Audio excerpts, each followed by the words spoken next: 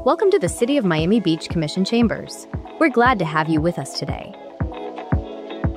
If you require ADA assistance or accommodations, please notify the city clerk or any staff member, and we will be happy to assist you. We'd now like to introduce our City of Miami Beach elected officials and leadership. Mayor Stephen Minor,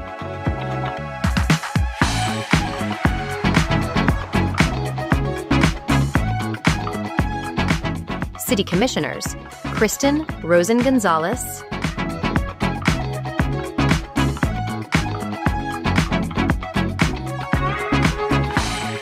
Laura Dominguez,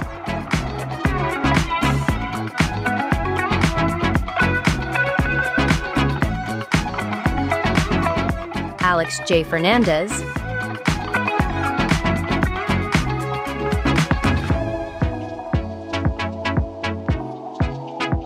Tanya K. Bott,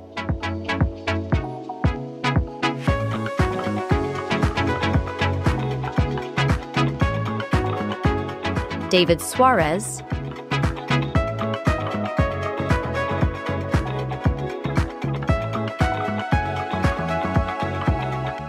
Joseph Magazine,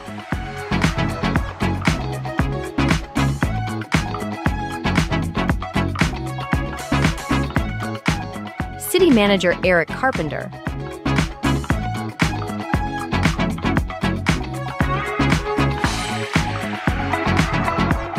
City Attorney Ricardo J. DePico,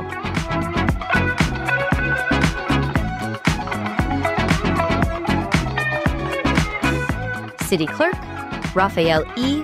Granado.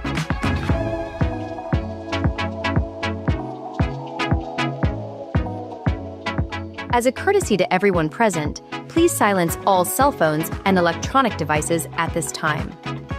Lobbyist disclosure reminder. If you are a lobbyist appearing before the City Commission or any city board, you must have registered with the City Clerk prior to participating. If you have not yet registered, please do so immediately. Presentation reminder. If you submitted a presentation within the 24 hours prior to the start of today's meeting, please check the computer located at the podium to ensure your file is properly loaded. When the floor opens for public comment, please step up to the podium, speak clearly into the microphone, and begin by stating your name and address for the record. How to participate in public meetings via Zoom. Once you have joined the Zoom meeting, go to the bottom panel and click on the raise hand icon to notify the meeting host that you would like to speak. As soon as the host grants you permission to speak, a dialog box will pop up on your screen with two options. Select the unmute button to begin speaking. After you finish speaking, mute your microphone and click on the lower hand icon.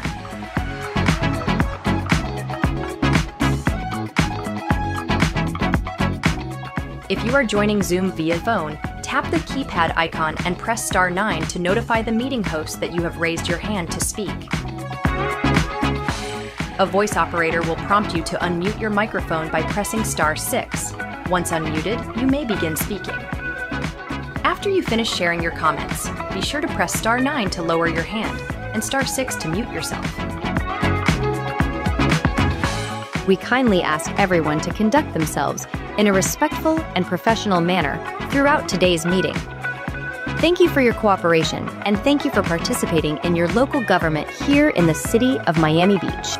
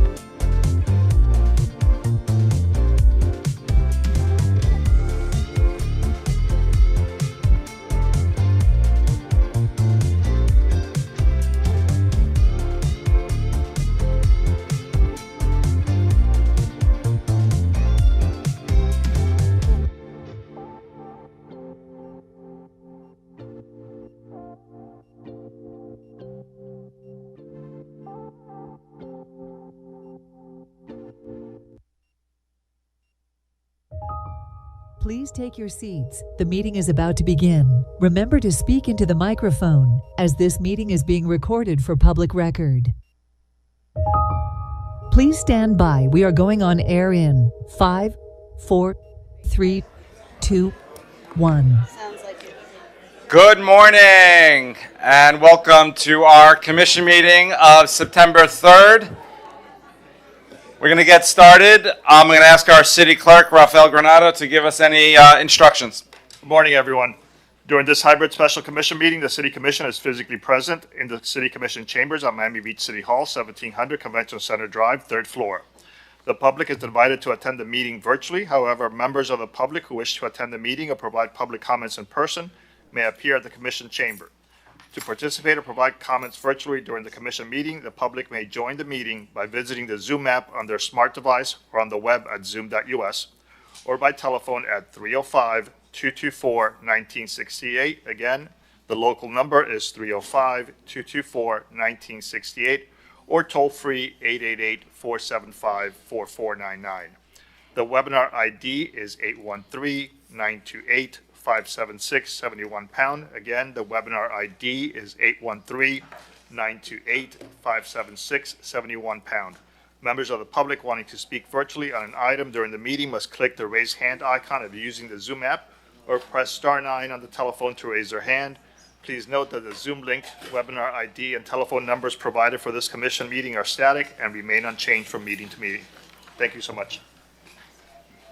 Thank you, Ralph. I'm going to ask, we're going to start with our invocation, as we always do, and ask Pastor Kip Nelson from St. John's on the Lake to lead us with words of wisdom and motivation.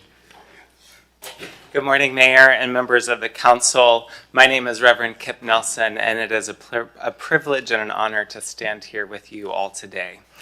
And I greet you this morning not only as a religious leader of this community, but also as a resident of this beloved city. And I stand before you all this morning with a heavy and broken heart due to the ongoing violence, prejudice, and division plaguing our country and world. So much of what we are witnessing across our country and across the world is antithetical to everything within my faith tradition. As a fellow United Methodist pastor writes, love will continue to be our source, our means, and our destination. In my tradition, we believe that love is our only reason for being, and that our work as humans in this life isn't finished until that love is known and experienced by every person around us. So this is my deepest desire and prayer for us today, that love might guide our every decision and every action that we take in this city. Would you all join me in a word of prayer? Great God of love and justice, today we pause to remember that you are love, that you are our very source of being. In you we have life, and in that life you have granted us the ability and responsibility to preserve life, love, and dignity in and for one another. You invite us to love our neighbors as ourselves and to have compassion on all those who suffer. So today I pray that we might remember those who suffer in our midst and take action as if they are very members of our family, because we are one human race. Let us remember those being targeted by hatred and prejudice of any kind, and utilize every ounce of power we have to protect those in harm's way.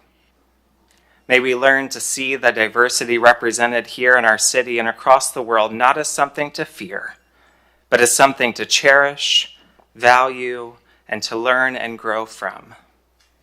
Help us to see one another as beloved neighbors and siblings, and grant us the courage and the will to act when any one of us has been harmed or is in harm's way.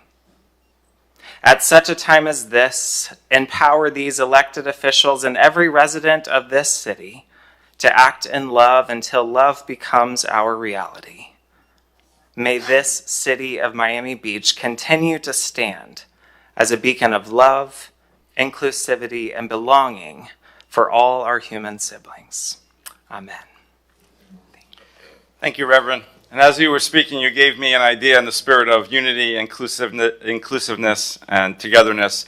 Why don't we all say the Pledge of Allegiance together? I guess maybe our commission will start it off, but please, we could all say it together. I pledge allegiance to the flag of the United States of America and to the republic for which it stands, one nation, under God, indivisible, with liberty and justice for all. Thank you. We're going to start the Sutnick hour in a moment. It's actually supposed to be half hour, but they sometimes do go an hour. Our city manager mentioned he would like to make an announcement.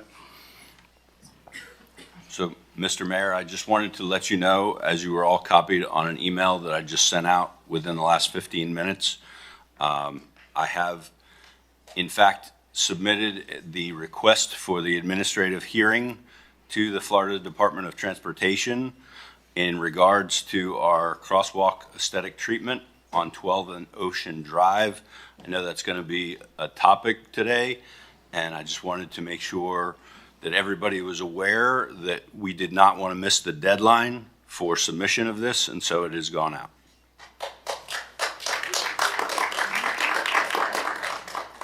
Thank you, Eric. We're going to start the Sutnick hour. Morning, everyone. If you wish to speak, please approach the podium. You have 2 minutes. I request that you state your name, address. Go ahead, sir. Start, please.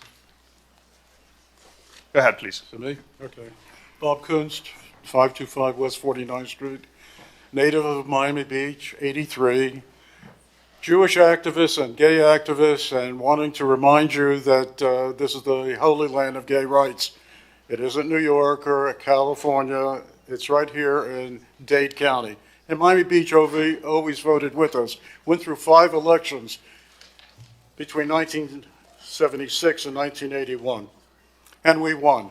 So I want to make a statement about what's happening with this whole scene on the rainbow flag stuff on the beach, on the street. We need to clean up all graffiti, all blight, all trash. We're coming up to the 250th anniversary of America. We're going to be sponsoring and holding court with the World Cup.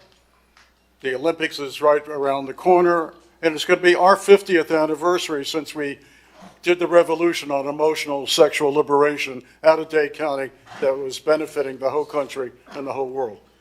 The last thing we need is to think that we're honoring the gay community with all the trucks and vehicles and crap that's on the street. It's mind-boggling. What an absolute slap in the face. My suggestion is, and I would like to meet with all of you about it, A, there's plenty of opportunities for people to express who they are. Do it on your home, your business. You could get a blank wall from somewhere, get permission, do a real work of art, not the crap on the streets.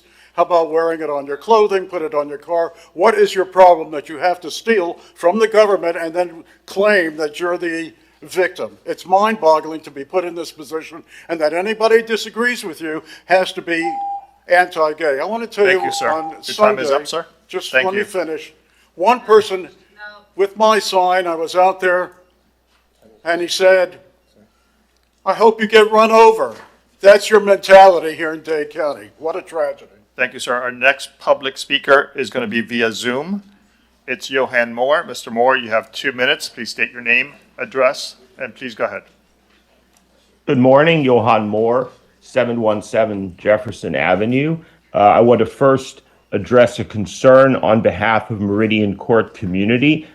This is not before you today, but it may come before you, namely the proposal for a 15-story, 165-foot, allegedly affordable apartment building at 1600 Washington Avenue.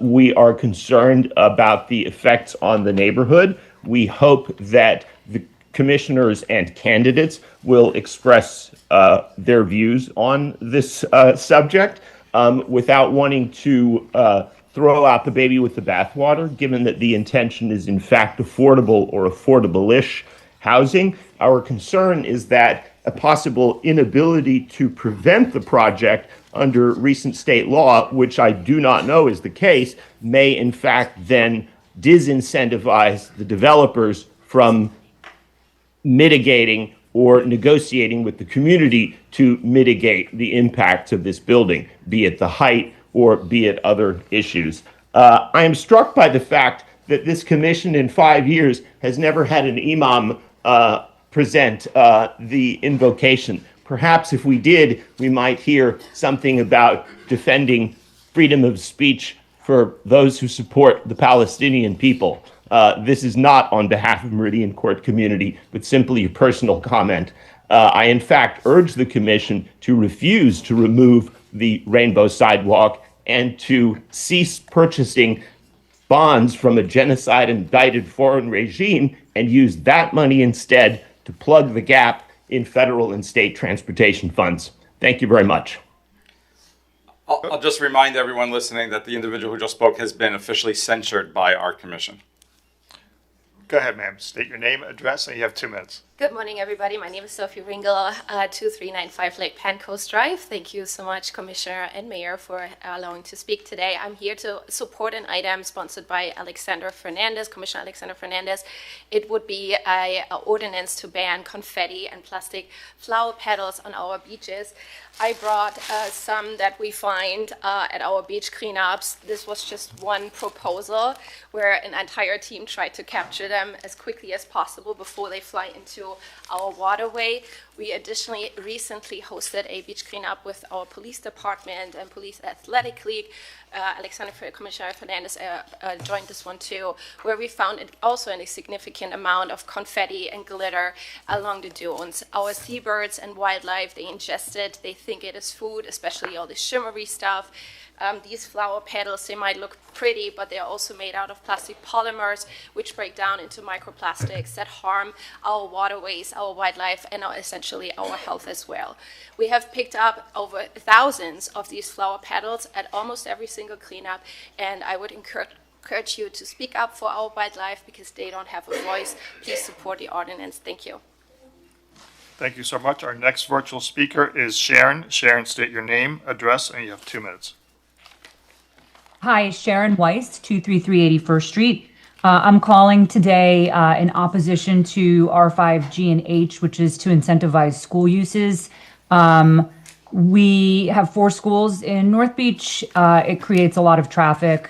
And I believe that, incentivizing schools and not requiring parking or having parking giveaways for school employees is wrong. Per the most recent census in 33141, which also includes North Bay Village, there are fewer than 5,000 residents under the age of 18, less than 15% of households up here, less than 15% of the population is school-age children. So we already have 4 schools. Why do we need more? It would just be attracting people from other parts of the county and increasing traffic. So this is not something that's great for our area.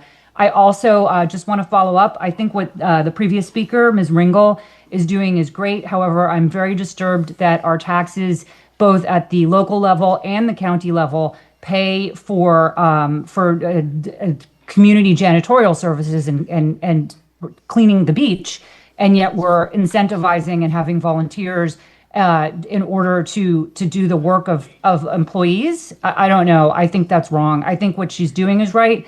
I think that it's important to keep our community clean, but I also think that we're already paying for it through our taxes, and the fact that we have to use volunteers to do the work of city employees and county employees is wrong. Thank you. Thank you. Go ahead, please state your name.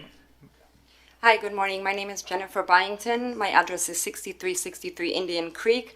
I am here also on behalf of Clean Miami Beach, and I want to also speak on the ordinance of banning glitter and plastic petals. As Sophie mentioned, we find them at every single cleanup. They're super hard to get out of our environment once they're in it.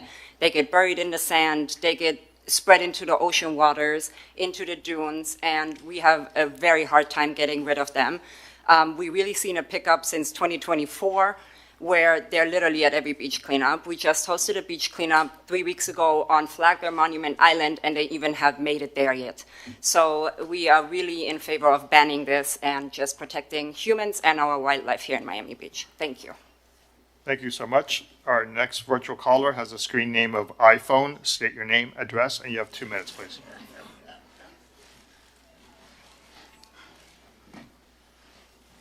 Please unmute yourself.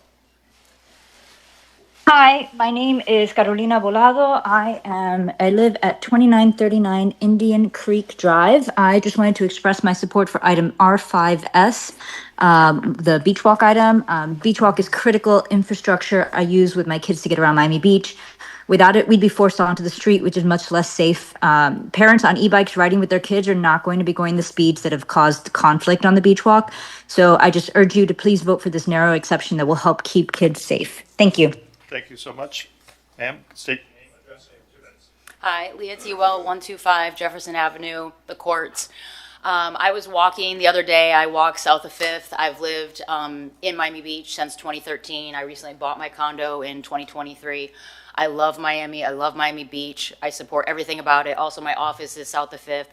And I normally walk and run every single morning along the beautiful boardwalk all the way from south of 5th. You can ride your bike all the way up to Bell Harbor as well. And I was walking my dog that day, and there was just a plethora of those red, horrible plastic petals. Now, I know it starts with Amazon. We can order all these goods on Amazon and Party City. So I, got down, started gathering them. It just rained, so they were kind of sticking on the ground. My dog's looking at me. People are starting to look at me walk by, and they just keep walking. Like, what is she doing? Why is she picking all these things up? What a weirdo, right? So luckily, we have Sophie here in our community. She also does a lot of the beach cleanups with my team, my health insurance team. And I called her, and I texted her. I was like, is there anything we can do about this? And she's like, yes, absolutely. We'll get a team there to help clean up. So I gathered as much as I could that day in piles, right? Sweeping them up with my hands, getting dirty. And then I did a little bit more research. And I'm like, these are made out of plastic. Like, I had no idea. So just like so many other people in the community, they think it's pretty, it's beautiful. They're celebrating maybe love, an anniversary, or engagement. But we need to make it aware. Maybe it starts at the higher levels up of Amazon and purchasing these things. It starts with also parents as well in the community and teachers. So hopefully we can make a difference here soon. Thank you. Thank you so much. Our next virtual speaker is Yadiel Diaz. Go ahead, please. Good morning, Mayor and Commissioners. My name is Yadiel Diaz. I oversee government affairs at Serve Robotics, headquartered at 730 Broadway Street, Redwood City, California. We currently operate personal delivery devices, or PDDs, on the sidewalks of Miami Beach. We appreciate your leadership in considering how to regulate emerging technologies like PDDs. It has been a pleasure to work with your Public Works Department as we geared up for our launch, and I'm speaking today on item R5R. We share the city's goal of safety, accessibility, and sustainability. Our devices are designed to operate safely at around 3 to 5 miles per hour on the sidewalk, and we operate sometimes a little faster on crosswalks to ensure safe and efficient passage at larger intersections. PDDs are not just about convenience for residents, especially workers with busy schedules and those with mobility limitations. PDDs expand access to fresh meals without requiring a car or tipping. For restaurants, PDDs provide more reliable and efficient delivery options. They have a higher rate of delivery completion and do not require parking spaces that should remain available for customers. For visitors, PDDs enhance dining and hospitality services with a seamless, innovative experience, reinforcing the city's reputation as a world-class destination. And it also helps to reduce congestion and vehicle emissions by replacing short car trips with safe electric deliveries. We support this legislation and respectfully request the following amendments to Section E, operational restrictions: adjust the proposed limit of 6 miles per hour to 10, which is consistent with the state statute. Amend the 3-minute idle time to no more than 30 minutes, which aligns with the city's existing public right-of-way permit requirements. And as to the permit itself, replace the $100 fee with a flat $2,000 fee per company or operator. Additionally, allow operators already in service a grace period to work with the administration to come into compliance. We look forward to continuing to work with you to create this vision, and thank you for your time. Thank you. Go ahead, please. State your name, address. You have 2 minutes. Good morning, Commissioners and Mayor. My name is Joe Saunders. I live in 1439 West Avenue in Miami Beach. I am a member of the city's Transportation Advisory Board, and I'm here representing Equality Florida, Florida's largest LGBTQ civil rights organization. I want to thank Commissioners Fernandez and Dominguez and Magazine for your resolutions on today's agenda on the future of the Ocean Drive Pride Crosswalk. I also want to thank you all, along with Commissioners Bott and Rosa Gonzalez, for attending the protest this weekend at the crosswalk. This is a critical time, and we need your leadership. So let's be clear about why we're all here. Ron DeSantis is threatening to withhold millions of dollars in taxpayer-funded projects from cities, exploiting our vulnerability in the aftermath of storms, threatening to make traffic worse, and threatening projects that help all of us if you don't comply to his bigoted attacks on the LGBTQ community and visibility. There's a word for that: extortion. It's a cowardly abuse of power and the latest in his campaign to attack the LGBTQ community. And it's part of a broader effort to silence local democracy. He's testing you, our local leaders, testing whether city councils and commissions and mayors can be reduced to window dressing, overridden, or coerced at his whim. So here's the good news. In the 12 cities in Florida with thriving LGBTQ communities that have Pride Street art, all leaders have committed to meeting this moment with even greater visibility, to build back gayer. With bigger, bolder visibility for our community, you have an opportunity to do that today. But we also need you to fight back. Fight for local control and for democracy. Cities have a statutory right to question and challenge unfair or illegal directives from the state. You can do that in an administrative setting. You can do that in court. Cities like Delray Beach, Key West, St. Petersburg, Orlando, and Fort Lauderdale, they're all pushing back. They're all challenging. Cities like Key West later today are filing for an injunction, are going to vote on whether to file for an injunction against a repeal of their crosswalk in Duval Street. Cities like Fort Lauderdale are going to court. Plenty are filing for administrative reviews. Please fight back. Thank you. Our next virtual caller is Dave Grieser. Please state your name, address, and you have 2 minutes. Hello, everybody. Thank you for hearing us today. My name is David Grieser. I live at 1754 Meridian, just across the street. I'm here in support of items C4S and C7AN. I'd like to thank Commissioners Fernandez, Magazine, Bott, and Dominguez for sponsoring and co-sponsoring these items and attending the protest in support of the crosswalk at 12th and Ocean over the weekend. I would like to ask you to support these items today, but I also think that we're at a point where we need to do much more for the LGBTQ community. The state's overreach in removing this properly permitted, safe crosswalk, in fact, the safest crosswalk on Drive compared to the other deadly crossings of that street, is one of many steps to harass the LGBTQ community over the last 6 years. We need the city to take clear steps to welcome and affirm our right to live safely in our city. We should be taking concrete steps to welcome LGBTQ visitors and making sure our local resident population thrives here. The queer community has done much for Miami Beach over the ages. Many ways that the city looks, feels, and is attractive to visitors is because of our community, and we are asking you all to stand up for us. Thank you. Thank you. Please state your name, address, and you have 2 minutes. My name is Carol Coombs. I wear many hats. I'm chair of the City of Miami Beach LGBTQ Advisory Committee. I'm a full-time staff member at Miami Beach Pride, and I'm also a resident that lives a zip line away from you at 1754 Meridian Avenue.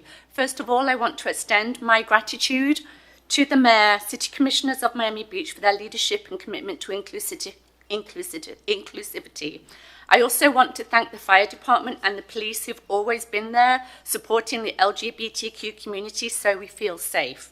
One of the things I want to discuss is tourism. I came here in 2001 from London as part of the LGBTQ community to work for what was then Miami Beach Gay and Lesbian Film Festival. I actually had stamped in my passport that I was a member of the LGBTQ community and had that in my passport for 7 years while I worked there. I will tell you the Rainbow Crosswalk is not just a colourful landmark, it's a symbol of safety, belonging and visibility for the LGBTQ community and the reason why millions of visitors choose Miami Beach, because it stands for openness, inclusivity, diversity, and acceptance. Tourism is the lifeblood of this community, and LGBTQ travelers are a vital part of this city's story and economy. That crosswalk on Ocean Drive is also part of the Ocean Drive history. And for Leonard Horowitz, who was the pastel color architect of all those amazing iconic buildings on Ocean Drive, let's not forget who we are as a community, our history, and everything the LGBTQ community stands for in Miami Beach. I want to thank you, particularly Commissioner Fernandez, for taking a stand, for you, Commissioner Batt, for everything that you do, for you, Commissioner Dominguez, for you, Mr. Magazine, and also for you, Christina Gonzalez. Thank you. Our next virtual speaker is Larry Schaefer. Please state your name, address, and you have 2 minutes.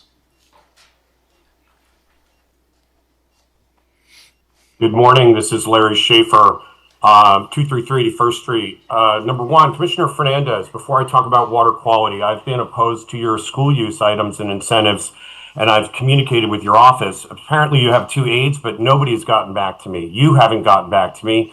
Mr. Tom Mooney from the Planning Department hasn't gotten back to me. Mr. Willie McDonald from the Parking Department hasn't gotten back to me either. I am wondering why you are choosing to push school uses at this point. Your opponent has suggested that you didn't graduate from high school. I would like you to clear the air and tell everyone about your high school history to make sure we all have the facts so we know in this upcoming election who we're voting for. I'm wondering why you would choose to push schools if this is the case. As Vice Mayor, we do have, and the mayor stepped away, so that's why I'll step in. We do have decorum and rules where we do not address somebody sitting up here by name, especially in such a manner. So if you want to speak in generalities, we absolutely do not do any type of censorship, Larry. However, we do have rules that are in place, correct me if I'm wrong, Mr. City Manager, City Attorney, about addressing individuals up here by name. You are absolutely correct, Commissioner. Thank you. So if you wish to continue, Larry, would love and always welcome your comments, but we're going to refrain from addressing people by name. How much time do I have left, Joe? 1 minute, 9 seconds. Go ahead, please. Moving on to water quality. Sophie Ringel, you talk about glitter and plastic petals. We got 3 people talking about glitter on the beach. Are you aware that there's feces in the Parkview Island Canal and feces in the water on the beaches and feces off of the West Avenue pump stations? You're really focusing on the right things? 3 people talking about glitter when we have human feces in our water. We have police cleaning the beaches instead of county workers. Why is that a good thing? You know, and other folks have spoken today already about the Rainbow Crosswalk. You're talking about a threat that insults the identity of just some. And we're worried about the brown feces polluting our waterways that damage the public health of everyone. I'm questioning priorities of all the people choosing to speak when we have a public health threat in the water. You voted for $42 million to replace Pump Station 28. That's a Mid-Beach, South Beach sewage processing station near the high school and the Hebrew school. How much have you budgeted? Have you given $42 million for North Beach? 63rd and Indian Creek just went hot with a score over 500. That's because there's a sewage processing and pump right there at 63rd. So Operation Clean Water is not working. This is fake hustle from the administration looking to... Go ahead, please state your name, address, and you have 2 minutes. Hi, my name is Jessica Lindano. Thank you so much, everyone on the commission. First and foremost, I support the LGBTQ community. You guys love you, and please don't take away our crosswalk. However, I am here in regards to Mayor Minor's proposed memorandum, the R9V, 7 p.m. curfew for yacht charters at Miami Beach Marina. I myself have been running this company, the Advantage Yacht Charters, for over 19 years. Since then, I've created 12,000 charters, more than that, if anything. That's just what I have on record. However, we have generated tens of millions of dollars of revenue for the city of Miami Beach. My charters not only just impact the local community, but we're talking about stores, restaurants, liquor stores. I know everyone doesn't like liquor sometimes, but come on. We also deal with restaurants. Joe's Stone Crab, they adore me. However, the amount of money that's generated is astronomical. It affects more than just the marina. Hundreds of captains, crew members, service providers. If we're limiting 7 p.m., we're limiting the ability to see the sunset, to go to restaurants.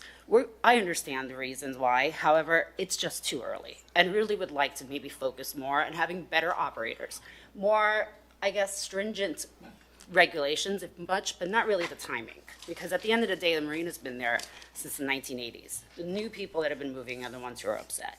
The Marina's been there long enough that we know how to handle our operations. Thank you so much. Thank you so much. Our next virtual speaker has the screen name of Alaya. Please state your name, address. You have 2 minutes. Hello, this is Aliyah Vildanova, and I am a mother with a small child. We live on South Beach at 220 Washington Avenue. We do not own a car, and our e-bike is how we get around Miami Beach. Please support R5S, a narrow safety-first pilot that lets parents ride e-bikes at no more than 10 miles per hour on the beach walk with their children. Right now, families are pushed onto streets, even when a safe path does exist. And Florida is among the deadliest states in the nation for bicyclists. This pilot is temporary and accountable with a built-in sunset and will only continue if you re-up it based on results. The rules are simple and easy to enforce. An adult with a child, 10 miles per hour cap. Yield to pedestrians. Traffic solutions for Miami Beach come from many small items put together to deliver real results. Please take the step for safety and approve R5S. Thank you so much. Thank you so much. Go ahead, please state your name, address. You have 2 minutes. Good morning. My name is Monty Cohen. I live at 880 Lakeview Drive, and I am the chair of the Sister Cities Project. With me today are 3 members of my committee, Fred, Janina, and Shari, and a number of others who are joining us virtually. We are here to request the placement of 2 display cases in the lobby of the City Hall to showcase the merchandise, the items, the archives that we've worked very hard in the past year to put together on behalf of the sister cities.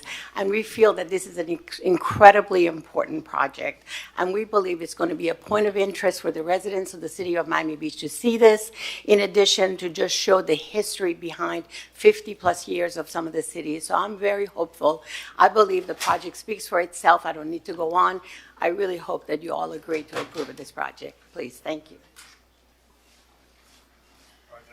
Our next virtual speaker is Valerie Navarrete. Ms. Navarrete, state your name, address, and you have 2 minutes. Good morning. I am on Lincoln Road on the part that is under construction right now. And I would like to say that we have a few businesses here and they're suffering with the construction, of course. So I would like to request the city to put some ads on the Alton Road showing that those businesses are open. My convenience store, which is very convenient, they are talking about closing, and this is just the beginning of the construction. I'm afraid they are not going to make it. And please don't let my convenience store closed. My Panisa, the oldest mom and pop's business in the entire Lincoln Road, also it's threatening of probably closing. So please, if you could put some signage letting all the businesses that are here, the public to know that they were open, that would be amazing. And I thank you for that. And another note, I support the LGBTQ community. One doesn't have to be gay to support a beautiful cause. The sidewalk is beautiful. We need more color in the world. And Sigmund Freud, the father of psychology, explains that homophobics deep inside may be gay inside. So I hope that one day they can express themselves freely. Thank you. Have a good day. Thank you. Go ahead, please, sir. State your name, address. You have 2 minutes. Good morning, Mayor and Commissioners. My name is Miles Davis. I live at 350 South Miami Avenue. I serve as Director of Advocacy and Communications for SAVE, which is South Florida's leading LGBTQ organization defending equality through grassroots political action, education, and public outreach. I want to commend Commissioner Fernandez for sponsoring the Pride Street proposal and related items. I think renaming 12th Street and raising rainbow flags are not just symbolic, they are visible commitments that affirm LGBTQ plus people belong in Miami Beach. And I also think it's important to respond to something that was said earlier about uplifting our community as not stealing from the public, it is serving the public. Pride pavers are and flags reflect the city's values of diversity, inclusion, and creativity. They make our streets more welcoming and send a clear message that Miami Beach is proud of who we are as a community. What is really being taken from the public is the right of local communities to express themselves. The state's directive to remove the pride pavers is censorship, and it erases symbols of pride, it silences communities, and it undermines home rule. Miami Beach has always led with pride, and it must continue to do so now. This is not just about pavers or flags. It is about free speech, local authority, and whether Miami Beach stands firm in its values. By supporting these items, you send the message that inclusion here is visible, celebrated, and non-negotiable. Thank you so much. Thank you. Our next virtual speaker is Patrick Brecksheik. State your name, address. You have 2 minutes. Hello, my name is Patrick Brecksheik. I live at 1754 Meridian Avenue, and just right across the street. And I want to thank the commissioners that were there at the protest, protesting for the LGBTQ community and fighting back against big government overreach from Tallahassee. Street art has shown to make streets safer for pedestrians, cyclists, and motorists. The city's own records of accidents on Ocean Drive show that the 12th Street Creek crossing is safer than the crosswalks that are surrounding it. And I think it would be even cooler if we not only fight back to keep this crosswalk, but make all of our crosswalks on Ocean Drive more colorful. It'll increase tourism. And I think the city needs to invest in how we can show that we are still a safe place to visit. And this fighting back is one step in that direction. So thank you. Thank you so much. Go ahead, please. State your name, address, 2 minutes. Good morning. My name is Nicholas Machuca at 55 6th Street. I'm a member of Equality Florida staff serving the statewide LGBTQ civil rights organization. I want to thank Commissioners Fernandez, Magazine, and Dominguez for their initiatives and leadership today on the agenda, and to those who have joined Commissioners Rosa and Gonzalez and Bott in speaking up about attacks on the LGBTQ community coming from Tallahassee. On behalf of Equality Florida's 2,447 supporters in Miami Beach, I am asking you to reject this power grab from Tallahassee. Governor DeSantis' action is the latest in his campaign to ban books, whitewash history, and attack LGBTQ people. The Ocean Drive Rainbow Crosswalk is a visible reminder that LGBTQ people belong here, that we are seen and welcomed, and that Miami Beach values our lives. This order is not about traffic safety. A Florida-based study found that crosswalk art improved safety, resulting in a 10% decrease in drivers running stop signs and a 6% increase in drivers coming to a full stop. The city of St. Petersburg also found a 70% decrease in overall crashes after a mural was added to an intersection, an outcome that was predicted and supported by years of research. Regardless of the outcome, please commit to LGBTQ visibility that is of equal or greater value in order to stand firm in our values of inclusion and building a welcoming city.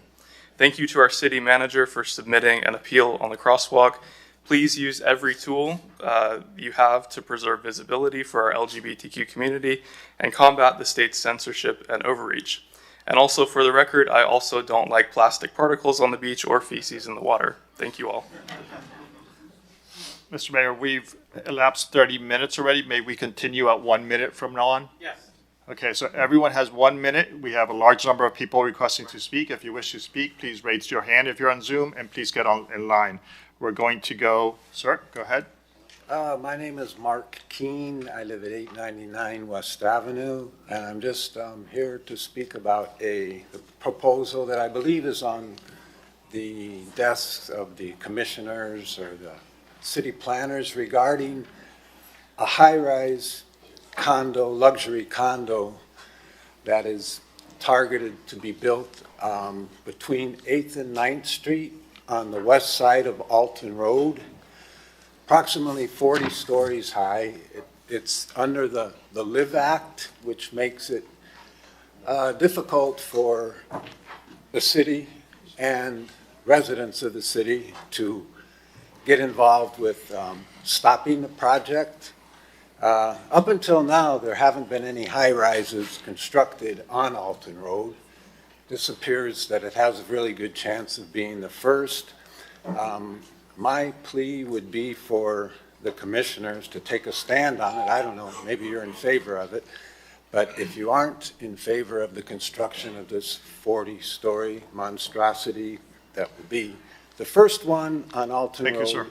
I would do something to speak out against it. Thank you. Thank you. Our next virtual speaker is David Sexton. Mr. Sexton, state your name, address, and you have 1 minute, please. Hi, my name is David Sexton, a 30-plus year resident of Miami Beach. I'm calling in today to say that I traveled abroad a lot this summer and went to several different countries, and I was asked over and over again, why are you still living in Florida, a state that is clearly hostile to you, being an LGBTQ member? And I said over and over again that Miami Beach is an oasis and that it's always felt like home to me. And I want to make sure that we are aware of the perception that's going on across the world that Florida is changing into something hostile to gay tourism and to people who are supportive of diversity, and that Miami Beach needs to stand up and support their communities, all of their communities across all sectors. And I appreciate everything that's being done. And I hope that the commission today will support keeping the Pride crosswalk. Thank you. Thank you so much. Go ahead, state your name, address. You have 1 minute, sir. Good morning. Mike Llorente, LSN Law, 3800 Northeast 1st Avenue, representing Security Alliance. Mr. Mayor, Commissioners, public safety and security is one of those things we just can't afford to get wrong. And I fear item R2A does just that. It takes a citywide security contract away from two large firms with decades of municipal experience, and it gives the entire thing to one small company with no municipal experience and no sustained meaningful presence in Miami-Dade County. We think that's a mistake. Now, we don't have anything against the recommended vendor. They appear to have a lot of experience outside of Miami-Dade County, primarily in the school setting, but that is very different work. This company has no municipal experience, virtually no presence in Miami-Dade County, and just 127 security guards firm-wide, according to their proposal. We think, fortunately, there is a path forward here to make sure the city continues to receive quality security, not only throughout the year, but during special events in particular. Our client, Security Alliance, was recommended for a secondary contract. Unfortunately, under a secondary contract structure, we cannot continue to perform these services, particularly during high-impact weekends, but we respectfully suggest that there be two primary contracts. Thank you very much. Thank you. Our next virtual speaker is Gail Durham. Go ahead, state your name, address. You have 1 minute.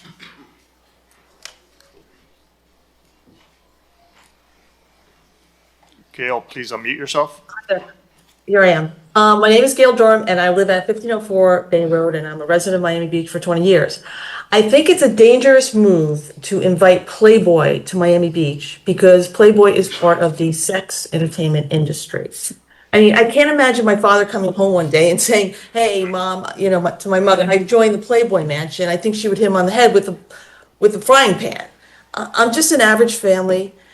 I think everyone in Miami Beach feels the same way I do, unless you are going to be working for the corporation. The magazine and the bunny logo is not representative of the direction I would want my city to go in. And, I hear these code words like Playboy is now new. It's like a lifestyle. And, it's a code word. It reminds me of Jeffrey Epstein's lifestyle. And now I see Playboy wants to do job training, which to me is code for, grooming. Has the city gone to the Human Rights Committee to find out their opinion? Sorry. Mr. Gaetano, state your name, address. You have 1 minute. Good morning, Mayor, Commissioners. My name is Matthew Galtanoff, and I live at 125 Jefferson Avenue. I want to speak this morning in support of a few items, C4A, C4D, C4P, and R5S. E-bikes and micromobility are a growing and important transportation mode in our city, not just for recreation, but for going to work, going to school, and general transportation. We are a leader, and we can become even a safer city working together. I think there's a lot of potential here, and I would ask you all to pass these 4 items today. Thank you. Thank you so much. Our next virtual speaker has a screen name of Inez's iPhone. State your name, address, and you have 1 minute. Yeah, my name is Inez Flax. I don't know if you hear me. Do you hear me? Yes, go ahead, please. Okay, I live at 1500 Ocean Drive, and I just want to beg my commissioner, the mayor, that this spring break, please don't close any streets. Please don't block streets or close streets. It just makes everything worse. And also, maybe a different marketing that will bring the right mix of people that you would like, but don't close the businesses either. Just be very aware that the business needs to sustain themselves, and that even though you've done a good job with controlling the crime or spring break and violence, that now maybe it's time to move on and not be blocking and closing and obstructing and all of that. Thank you so much. Thank you. Go ahead, please. State your name, address. Judah Sabag, 21391 Marina Cove. I live all the way in Aventura, but my family have been beach natives for 60 years. I want to address item R5U, which is the sponsorship and grant restriction for entities that boycott Israel. This measure ensures that Miami Beach's taxpayer dollars are not directed to organizations that actively engage in boycotts versus the state of Israel. At its core, this is about values as much as finances. Our city is known for diversity, inclusivity, and global connection, and the partners we fund should reflect those same principles. When we provide grants or sponsorships, residents expect that their money should be used responsibly, that should strengthen the community, build bridges, and foster cooperation, not division. By enacting this restriction, we set a clear standard. Miami Beach supports openness, respect, and accountability in how public resources are spent. I urge your support of this item as a reflection of our city's commitment to fairness and unity. Thank you. Thank you. Our next virtual speaker has a screen name of Glenn. Glenn, state your name, address, and you have 1 minute. Yes, hi. I was kind of shocked to hear, and can anyone answer this? Are we buying like foreign bonds from for countries out of the United States when money could go to supporting local things? This is kind of shocking to me, and especially the hot discussion is these bonds that support war efforts by other countries. I'm very shocked about this, and I don't think it's right. It creates a political situation. I think we have such a small Jewish community, and it's being broken up. Whenever someone speaks out against erasing the Palestinian, it's anti-Semitic. Thank you so much, sir. You're out of time. Yeah. Go ahead. State your name, address. You have 1 minute. Good morning, Kimberly Falconer. I'm owner of Ocean Force Adventures, historical sightseeing and cultural boat tours out of the Miami Beach Marina. And I'm here today to oppose Ordinance R5P as it is written, because it's harming the good operators like myself and Mr. Greenstein, who will be up in a moment. It's doing nothing to curb the bad behavior, which is also harming our businesses. Why? Because the ordinance that targets this targets all commercial vessels in the marina. The charters causing the issue are not commercial during the time of the charter due to a loophole called bareboat demise agreement. Every customer that goes on those charters signs a contract. They own the vessel for the duration of the charter. So it is a private owned vessel when they come back and they break the code. That's a U.S. Coast Guard regulation. I urge the legal department to please look that up and correct that ordinance. Thank you. Our next virtual speaker has a screen name of Miami Beach. Please state your name, address, and you have 1 minute.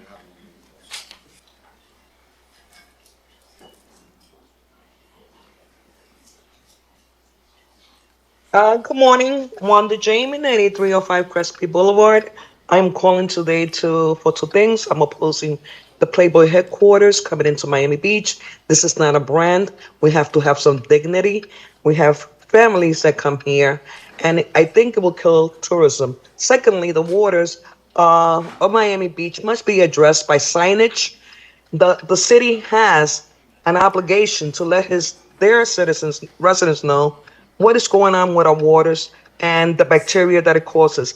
Thirdly, I think we should have a complete moratorium of all applications on new developments. This could be done legally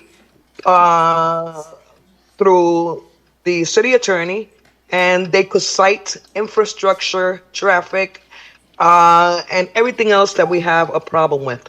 I appreciate your help. I thank you all for. Thank you so much. Listening. Sir, go ahead, state your name, address, and you have 1 minute. Good morning, Dan Breitenstein, resident of 90 Alton Road here in Miami Beach. Also an operator of a commercial business out of Miami Beach Marina. We do parasailing, we do fishing charters. We also have a tour boat that we do public and private tours on. I've got 10 of my crew members here today. Basically standing against the R5P ordinance that's being talked about, the rollback to 7 o'clock. That's going to affect my business drastically as far as my public and private tour. We do 65% of our revenue on our last trip of the day, and basically that trip is over by 8 o'clock in the evening. As to echo my friend Kim, this really doesn't address the issue with what's going on at the marina. It's people that are, bad things can happen at any time of the day. The 7 o'clock rule really doesn't do much. Bad behavior is going to happen at any point during the day, and we need to actually look and see how the ordinance is written as far as defining the actual, what a commercial boat is compared to a bareboat rental. Our next virtual caller has a screen name of iPhone. State your name, address, and you have 1 minute. Please unmute yourself. Yes, good morning. State your name, address. Go ahead, sir. Yes, good morning. My name is Sandra Casola, and I live at 7451 Harding Avenue in Miami Beach, and I'm calling to speak for two subjects that you'll be speaking about. One is the Pride crosswalks. I would like you to please consider resisting having to paint over the Pride crosswalk. It's a symbol for the LGBT plus QIA community, and it's been there, and it was never an issue before, and it shouldn't be an issue now. And the other subject that I'm calling about, it has to do with I had heard that the Unidad meals are going to be cut, and it had been approved recently to 150 meals, and apparently now it's going to be cut to 120. I don't know if that has to do with the recent senior lunchroom opening on 833 6th Street. Thank you, sir. Please consider not doing it. Thank you. We have now, everyone who was online requesting to speak has spoken. We're just going to do the remainders of the line. Go ahead, please. Good morning, Mayor and Commissioners. My name is Katy Dos Santos, 1228 West Avenue. I'm also Executive Director of Transit Alliance Miami. I'm here to speak on a few items. First, in support of C4D, we support creating incentives that implement bike shares through residential construction. This is a critical step towards providing affordable, accessible options to car ownership in Miami Beach, and there's even small adjustments that could be made to make this program even stronger. We're happy to provide those also. R5S, we also support this slight adjustment to e-bike rules to run this pilot program that allows adults and children to drive e-bikes on the beach walk below 10 miles an hour. This allows for safe mobility in public spaces that can be accessible to our families.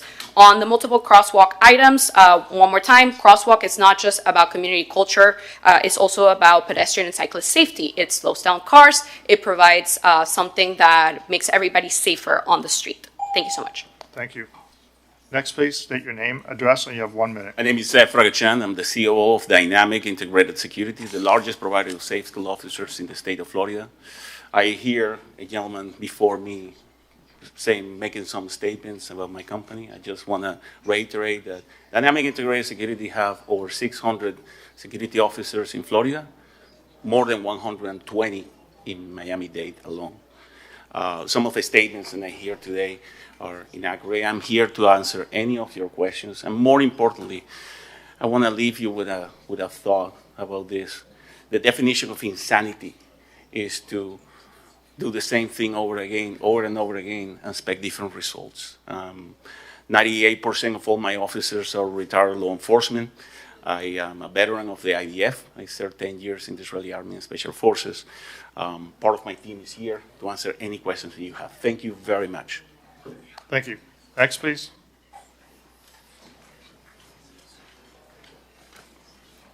Good morning. My name is David Gregora. I live at 8031 Northwest 8th Street, and I am the operations manager of a charter boat that operates out of Miami Beach Marina. We operate under the purview of the United States Coast Guard. We're an inspected vessel, and in regards to the curfew that is being discussed, I would urge you to maybe partner with the Coast Guard to develop stricter requirements for charter boat operators rather than kneecapping an entire industry responsible for bringing millions of dollars into South Florida and Miami Beach. Thank you. Thank you. Next, please. Good morning, Commissioners. Good morning, Mayor. My name is Ido Lucina, 1900 North Bayshore Drive, Miami, Florida. Before I speak about the topics I'm here for, and after having just learned about it, I do want to express my support for the LGBTQ community. I'm here to speak on topics R5P and R5Q and R9. They aim to further restrict operating hours for charters out of the Miami Beach Marina and force all pickups and drop-offs to take place from the loading dock. First, let me state that I am aware that a couple of years ago there were too many charter vessels and too many bad operators. Today, however, the number of vessels has halved and the number of bad operators has been reduced to an absolute minimum, the last of which can be addressed with ease. As a result, compliance with rules and regulations is as high as it's been in the last 5 years. And with this under consideration, I'd like to understand what problems are we trying to solve and what problems are these new measures trying to solve. Unfortunately, these measures are going to harm good operators and they will endanger pickups and drop-offs. Thank you so Instead much. of passing, let's engage in a dialogue. Thank you. Thank you, Mayor. This concludes Sutnick.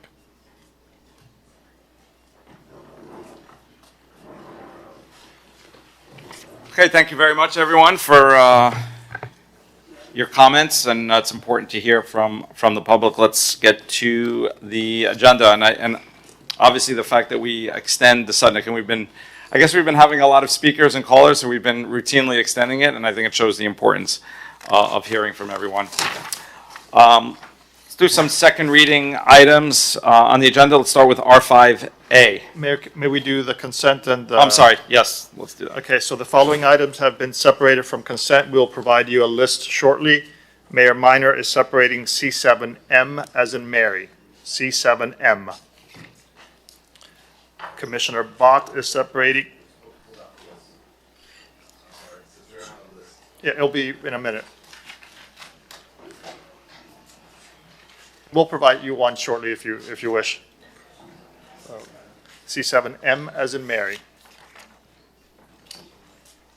That was Mayor Minor. Commissioner Bott has separated 3 items. C7AC, C7AI, C7AJ. I'm going to repeat those. C7AC, C7AI, C7AJ. Commissioner Fernandez is separating 2 items, C7D and C7C. Again, C7C, C7D. Commissioner Magazine is separating 1 item, C7AE. Again, Commissioner Magazine, C7AE. Commissioner Rosen Gonzalez is separating 1 item, C7A. Again, Commissioner Rosen Gonzalez, C7A, and Commissioner Suarez is separating 1 item, C7AF. C7AF. Those are the items that are being requested to be separated. I move the remainder of the agenda. excluding the separated items, and also the mayor will be approving the addendum items to be heard later after 5 o'clock. So excluding addendum items and consent and the separated items. So I moved. have a motion by Commissioner Fernandez, seconded by? Seconded by Commissioner Bott. All in favor, please say aye. Aye. Any opposed? Hearing none, the item is approved. Consent. As I was saying, R5A. Give me 1 second. I'm sorry, did you say R7, Mayor, or R5? R5, R5A. Okay, R5. R5A is an ordinance of the mayor and city commission of the city of Miami Beach, Florida, amending chapter 70 of the code of the city of Miami Beach entitled miscellaneous offenses by amending article 2 entitled public places by amending division 2 entitled bicycling, skateboarding, roller skating, inline skating, motorized means of transportation, electric bicycle, mopeds, motorcycles, motorized bicycles, and motorized scooters, by amending section 70-66 entitled definitions by clarifying the definition of motorized means of transportation, and by amending section 70-67 entitled prohibited activities by prohibiting motorized means of transportation on Miami Beach Promenade and providing for repealer severability, codification, and an effective date. This is a second reading public hearing. It is item R5A. So it's my item. It's consistent with our regulations of electric bicycles on the beach walk. It has the support of the Mid-Beach Neighborhood Association. I'll move the item. And I'd like to be listed as a co-sponsor. Sure. Co-sponsor, Commissioner Wren. Yes, sir. It is a public hearing. I see no one on Zoom requesting to speak and no one in the audience requesting to speak. May I call the roll? Yes. I have a motion by Commissioner Fernandez, seconded by Commissioner Bott. Commissioner Fernandez is being added as a co-sponsor. Vice Mayor Magazine. Yes. Commissioner Dominguez. Yes. Commissioner Suarez is absent. Commissioner Bott. Yes. Commissioner Fernandez. Yes. Commissioner Rosen Gonzalez. Commissioner Rosen Gonzalez. Yes. Mayor Minor. Yes. Motion carries. The item is approved. That was item R5A. And Commissioner Suarez is a yes. R5B, as in boy. R5B is an ordinance of the mayor, city commission of the city of Miami Beach entitled, amending chapter 18 of the city code entitled business by creating article 20 entitled police cost recovery by creating section 18-950 thereof entitled recovery of costs for failure of responsible persons to appear on behalf of business by authorizing the recovery of all costs or a minimum service fee in lieu of the recovery of all costs incurred by the city's police department under circumstances in which a criminal prosecution is null prost, abandoned, dismissed, or otherwise unsuccessful as a direct result of the failure of a responsible person to appear in court proceedings on behalf of the owner or operator of a business establishment, and providing for repealer, severability, codification, and effective date. This is a second reading public hearing. It is R5B. Commissioner Bott's item. I'm co-sponsor along with Commissioner Rosa Gonzalez. This is the item to help effectuate the policing that happens already when businesses are robbed or otherwise maligned by or affected by criminal activity. Police arrests, shows up in court, the person who filed the complaint doesn't, therefore all that time and effort and energy is wasted, and the person who did the crime is released. We would like to break that cycle. So Mark, if you want to talk about the very minor change that we tweaked between first and second, please. Yeah, sure, Commissioner. Based upon, your feedback and from your colleagues, we added 2 words, victim and. So what it does is now when a business is the victim and the reporter or complainant about a crime that occurred in its premises, only then can they be held responsible for police cost recovery if a responsible person fails to appear in court. And what that accomplishes is the following. It just prevents the possibility where within a business, an individual, a customer, gets battered or assaulted or beaten or whatever. It would remove any hesitation that the business may otherwise have to complain or report the incident to police. Now, because then it could be stuck with cost recovery, because they're not the victim, by adding the victim and the complaining reporter, they would not be potentially liable for cost recovery. Therefore, they should have no hesitation in calling to assist anyone who's victimized within their store where they're not the victim. So with that, I will move the item. People stay away. People stay away. Why don't we take an intermission and let's go offline. We have a medical emergency.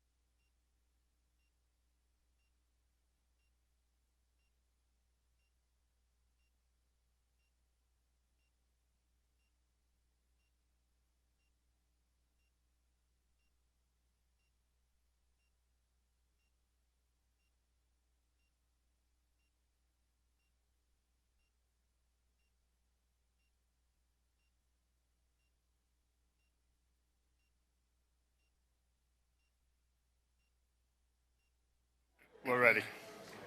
Sounds like So we're back at the commission meeting. One of our reserve officers had a medical emergency. He is conscious, so thankfully it appears he'll be okay, but obviously needed to be attended to. So we went offline while he was being attended to. I think it's a good time to recognize and say thank you to our police department, our fire department, our first responders for all they do. Generally, it's for our residents and our visitors.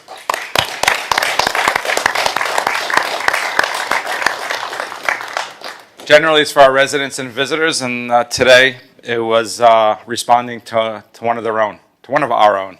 So very proud of our police and fire departments, and thank you. And hopefully we'll pray for the officer, but it does appear he'll be okay from what I'm being told. Where were we, Mark? Item R5B, I think I was just explaining, we added the words victim and. It used to be if a business was, at first reading, merely the complainant or reporter, they could be held responsible for cost recovery.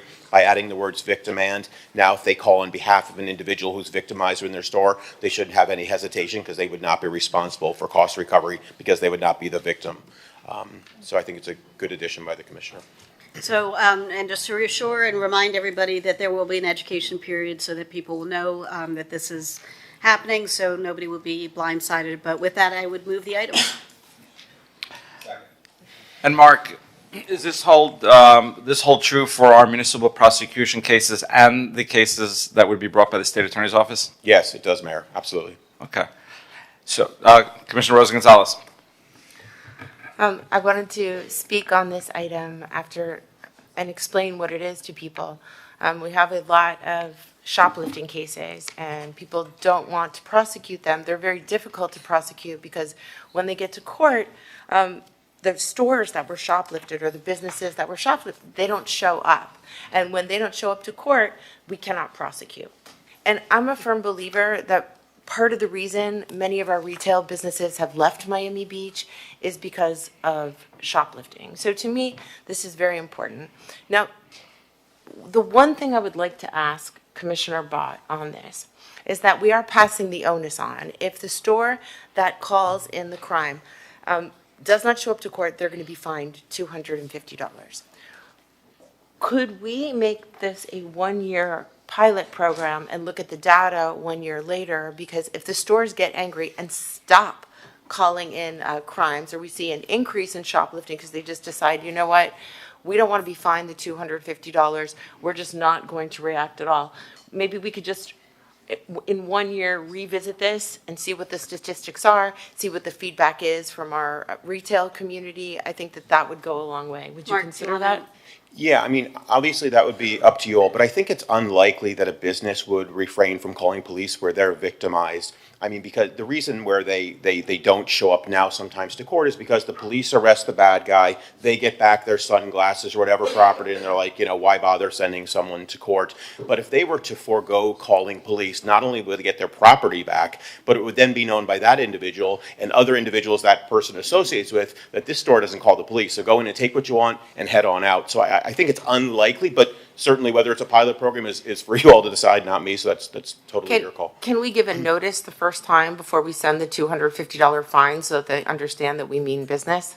Yeah, and absolutely, and like Commissioner Bott said, there will be an education period, and it's always in the Chief Jones's discretion whether to charge the $250 cost recovery or not, or even go for a full cost formula for a repeat violator, but yes. Okay.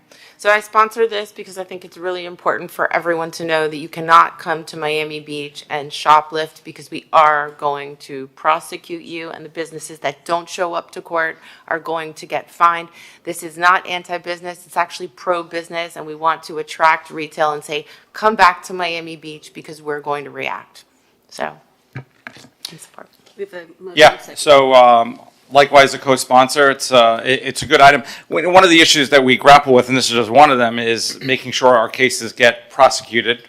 We have a lot of tourism here, so you know, Mark, you and I have talked a lot about if there's a battery. Sometimes it's difficult because, let's say they get into a drunken fight, but the person lives in Alabama, they're not coming back here to testify. So those are those can be challenging. And then we have issues sometimes where and we've seen some recent cases where the judges are releasing people on their own recognizance despite being arrested numerous times. So this is a good measure. I actually wanted to call the chief up to address, because I had seen some numbers, and certainly in certain areas of our city where shoplifting was down, but I think this would further enhance that and further solidify our efforts to reduce crime. Morning, Mr. Mayor, Commission, Wayne Jones, Chief of Police. It will enhance our efforts, Mr. Mayor and Commission. Shoplifting numbers, retail theft numbers are down when compared to the same period last year. I can get specific numbers for you if you can give me a couple minutes to do that. But by and large, we like this measure, quite frankly. We've had a long-standing issue with some shops, particularly some of the major national brands, where they would have what they call shrinkage, people coming into stores stealing goods. They call the police, we go, oftentimes make arrests, but then they don't show up to court. And what happens with those cases is they get arbitrarily dismissed. And we believe that a lot of those folks, people committing these retail theft crimes, they do it over and over again because there's really no consequence to their behavior. So this, I think, sort of forces the operators to show up to court so we can get convictions on these folks and hopefully put them in jail for some time, prevent them from offending again and again and again. And I think that's a key, and I give you credit, Commissioner Bott, that you have discretion. For example, if it's a small business and it's a one-off, that we're not looking to penalize small businesses. I think you hit it on the head, that it's some of the larger retailers that are just making it a policy decision not to prosecute the cases, and certainly they have the wherewithal to send individuals to come to court. That's absolutely correct. In fact, the small business are very likely to show up because they cannot carry the loss like larger corporations can, right? Right. They can't write those. So I echo the sentiment that this is actually a pro-business item. Well, and we all go into these stores and we see, and it's becoming increasingly more inconvenient for us because more and more items are behind lock and key because of these very issues. And now you got to go get an attendant. And hopefully, as we continue to crack down on shoplifting, maybe those rows will be opened up as well. Okay, we have a motion in a second. We do. It is a public hearing. I see no one on Zoom and no one in the audience requesting to speak. I have a motion by Commissioner Bott, seconded by Commissioner Fernandez as is. May I call the roll? Yes. Commissioner Fernandez. Yes. Commissioner Rosen-Gonzalez. Yes. Commissioner Bott. Yes. Commissioner Dominguez. Yes. Vice Mayor Magazine. Yes. Commissioner Suarez. Mayor Minor. Yes. Motion carries. The item is approved. That was item R5B. For the record, R5C is being open and continued to September 17th. Let's do R5D. R5D is an ordinance of the mayor and city commission of the city of Miami Beach, Florida, amending chapter 2 of the code of the city of Miami Beach entitled Administration by amending article 3 entitled Agencies, Boards, and Committees by creating section 2-28 entitled Procedure for Removal of Board and Committee Members, to establish a procedure for the removal of a board or committee member and providing for repeal or codification, servability, and effective date. This is a second reading public hearing. It is item R5D. Take it away, Nick. Good morning, Mayor and Commissioners. This ordinance amends Chapter 2 of our code to create a procedure to remove members of the city's boards and committees. We currently do not have a process in our code. The ordinance outlines requirements to remove both direct appointees and at-large appointees. It's been amended. It was amended at first reading to require a 6/7 supermajority vote to remove a member who is appointed by the City Commission at large. And it also provides that members of the land use boards cannot be removed on the basis of a member's vote on a particular matter. Mr. City Attorney, you gave me a call yesterday. You said you prefer or suggest that we go back to 5/7 on this. We generally recommend that for ordinances that require a supermajority vote, that the supermajority remain at 5. That is a difficult enough hurdle to achieve, and 6/7 could make this potentially meaningless if you don't achieve a super duper majority vote, to use a term. Is that a legal term? That was coined yesterday during a briefing. So that was just for the body's consideration. So I don't know how my colleagues feel about this, but I'm okay with either way. So at first reading, we passed the 6-7. Yeah. And the question is whether to go back to a 5-7. What's your thinking on that, Commissioner?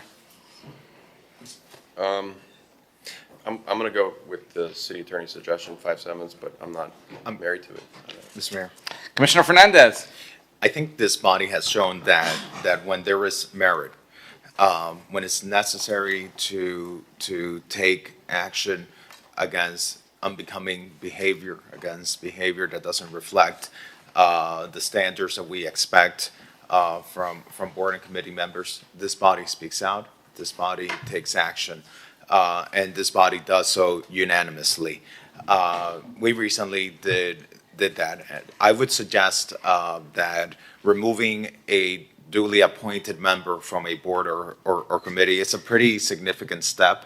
I would suggest that it be a 6/7 vote. I would suggest that it should be a high threshold. I want to make sure that there is this check and balance. I think this is actually very good policy because right now we do not have the mechanism to remove board and committee members. But at the same time, I want to make sure that, especially our power boards, our land use boards, DRB, Historic Preservation, Planning Board, BOA, that they maintain their level of independence. And a lot of times these boards deal with LDR matters that we adopt by a 5/7 vote. If by the same margin that we can vote an LDR matter, we can remove a member of one of these boards, then I feel we are weakening the independence of these bodies, which I know is absolutely not the intent of this ordinance. And for that purpose, I would suggest to keep that higher supermajority vote of a 6/7 vote so that we stay true to the intent. I'm okay with that. Thanks. Rick, in the one of the amended language, it says that talking about the removal, it says with or without cause. I mean, this has come up in other contexts. I mean, realistically, is that without cause? Is that even realistic? I think that it is useful in situations where maybe there's disagreement among you as to whether cause exists, but there is agreement that removal is appropriate. And it is, from a legal perspective, an easier mechanism than having to establish cause. We can be opening ourselves up to a claim that there wasn't cause and having to go down that path. This is common in employment agreements, so it's not something that we just came up with, and it is a useful tool, in my opinion. And Mayor, if I could also add, we looked at the ordinances that Miami-Dade County, the City of Miami, and Coral Gables have for removal of board and committee members, and they all provide for removal with or without cause. Okay. I'll make a motion. I'll second. Let's call the vote. And I'd like to be listed as a co-sponsor. So I have a motion from Commissioner Suarez, seconded by Commissioner Fernandez. Daniel is requesting to speak via Zoom. It is a public hearing. Daniel, you have 2 minutes. State your name and address, please. Yes, hi, Daniel Seraldo, candidate for Miami Beach Commission Group 1, 730 10th Street, Miami Beach. As I spoke at the last hearing, I'm concerned about this in light of hearing more and more from members of the city power boards that certain commissioners are reaching out to them ex parte and telling them how to vote on quasi-judicial projects. So I do appreciate Commissioner Fernandez adding that higher threshold. And I also will be looking to make sure there are checks and balances so that if board members are pressured by commissioners, there's an easy way to report that to ethics or the correct jurisdiction. Thank you. Thank you. And there is no one else requesting to speak in Zoom or in the audience. Again, I have a motion by Commissioner Suarez, seconded by Commissioner Fernandez, who will also be listed as a co-sponsor. Vice Mayor Magazine. Yes. Commissioner Bott. Yes. Commissioner Rosa Gonzalez. Yes. Commissioner Suarez. Yes. Commissioner Fernandez. Yes. Commissioner Dominguez. Yes. Mayor Minor. Yes. Motion carries. The item is approved. That was item items R5D. Let's do the budget items. We'll start with the North Beach CRA items, R7A, R7B, CRA1, CRA2. So let's do first then the North Beach CRA items. We are doing CRA 1 first. We are recessing as a commission, and we are convening as a North Beach CRA. Commissioner Steinberg is absent. CRA 1 is a public hearing, is adopt second amendment to fiscal year 2025 North Beach CRA capital budget, CRA 1. I move the item. A second. So I have a motion by Commissioner Fernandez, seconded by Commissioner Bott. It is a public hearing. I see someone on Zoom requesting to speak. You want to explain first, or you want me to go to the Zoom, Tamika? I can explain. Okay. Okay, if you. So this item is basically to appropriate $100,000 for an item that was approved by the City Commission at the July 23rd Commission meeting. And this is to fund the Normandy Fountain permanent shade system in an amount of $100,000. Thank you. We have two public speakers. The first public speaker has a screen name. Oh, now it's Larry Schaefer. Please state your name, and you have 2 minutes, sir. Good morning. This is Larry Schaefer, 233 81st Street. Why are we approving $100,000 for shade structures when we haven't repaired our poor water quality? We have rust in our water coming out of the taps. We have feces in Parkview Canal and coming up at 73rd and Ocean. And we're spending $100,000 on shade structures. I think shade structures are wonderful there. They're needed. But how can you get $100,000 to cover that small space? Who's behind this? Is this Marguerite Ramos, again, getting a no-bid contract from you? We need help with our water, guys. Please, help us. Thank you. Our next public speaker has a screen name of Miami Beach. Please state your name, address, and you have 2 minutes. Yes, good morning again, Wanda Jamin, 8305. I oppose this funding to the North Beach CRA regarding the shades due to the fact that there's not proper procurement. We cannot pick winners and losers. So with that, with the pretense that she gets the contract and we don't have anybody else that could bid on this, and it's unnecessary, as Mr. Larry Schaefer just mentioned, we have bigger problems than having shades in the Normandy Fountain. And by the way, I requested an American flag in the Normandy Fountain, and I was denied under my First Amendment right, the right to petition the government. And I know you're going to fight the LGBT crosswalks. I'm going to also fight, I'm joining the LGBT community because I also have a right to represent who I am, an American. And I believe that we all are created equal, and discrimination does not stand in Miami Beach. Thank you. Thank you. Our next public speaker via Zoom is David Sexton. Please state your name, address, and you have 2 minutes. Hi, David Sexton, president of the Normandy Fountain Business Association. We do events at the fountain. The process for this was that Marguerite Ramos' company offered to donate the fabric and reduce the price considerably. With all respect to my neighbor and friend Larry Schaefer, we can be against poop in our water and support measures like this that will help small businesses to thrive over the summer, where the Normandy Fountain Business Association is really unable to do events over the summer because of the heat. So this is all feeding into the economic development of the area, which generates tax revenue and which helps the city to support clean waterways. These things don't exist in a silo, and we need to support everything together. Thank you. Thank you. There is no other public speaker. May I call the roll? Vice Mayor? May I call the roll? Yes. So this is on North Beach CRA 1. All in favor, please say aye. Aye. Anyone opposed? The item is approved 7-0 with Commissioner Steinberg absent. The next item is CRA 2. It is also a public hearing. It is adopt third amendment to North Beach CRA operating budget for fiscal year 2025, CRA 2. Second. I have a motion by Commissioner Fernandez and a second by Commissioner Bott. If no need for explanation, then There are no public speakers requesting to speak. All in favor of CRA 2? Aye. Anyone opposed? Item is approved 7-0 with Commissioner Steinberg absent. May I do the companion items?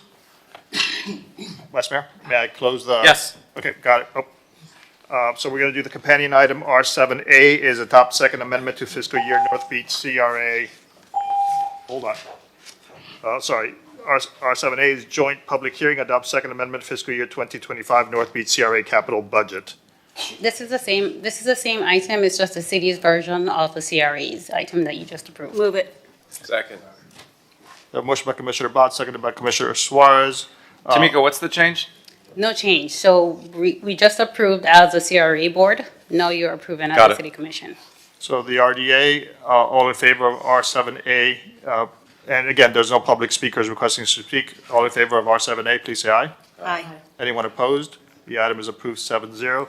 Now the companion item again, R7B. It is a joint adopt third amendment to North Beach CRA operating budget.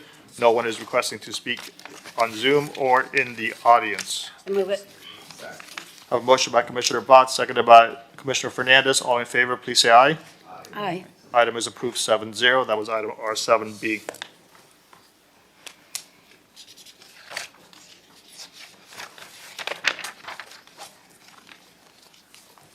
We're all good, Ralph? Yes, sir. Okay, let's call R2A. R2A is award RFP 2024-277 KB Security Officer Services, R2A.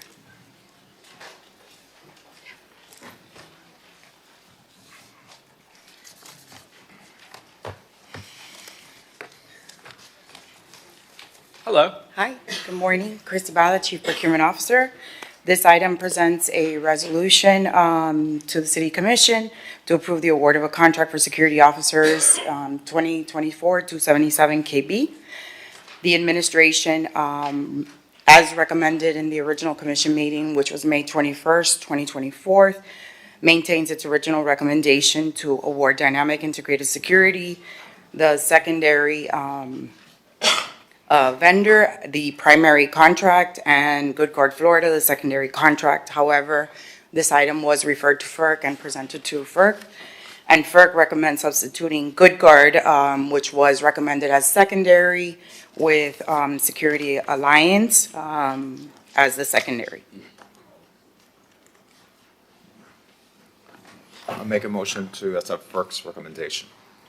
Second.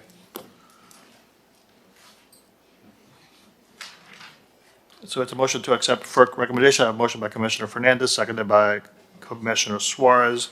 If no further discussion on R2A, all in favor? Aye. Aye. Anyone opposed on R2A? R2A is approved, accepting the FERC recommendation, 7-0. Thank you. R5L.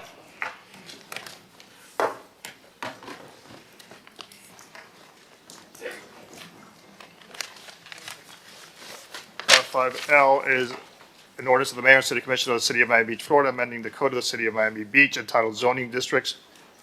Subpart B entitled Miami Beach Resiliency Code, Chapter 7, entitled Zoning Districts and Regulations, Article 1, entitled General to All Zoning Districts, Section 7.1.7, entitled Color of Exterior Surface, to suspend the procedure and requirement for the review of exterior surface colors in buildings and providing for codification, repealer servability, and effective date. This is a first reading public hearing. The item requires 5/7 vote. It is item R5L. Commissioner Fernandez, co-sponsored by Commissioner Suarez. Thank you, Mr. Mayor. I think many of us have driven around the city and seen at times buildings that look like they could have some TLC. And this is just a simple effort to try to waive some regulations for a temporary basis to encourage our property owners to get their buildings painted, make them look good.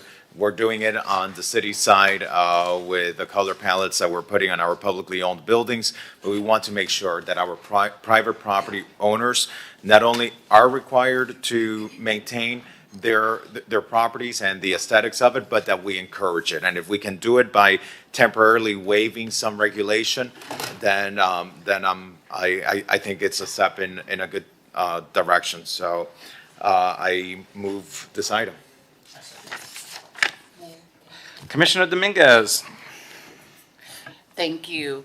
And I do understand the spirit of where this is coming from, but what I'm concerned is that the city administration doesn't recommend this item because the concern is that it takes away the oversight. And if somebody wanted to neon paint something in a neighborhood, they could. So I'm not sure I would be supportive of the way it's written right now. And understood, and I just, sometimes, dealing with our city administration is not the easiest process. I know for us as commissioners, it's not always easy. For our constituents, it's even harder.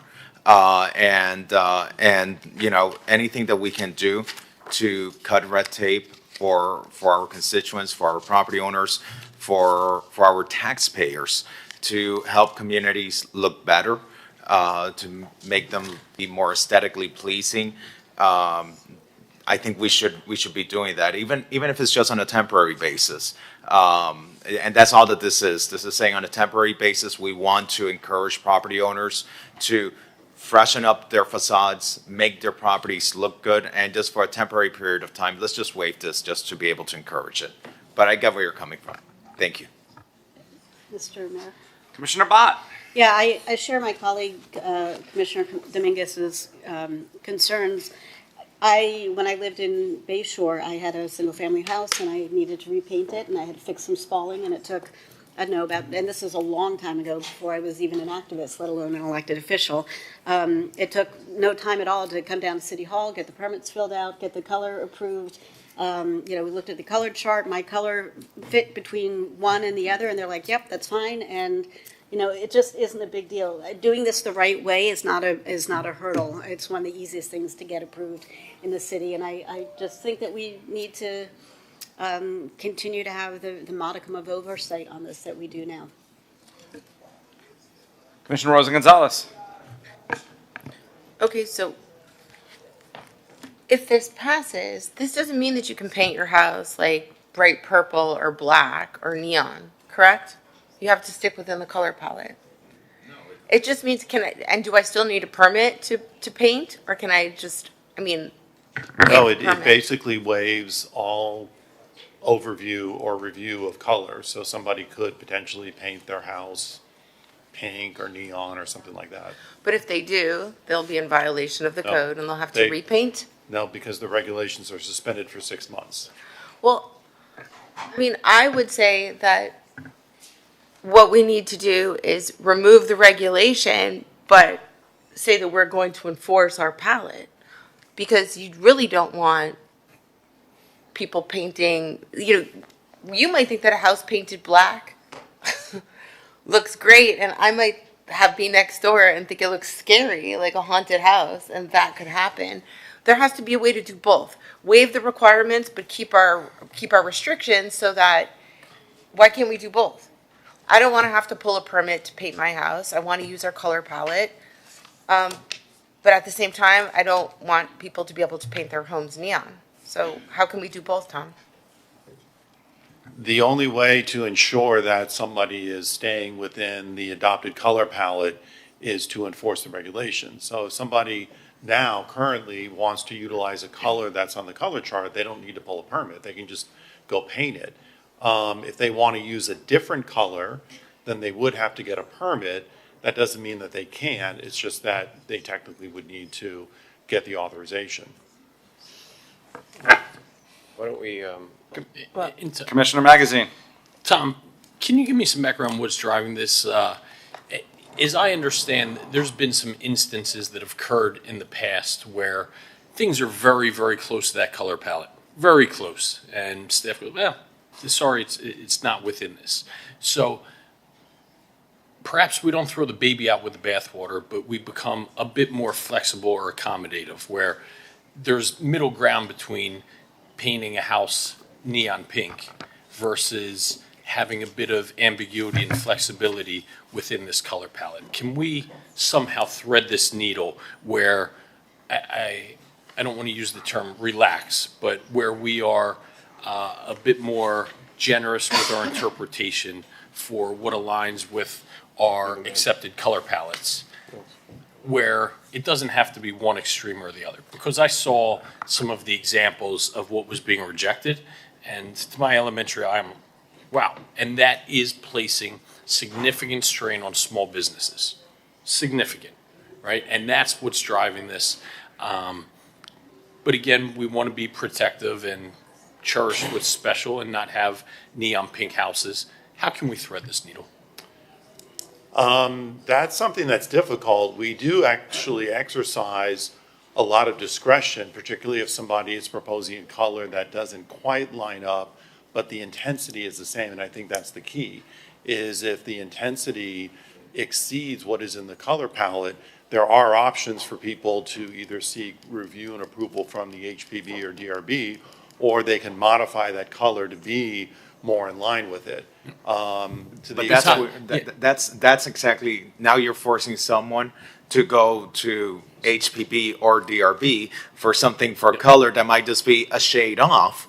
And for us, sitting here, it sounds, they just go to HPB or DRB. That's bureaucracy.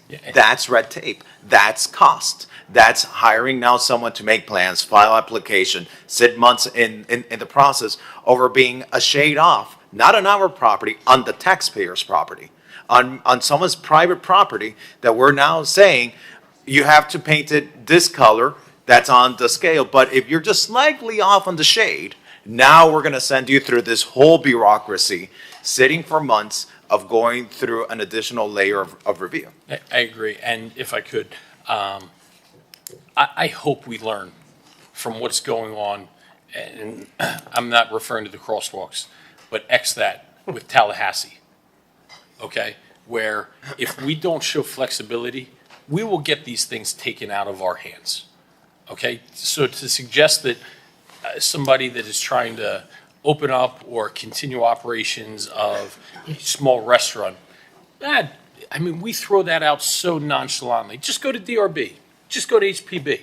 These are months and months process, cost tens of thousands of dollars. I'm on an email this morning. I want to rip my hair out, okay? This is for a restaurant trying to open on Lincoln Road. What we all sit up here on campaign on and say, how can we get businesses open? And we get all this pushback from our community, rightfully said, what are you doing? Why does Lincoln Road look like this? This restaurant's been trying to open for 3 years. And there's something about a wall on the upstairs, about the outer facade. Just go back to DRB or go back to HPB. They've already been there. It's a 2-year process. This is one of the biggest hospitality operators in the entire world. And they want to sit here and give our city the middle finger and go, guys, it's been a lot, guys and gals, it's been a lot of fun. Thanks, but no thanks. We are putting up, and it's not us. It's not always us. It are these regulations and bureaucracies that are in place that make such a business difficult environment. And if we do not learn what happened through Live Local, that's going to come down on all of this stuff. If this restaurant operator is in any way connected to the people that sponsored the Live Local bill in Tallahassee, and they go, look at this process that just happened, they're going to come in and say, all this historic nonsense, this is silly. This is silly. This is killing businesses. This is killing private property rights. Get rid of it all. And with processes like this, if we can't have a little bit of flexibility in a color palette, the same things are going to happen. We can't just sit here and continue nonchalantly telling a small business operator father, just go back to DRB. It'll only be 6 months. Don't worry about it. Maybe the members show up. Maybe they don't. Maybe we'll just delay a few meetings. This is time. This is money. I am so sick of our city being so nonchalant about people's time. People's time. We need to appreciate that and respect that. These board processes are so burdensome, and the regulations and the permitting are so burdensome, it has to stop. We have been giving a unified message up here for years about how to do so, and we are no further along. And it's not because of the lack of any effort. You hear a unified voice from every single one of us. We want it to be easier to come through and do business in this city for our businesses, our residents, and we're not making progress. And it has to stop. So if I have to vote to go to the extreme where somebody can paint their house pink, then that's what I'm going to do, because we can't continue with the status quo. So I'm asking if we can find a better way to thread this needle without telling some small restaurant to go to DRB for 6 months. And if we can't, then I'm going to throw the baby out with the bathwater and say, you know what? We were forced to do that. And Mr. Mayor, and it's not just a business, it's a house, it's an apartment building. It's just, there's a reason why people complain about the aesthetics of certain areas. And it's because we discourage our property owners from maintaining their properties through our regulations, through our bureaucracy. And to your point, it's not any of us, it's when they go to the city administration and the city administration tells them, oh, no, just go to DRB, just go through another round of review, through another round of this process, like if their time does not matter, like if their time is not money. And that's a frustration with this. Can I ask a question? Yes. My question, Tom, how often do you get requests for weird colors? Not weird colors, but colors out of the ordinary? Not that often. Okay, then I'm going to support it simply because if it does mean that you have to go, I mean, I pulled a painting permit on my house before. It seemed pretty easy. I paid the fee. I went to planning and showed them the color, and it got signed off on. But how long are you guys taking to review that? For homes, if they're utilizing a color that's on the color palette, they don't have to pull a permit. They just painted that color. Okay. If they're using a color that's slightly different but the same intensity, then that can be done online. So, all right, look, I'm willing to waive red tape.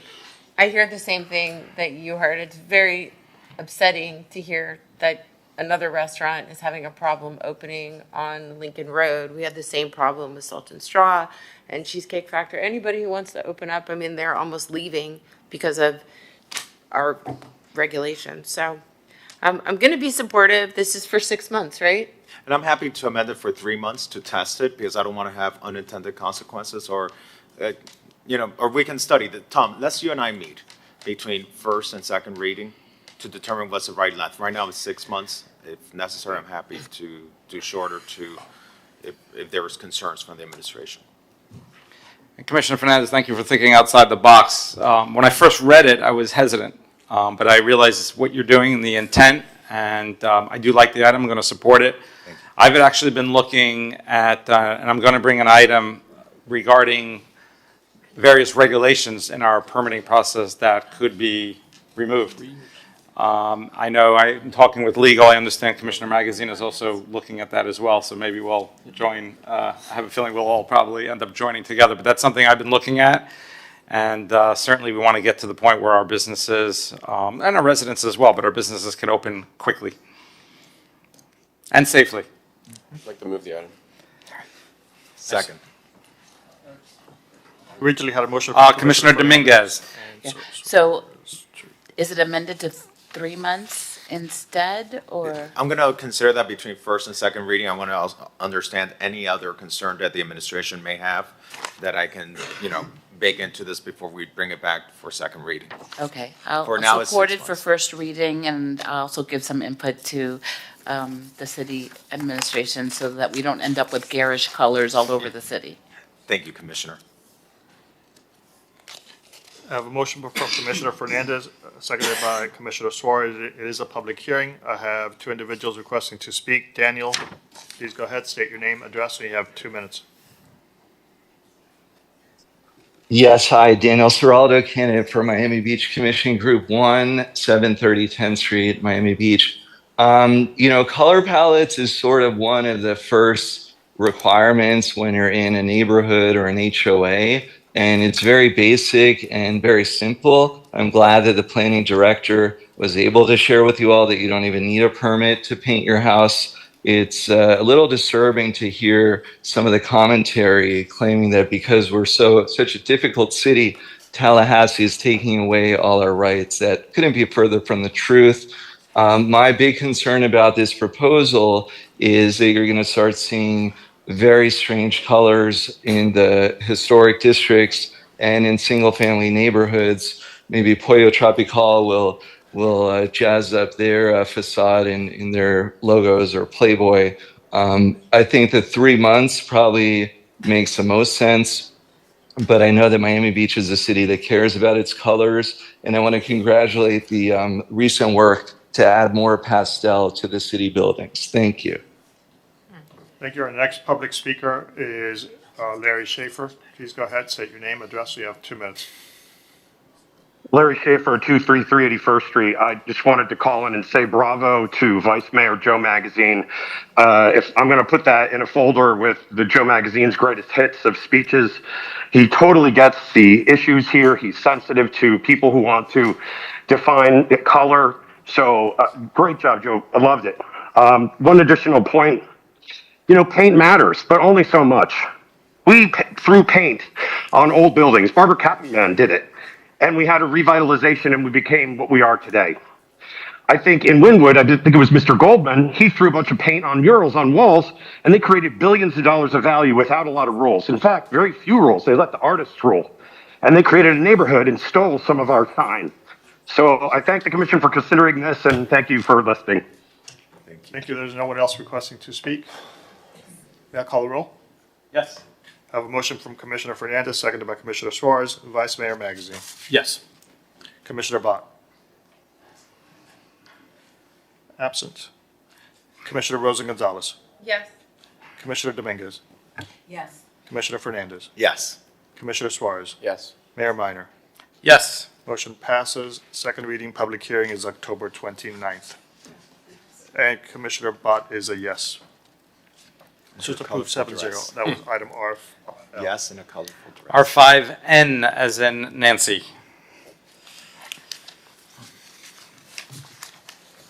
R5N is an ordinance of the Mayor and City Commission of the City of Miami Beach, Florida, amending Chapter 50 of the Code of the City of Miami Beach entitled Fire Prevention and Protection by amending Section 50-10 to establish permitting fees to recover costs associated with compliance of the minimum radio strength for fire department communications in all new existing buildings as required by Section 633.208, subsection 18 Florida statutes, and further amending Section 1-15 entitled Fee Schedule by amending Appendix A thereof to provide for the permitting fees and costs associated with compliance of the minimum radio strength for fire department communications in all new existing buildings and providing for repealer servability codification and effective date. This is a first reading public hearing. It is item R5N. So this is a fire department item to conform with state law, and I'll turn it over to our esteemed Chief Digna Abello. Hey, good morning, Mayor Minor and Commissioner, staff, and the residents listening to us over Zoom. So I'm here today as your fire chief to seek your adoption of our ordinance of Florida State Statute Ordinance of 63.202 requiring bidirectional amplification systems in all buildings 75 feet or greater. These were lessons that were learned from September 11, that communication was very difficult for the firefighters and police officers. Once they entered inside a building, they were not able to communicate with command, and that is putting public safety in danger. And I don't think that the city should allow that or conform otherwise. Basically, what the ordinance does is all pre-existing buildings, they have to go and get certified that there is radio communications inside, and if not, they need to, basically it's almost like adding a Wi-Fi inside the structure so we're able to communicate. This is a mandate that is required in all buildings that were built after 2019. We're already doing the work. The problem is we're not collecting for the work that's being done, and we have over 900 buildings that in the buildings that need to get certified once every 5 years. I'll move Commissioner it. Bott? Second. I mean, this is going to pass easily, but just what would happen if we didn't pass this? You're allowing someone not to conform with the law, which is the public safety of our firefighters and police officers not able to communicate with the outside. Exactly. That's commands. exactly the answer I thought you'd give, so thank you. We have a motion and a second. Motion by Commissioner Bott, seconded by Commissioner Fernandez. It is a public hearing. There's no one in Zoom. There's no one in the audience requesting to speak. May I call the roll? Yes. Commissioner Rosa Gonzalez. Yes. Commissioner Dominguez. Yes. Commissioner Bott. Yes. Vice Mayor Magazine. Yes. Commissioner Suarez? Yes. Commissioner Fernandez? Yes. Mayor Minor? Yes. Motion carries. Second reading public hearing is scheduled for September 17th. That was item R5N. Thank you, I appreciate it. Thank you, Chief. R5I.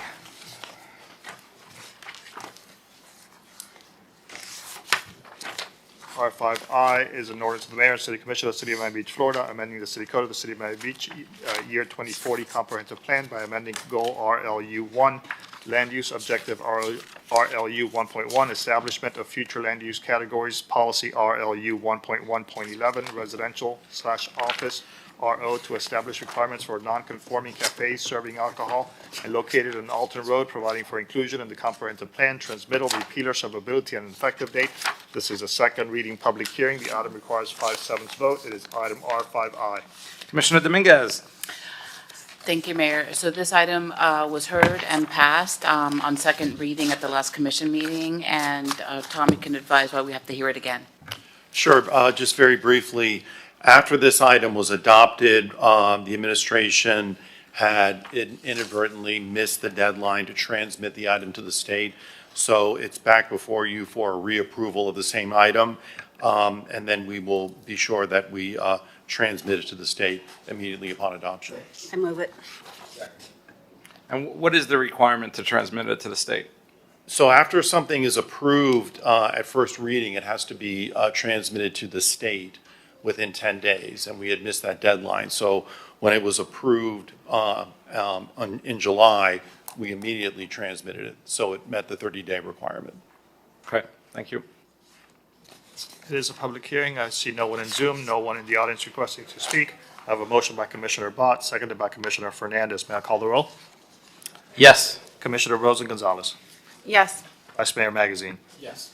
Commissioner Bott. Yes. Commissioner Suarez. Yes. Commissioner Dominguez. Yes. Commissioner Fernandez. Yes. Mayor Minor.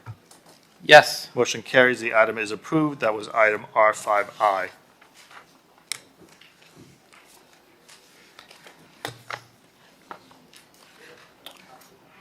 Let's call R5R.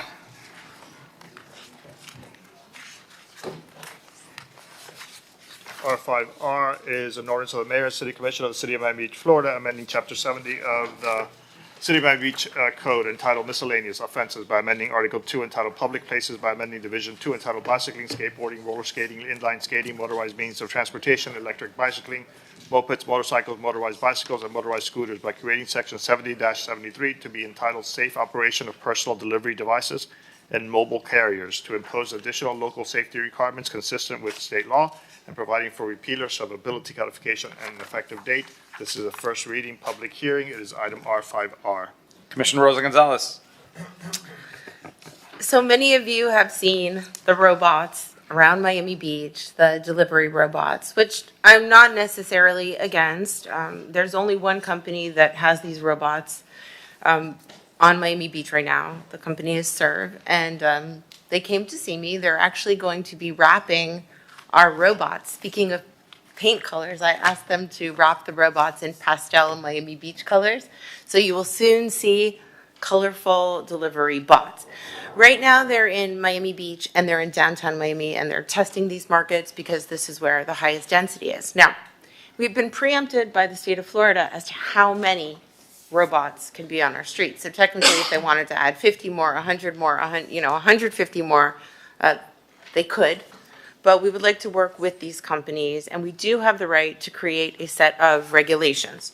So I know that the Serve called in this morning and said that they would like to make some amendments to this, including allow the bots to go up to 10 miles per hour with a 30-minute idle time and a $2,000 fee with a grace period for compliance. I'd like the people from Serve to know that I have no problem with a grace period for compliance or raising the fee to $2,000. That's fine if you want to operate the bots in our city. I have first and second reading, correct? So between first and second reading, I'd like to meet with Serve and talk about the 10 miles per hour, because that seems pretty fast. I'm not sure. I've actually seen people on the streets kind of bump into the robots. So if they're going really fast, that could be a problem. Also, I'm not sure about the idle time. Sometimes a bot is stuck at a street because our streetlights aren't synchronized. So I saw one poor delivery bot stuck on West Avenue for like 10 minutes.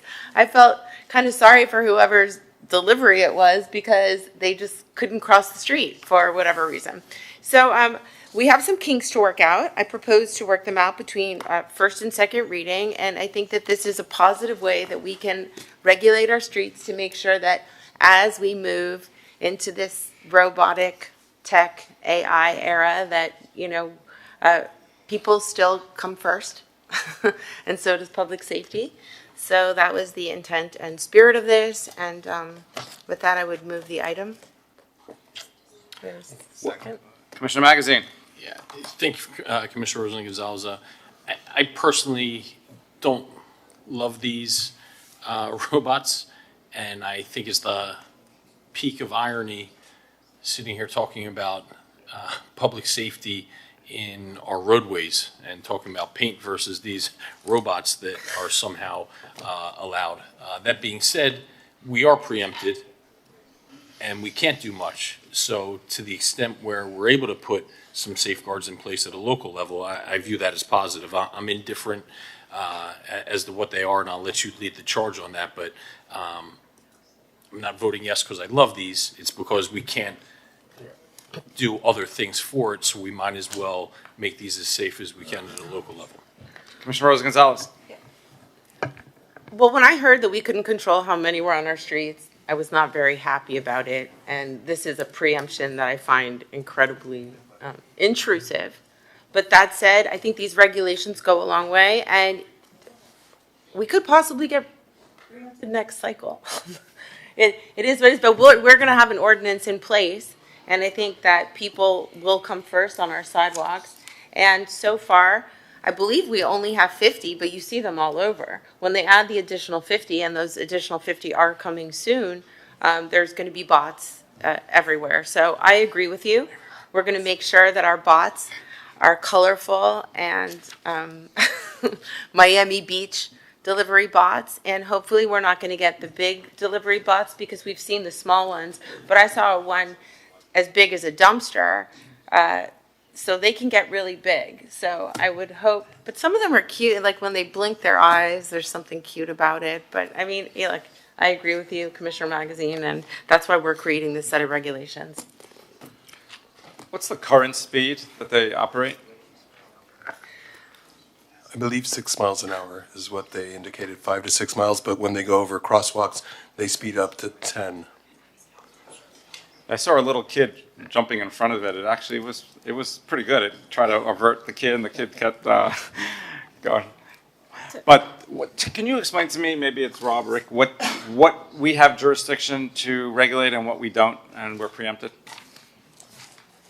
Sure, Rob Rosenwald with the City Attorney's Office. We are preempted from just about everything except for additional safety regulations other than the ones that the state has already adopted, which have to do with pedestrian safety and things of that nature. So the regulations that we have proposed here are either supplemental to or clarifying what is already regulated in state law. We add in a permit requirement, and so that the permit is how we enforce all of the requirements that we're putting in place through this ordinance, like that you have to have the pennant on the robot so it can be seen, that it has lights so it can be seen, that it goes a certain speed so that it doesn't sit on the sidewalk for a certain amount of time. And we have received the letter from Serve Robotics with their suggested changes, and we'll work with them and with the sponsor between first and second reading on which of those changes should be incorporated. But we feel fairly confident that the ones that we have included at first reading are not preempted. Okay. Commissioner? No, that's it. It's just basic safety. I see them sometimes also, they run off the sidewalk. Have you seen them like on their sides sometimes? And this is an issue that we're going to see a lot more of as they become more prevalent. And by the way, other cities in the state of Florida, they haven't rolled out these robots yet because they don't have the critical mass that places like downtown Miami and Miami Beach have. But I guarantee you that as other cities have these bots and they find out that they have no control over the bots, I think there will be a pushback at the state level, because now it's like you can roll out a business without a brand new business and get a preemption at the state level. And this is a trend that is very overreaching, and hopefully we can reverse it by working with our legislature and explaining why you can't regulate some things from Tallahassee. Commissioner Bott. So, I'm sorry, where are we on the speed, 6 miles or 10 miles? We're saying 6. They're asking for 10. Okay, because I find it, I don't even have the words for it, which is not usual. So ironic that we are preempted from a public safety device or public safety regulations about a device that is only going to make getting around on our sidewalks more complicated and less safe. It's just the height of hypocrisy, which, is not uncommon these days. And so, but understanding that we are preempted, I would like to batten down the hatches on this and keep it as slow and as visible as possible so that we don't have accidents and unintended consequences. So there's nothing else we can do other than literally and figuratively slow the roll. Okay. Also, they're asking, the current cost of the operation permit for a robot is $100, and they're asking for it to be $2,000. I would like to meet with the company and to see why that is, but I will go over their suggestions and come back at the next meeting. But I agree with you on the 6 miles. I would like them to be slower rather than faster. So they're currently going 10 miles across the crosswalks, correct? That is what their letter indicated, yes. I don't know. So you want to keep it all at 6, even if they're going across? Yes? Okay. Well, I'll talk with them between first and second reading and get back to you. Okay, everyone? All right. Let's call the vote. So it is a public hearing. I have an individual by the name of Zoom user. Please state your name, address, and you have 2 minutes. Please unmute yourself.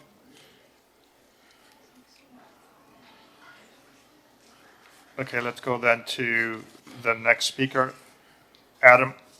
Okay, we've lost Adam. Zoom user, go ahead, please. Hello, can you hear me? Yes, state your name and address.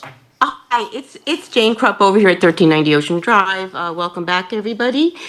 So I had one of these bots in front of my property yesterday and the day before for over 24 hours. It just sat dead on the sidewalk. And, who's in charge of these things? Who do you call? I called code. They didn't know. I sent an email to Eric Carpenter. No one's in charge of these things. And who's going to enforce any regulations on these things and follow 100 robots around the city? Are they getting a citation, a fine? We need to think this out a little further as to, yes, we need to regulate them, but how? So my question is, what department, when I see a dead robot on the street, who do I call? So that's basically my question. Thank you. I believe you would call code compliance and we would issue we only have one company operating right now in Miami Beach.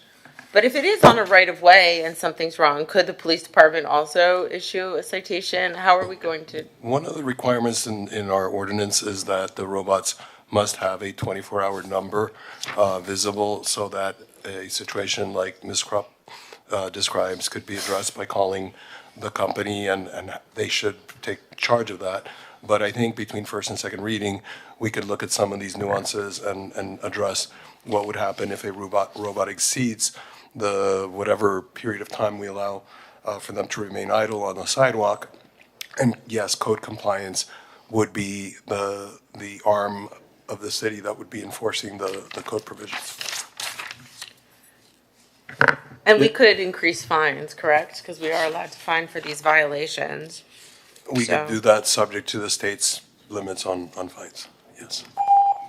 Mr. Mayor. They even put limits on the fines, huh? Mitch Novak. Mitch What Novak. happened to you coming 8:30 in the morning, being the first I was speaker? here. I'm trying Okay. to remain low key. Or I keep get low nervous key. that you're okay every time I don't see you. Everything's perfect. I would urge you to reject the $2,000 fee per company, and either keep the 100 in place because we don't want to see our city blanketed with thousands of these things. Thank you. Our next public speaker is Larry Schaefer.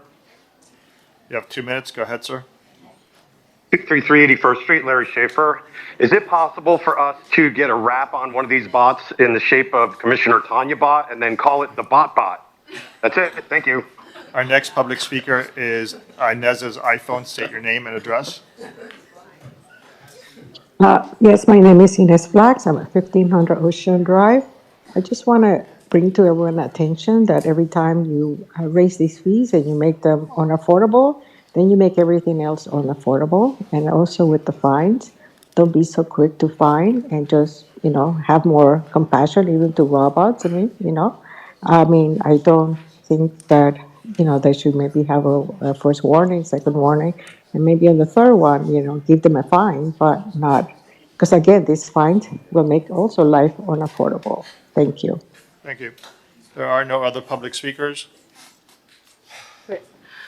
I would just like to say that compassion is really reserved for human beings, Inez. I love you, but I don't have a lot of compassion for the bots. I just don't. It's, but except for the bot.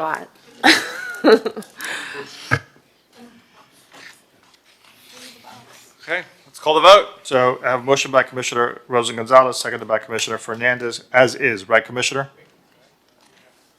As is, and I'm allowed to make changes between first and second reading, and I will do whatever I can to, create stringent regulations. And to Inez about, making this more difficult, I think if you have $100 fee for a bot, then we could potentially be seeing thousands and thousands of bots eventually, because they are expanding. Right now, they're only delivering food. Eventually, they're going to be delivering medicine. Amazon's going to have bots. Everybody is going to have bots. So it is really going to pollute the right of way. So on the vote, Commissioner Fernandez. Yes. Commissioner Bott. Free the bots. Yes, reluctantly, but yes. Vice Mayor Magazine. Yes. Commissioner Dominguez. Yes. Commissioner Suarez. Yes. Commissioner Rosa Gonzalez. Yes. Mayor Minor. Yes. Motion is approved 7-0. Second reading public hearing is scheduled for September 17th. R5S.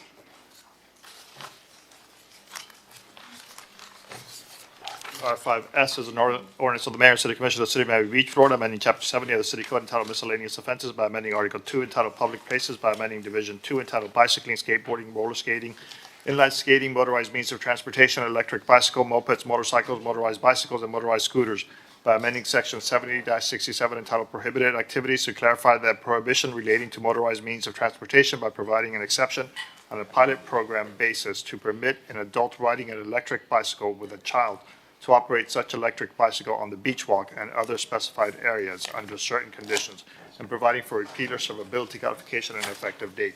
This is a first reading public hearing. It is item R5S. Commissioner Dominguez. Thank you. So this item was brought forward to me by a resident with small children and taking their child to Scott Rakow Center and other places across Miami Beach. On the beach walk was becoming cumbersome, and with multiple meetings with people from the transit community and bike community, that's where this item was born. And just this week, this person was showing me pictures of the Scott Rakow Center, where even if they would have gone by car, it was completely full, and so were all of the meters on the outside. So having a bike would eliminate a car from the road, and there's been meetings with MBPD, and so there's the item. raise my hand for me, I Yes. guess. I appreciate this, Commissioner Dominguez, and I met with a person that was pushing this forward as well. Robert, one, congrats on the new role at MBU. Look forward to steady hand. Love your leadership and vision. What I suggested to the person that is proposing this, I will back it on first reading. I want to build, like many things, community consensus, right? If there are things that we can do to thread that needle, concerns that your group may have, and another prominent neighborhood association, MBNA, we got this morning that they did not see eye to eye in this. I don't like to be placed in a position where we're put in the middle trying to decide between groups that are great stakeholders of our city on two different things. I'd really like to almost have it more common where people are meeting amongst each other as groups, as community stakeholders, and looking to build consensus before even coming to us. And I hope between first and second reading, that's what can happen, where the sponsor, some of the transit groups and things like that can meet with tremendous organizations like MBU and MBNA, hear their concerns, understand what they are, and see how we can essentially achieve consensus. That's for this item, but I think that could be a really great template to really come together as a community going forward. So long story short, I'll support it on first reading, not promising how I'll vote on second reading because I want to hear both sides and things like that, but I'm hoping in the interim, it's not incumbent on us about trying to go and see which group is right. Those different groups with opposing views should come together and see if they can bring some consensus and maybe hear out some concerns and how they can be mitigated. So I'll be a yes here, but I would like to see those groups kind of come together and see what they can do to bridge that gap in between first and second reading. Is there any public comment? Yes, there is. I have Alicia Casanova requesting to speak. Ms. Casanova, state your name, address, and you have 2 minutes.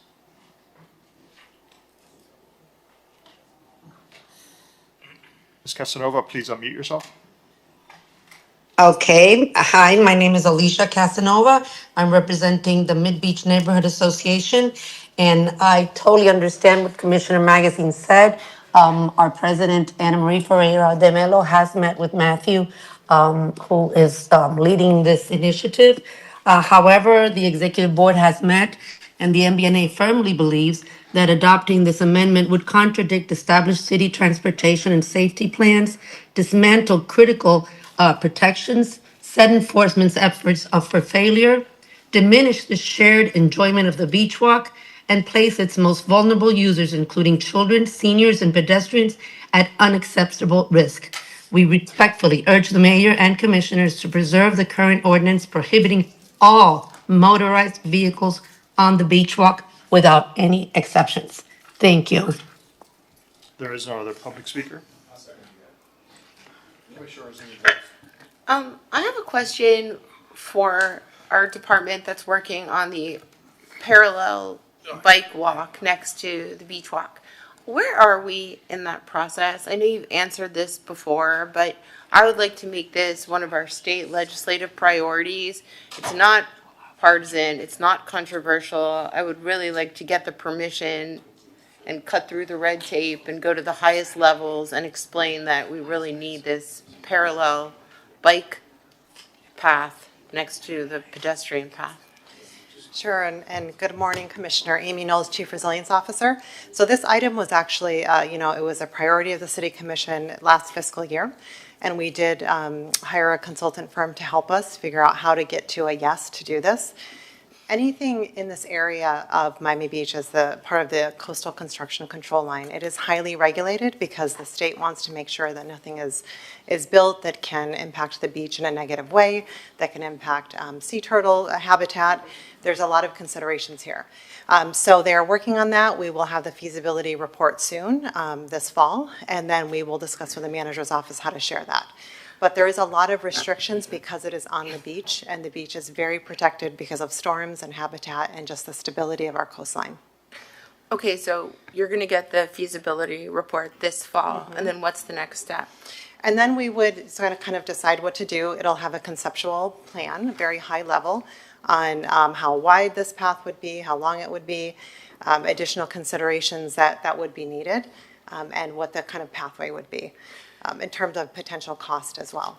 Do we have that right now? Because I feel like the minute you get the report, we should have the plan ready to go. The cost, it should probably be already budgeted so that, you know, we've done this once before, so we kind of know what we're doing. But last time it took us like a decade. Yeah, a to get very it long done. time. And remember, last time we had the dunes on the east side. So that, I think, helped us as a city. The plans will be very high level. They'll be conceptual plans. So it's not the kind of plans that would be needed for actual permitting. So that would be another big step. So if you had a timeline for us, because this is one of our biggest issues. I get so many emails about this every single day. What would you say the timeline is for the path, realistically? Sure. Well, I think that we would be able to probably bring it to the City Commission early next year to determine that. I mean, it would probably take a year to two in design and permitting if there's a pathway for approval, and then construction after that. But usually design and permitting is a good 1 to 2 years. So design and permitting 2 more years from now, and then yeah. construction another 2 years, year? Yeah, it really depends on the type of feedback we get. Can you give me any, like, so 4 years? 5 years, 6 years? I mean, we could realistically? maybe touch base with CIP since they built the beach walk. Commissioner, if I may, we also have to take into consideration that we don't own all of those properties, and so we would have to get the approvals of the upland owners like we did during the initial beach walk process. So as we've seen, particularly with the Baywalk, it's extremely challenging when we're dealing with individual owners. So then we can make an assumption that this beach walk path is not going to happen for many, many years. How many property owners do you need to get permission from at this point?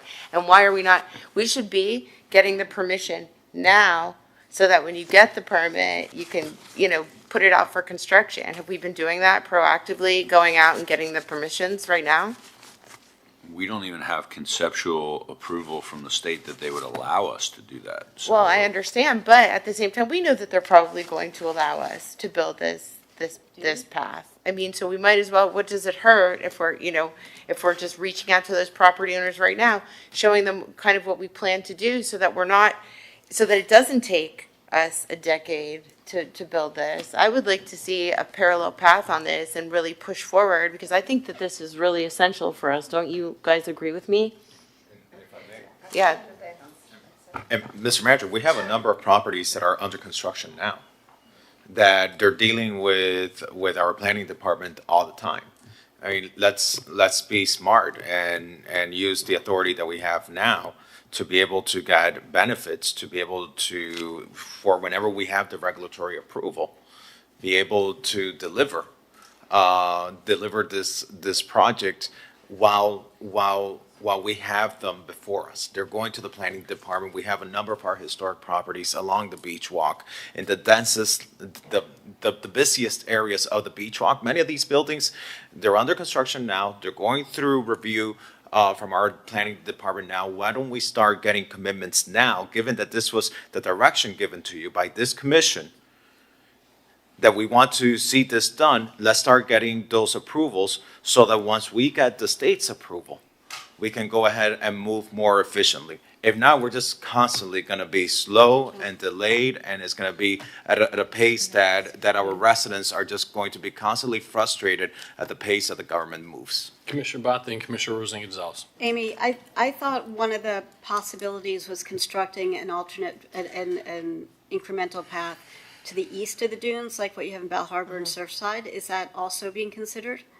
Yeah, so what is being considered is a path east of the dunes. So we have our existing beach walk, and then we have the So it dune doesn't have system. anything to do with upland properties? We're not quite sure what the state will require and if they're going to allow this at all. No, I understand yeah. that, but what we're pursuing is something that, because the state owns all of the beach, and so I think the upland properties then don't factor into this? I think there's a lot of different factors. That was what the manager brought forward, but we would have to Honestly, we'd have to hear maybe from the experience of the beach walk. So I think there's unanimous support for getting a second beach walk done, and as quickly as possible, as expeditiously as possible, as efficiently as possible. And anything that we should be doing, can be doing to help with that, let's bring that forward as a separate item. I know the beach walk in and of itself is an item that the mayor brought forth that I'm a co-prime on with him, and so this is, a hot topic for all of us. But that is not the item before us, and I'd like to get back to this item that's before us today, just because it is also a hot topic, and it's something. Can I just make one last comment on the item that's not before us that we're discussing? Thank you, Amy. I know you've worked hard on this. I brought this initiative a little while ago, and thank you for that. I know there's unanimous support in this commission, and I think this is a good discussion. I just wanted to check in whether this is one of our legislative priorities, because I think you can see from this conversation and discussion that it certainly is. If it's not, then we certainly can add it with the approval. Legislative priorities with Tallahassee, yeah. With this group. The challenge, if I may, I just want to just add, the challenge is the administrative review with the Department of Environmental Protection. And I think that that's where perhaps the biggest challenge has been. It's not necessarily even an amendment to the statute, but it's, from what I gather, and it makes sense to put it into our legislative package, it's the administrative review by the Department of Environmental Protection where we've encountered, I think, probably most challenged with this. Commissioner Rose Gonzalez. This is my final. I know that we're not on the item. I'm sorry, but I just have one final question. Have we met in person with the people in Tallahassee that are giving us the permission, or is it a representative from Tallahassee locally? Yeah, so we had reached out initially last year and talked to folks. We've been working with our consultants, and our next step is for the pre-application meetings where we will have formal meetings with them. It is a bit of a challenge. You have to have conceptual drawings, and you have to have a plan for them to give you a reaction. So that's what we're working on now, and those are, if they're not set up already, they're being set up. Yeah. I think we're going to have to be really proactive with this, and once we get the design from the consultant, literally like travel to Tallahassee with our conceptual plan and push and push and push, so that it doesn't take us years and years, because we're just going to go to the bottom of the pile. So I think that we all need to get involved in this, travel to Tallahassee, talk about it, get to know the people who are doing the approvals. I think that really does make a difference. Commissioner Brown, did you have things you wanted to finish up? Or you're done? Yeah. Okay. Commissioner Dominguez. No, I mean, I have things to finish up. Oh. Go ahead, Laura. I was just going to say, this is a pilot item. It is very narrowly tailored, and I'd like to move the item. Second. Well, I'd like to. Commissioner Bach. So, we've been working for the last almost 2 years on micromobility issues because we know they are an incredibly challenging topic. We see people of all ages using e-devices to get around more easily, and we encourage that, and we are hamstrung by FDOT and sometimes the county on making our roads safer. So it is a natural desire to put people onto safer pathways, to make it work for everybody, pedestrians, regular bikes, e-bikes, scooters, and cars. The problem with this is that, first of all, we don't currently have a mechanism to enforce this, and I'd like to ask Police Chief Jones to come up and discuss this. But second of all, last year was, let's take an assessment of where we are with our micromobility efforts and opportunities. This year, let's implement a bunch of things that we can do to improve and collect data. And next year, let's make decisions and effectuate change based on that data. So this year, we are painting our green bike paths, repainting them. A lot of them are almost, in significant state of disrepair. We're repainting our white bike lanes, sharrows, road markings to make them more visible, so to make them safer. We have digital data counters being instituted,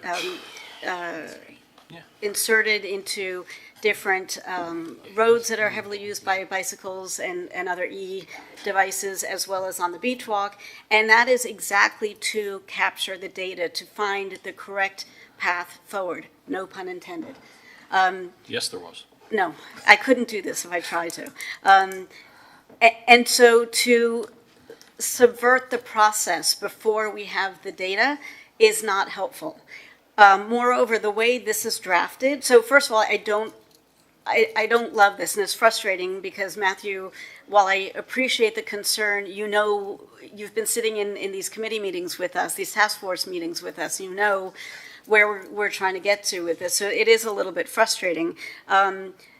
We all want to make this safer for everybody. The way this is written now, it's an adult of 18 years old supervising a child of up to 16 years old. To me, that sounds like the bike gangs who come into the city and run roughshod all over us.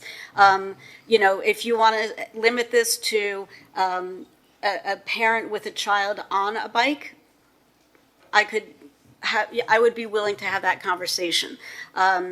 If you know, you can get your driver's permit for a car at 15. So if you need supervision on a bicycle on a off-road path, that's a bigger conversation about what you should be doing on either of those vehicles.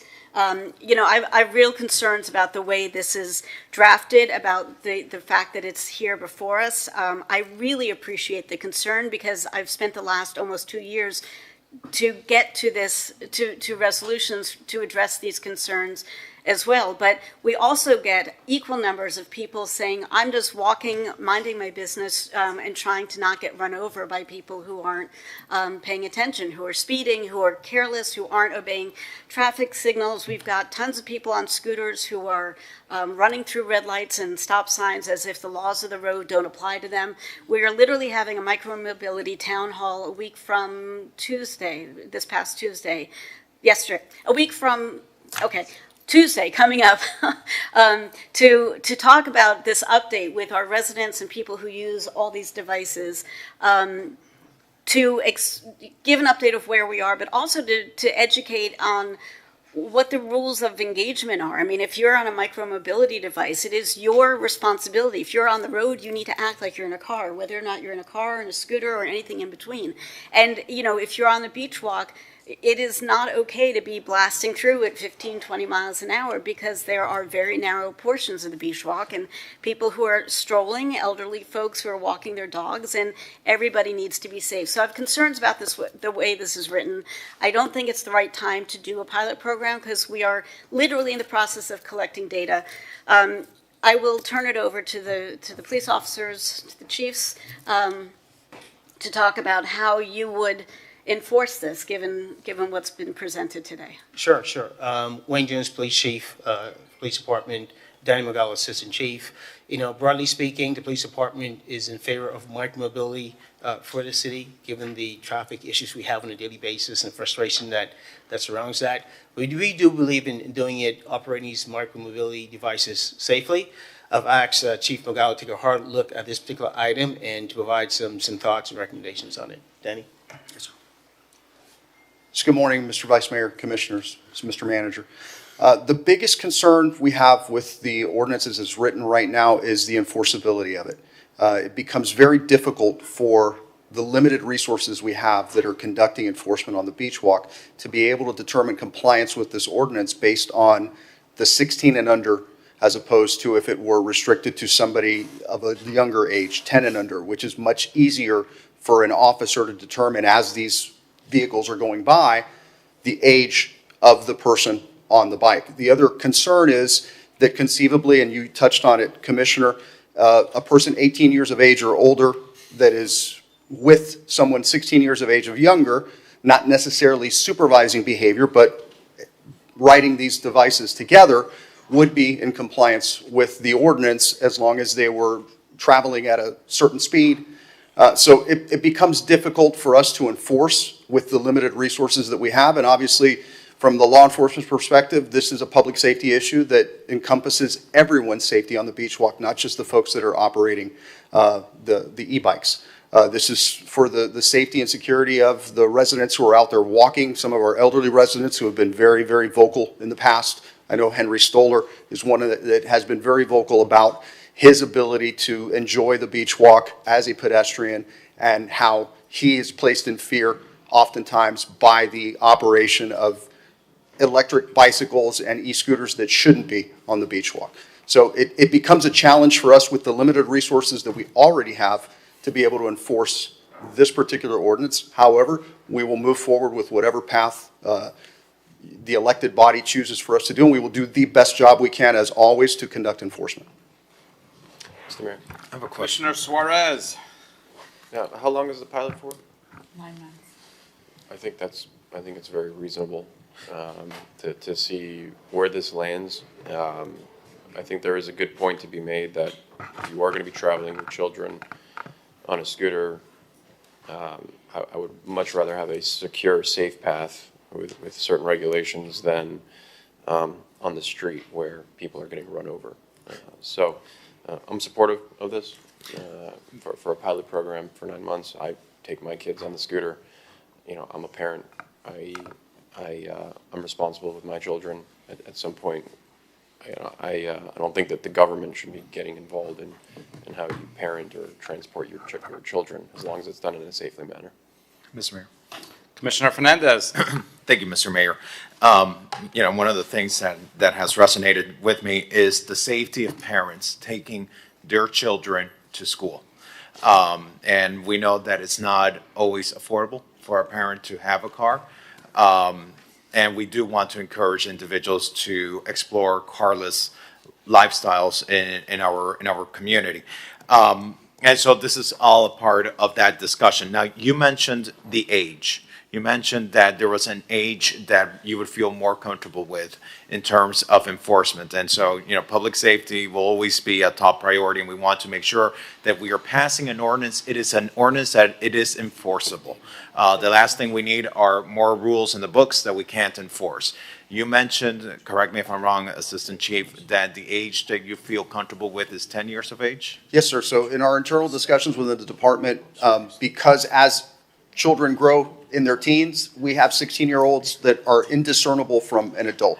Sure. So the internal discussions that we had is the easiest way for us to be able to determine age on a particular ordinance like this would be to have a restriction of 10 and under, because then it allows the officers who have to make a very quick determination to visually identify someone that is potentially older than they should be operating. And if that is amended, would that satisfy your concern on enforceability? I believe that was what we discussed internally, and I believe that as an organization, we would be okay, and it would make it much more feasible for us to conduct enforcement. Because I value very much my colleague Commissioner Bott's concern about safety, about enforceability. I don't want us putting our police department and our officers in the position of an expectation to enforce an ordinance that is impossible to enforce. If you're telling me that 10 years of age is what you feel comfortable with, and that will help you guys be able to enforce this, I'd like to propose it as an amendment to the sponsor if you're willing to accept it, because at the end of the day, they are the ones that ultimately need to enforce this ordinance. Yes, that sounds fine. I also want to share, this is not the first time we're talking about this. We had a robust discussion at neighborhoods, and I know the folks that approached me about this item have also met with MBPD multiple times. They have reached out to the neighborhood associations, and between first and second reading, I will encourage that happens again. Thank you for accepting the And amendment. I think I moved the item. Second. I have a question for the sponsor. Commissioner Rosen Gonzalez, then Commissioner Bott. Sorry, I never got to weigh in on the item because I was wondering about the beach walk. This is so difficult to vote on because the Mid-Beach Neighborhood Association that literally lives on the beach walk. So the beach walk is in their backyard, has said, please don't vote on this. And I'm assuming that they're saying this because they've either almost been hit or have witnessed other people getting hit or injured. And so they don't want it. It's everyone's beach walk, obviously, but these buildings actually live right on it. So to vote for this when they're asking us not to is something that I don't want to do. At the same time, here's what I would say. You are allowed right now in a regular bicycle to go on the beach walk, correct? Correct. Okay. So if we're promoting health and wellness and whatnot, can't we just get regular bikes for right now? You know, you want to take your kid to school on a bike? Okay, well then they're going to have to pedal. Or you're going to have to pedal. That's, if you want to use the beach walk, that's the only way that I can think about this. I understand that electric micro, but in a perfect world, we would have a protected path, but we don't. And if we vote for this and somebody gets hit or somebody gets injured, then because somebody's on an e-bike, then is that our fault? And I think it would be, because we've said you can go ahead and do it. So that's my problem. Even if you're going at 6 miles an hour or, bot speed of 10 miles an hour, I think we said 8 miles, right? Under 8 miles. I believe it's 10 miles an hour in this ordinance. 10 miles an hour. It gives me pause, because what if somebody gets hurt and we're condoning that? And it happens. How many accidents have we had of e-bikes hitting people?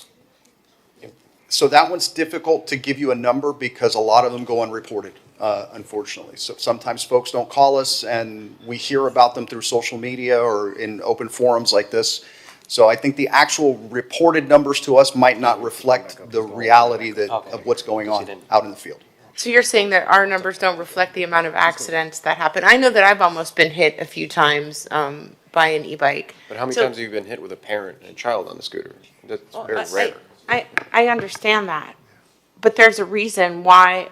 Is there a way that between first and second reading, we hold some sort of public meeting with the Mid-Beach Neighborhood Association and come to some agreement, like Commissioner Magazine said, so that we're all on the same page and we can move forward with this, understanding their position and crafting something that makes sense to everybody, especially the people whose beach walk is in their backyard? Commissioner, I just said that we were going to do that. We are going to Yes. have a public meeting, but I would like it to be in person. The Zoom meetings are not the same, I would like us to be able to meet here in the commission chambers or meet in a designated space and have a conversation. I would like to see how many parents and children show up, how many residents of the Mid-Beach Neighborhood Association show up.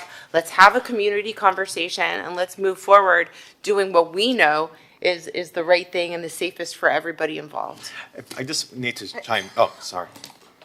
Commissioner Bata and Commissioner Fernandez. So I've two thoughts. One is I'm concerned about this being a 9-month pilot program because that takes us through the month of March and spring break, and I think that could get pretty hairy with young-looking adults being on e-bikes on the beach walk. So Can I just interject something? The reason why it was 9 months is so that it would cover the summer, which is our dead season. So if you want to exclude March, I think that would be amenable. And then thank you for that. And then the other thing that I would be very willing to support is if we did this for parents with kids on their bikes, as opposed to parents supervising 10-year-olds. So it would apply to people who are biking their kids on their bicycles rather than riding. I think that just limits to the people who we're trying to protect. So if you're taking your kid to school or to the Scott Rakehouse Center and your kid's in a bike seat, then okay, we can do a test pilot.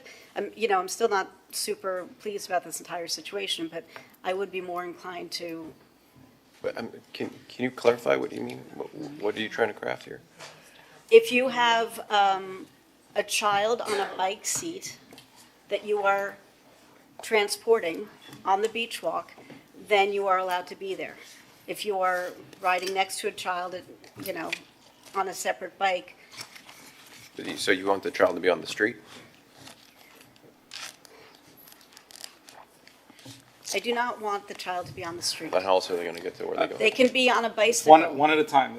They can be on a bicycle. I don't think an 8-year-old child should be on an electric bike or a scooter that can go up to 59 miles an hour. I mean, let's not forget that you can buy scooters off of Amazon. There's no registration required. There are no lights required. There's no licensing required. There's no safety testing required. I see people putting their children into electrified vehicles and letting them drive around. I think you need to learn how to conduct yourself with the rules of engagement on a bicycle in a safe place. And if a child is riding a bicycle to school with their parents, that is fine. I think to have a child on an e-bike or an e-scooter is a different conversation, and I am very uncomfortable with that. And of course, I am not suggesting that we put children on the street in vehicles that can go up to 59 miles an hour. But thank you for allowing me to clarify that. Commissioner Fernandez and Commissioner Suarez. And so I'm sensitive to the argument, of course, that people have almost been hit on the beach walk by bicyclists. But the reality is that those are bicyclists that pretty much treat the beach walk like the Tour de France, literally.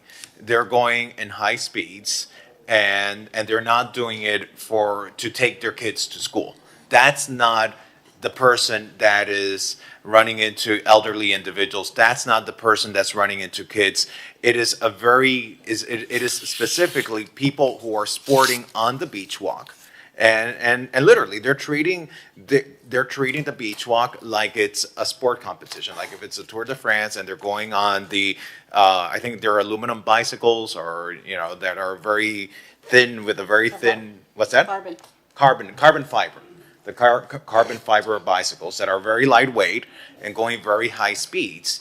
Those are not the people that are going to be using this to commute and take their kids to school. And so I completely empathize and understand the concern about the safety. But when we're talking about also the safety of children and of parents, taking children, now we've limited to the age of 10, children 10 years of age or younger to school, at a time when we're dealing with great amount of traffic in our city. We want to be able to encourage different modes of transportation. I really don't think in my heart that it's the parent with a 10-year-old that's going to be causing a dangerous situation on our beach walk. I don't think any one of us would be proposing this item or supporting this item if that was the case. I think with the amendments that the sponsor has proposed and knowing that there's also a town hall meeting on micromobility happening next week as well, I feel very comfortable with this to test it. And that's the beauty of it, that it's a pilot program. And if we need to amend it, there's always the opportunity to do that at the end of the program. Commissioner Suarez. Thank you, Mr. Mayor. Commissioner Bott, I respect sunshine rules very much. I just saw you pass a note to Commissioner Dominguez. Do you mind reading it to us, please, since we're in the sunshine? Sure. Really? It says, and I quote, "Thanks for playing teacher at school, that's fun." And that's the lead paragraph of the newsletter. Okay, thank you.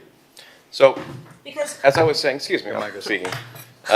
As I was saying, that if we're going to encourage parents to bring their kids to school in a safe manner, they can't ride it on the sidewalk because that's illegal. The only other place they're going to be able to do it is on the road. And so, again, I think I'm very supportive of this as a pilot program. I certainly think that until we have a beach walk that's apparently 4 or 5 years away, this is probably the safest way to get children to school. Sometimes, if they're going to be in middle school, I believe that age is between 11 and 14. I don't know if we want to, maybe bring it up to 12 so that 6th and 7th graders can use the boardwalk. And again, like Commissioner Fernandez has mentioned, that we want to give relief to children and the parents, not the Tour de France bicyclists like our planning directors. And so I welcome this, and I think it's important to craft it between first and second reading. Thank you. So I'll chime in. I understand the spirit of the item. I'm not going to be supportive. And the reason is, since I was elected, I've heard I hear over and over again from mostly elderly residents about the concerns they have. And I appreciate what you've done in trying to carve out, but I gotta weigh it, and just those conversations over and over where certain individuals have told me that they're they don't feel comfortable because of the speed of some of these electric vehicles, which currently are not allowed. And I know police and park rangers have made an effort to enforce that. And I think that adds on to it. I think we're also putting our police in a very difficult position. I mean, I try to visualize, believe it or not, I try to visualize myself in all these circumstances, what a police officer, the judgments you have to make. And they're quick. This is a quick decision an officer has to make. How old is the kid? How old is, and what's the speed of the vehicle? Really puts, to me, a strain on the officers as well, as opposed to a clear-cut rule. So, again, based on my experience from hearing these residents, I'm not going to be supportive. And then on top of that, you have the Mid-Beach Neighborhood Association, which has, as has been mentioned here, has really been proactive in beautifying and our beach walk, the safety of our beach walk. And they are against it. Miami Beach United is against it. And I share those concerns. So for those reasons, although I appreciate the efforts and the pilot, and we'll see. I mean, it looks like it's we'll see where the votes fall out. And then we'll see how the pilot goes, and maybe I'll reassess. But right now, I can't be supportive. There are individuals requesting to speak. May I call them? Yes, please. And if anyone's in the audience requesting to speak, please queue up. First caller is Inez's iPhone. Please state your name, address, and you have 2 minutes.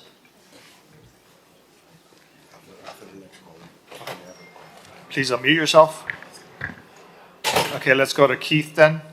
Keith, state your name, address, and you have 2 minutes. Keith Marks, president of Selkna and Continuum on South Beach. For the last 2 years, we have been pushing and have had resident after resident talk about the unsafe aspect of particularly walking anywhere near South Point Park with motorized vehicles. It is impossible for the police to monitor this as is, and now we want carve-outs and exceptions. It is ludicrous.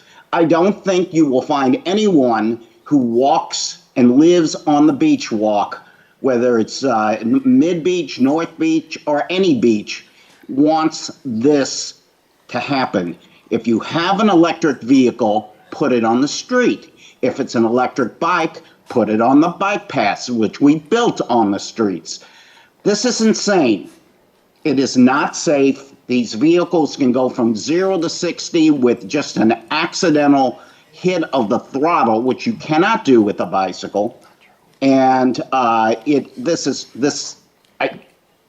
have no explanation for this, but we will certainly give a formal resolution. I hope it doesn't pass on first, but this is probably the worst safety proposal I have heard in the last year. Thank you. Go ahead. Good afternoon again, Matthew Goltanoff. Actually, it's still morning. I do want to thank the Commissioner for sponsoring this item and for the lively discussion today. I agree with you all that public safety is #1 in this city. And last year, there were over 4,000 crashes on our streets. 5 people lost their lives. What if I told you that through May of this year, according to data that the police department has provided to the state, more people have lost their lives on our streets through May of this year than they did all of last year. This is about safety. As Commissioner Fernandez mentioned, parents are going to be, by default, they're going to be safe when they're riding with their kids because there's nothing more precious than your own children. And there are safeguards built in, a 10-mile-per-hour speed limit. I think there's nothing that will give you better data than a real-world pilot than this one that we have here. And to my friend and my neighbor in the South of 5th neighborhood, Keith, who just called in, e-bikes don't go 60 miles an hour. Those that he's talking about, those are not e-bikes. Those are dirt bikes. They're not regulated. They're not legal to ride on any public street, any public roadway, any public path in the state of Florida. E-bikes have top speeds of 20 miles an hour. And I'll tell you this, as a parent myself, as someone who rides with their children, and by the way, my 8-year-old would be with us today if she wasn't in school, but she was super excited to hear about this, and she said, quote, "I want to be famous." I think she meant on TV. But this is a measured response to a real issue that we have in the city, which is safety on our streets and traffic on our streets. And so I ask that you pass this on first reading. We can get together. By the way, I reached out for a number of months to the Mid-Beach Neighborhood Association to meet with their executive committee to go over this, and it never happened. I offered to meet with MBU in person at their meeting on Friday, and that was turned down. Thank you so much. But, okay. Our Please next pass it. public speaker has screen name of WT. Unmute yourself, state your name. I must have hit the wrong alpha letter. It's R. Wayne Roberts. How are you? I've been very involved in the beach walk mobility with bikes versus pedestrians since I moved here. I've been hit once or twice by bikers, but I have no problem. Law is test as long as it's 10-year-olds.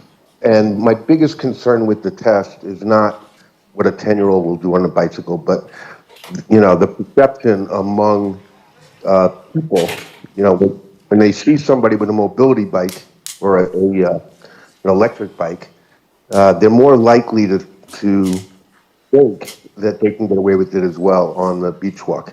So it's really a counter of how many people that are not, 10-year-olds with a parent are utilizing the change in law to utilize the beach walk. And they may get a ticket for it, but you're talking about maybe a 0.5% of the population that's going to utilize it is going to get. Lincoln Road has the same problem. The bikers come up and down all the time now because there's no enforcement really. But yeah, so I have no problem with it, but I would be very keen to understand how people that are not kids and parents see that as an opportunity to utilize that stretch. And we need to control the bikers. We can't have Tour de France on the beach walk. Thank you. Go ahead, please. Hello, Blanca Villarello, 1881 Washington Avenue. Hello, Mayor, Commissioner, City Manager, City Clerk, City Attorney. I hope you had a great summer. And this is a topic I feel very strong about because I live across the convention center, and the sidewalk of the convention center on Washington Avenue is very wide. And I've been about to be hit for these people, any age, kids, older ones, because they use it like a place where they can speed because there is very little foot traffic. And then also the worst part of it is when these people using micromobility get to the crossroads, they don't even respect the traffic laws. They don't stop. You are about to go and they come just across you. And so this is bound to cause a lot of accidents or scares or whatever. And I know that there is a big problem for traffic and parking and all that. But if you have the trolley when the kids come out of school, the trolleys are full of kids in the morning and in the evening. So I think one of the ways to help this traffic and this parking stuff is fixing the trolley schedules, that they are clean, that they have AC, because we have to wait 2 years until the new contract. In the meantime, we can fix the trolleys that are there, especially the schedules, so everybody, we can jump in and out when necessary. Thank you. Thank you. Thank you. Our next virtual speaker is Anna Marie Ferreira de Mello. Please state your name, address, and you have 2 minutes. Good morning. This is Anna Marie Ferreira de Mello. I'm with the Mid-Beach Neighborhood Association. I'm the president of the Mid-Beach Neighborhood Association. My home address is 4779 Collins Avenue. I am representing the MBNA's opposition to this amendment. Yes, Matthew Galtinoff did not meet with our executive board. He met with me. And as the president, I vetted it with our executive board, and they were not open to meeting and discussing this for several concerns and reasons that are outlined in our resolution. The thought of having a bicycle that is heavier than a regular bicycle biking on our beach walk in the thought of the force of collision causing severe injuries to pedestrians, children, and elderly residents was something that was of great concern to them. The thought that having an exemption for one group and others, tourists and residents alike, would understand that it is an exemption, and not having others or more electric bikes on the beach walk was also a concern. They felt that pedestrians were not being prioritized, as many city plans have outlined to be a priority, and that it would go against advancing Vision Zero goals for the city of Miami Beach. We are very much in support of micromobility, of making sure that the beach walk is a place that is enjoyable and safe for everyone. And we hope that this really brings to the elected officials an opportunity to have a discussion of how you're going to invest in facilities that allow these micromobility options of scooters, electric bikes, and others to safely commute. Families and with young children should be able to commute to their daily activities safely, but they shouldn't be able to do it on an electric bike on the beach walk with other modes of transportation. So the Mid-Beach Neighborhood Association is entirely opposed to this pilot. Thank you. Thank you. Our next public speaker is Inez's iPhone. Please unmute yourself. Yes, sorry, I was off the phone the last time. My name is Ines Flax. I'm at 1500 Ocean Drive. I agree with Commissioner Rosen and with the resident who just spoke. And I don't think that electric bicycles to take the kids to school should have an exemption. I think the only exemption should be electric wheelchairs for handicapped people. Thank you very much. Thank you. There are no other public speakers.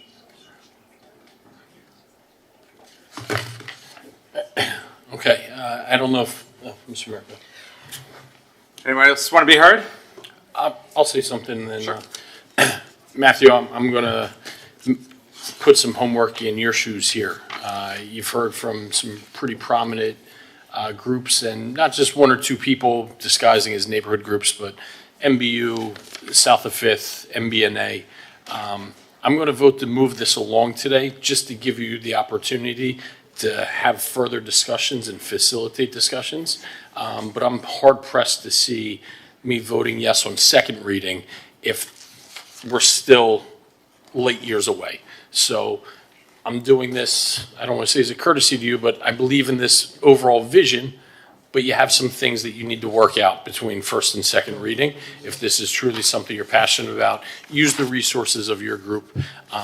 But I don't want to be put in a position where the people that are, most adjacent to the beach walk here are in such strong opposition. You're great at this. Go and do what you can to meet with them to try and bridge this gap between first and second reading. And Mr. Mayor, it would be great if we could get a demonstration from the police department at some point, just to see the difference in the speed. What does 10 miles an hour on an electric bicycle look like? Sure, we can accommodate that, I'm sure. That'd be great. Absolutely. And to better understand then, what is the feedback Absolutely, happy to from do that. you guys.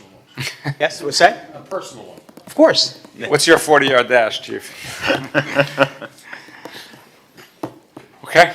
I'll second the item. Let's call the vote. So I have motion from Commissioner Dominguez, seconded by Commissioner Fernandez as amendments. The amendments I have is change the age to 10 years of age, plus a public meeting between first and second reading, and exclude March 2016 from the 9-month pilot program. Vice Mayor Magazine. Yes. Commissioner Fernandez. Yes. Commissioner Suarez. Commissioner Rosen Gonzalez. No. Commissioner Bott. No. Commissioner Dominguez. Yes, but I also want to make sure that the pilot stated excluding the month of March. I included Okay. that. Yep. Mayor Minor. No. Motion fails. The item is not approved. Yeah. Item failed. It's 4 votes yes, 3 no. I'm sorry, no, it passes. So sorry. No, it's 4-7. We got 4 votes. It passes. Sorry. I thought it was a 5-7 vote. So as amended, 10 years of age, public meeting between first and second reading, and exclude March 2026 from the 9-month pilot program. For the record, do you want second reading to be September 17th, which is right around the corner, or October 29th? October 29th, it's too soon to do all of the meetings by then. So October 29th, 2025 is second reading. Thank you. Item passes. Let's wrap up two budget items, R7C and R7D. R7C, it's a public hearing, adopt 8th amendment to fiscal year 2025 operating budget.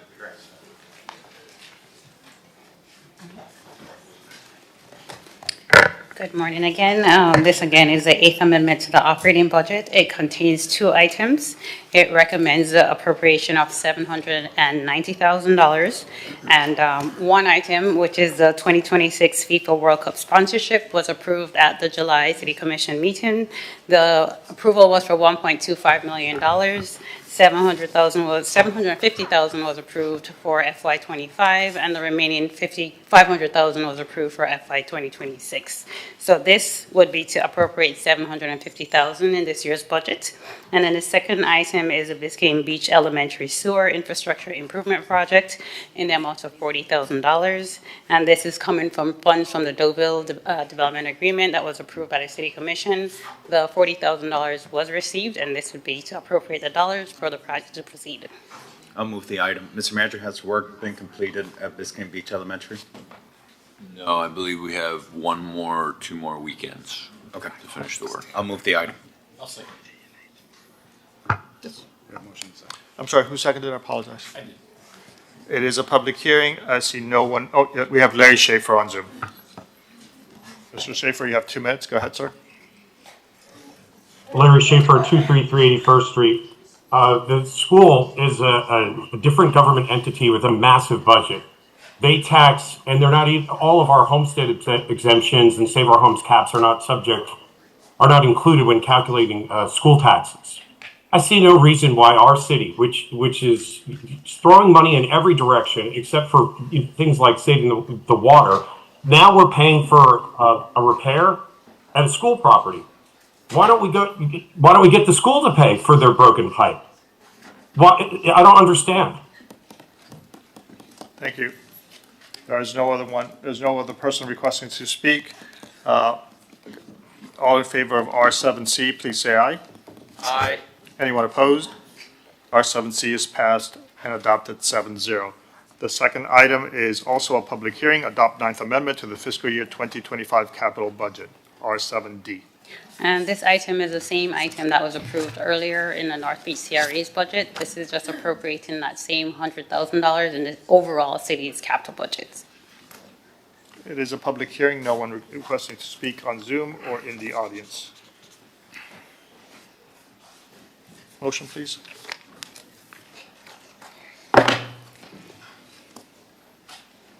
Anyone want to move the item? Commissioner Magazine, want to move the item? I'll move. Yes. Budget item, I figured right up your alley. I'll second. I have a motion by Commissioner Magazine, seconded by Mayor Minor on R7D.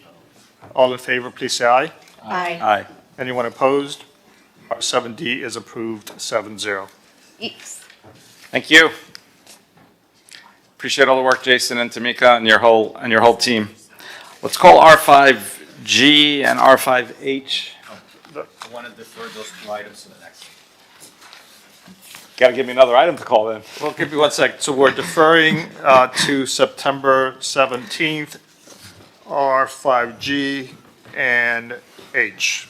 I know there are residents that have concerns, and I want to make sure that I engage with those residents. And I apologize. I did see those emails come in, and I was not able to respond. So out of courtesy, I want to make sure I give the resident. No, it's all good. They deserve. But it may be the first time in the history of a commission meeting where you have 7 sponsors to an item and you deferred it, so. Yeah, I know. Out of courtesy to our residents. No, 100%, and of course, we appreciate that. Let's call R5J.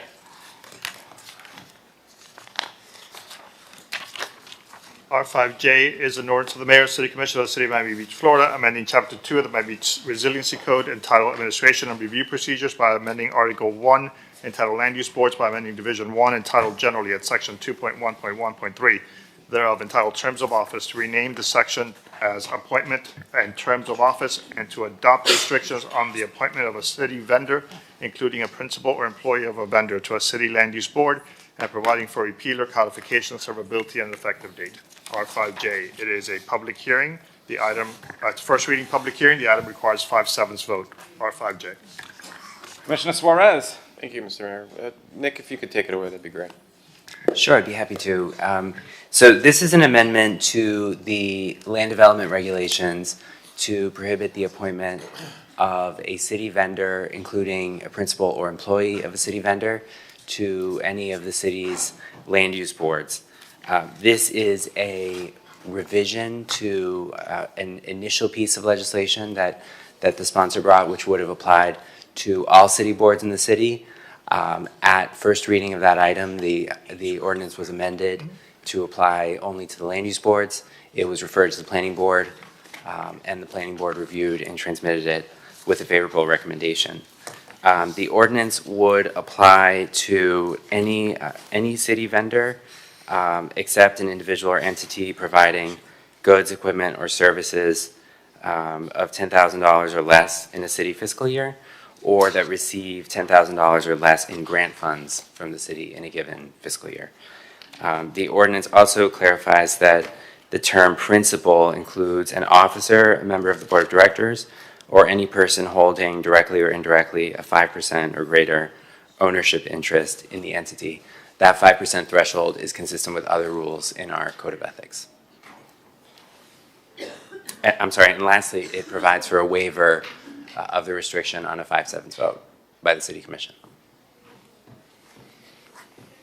Okay, I think we hashed it out at the last meeting, and I narrowly tailored it to the land use boards, which have a very strong impact on our decision-making. And I think it's prudent for us to really remove any sort of conflict of interest that any vendor for the city of Miami Beach might weigh in on specifically for land use decisions. So I try to belabor this like we did for the bicycle item on the last meeting, but I'd just like to move it and see where my colleagues stand on this.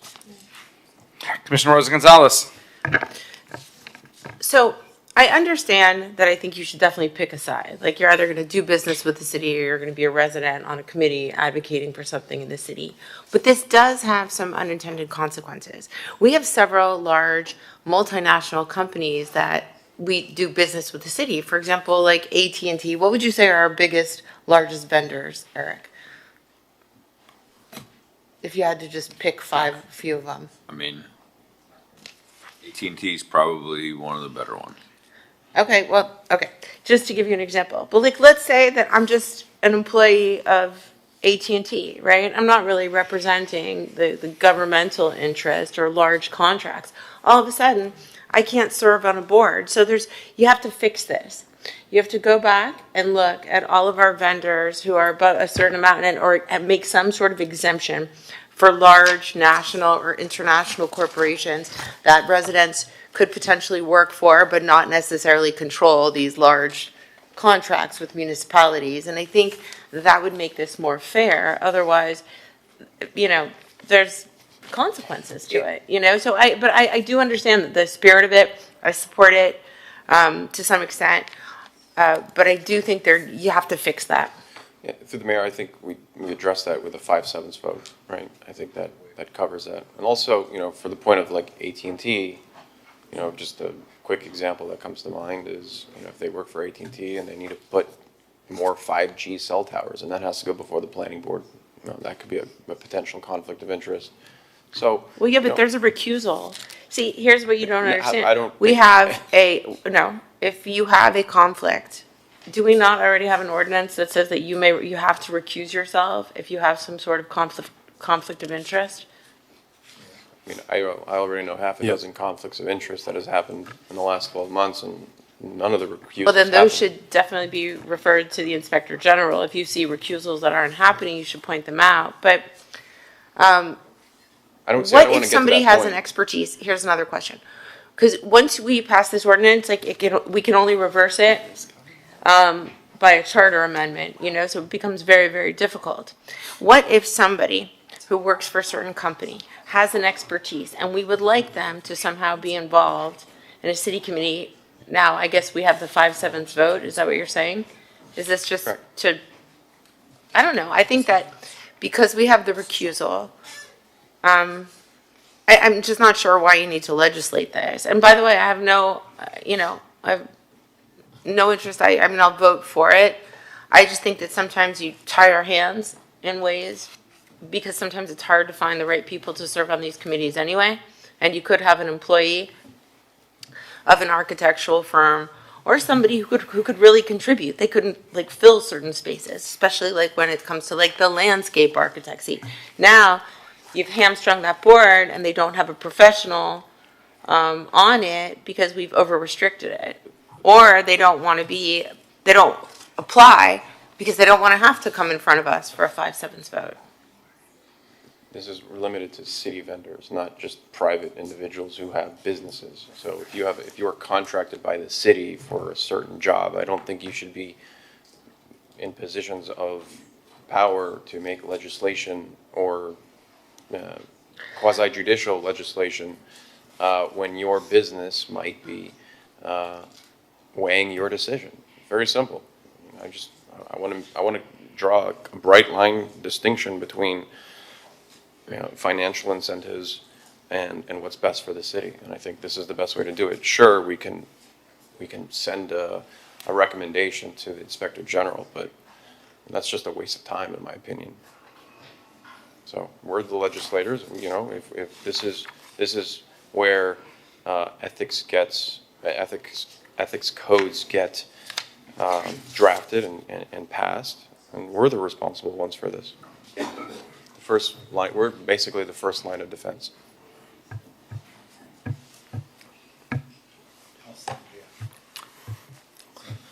I'm supportive of the item.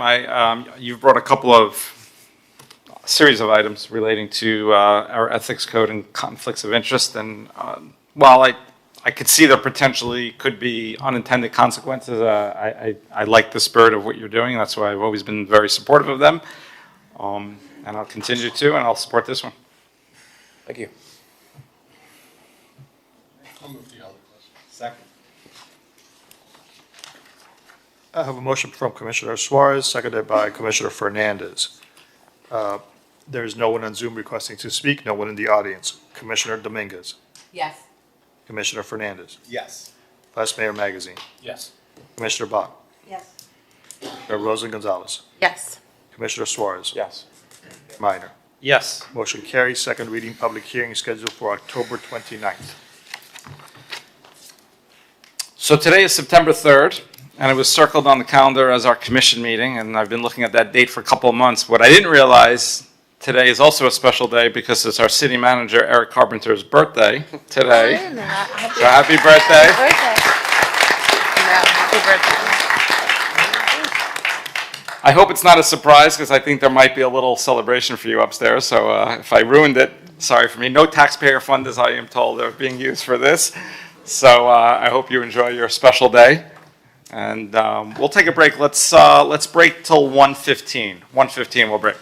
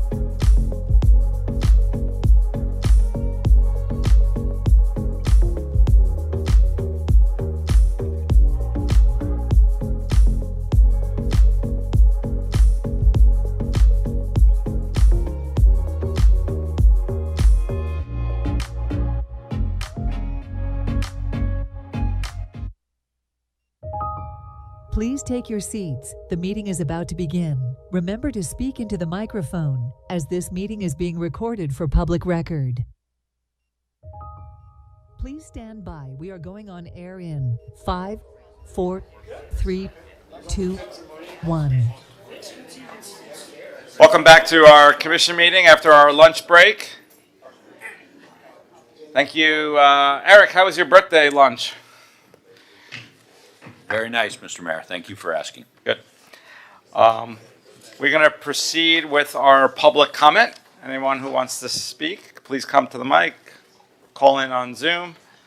So, please state your name, address, and you have 2 minutes. Go ahead, sir. My name is Timothy Sanders. I'm from Pier K1 Miami Beach Marina.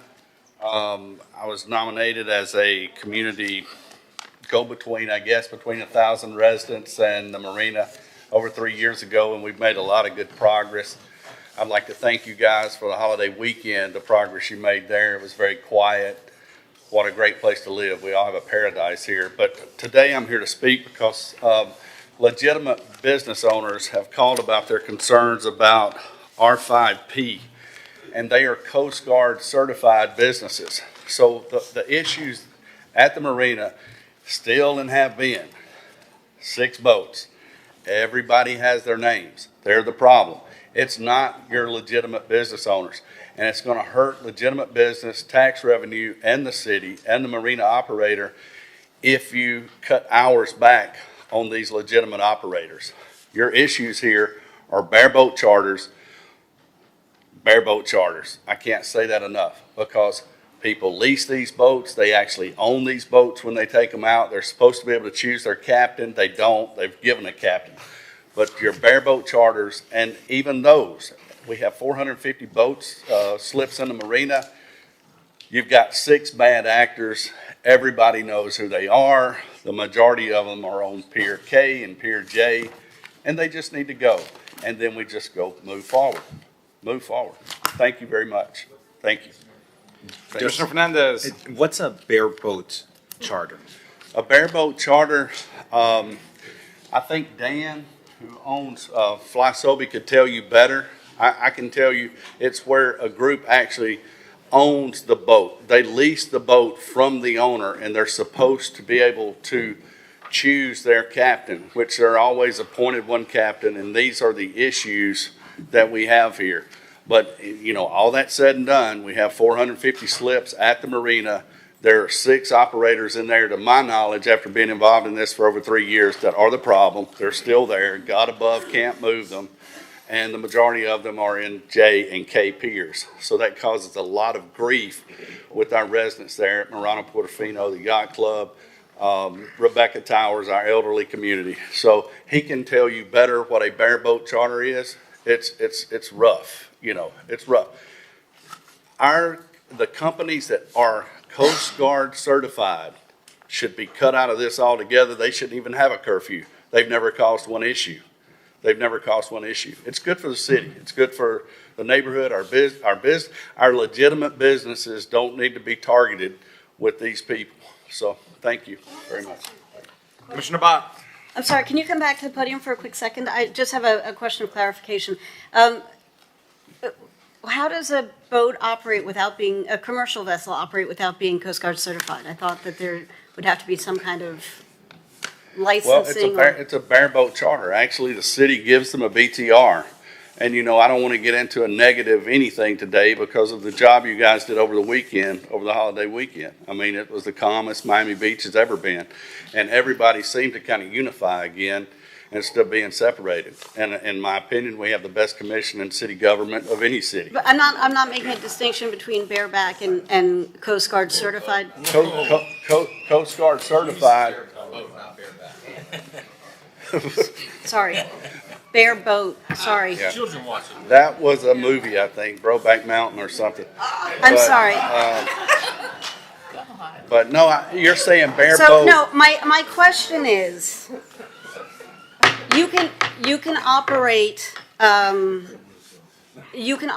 say an Uber, right? You can be a driver of an Uber, or you can operate your own private car, but you still have to have a license to operate that vehicle. So explain to me how that. They're getting BTRs from the city. I don't know how these 6 vessels that everybody has been informed of who they are. The Marina operator, Mike Rico has helped us a lot, clean up out there over the last 3 years. Everybody knows who the problematic charters are there. Right, but so I guess the question is, so to operate a boat, you don't have to get any kind of licensing from the Coast Guard? You can just buy the boat? Please. He can buy answer. the All right, boat. I apologize. By the way, we're going to have a discussion on this Yeah, I'm very going to be shortly. calling in about 2 items. And just real quick, I mean, really, this is my kind of like my one of my biggest. If you could state your name to start. Dan Breitenstein, resident 90 Alton Road, also an operator out of Miami Beach Marina. This is one of my biggest grievances is when we talk about, it's super confusing, right? These questions you're asking, and really in between these two, like this reading here, I would like to have the Coast Guard come in. There's a couple fellas that can really explain this really, really well. I can explain it as well.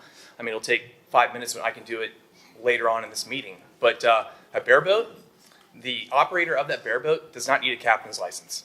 And actually, a bareboat rental, the person renting that boat actually owns that boat for that period of time.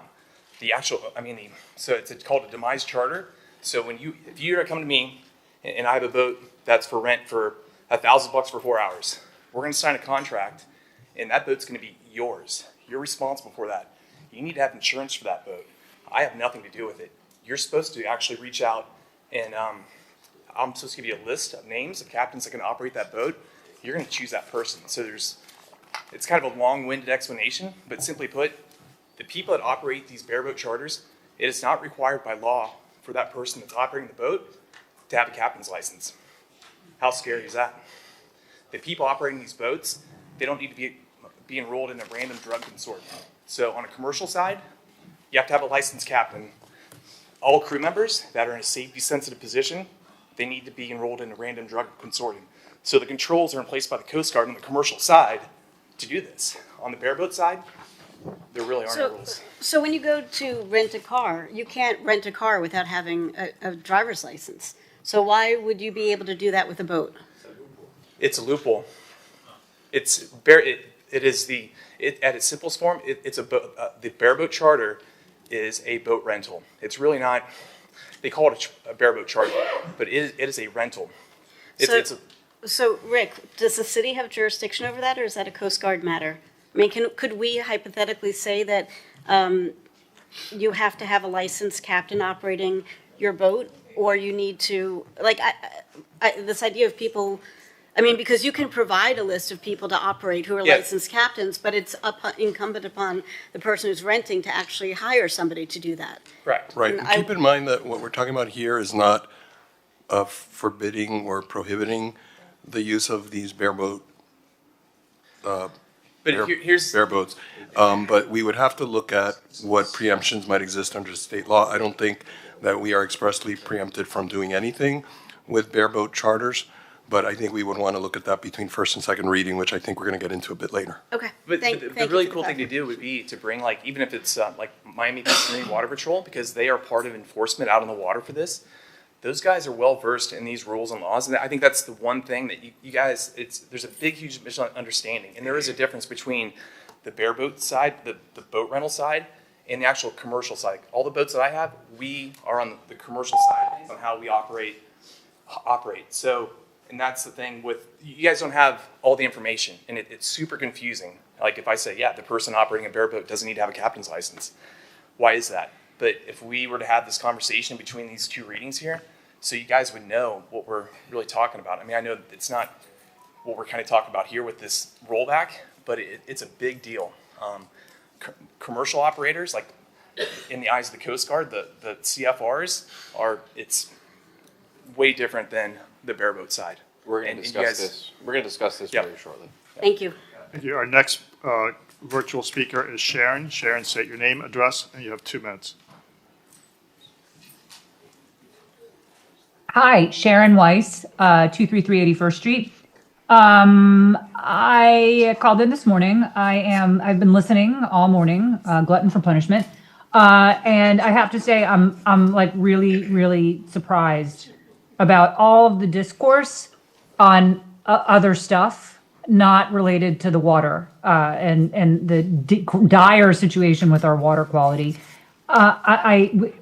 We're the beach. We're surrounded by water. We are dependent on tourism, and people that live here and pay our inflated property taxes enjoy going to the beach and using the water. That's why we live here. It boggles my mind. I cannot fathom why you're discussing anything other than water quality. I know you have Operation Clean Water, which, you know, as just a regular person seems like a bunch of BS and stuff to make the complainers go away. Don't see how it's going to help anything. If I were in your shoes, I would be directing all resources to the water quality. I would not be spending money on funding pet projects, on, you know, paying for shade sales, on giving money for sister cities, on arts and culture. None of that matters if our water is dirty and people are getting sick from the water. So, you know, that's my comment. I'm shocked and surprised at the direction that the commission is taking. Thank you.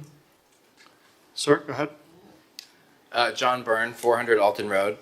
Honorable Commission members, I want to thank you for your service to the city. I rise in defense of the Pride Sidewalk and to thank you for supporting an administrative hearing. And I also want to thank City Manager Carpenter for submitting a letter to Florida DOT.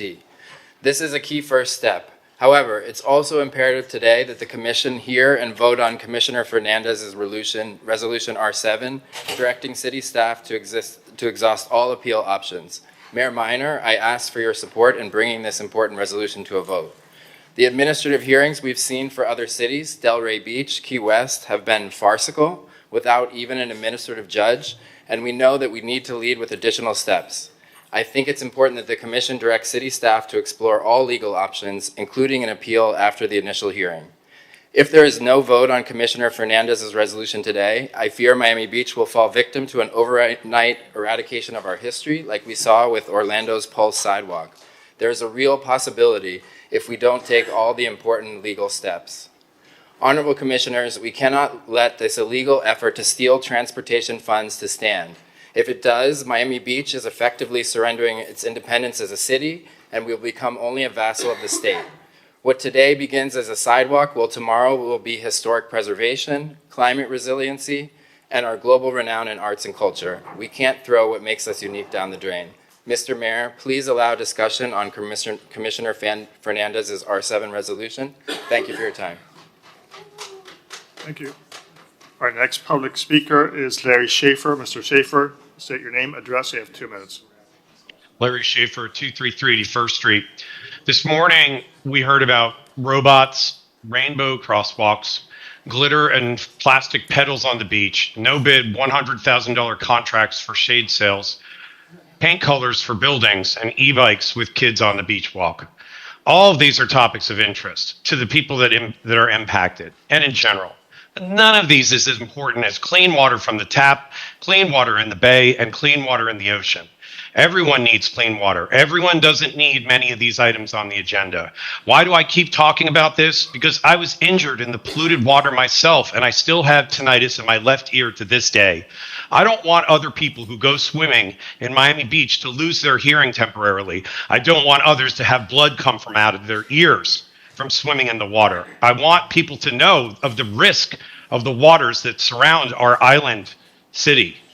On February 3rd, 2025, this commission passed a $43 million appropriation to replace failing sewage pumps. You are well aware that your sewage infrastructure is failing.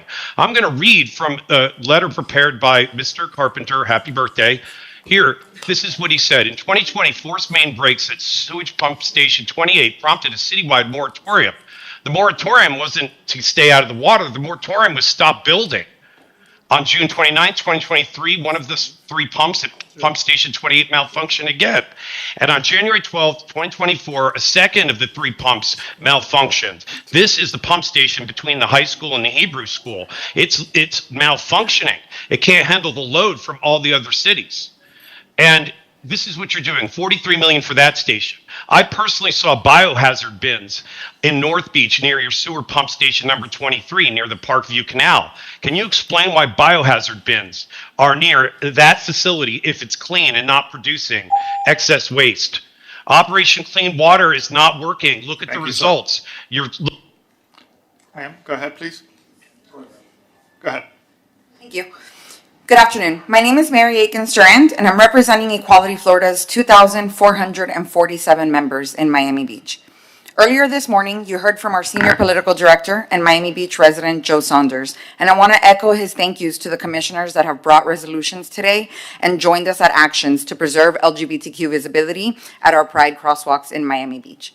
I also want to extend a thank you to City Manager Carpenter for submitting a letter to the Florida DOT requesting an administrative hearing, which is your right. That was a critical and important first step to protecting the Ocean Drive crosswalk. It's important to clarify that Commissioner Fernandez's resolution, R7, directing city staff to exhaust the administrative remedies, including appeal options, is still important to hear and pass today. The state is trying to push cities to comply with the removal of crosswalks in violation of their statutory right to administrative or legal challenges. You all have a right to formal administrative hearings and also a right to an administrative appeal in front of real administrative judges. You have the right to make a clear case for local control and home rule and for the significance of this crosswalk. You have the right to have this adjudicated in a court of law should you choose. We strongly encourage the Commission to direct staff to exhaust these rights or the clock could run out. This is a position that Key West, Delray Beach, and Fort Lauderdale have taken. To exhaust administrative review options, which would be done by right in a formal hearing in front of an administrative judge for both an initial hearing and an appeal. The threat that the state will step in to remove the Ocean Drive crosswalk at night, like they did in Orlando at Pulse, is very real. This is a critical moment to declare your rights as local leaders to an administrative review and appeal and/or legal options like an injunction. Waiting until next month would be too late. Thank you very much for everything you've done already. Thank you. Our next virtual speaker is Mile Davis. Go ahead. You have 2 minutes. State your name and address. Good afternoon, Commissioners. My name is Miles Davis. I live at 350 South Miami Avenue. I serve as Director of Advocacy and Communications at SAVE, South Florida's leading LGBTQ plus organization. And I want to underscore, like previous speakers, why it's so important that you act today on Commissioner Fernandez's resolution directing staff to exhaust administrative remedies. The state is pressing cities to comply with crosswalk removals, but Florida law gives municipalities the right to a formal administrative hearing and the right to appeal. Those rights need to be exercised now before the clock runs out. Other cities like Key West, Delray Beach, and Fort Lauderdale have already taken this position, and they've made clear that their crosswalks will remain in place while their cases move through the proper administrative and legal channels. Miami Beach deserves no less. Right now, the state has not respected these rights, and they have moved forward without administrative judges in recent proceedings, even though the law requires cities be given that process. By standing firm, this commission can ensure Miami Beach preserves the crosswalks while fully pursuing its legal options. The threat of the state stepping in at night to remove the crosswalks is real. That's why it's urgent that you make a clear statement today. Miami Beach has the right to administrative review, the right to appeal, and the right to protect its symbols of pride and inclusion while those processes play out. Waiting until next month will be too late. Thank you. Thank you. Go ahead, please. Hi, my name is Natalie and I'm a proud Miami native. I stand here to speak against the censorship and erasure of our community. Every year I come to Miami Beach with a sense of pride, knowing that there's a powerful and beautiful community of queer people. Seeing this representation through the whole city has made me feel represented in a state that has shown much disdain towards our queer community. I feel it's safe to be who I am in Miami Beach, which has been achieved through the efforts the city has made to show support and visibility such as street art. Miami Beach established this crosswalk as a form of inclusion to recognize the efforts and contributions our community has made to be respected and visible. Removing such art will show that Miami Beach is complicit in the erasure of the efforts our community has made to have inclusion in a state that often doesn't grant us any. I urge you to resist censorship and show the community that you represent that we are valued and supported. Make sure to commit to our people and to promote greater visibility to us. Thank you. Thank you. Is there anyone else? State your name, address, and you have 2 minutes. Hi, my name is Ava Frankel, 70 Lagore Circle. I'm actually running for commissioner in the upcoming election, but today as I was on my drive, I saw a ton of water pooling in the sidewalks and in people's driveways, and I noticed this truck that was like a sucker truck, and it sucks up all the water and it puts it into this tank. And I was curious if that is the long-term solution that Miami Beach has to the flooding problem. And then also to address kind of the other comments that I've heard just in this meeting on water quality. Obviously, water quality in our bay and ocean is not going to be fixed overnight. And I was curious if anyone ever considered potentially doing like an Amber Alert type of thing or a massive text that all residents could receive as a notice, don't swim today. That way people don't get the tinnitus or the bleeding in the ears that I heard earlier. So yeah, those are my questions. So. We actually passed that item today. We're going to be working with Surfrider to test the water quality, and if the quality is above a certain level in your neighborhood, you can opt in to receive a text so that you know that your water is unswimmable. That's a good idea. Good job. And then what about the water suckers? Is that the long-term solution? No. but yeah, but when the water is in certain areas, you know, it works. And by the way, we've also found in certain neighborhoods that when we go in and just clean out the drains, a system that was not previously working and flooding starts to work. So we need to do better at maintenance. We're getting there, right? And we're doing every drain once per year. But we need to get to a place where we're doing every drain quarterly, potentially in certain areas. Okay, thanks. It's more than once a year. Eric, could you clarify that? We are, and I know we have our Public Works team here, but I believe that we're very close to doing all the drains twice a year. Most cities, it's once every 2 years. How much does it cost? Is it expensive? So the equipment that we have, we own some equipment and we contract out some equipment. It's much cheaper than long-term infrastructure, but it doesn't serve the long-term goal, so we need to do a combination of both. Okay, thank you. Yeah, just there are certain low-lying areas in the city that get more of the flooding. This goes back several years and multiple years, some of it preceded most of our time on the commission. There were areas where we put in some critical infrastructure, raised the roads, put in generators, but it's not so simple because when you raise the roads, there's always the complication of things don't go perfectly and some of the technology fails, which inevitably it generally would.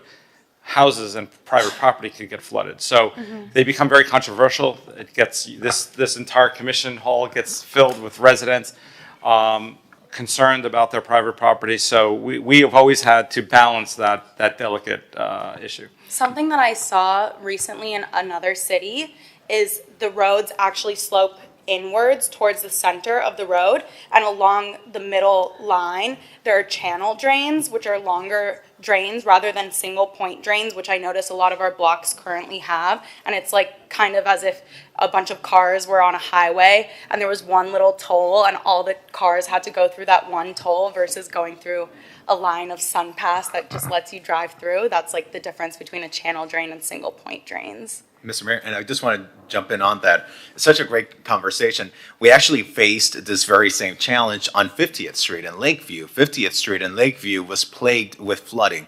And the flooding was so bad that the water was going into the homes. And we were able to meet with residents, pull together our engineers and our public works teams. We were able to go in, reanalyze the pitch and the angle of the roads.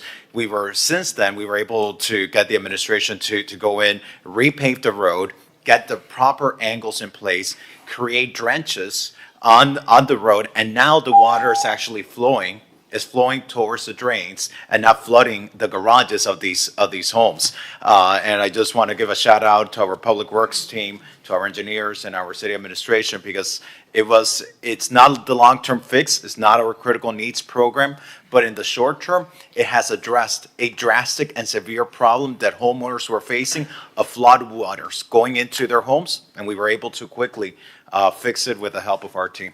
That's great. Thank you. Yes. Thank you. Thank you, Ava. There's no one else requesting to speak, Mayor. Okay. Thank you, everyone, again, for your comments and input. And we actually had two sidebar discussions there just from public comments. So thank you. Let's hear R7Y. R7Y is fund additional $70,000 for Unidad senior meal service in 2026 and beyond. R7Y. Commissioner Dominguez. Thank you, Mayor. So earlier this year, Unidad had informed us that they had a funding gap in order to run the meal programs to about 140 seniors at the center over in North Beach. And the item here is for additional funding because of state funding that was reduced that would prohibit them from continuing to run the program. I know that I've done food distributions, and up in North Beach, so many seniors are without having enough food to eat, and this program is so important and beneficial.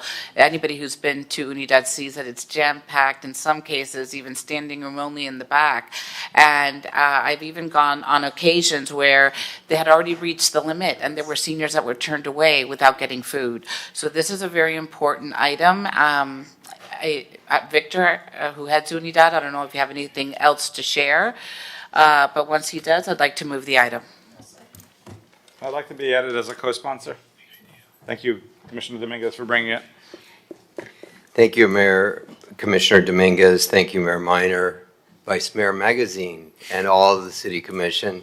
Mr. Carpenter, our City Manager, our City Attorney, and our City Clerk, Victor Diaz, 400 Alton Road. I am the Chairman of the Board of Unidad of Miami Beach, Inc. With me is Maria Saboya, the President of our board. I want to thank Commissioner Dominguez and this entire commission for sponsoring and supporting funding for the Unidad Senior Meal Program. The Senior Center has been opened at 7251 Collins Avenue for 10 years. You're all invited to the 10-year anniversary celebration on September 11th. And it is the only full-service, freestanding senior center in the city of Miami Beach open to the public. Last June, this commission, faced with food insecurity amongst our senior population, increased our funding from $280,000 to $350,000 to meet matching federal funds in order to feed 150 seniors a day at the Unidad Senior Center, which we have been doing daily. Every single day since this commission approved the funding, we have maxed out. And in fact, as Commissioner Dominguez has said, we've had to turn away some people on certain days. With this additional funding, the original grant was for 120. What we're asking you is to ratify the vote that you made unanimously in June to increase the funding to 350 so we can feed 150 seniors. In addition to that, the commission should be aware, as should the general public, that funding cutbacks at the federal level have affected the Older American Act, and as a result, the Senior Community Service Employment Program, which used to supply 4 workers free of charge for the senior meal program, has been suspended. We have had to adopt and absorb those 4 employees onto our payroll, further exacerbating our financing crisis. But like all the social service agencies in Miami Beach, we are rising to the occasion and trying to make sure that we continue to serve our community while dealing with decreased federal funding. If there's any questions from the commission, I will answer them, and if not, I want to thank you deeply, each and every one of you, including Commissioner Suarez, who's up there eating a bagel, to say thank you for your long-term, continuous, and unanimous support of funding for our seniors. I have a question.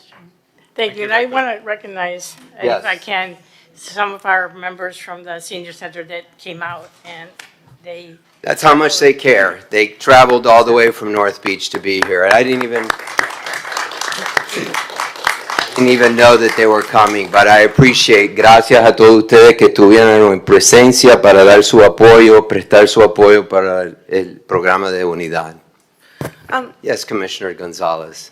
Victor, I wanted to ask you something about generating revenue at Unidad for its sustainability. Could the city help because you have the most beautiful facility and during the day it's fully programmed, but many evenings it is not. Is there any way that we could work with Unidad to promote like holding weddings there or using it as some sort of revenue generating?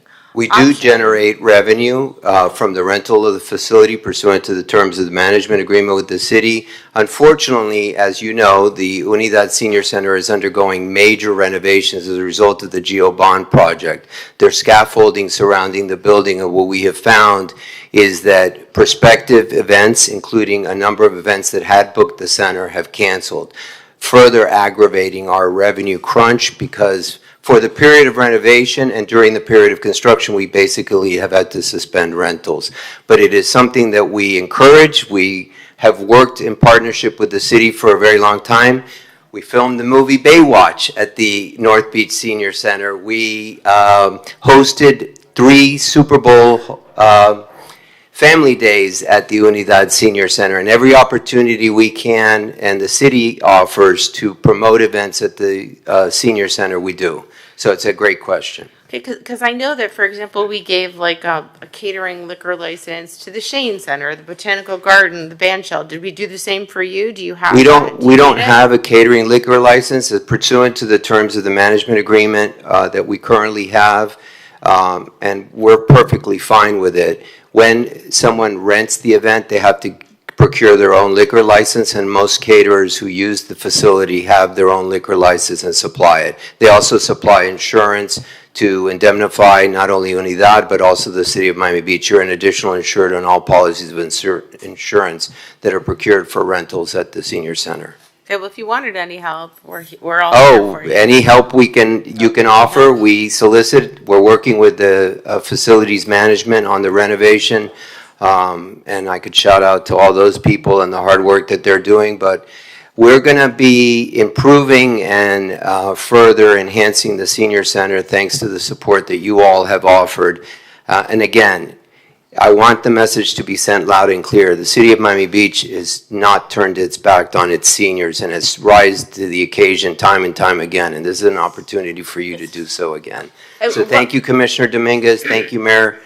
Commissioner Gonzalez. One final question, because Yes, it's ma'am. amazing what's going on at Unidad. How many seniors have signed up for different activities, not just the lunchroom? We have 850 registered participants who, most of whom on any given week, we have over 500.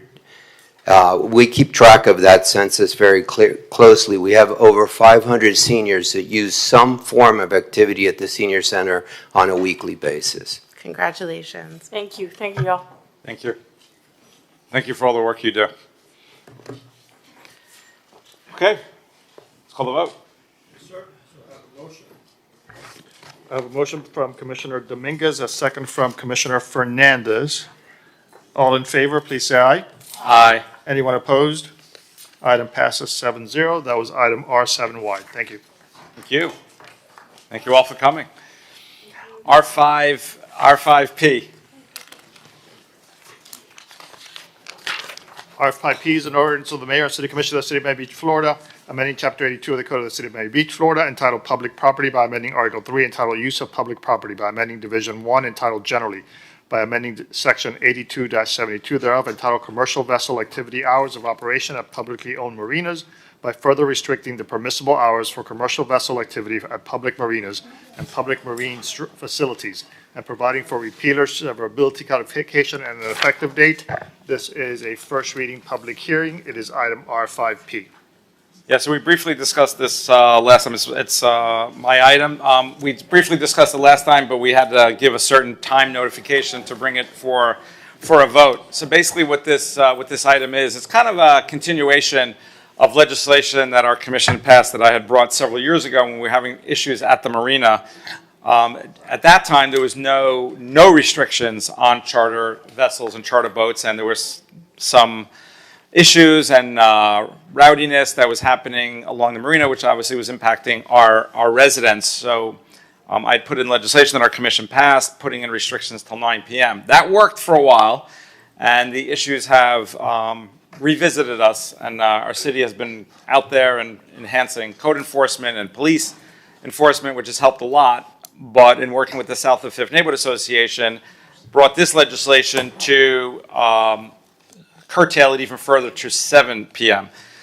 What I'd like to do, and this is, again, some of what we heard during the public comment, but also in working with the South of Fifth Neighborhood Association, is that I'd like to work between first and second. I'd like to call for a vote today to get the parameters going, but we can work out a carve-out for some of the businesses. We heard a little bit about the Coast Guard inspected vessels, and there's different, I don't want to limit it right now, we'll work with legal, but like sightseeing tours, parasailing, sunset cruises, especially those, and most of these have not had any violations in the preceding 12 months. We can exempt them so we don't harm really our businesses who are good operators and are working in good faith with our city. So with that, I present the item, again, with that carve-out that I'd like to bring and work on and bring for second reading. I have a question, Mr. Mayor. Commissioner Fernandez. Thank you, Mr. Mayor, and thank you for bringing this item. I think it's building upon what you've already started, together with Commissioner Suarez, to improve the quality of life for the neighbors who are in this area. As we talk about the protections for the businesses, we don't want to hurt the small businesses. We don't want to penalize good operators. And I want to be very sensitive to that. As we talk about the exceptions, I believe at some point there may have been an issue with a lapse of a BTR at the marina, and that, for example, a business may have gotten a BTR violation not out of their own doing, but because of a domino effect. There was a lapse of a BTR at the marina that consequently caused that business to get a violation. I just want to make sure that whatever exception that we do takes care of that as well, because we don't want someone to be inadvertently excluded. And Rick, I see you're nodding your head. I don't know if you're familiar with what I'm mentioning. No, I'm nodding my head because Mark Fishman is nodding his head at me. Yeah, good afternoon. Commissioner, I had also just heard that very, very recently, actually this morning, from a Marina representative, but we will definitely take that into account. From my understanding, there was a BTR issue that affected some of the commercial vessel operations, but again, just like you say, it was through no fault of their own, so we'll be certain to take that into account when carving out exceptions for to separate the good businesses from the not so good businesses. I appreciate that, and Mr. Mayor, thank you for considering this, because at the end of the day, we shouldn't be hurting the good businesses, but if someone is causing a problem, let's put stricter penalties on them. Thank you, Mr. Mayor. Thank you, Commissioner Fernandez. Want to move it? I can't move it. Just, they've been patiently waiting here. I just want to, sure. If you guys want to come up and speak a little bit more? Public comment? You're not even vice mayor. I don't get to pull rank anymore. We're never my vice mayor. In the meantime, I just assumed we had resolved the issues.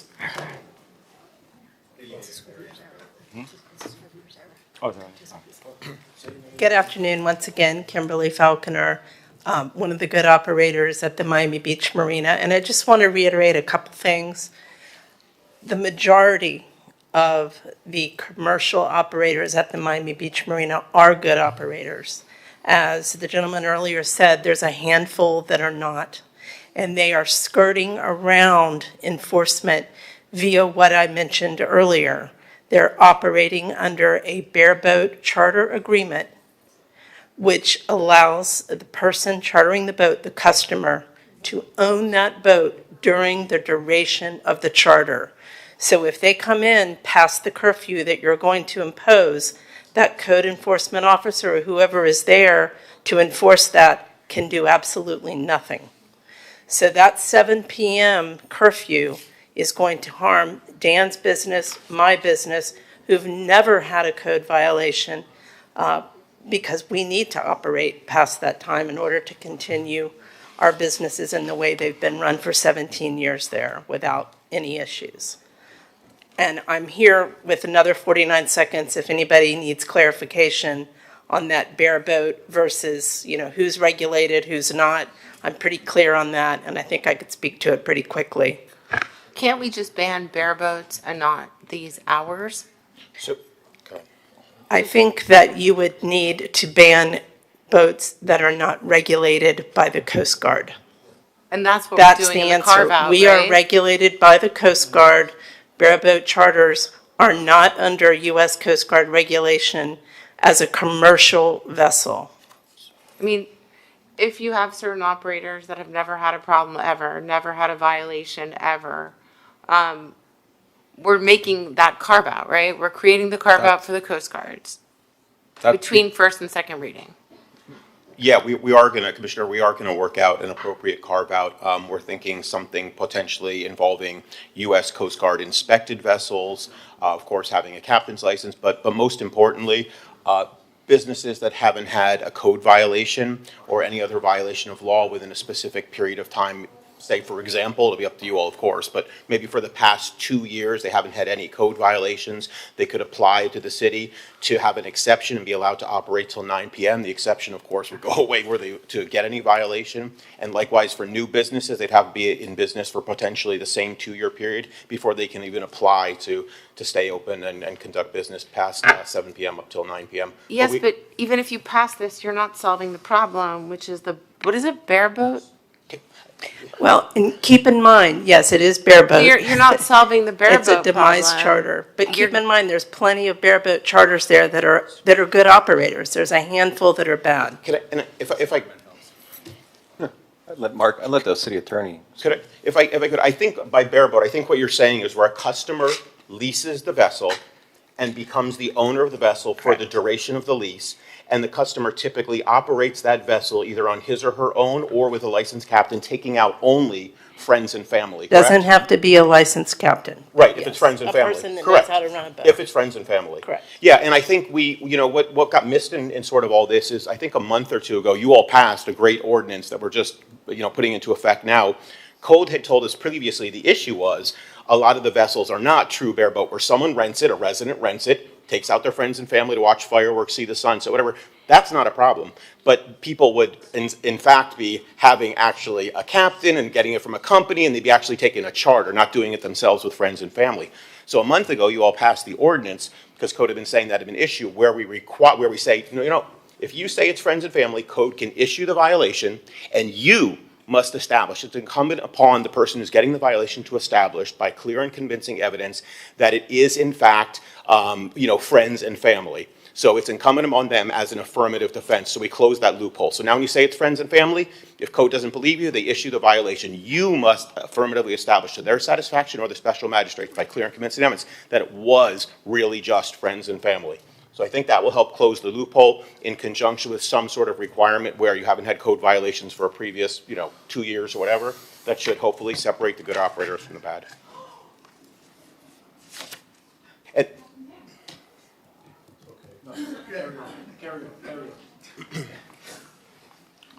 I know we have some. So. Am I done? Yeah. Yeah, I think we have some other speakers. We also have Yep. some callers. So we have, virtually, we have our next speaker is Robert Selsam. Good afternoon, Mr. Mayor and Commissioners and City staff. Robert Selsam, I am acting president of Miami Beach United due to the sudden resignation of Claire McCord. And I've also served on the SOFNA Marina Committee, and I reside at 90 Alton Road, right above the Marina. So thank you for considering this change to the Marina curfew and the fines for violations. As we discussed at your July 23rd meeting, the problems at the Marina continue, flagrant violations of curfew and BTR requirements. 7 o'clock is actually a perfect proxy for year-round sunset time. In the summer, it's 8:15. In the winter solstice, it's 5:35. So 7 o'clock is a fair approximation of annual nighttime. Now, we understand that some good Coast Guard-approved charter operators may be inadvertently hurt by this. They really should complain to Suntex. 90% of the problems come from a handful of boats, and Suntex continues to protect them. Nevertheless, we're open to finding a way to exempt these good licensed operators with no violations from the earlier curfew. But we urge you to approve this today and institute the 7 p.m. curfew, subject to further review between now and second reading. So thank you very much for continuing to help us bring the mayhem at the Miami Beach Marina under control. Thank you. Hello, Ido Licina, 1900 North Bayshore Drive. I think I want to frame the issue here slightly differently. I believe that there is no need for a division between commercial operators and those that run bareboat charters. I am an individual who runs a bareboat charter, and I have not had any violations related to exceeding the times, the curfews, noise, or anything like that. I am one of the other good operators, and I really want to shift the focus back on the core problem, which is these 6 vessels. To the best of my knowledge, they're no longer 6. Now they're just 4, because the 2 that have caused the most recent incident have actually been evicted from the marina. So now we're just talking about 4 simple vessels that we can address in different manners, rather than just, really decimating all the small businesses that operate out of, that are operating within the parameters that were established and given to us, and with a tremendous amount of respect for the residents and also for this governing body. So hopefully we can make exemptions for good operators, get those 4 out, and then give us a chance. Let's see how we're operating without those 4 bad apples. And if there is more restrictions needed, then I will be the first one to say yes, place more restrictions on us. Thank you so much. Mr. Mayor, may I ask the city manager? Commissioner Suarez. Eric, maybe about a year ago, I think I sponsored a resolution and it was passed unanimously where the city manager can set up a point system with the Marine Protection Authority Board. And that board was going to oversee a certain number of violations from these BTR holders. And that gave sort of a framework for the city manager to suspend the license of, not necessarily a license, but a rental slip at the Miami Beach Marina per our contract with Suntex. Have you looked into that at all? You can speak to that. Hey, good afternoon, Commissioner Hernan Cordino, Code Compliance.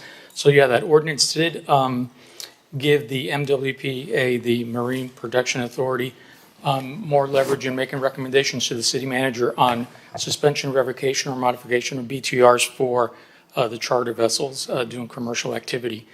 At their next meeting, that I believe is coming up next week maybe, they're going to convene to assign points to the latest round of violations before making these recommendations to the city manager's office. So, correct me if I'm wrong, but the city administration is going to have basically a point system and a framework for vessels that have been bad operators. And our city manager has the ability now to end their lease at the marina if need be. If I could just clarify, because you mentioned it twice, the lease at the marina is strictly between Suntex and the operator. We're talking about something that gives me the authority to deal with their BTR. Okay. Have you explored, because when I read the contract, I was under the impression that each lease, it's a sublease to every boat owner at the Miami Beach Marina. And I think the city has some jurisdiction over who leases at the marina and who does not, per the city manager's jurisdiction. So we've looked at that provision. The city attorney and I have both looked at that provision. I am not sure that short of us approving every single lease agreement through that marina, that is something that we have the ability to exercise. Mr. City Attorney? Well, the lease does include the ability of the city manager, or rather requires the city manager to approve any leases or agreements for the use of the marina, with the exception of 5 wet slips that do not require the city manager's approval. I think what the manager is saying, but he can correct me if I'm wrong, is that as a practical matter, that is a right that has not been exercised to date. So you do have the ability. So if the city attorney is telling me that I have the ability, then yes, I have the ability. Okay, so maybe between first and second reading, you can also look into exercising your power as a city manager to weed out these bad actors. Okay. Commissioner Rosa Gonzalez. Amidst all of this, and Hernan and Mark, since you're standing here, I just want to congratulate you on the job that you've been doing at the marina. They have literally had code out there. I don't know if any of the code compliance officers are here right now, but I've heard from the operators that they're going out to every single boat, speaking to the customers who are on the boat. Sometimes making people's lives miserable, but it's the kind of operation that needs to happen right now in order to eliminate the bad operators. So I know how hard you've been working on this, and I know you guys said you were going to be continuing with this until October, correct? So, I mean, hopefully by the end of October, do you think that these 4 bad operators that we know of, do you think that you will be able to finally get, enough of violations so that Suntex will terminate them as well? We're looking at the marina as a whole, including As a whole, these I know. properties. Obviously, we can't target people. I know, but you've been. No, but the truth of the matter is that code has really done a great job. I mean, their enforcement is fabulous. So I just want to thank you, because you really are solving the problem, and in so many ways, this is the type of enforcement we need, and it's really been focused on the marina, and you're solving the problem, and you've done this. When did you guys start with this operation? June. In June. So June, July, August, September. It took a long time, but I mean, 3 months, you're getting there. So thank you. And I would only add, Commissioner, that this is since June, every weekend, both code and police have had a joint blitz out there. So we've had full support from both departments, and they've had details out there, and that's what's helped make a difference. And I believe that a lot of the comments that were made today, where we only have a few bad actors, is accurate. I think we've gotten rid of quite a few of the people that were misbehaving, and people know that we're out there, and I think it has made a difference, and we're committed to getting rid of each and every person that's not there to abide by the rules and have been creating problems for the residents in the neighborhood. Can we do Ocean Drive next, please? Commissioner Magazine. I'll echo that. I agree wholeheartedly. I've been out there with my family. I've met the neighborhood association out there a few times. Didn't tell code, didn't tell police, all different times on Friday evening, Saturdays, and your presence was overwhelming. At first I go, oh, they're out here because I must have told them I was coming. And I realized, no, I didn't. This is just your new protocol. And it was incredible to see. It was responsive to the community, and it's noted by the community. So thank you for all the efforts. And now we're adding robots to your long list, Hernan. I saw that. Yeah, no, good work. I know we had a series of calls with the South and Fifth Neighborhood Association, and you guys really stepped it up in a big way. So in this legislation, we'll add to it. We'll work on it between the first and second reading. I'll propose we bring it back October 29th to allow a little time. Mark is very appreciative. I am. I That'd see. be much better. Thank you. Excellent. Let's call the vote. It is a public hearing, and we still have individuals requesting to speak. Keith, please state your name, address, and you have 2 minutes.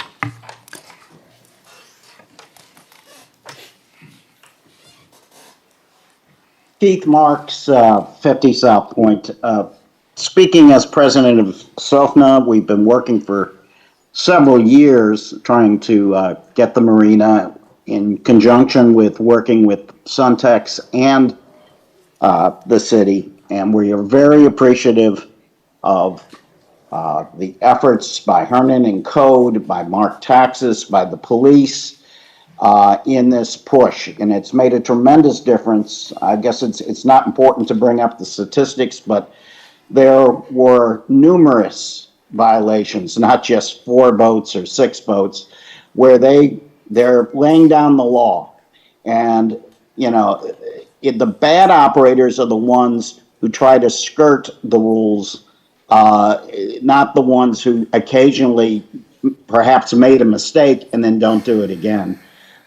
So we support the idea and would like to participate in the discussion of classifications because we do think it's too broad and it sweeps too many good operators that are operating properly into restrictions that should be more tailored for those who are bad operators. And in that regard, to SOFNA, while the 7 p.m. is important for those who have violations, what is really important in this particular legislation, which I don't think is emphasized enough, is that it's changing the fines to maximum and 3 strikes and you suspend the BTR.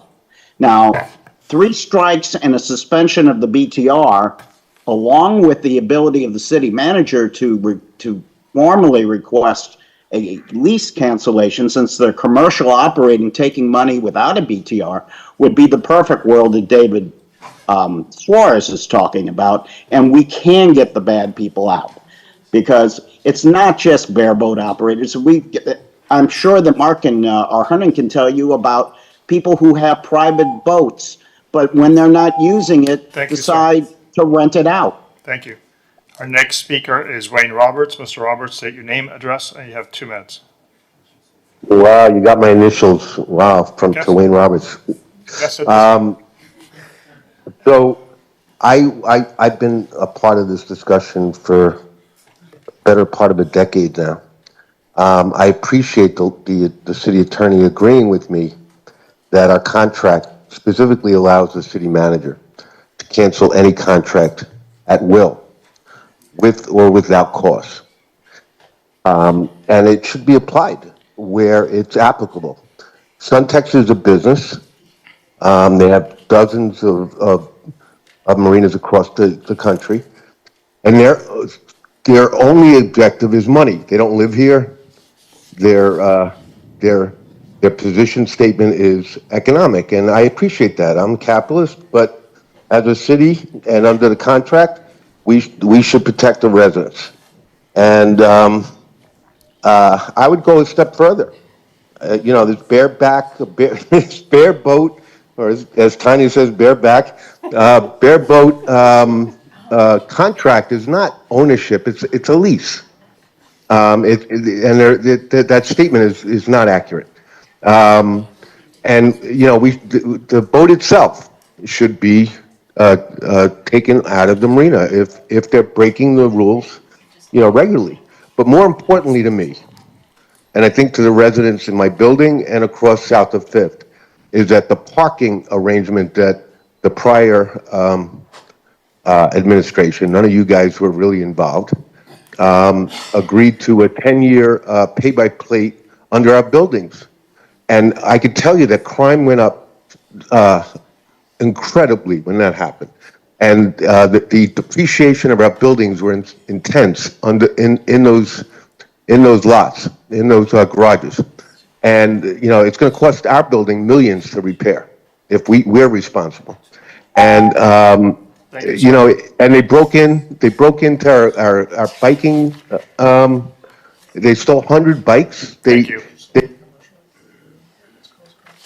That concludes the public comment period, sir. And Mr. Mayor, if I may, I would just wish to clarify, I did not say that the manager has the right to terminate leases, but rather the right to approve leases. I know that it's nuanced, it's a distinction, but I just wanted to clarify the record as to what I said. Okay. Yeah, Dan Brightenstein again, 90 Alton Road. And I just want to add a couple more things. Again, the 7 o'clock, that rollback is way too early. I appreciate the consideration of working out something with the good operators. That's going to be greatly appreciated if we can come to something to make that work for us. But I think you guys still, there's so much confusion about these commercial boats and all this stuff. And when it comes to a person trying to start a business and get a BTR, and they go to the finance department to get this BTR, the classifications of the boats and the categories, everything doesn't align. And I think as a city, we need to look at that also, because since COVID, the whole, like on the how everything was classified, in general, everything was like a charter, or it was eco tour, and that was it.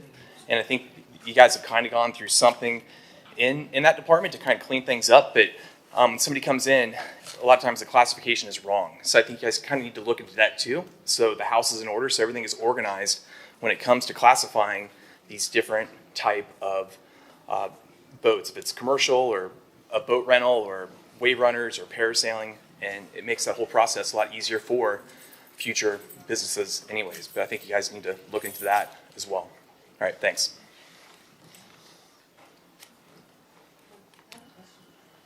Commissioner Rosa Gonzalez. Eric, is there something you can do about that parking agreement that has caused an increase in crime and people parking there that weren't before, and the building getting their bikes stolen and stuff like that? So I'm not aware of any 100 bike stealing episode, but maybe the chief can weigh in on that. Well, it's not just that. It's not just that. It's the idea that you over commercialize something that wasn't previously. And I don't know what our revenue share on it is, but is it worth is it worth giving it up to the public? It just doesn't make any sense. So we can absolutely have those conversations, and we've been having those conversations with Suntex. There's another piece of that puzzle, which is we are being charged by the buildings for the costs associated with maintenance to those areas, common area maintenance, and we're trying to offset some of those costs. So Yeah, but if you're creating depreciation and wear and tear and maintaining it, then it's kind of a weird negative cycle, because here you are inviting more people to use it, trashing the garage, and then the maintenance becomes even more expensive than it was previously. So it shouldn't be open to the public. We have the right to close it off to the public and keep it just for the marina, or what is that? Because if we have that option, then I think we should exercise that option. And I'm not sure what the legalities are here, but if that's causing a problem, then stop it. Remove this. So I don't know that it's unilaterally up to the city, but we are in conversations with Suntex on how best to manage those parking facilities underneath. Yeah, Eric, we had discussed this at our last meeting, and when are you going to be in a position to come back? Because that's what you said, that you were going to be in negotiations. When are you going to be in a position to bring that back to us? We need to set up a meeting with Suntex, our next meeting with Suntex, but it's my understanding, as Eric stated, that I don't believe we have the ability to unilaterally change the parking agreement without sitting down and talking to them. There's another component of that as well, in that we gave a demand letter on a lot of the items that the Inspector General had found in his audit, and we got a response from them, and they see it differently, so that's going to be a part of that larger conversation when we get together with them. So we're going to schedule something shortly and be back to you as soon as we can. Okay, can we bring that back to the October meeting as well? Yeah. We'll make every effort to have something back to you by October. We can all discuss it at the same time? Yep. Okay. No other public speakers that hasn't spoken before. We can call the roll if you wish. Please. I have a motion by Vice Mayor Magazine, seconded by Commissioner Fernandez. Commissioner Suarez. Yes. Commissioner Dominguez. Yes. Commissioner Rosen Gonzalez. Yes. Vice Mayor Magazine. Yes. Commissioner Fernandez. Yes. Commissioner Bott. Yes. Mayor Minor. Yes. Motion carries. Second reading, public hearing is October 29th. Great, thank you. There's actually two other marina-related items that I had brought, so we might as well discuss them now. R9AA.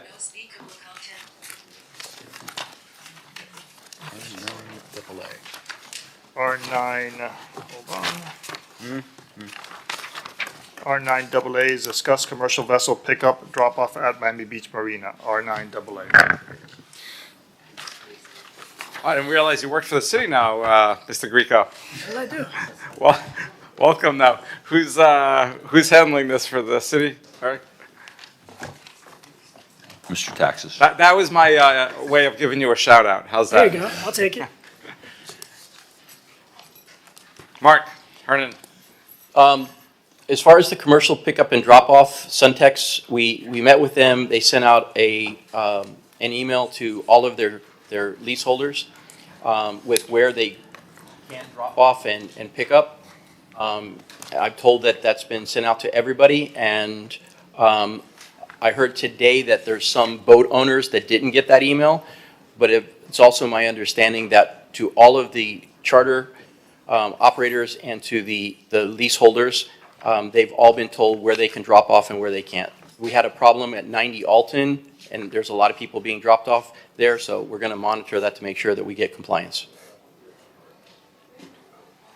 What would be the, how would we accomplish this? I mean, this item specifically talks about Monty's. Is that something we can unilaterally? Is that negotiation? That's designated to be the area where people get dropped off.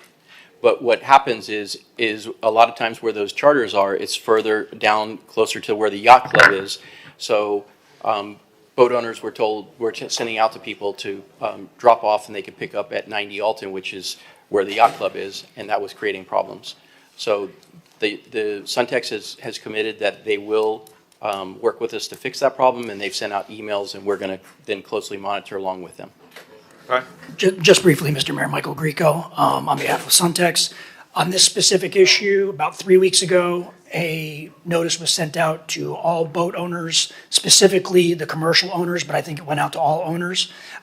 They also received, the commercial owners also received visits from Marina Management, advising them that all pickups and drop-offs have to occur at 300 Alton, which is the valet circle at Monty's. It's a condition of their lease to follow the rules and regulations of the marina. If they violate it, they will get one warning. If they violate it again, they're out. Okay. So it's not, there's like this, we appreciate that you brought this forward and it forced us to do what we probably should have been doing anyway, but regardless. Happy to help.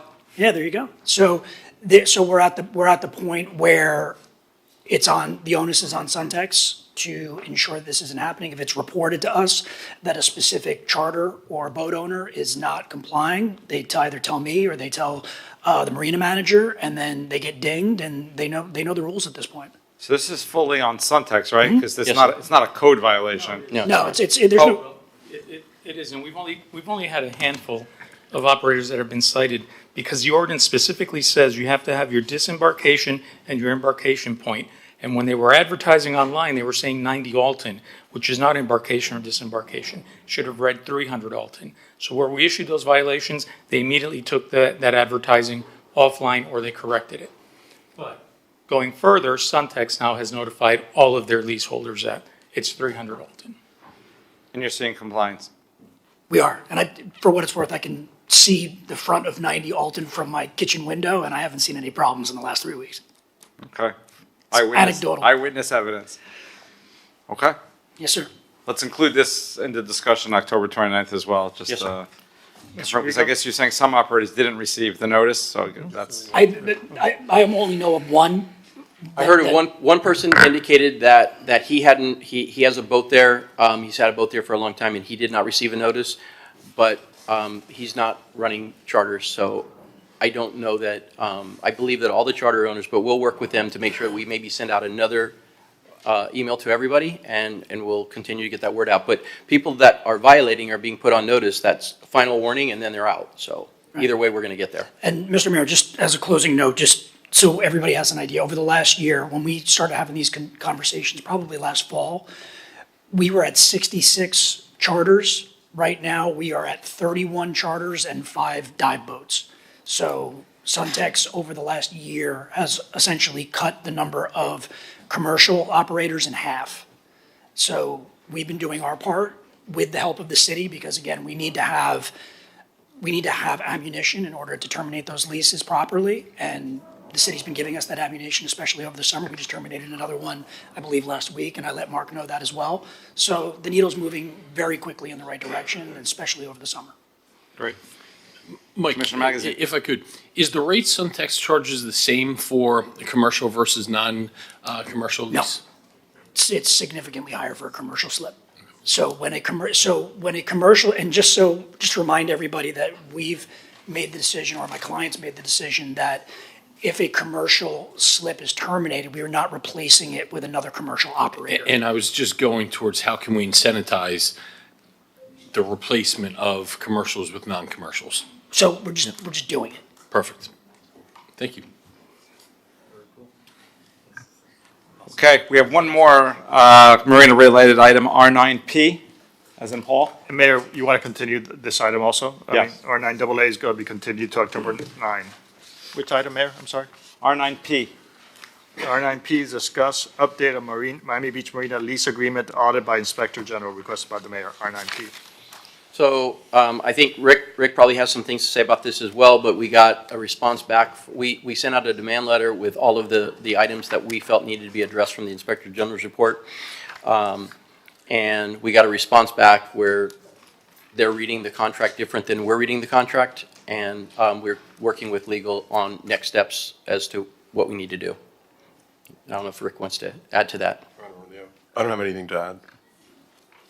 What's the timeline? That's going to be part of that meeting that we'll try to have something ready to bring back to you. And that might take a little longer, but we can certainly update you at October when we address the other issues. Okay. Anything to add, Eric? No. I mean, ultimately, you know, we've had many conversations with Suntex about the terms of the lease. They're reading the lease differently than we're reading the lease. Ultimately, we're going to have to either reach a compromise or we're going to have to, you know, try and figure out what next steps are if we can't reach a compromise. So, hoping that we can reach a compromise. Okay. It's a lot of moving parts, so Very sure. hopefully we package it all together. Okay, thank you. So we're continuing this item as well? Yeah. Okay.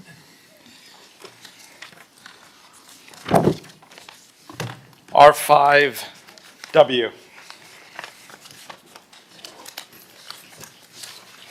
R5W is an ordinance of the mayor, city commission of the city of Miami Beach, Florida, amending chapter 90 of the Miami Beach Code entitled Solid Waste by amending Article 4 entitled Private Waste Contractors by amending Division 4 entitled Specialty Contractors by amending Section 90-278 thereof entitled Fees and Requirements, Penalties for Non-Payment, to make certain clarifications regarding the penalties payable for failure to pay collection fees and providing for repealers of ability qualification and effective date. This is a first reading public hearing. It is item R5W. Commissioner Bott. So this is just correcting a Scrivener's error, and Rick, if you want to address Sure. the change. There was a deletion of a section that we had to then strike a reference to that section that was deleted. And then we also took the opportunity to make some clarifying changes, but there's no real substantive change. This is purely cleanup. I'll second the item. I'm sorry, who made a motion? I'll make a motion. Okay. Second. It is Call a vote. public hearing. I see no one in Zoom. I see no one in the audience requesting to speak. If there's no discussion, Commissioner Rosen Gonzalez. Yes. Commissioner Fernandez. Yes. Vice Mayor Magazine. Yes. Commissioner Bott. Yes. Commissioner Dominguez. Yes. Commissioner Suarez. Yes. Mayor Minor. Yes. Motion carries. Second reading public hearing is scheduled for September 17th. That was R5W. R5O. R5O is an ordinance of the mayor and city commission of the city of Miami Beach, Florida by amending chapter 1 of the code of the city of Miami Beach entitled General Provisions by amending section 1-15 entitled Fee Schedule by amending appendix A thereof to 1, exclude the fiscal year 2026 consumer price index CPI adjustment on October 1st, 2025 for all Miami Beach residence rates, and 2, add the monthly garage residential rates and providing for repeaters of ability qualification and effective date. This is a first reading public hearing. It is item R5O. Commissioner Fernandez. Thank you, Mr. Mayor. This is an item that I placed on the agenda to suspend the CPI increase to the residential parking rates that was supposed to go into effect this year. In addition to that, as an efficiency to our budget to save some money, we are transitioning our garages to be fully cashless Right now, we're still accepting cash as a means of payment in our municipal parking garages. And so this transitions that directly to our parking apps. And by doing that, not only we make it more efficient and convenient to the users, but us as a city entity, the taxpayers, are going to be saving money at the end of the day. And most importantly, we are suspending that CPI increase to the residential parking rate. So with that, I'm happy to move the item. Second. It is a public hearing. I see no one in Zoom, and I see no one in the audience requesting to speak. I have a motion by Commissioner Fernandez, seconded by Commissioner Dominguez. If there's no discussion, may I call the roll? Oh, yes, there's, who? Oh. I have a question. Please come up to the podium. Sorry.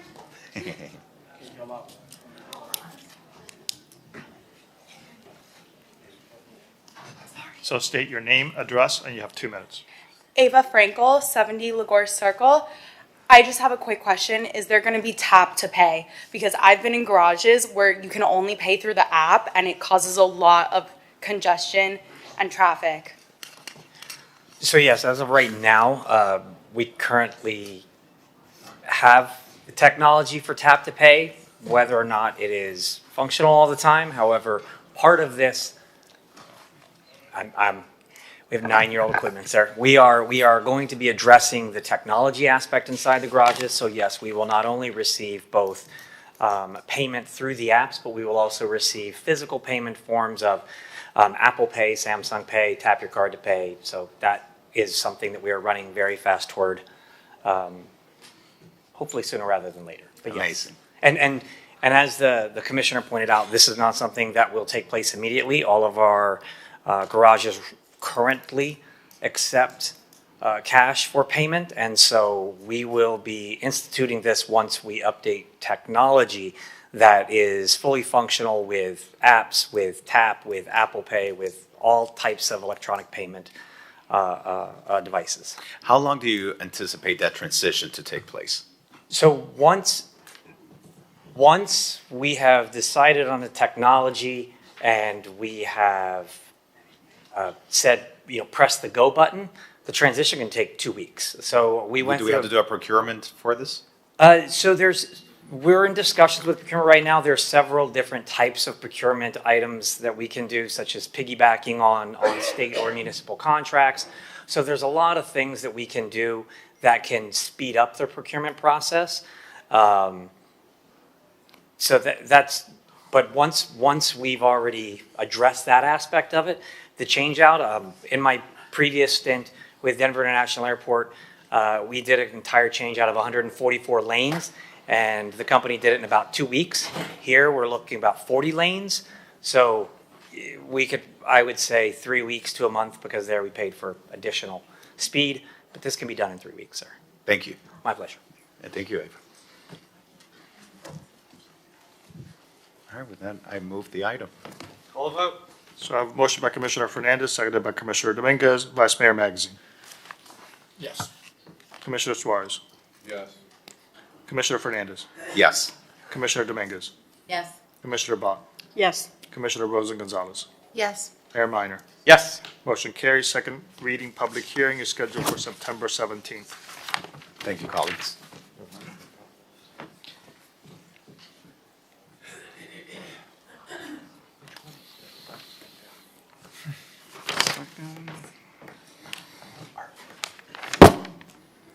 It's called R5M.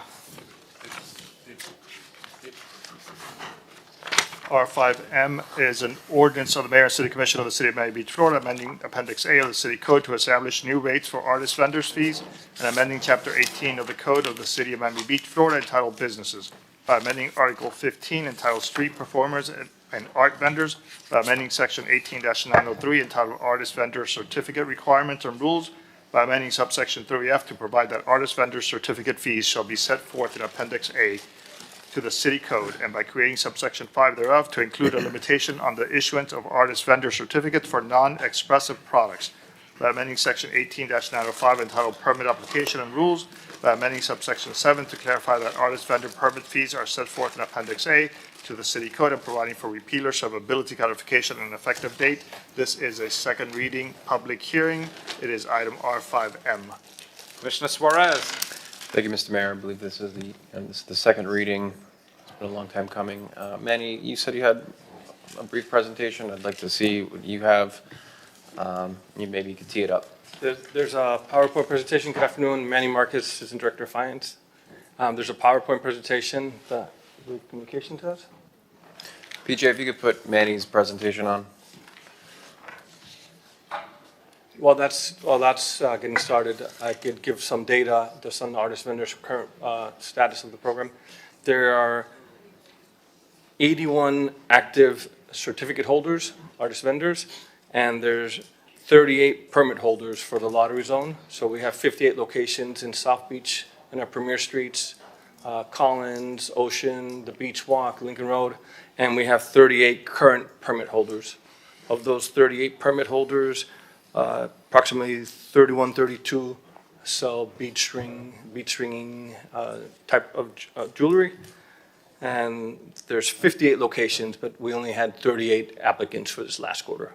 Okay, thank you. And so the reason I brought this forward, I brought it forward a while ago after I got elected.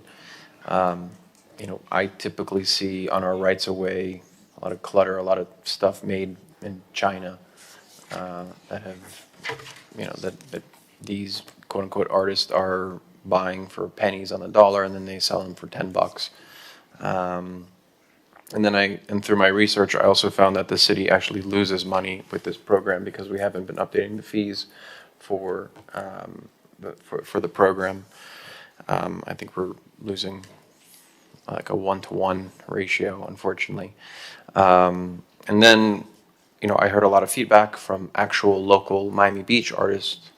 Brenda's at the podium right now, where, she actually makes beautiful art here in Miami Beach.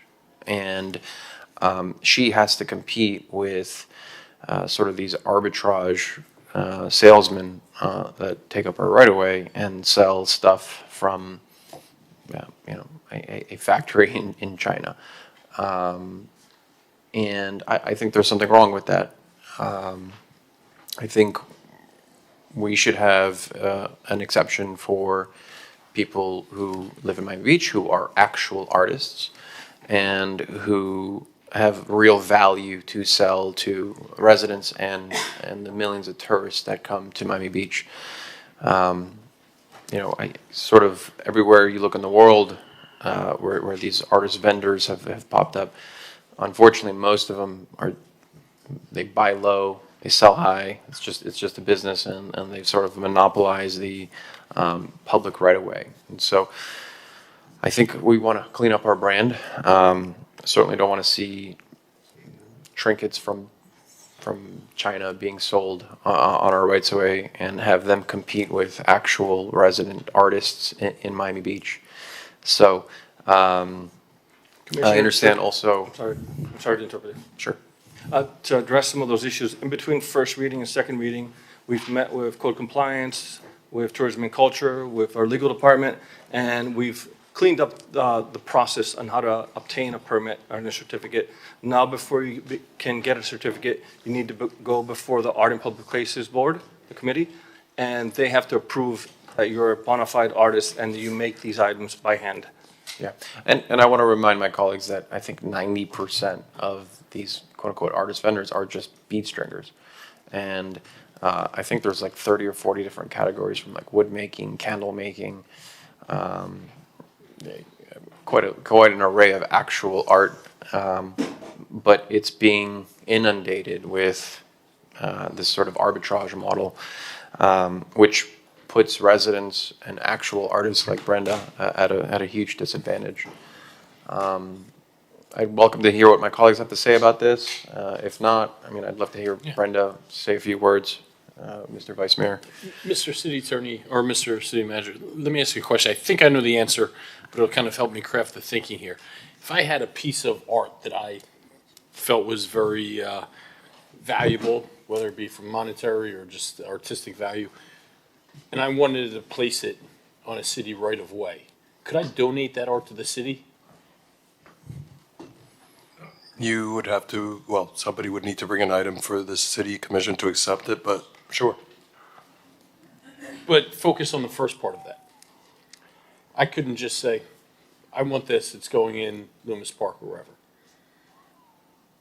No, and typically we would also want to involve the AIPP folks in that And process. that's what I thought, and I guess that's where I'm going with this, is I can see merit to the discussion or to the premise of, well, if I couldn't donate a piece of art that's going to be on our public right of way without any type of parameters in place, then why are we allowing people to just go out and sell things for a profit without the same type of parameters? So that kind of, I thought that was the answer, but it helped me frame my context. So I think I know where this is going. Well, if I may, and I see Rob coming up to the podium, there are some First Amendment rights that give artist vendors the ability to sell on public rights of way, but I'm going to let Rob go into detail. And I think it's important for Rob to make the distinction that bead stringing is not art. Right. It's defined by the Supreme Court. So. Non-expressive versus expressive. And so, and yes, your First Amendment protects expressive, but a lot of these are non-expressive, bulk purchased items from China that is not like our resident creating her own art to be selling out there. And that, I would imagine, is clearly protected by the First Amendment and is the character of what we actually want to preserve, the uniqueness of that artistic product that we want to sell in our city. But Rob, I jumped in front of you and I gave my own legal opinion when I'm no. You're almost right. Yeah. Almost. Commissioner Magazine, in answer to your question, if you wanted to go and sell art in the park, and it was actually art, you would have a First Amendment right to do that. You could stand there with your art and sell it for money. But you'd have to win the lottery to do that. If you had a, if you were within the park area, within the lottery zone, yes. But in our city, generally, you could go anywhere except the lottery area and stand wherever you want and sell art. However, not everything is art.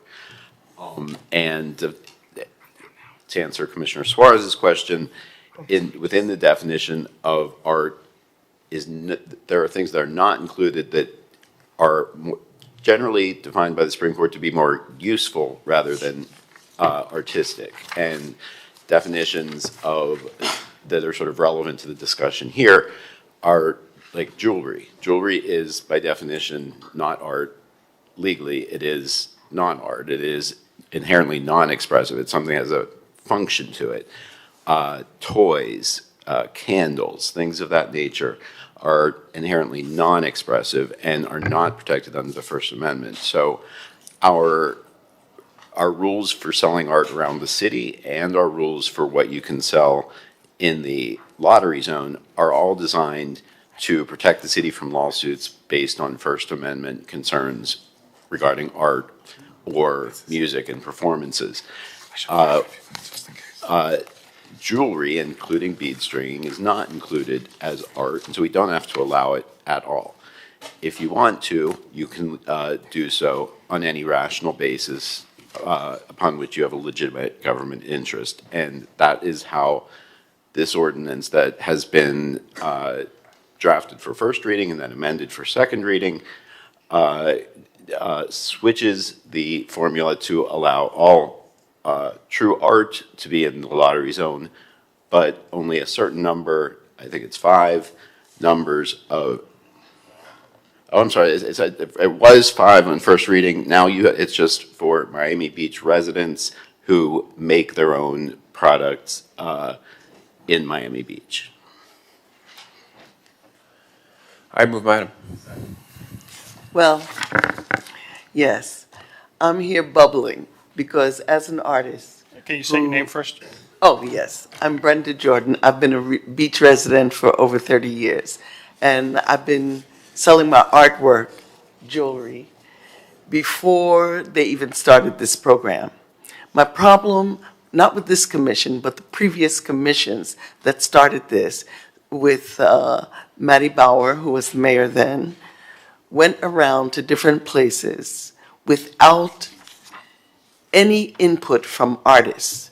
If you're going to set up a program for artists, you have to start with the main ingredients. Just like if you're building a house, you have to find out what the people who are inside that house, what their needs are. And that wasn't dealt with. They went to California, nice vacation, Key West, and New York, which all have different programs. And none of them have the same makeup that we do in Miami Beach. You know, I had a non-for-profit teaching arts here on the beach called WATA, and that's before they went, David Whitman went to Basel with another person to bring Art Basel here. So I'm an expert when it comes to art, whether it's painting, whether it's beading, and not just jewelry that you find in a different store. I don't have on any of my pieces. My phone is in the car and it's raining, so I didn't go out. But I have exquisite pieces made with sacred antique African beads, Tibetan, all international beads. And my beads are made through spirit, just like my paintings. I do paintings as well. Everything in art. I can do macrame. So everything in art, painting, wood carving, you name it, I'm there. So this program was set up. If you're setting any program up in the city, you have to get an expert in that field to guide you through what to do. And that never happened. Because we as artists used to be able to set up all along Ocean Drive, and we knew who was fake. We saw this person, we knew they didn't make their things. But you, as novice, and people don't know what to look for. So how can you set up something for me when you don't even begin to know what the ins and outs are of that thing? And I'm not saying you should have gotten me, but you should have gotten an artist who's worked out on the street. A lot of you have never worked out on the street. You don't know what we have to do when the sun feels like 110 degrees outside. You don't know certain spots that I'm under a tree, lightning can strike me when it's a thunderstorm. You needed some of us to guide you through what are valuable spaces, the fake things. I got this just to quickly, I bought these yesterday. This is $6 a dozen. These are $7 a dozen. I have my receipt in my bag to show you from a place called Yellowstone. And it's embarrassing for me as an artist when Art Basel comes. They have people that look like they have a junk shop with crap on the table. I'm selling, I'll only send one picture to you because I don't usually want their pictures on my phone even. But they're selling crap. And they make plenty of money because people want that cheap stuff. But when people come to my table, they're usually artists. They're usually from Europe or someplace. Like I get a lot of Italian people who come to my table because they have a sense of fashion and art, real art, not crap. So people who come to me come for value. They come for real art. They come to see Miami Beach. And I feel embarrassed. I don't blame you for feeling embarrassed. Art Basel comes, I look, people are selling this crap. And people say, you know what? Nobody has stuff like yours here. Well, Brendan, now hopefully, if this passes, you're not going to have to compete with the crap on the street. Yeah, and you're saying going up on prices. And the reason why we have few people, summer is extremely hot. We can go the whole day. I've got to pay for parking where I am, schlep all my stuff out, and I'm not making the money, especially because they can get 3 for $5, 3 for $10. And like most of it is string things like this. Well, Brenda, thank you for what you do, and I appreciate your guidance in providing that on-the-ground knowledge and helping us, craft a better ordinance. One more thing is I also send all of you how to set up. I send every commissioner email on how to set up a program, not being biased to what I want, but the different categories. And, I can say thank you so much. Mr. Suarez, Commissioner, you really helped me because nobody even comes out to see us. He came to my table, he saw the crap that was all around me, and he said, are these just people with a license that don't? I said, no, it's 6 people in one crowded area, and most people selling cheap crap, and it's not fair as a real artist for me. So please help me, and I want to help you make our city better. make it visible that even we have like incentives like Artists of the Month or something, a thing that people, tourists, because they're looking for me all over the beach. But if we had something to say, oh, this artist is at this spot, it would help us. Thank you, Brenda. Thank you you. so much. Rob, And thank Key you. Looked like West, you were- but Key Rob, West you look like you were also- chomping at the bits there to. Thank you, Brenda. No, I was. Oh, okay, so I believe motion that we is have a motion and a second. We do. Can I call the roll? Please. I have a motion from Commissioner Suarez, seconded by Commissioner Fernandez. On the vote, Commissioner Bott, Yes. Commissioner Rosen Gonzalez, Yes. Commissioner Fernandez, Yes. Vice Mayor Magazine, Yes. Commissioner Dominguez, Yes. Commissioner Suarez. Yes. Mayor Minor is absent. Motion passes. This was second reading, R5M, adopted. Excellent. Let's, thank you all. Let's hear R7Z. Commissioner Fernandez, kick this over to you. R7Z is funding for Doors to Freedom public art installation. I move the item. I second. Commissioner Dominguez, would you like to second or say anything? Sure. I'll second. Motion from Commissioner Fernandez, seconded by Commissioner Dominguez on R7Z. If no discussion, all in favor? Aye. Aye. Anyone opposed? Hearing none, R7Z is adopted 7-0. I'm sorry, 6-0. Mayor Minor absent. Let's go to R7O. R7O is accept recommendation, new use agreement with Crown Castle Fiber LLC for DAS facility use agreement, R7O.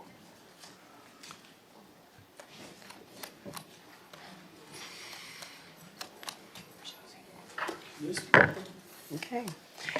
Good afternoon, Mayor, Commissioners. This item is basically for a facility use agreement at Miami Beach Convention Center. This is for a distributed antenna system. We currently do have a facility use agreement there, and they wanted to run concurrently with an agreement that they do have already at Anchor Garage. With this new agreement, the city stands at having both a fixed revenue as well as 25% gross receipts. The city will receive $100,000 at the signing of this agreement.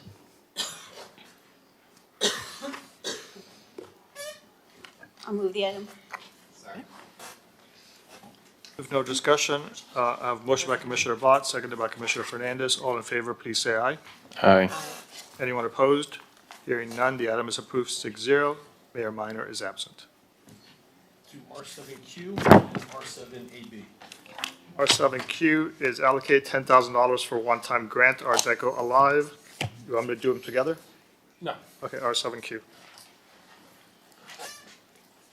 So this is allocating the remaining, it's not quite the full remainder of the $1 million grant that we had last year for arts and culture organizations, but this is a $10,000 one-time grant contingent on the event coming together, obviously, for a Miami Beach Mumbai 100 Years of Art Deco weekend of events at the Betsy Hotel, the Victor, the Wilsonian, and at MDPL, unifying the interest and excitement around the largest collection of Art Deco buildings in the world, which is here in Miami Beach, and the really rich heritage of Art Deco architecture in Mumbai. So I'd like to move the item. Second. No discussion. I'll call the roll. All in favor of R7Q, please say aye. Aye. Anyone opposed? Hearing none, the item is approved 6-0. Mayor Minor is absent. To R7AB. Commissioner Fernandez. I'm sorry, which item? I'm sorry, I didn't hear you. Which item? AB. AB, pursue administrative hearing related to appeals to preserve crosswalk, R7AB. Thank you, Commissioner. Before us today is this item relating to the order from the state of Florida, from the Department of Transportation, that is demanding the city of Miami Beach remove the rainbow crosswalk at 12th Street and Ocean Drive. For those that may not be familiar with every detail, this is the crosswalk on 12th Street. It was installed in 2018 after years of community engagement. commission action, design competitions. This was not an afterthought. This was done in coordination with Miami-Dade County, following regulations and guidebooks, and it was a deliberate act to dedicate something permanent as a symbol of inclusion in our city. For 7 years, this crosswalk has been part of the fabric of Ocean Drive. It's been embraced by our residents. It's been admired by visitors, and most importantly, it's proven to be safe. There has been no record of complaints of confusion being caused by this crosswalk. Yet now, suddenly, we're being ordered to remove it under threats of penalty to our city. For 7 years, this crosswalk has been there. No one's complained. No one's made an issue about it. The LGBTQ community was not asking for anything else. Everyone was simply just tranquil. There was no issue. And then all of a sudden, this controversy was manufactured, and all of a sudden, it was forced upon us that we had to remove it, and we've been placed in this very uncomfortable position.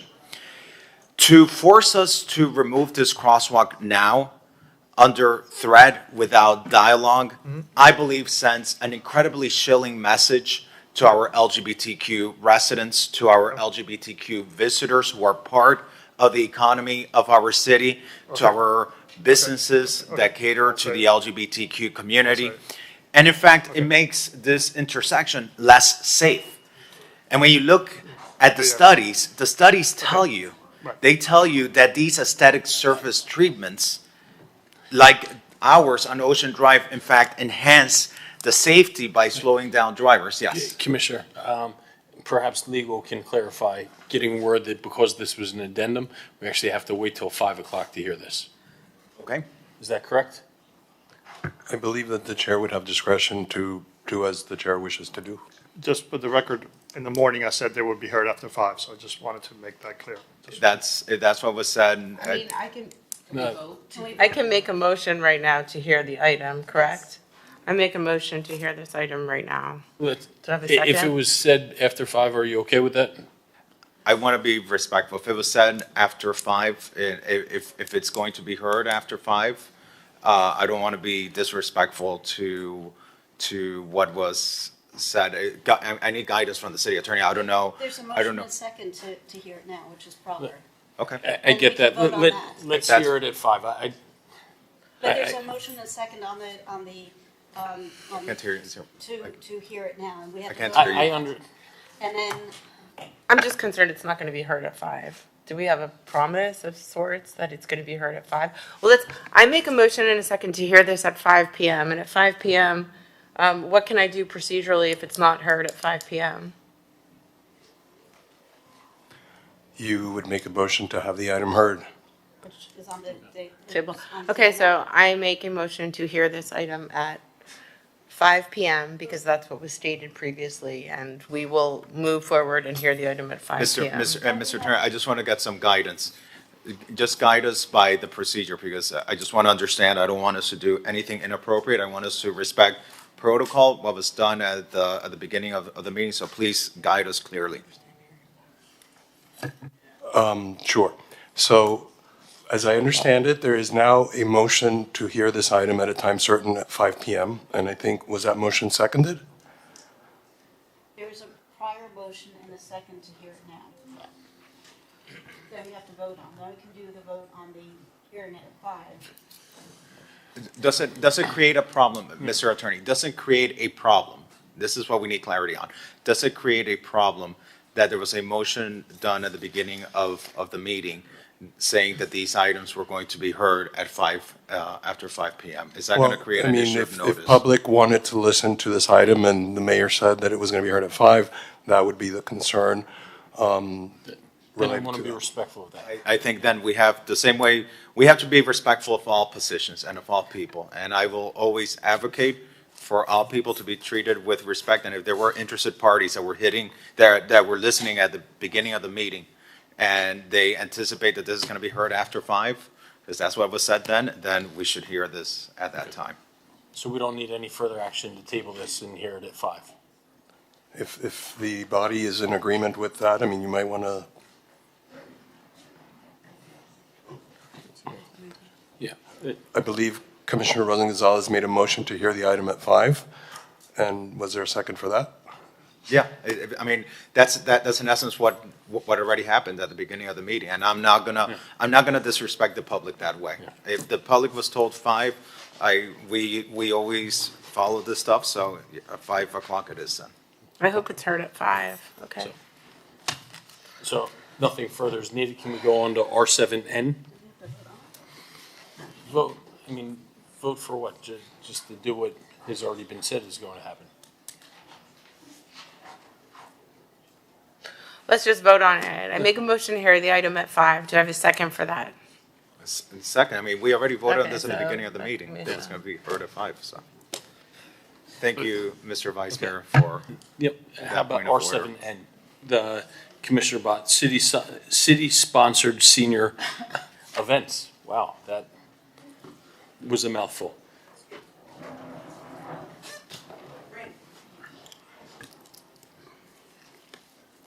John, do you want to tee it up?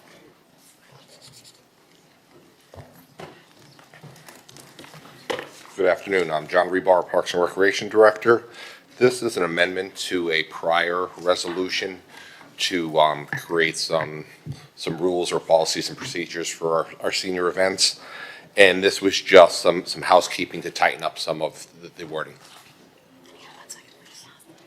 Commissioner, do you want to give an overview of what I think we're both looking to achieve, but as you as the originator of this? Yeah, hang on one Yep. quick second. I'm sorry. I just want to make sure I'm not conflating it with a different item of mine. Oh, and perhaps I am as well, I don't know. Hang on one second.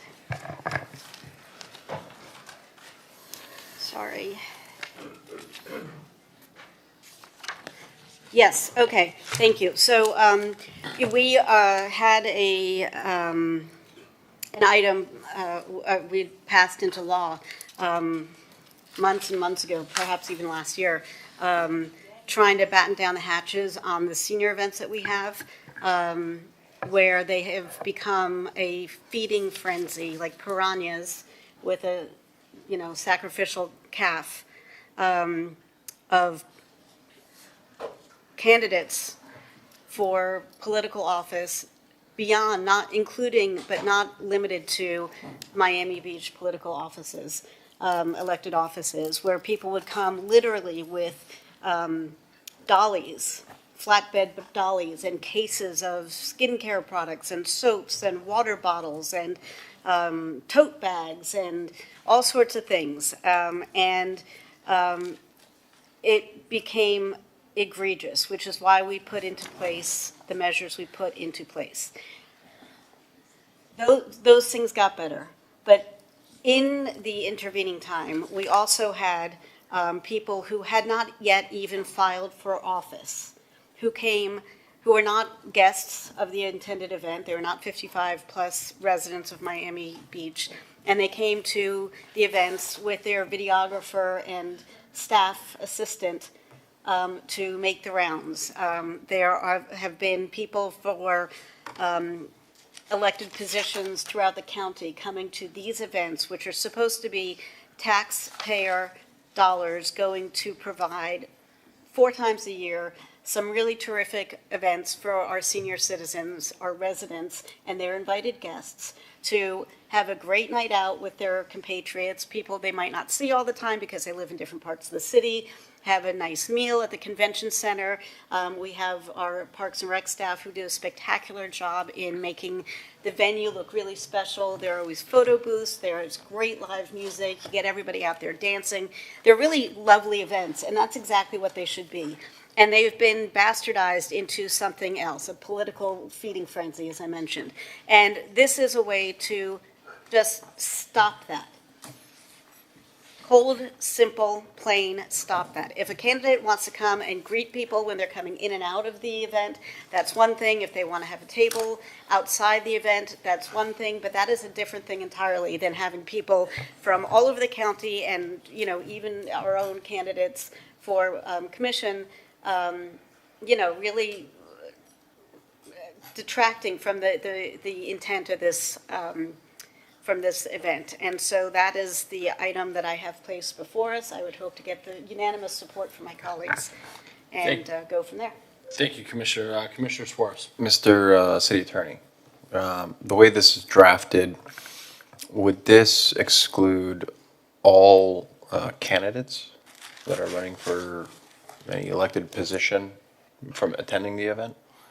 A candidate could attend as a guest of a senior, unless the candidate happens to be a senior. I suppose they could attend in their own right as a senior.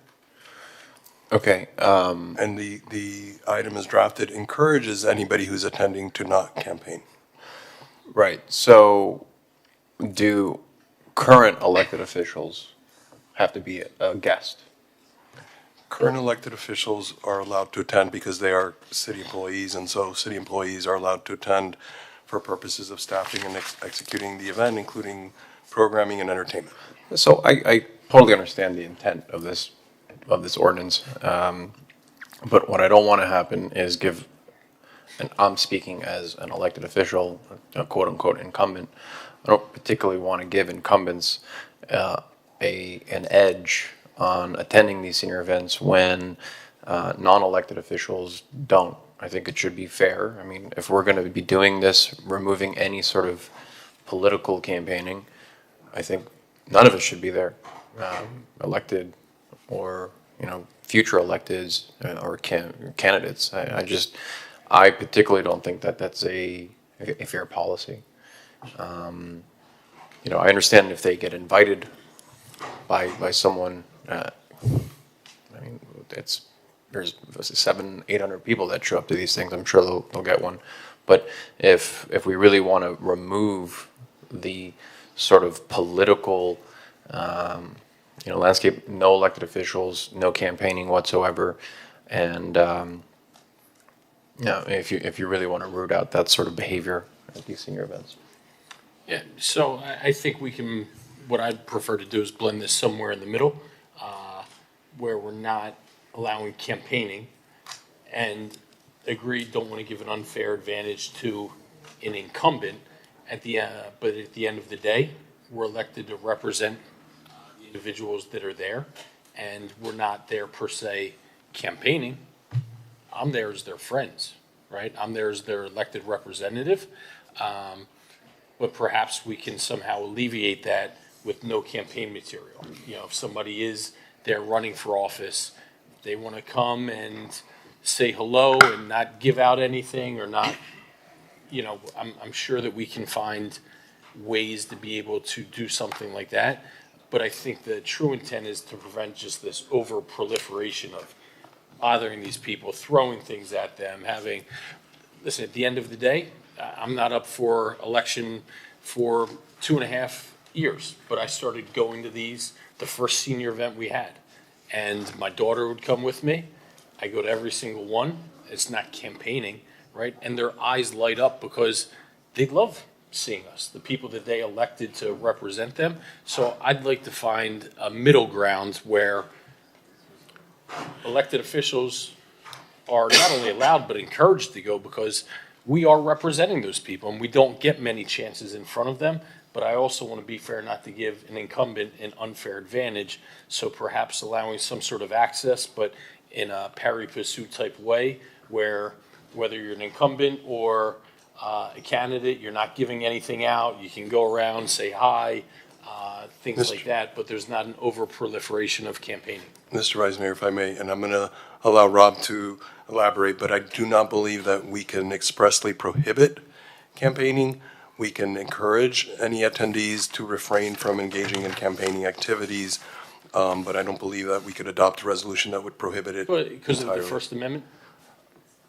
And I guess where I'm going with that is, I'm not a constitutional scholar, but stayed at a Holiday Inn. You can't do it in here, correct?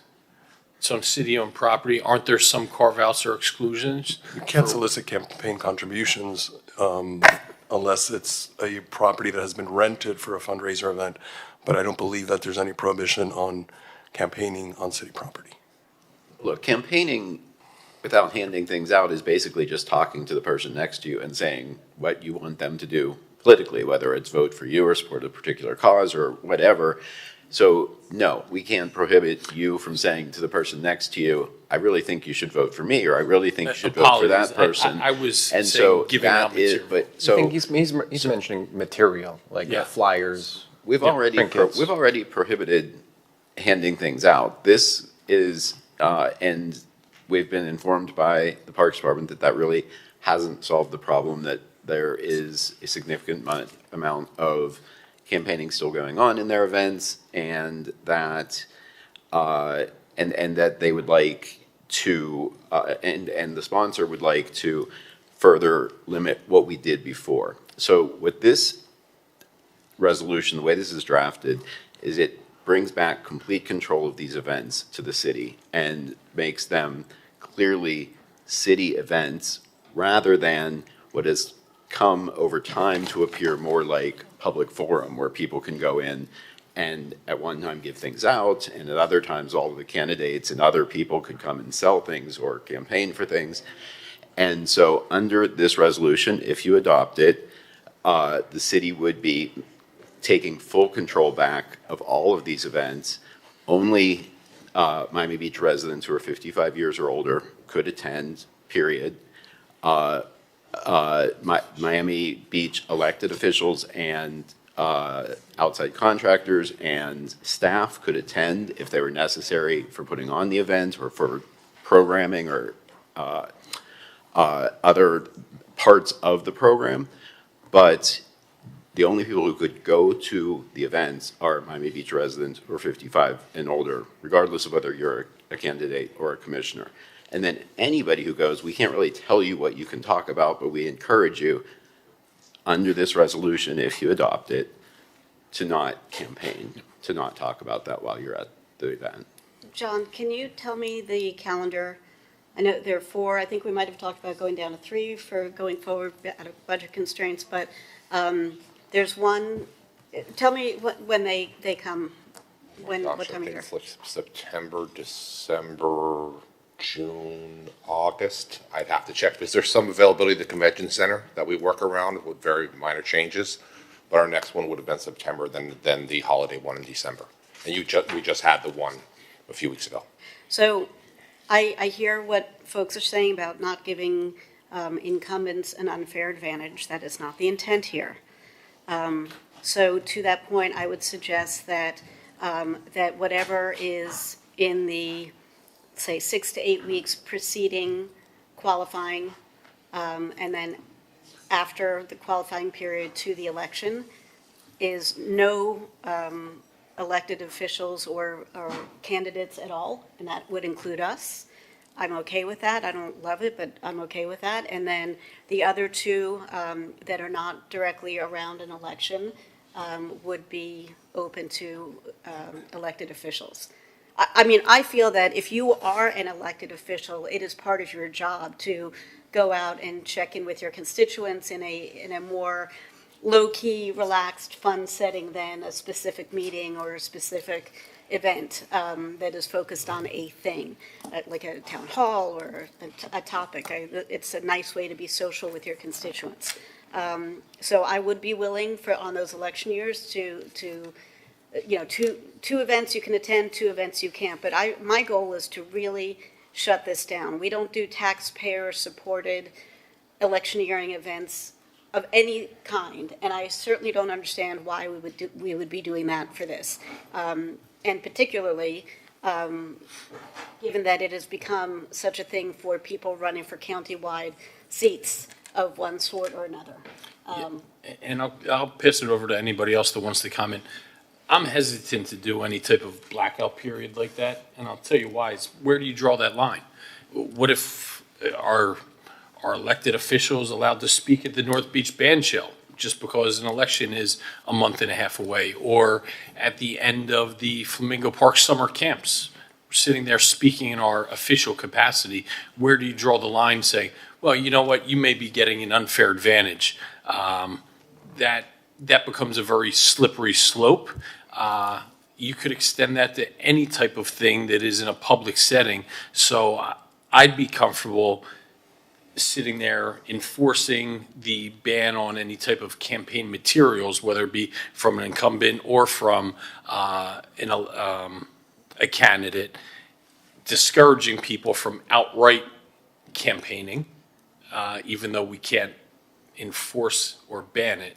But I want to be cautious just because of the Pandora's box and slippery slope of saying, well, okay, you can go to 2 of the events, but this senior event, because it's within 6 weeks of an election, because then where do you draw the line for that? Like I said, there's a million different things where you could say, well, that's a kind of a city quasi-sponsored event, so you're an elected official, you shouldn't be there. I think we really start getting into a gray area. But let me turn it over. Mr. Vice Mayor. Yep. And look, I think the intent is good. I mean, we all seen it. It is a circus, unfortunately. However, I think Commissioner Bott brought up, well, we, as elected officials, we want to engage the community and check the pulse. But, on the flip side of that, you as a candidate, you may want to go to these events to see what could change with the current administration and challenge whoever the incumbent is. And then again, you give an unfair advantage, unfortunately. But I think Commissioner Magazine hit it on the head. You're going to open up Pandora's box on who you start letting in and letting out, and during a certain period of time, even leading up to an election. I think even if next year technically there's no elections, if you're an incumbent, you go to these events. I mean, the fact that you're there, in my opinion, you're campaigning. So I'm not going to be supportive of this. I think it sets a bad precedent, and I think it gives a huge advantage to incumbents, and that's coming from an incumbent. I think we can thread the needle a little bit more carefully with our current laws, make sure that no campaign material is being passed out, and maybe we give the city manager and staff a little bit greater control of who, 3 strikes are out perhaps, and give more of a discretionary privilege to the city administration to really weed out the ones who take it to the next or over the limit. Commissioner Bott, and then if I could get an explanation for what we're actually doing in terms of what's not being allowed in this ordinance. I thought this was kind of just capturing all the shenanigans that are going on, for lack of a better word, the stuff being passed out, gift bags, campaign flyers. Are we doing something above and beyond that? Before you answer, maybe I'll turn it over to Commissioner Bott, then you can chime in. No, all I was going to say is, I was trying to find a way to kind of find some middle ground, but I'm very happy to keep my proposed reso as is. And can you explain as is? Okay, the current state of affairs, as you have done through prior resolutions, is, as you said, you can go in and campaign, but you can't pass out any swag or any information. You can have a table outside. The assertion is that that's not enough, and so over the years, what these events have become is sort of de facto public fora, which under the First Amendment, you can't discriminate between elected officials and non-elected officials and candidates and incumbents. And this resolution doesn't seek to do that. It makes the rules more strict by taking total control of the events back and switching them as of the date of this resolution from what has become public forum with candidates coming in to city-sponsored events that is, in effect, under the Constitution called government speech. And so we don't have to allow anyone to come in and do their thing there. However, it does not allow current elected officials to come. Unless you're they're 55 and older and you can get in as a resident. So that's the kink there as well, right? Let's say we ban all elected officials and candidates, but if somebody is a candidate or an elected official and they're 55, they just show up in their capacity as being a senior, right? That's true. And then we could only ask them not to campaign. But You're already asking that in this ordinance, right? I mean, that's essentially what we're asking. I thought you just said that city employees and current elected officials can attend if they're under the age of 55. No, only if they're necessary to put on the program. So if the only way an elected official could attend is if, for example, if there was a program and they were asked to come and lead the Pledge of Allegiance, they could come to the event and lead the Pledge of Allegiance. Who decides that? Hold on, I want to know who decides that. It's a city-run program, so the city administration would invite who they wanted to be there. So the city administration starts deciding who is invited and who's not invited. Yes. Well, I've got a big problem with that. I don't think the city administration, should be doing that. Well, they may not, but they could. Right. I mean, you're giving the state a fair amount of advantage of powers. And look, I mean, I think, guys, we all know what the problem is, right? I mean, you have a fair amount of circusry going on at these events, but I think before we start going down a slippery slope of state control here on these good-hearted events, I think we really need to pause and make sure that we're not setting a dangerous precedent here for a specific set of people to take advantage of a good situation. Commissioner Rosen-Gonzalez. I understand where you're coming from, Commissioner Bott, because we do have these large events and there's 1,000 people there, and I go and I have 20 pounds of chocolate and I'm exhausted by the end. Throwing chocolate everywhere, trying, sweating and running around. And sometimes I say to myself, wow, it's intense. But at the same time, let's say that we weren't able to go, right? None of us. Fine. But you're still going to have, during campaign cycle, people over the age of 55 inside there campaigning anyway, no matter what you do, even if they don't have literature on, they're still going to be running around and, doing their thing. The way that I look at it is, is it chaotic? Yes. Sometimes, is it just exhausting? Yes. But it's like this messy, democratic kind of event where, by the way, on some level, it levels the playing field for everyone because everybody can go in there and everybody can meet everyone, and I think the seniors, believe it or not, love the attention. They love it.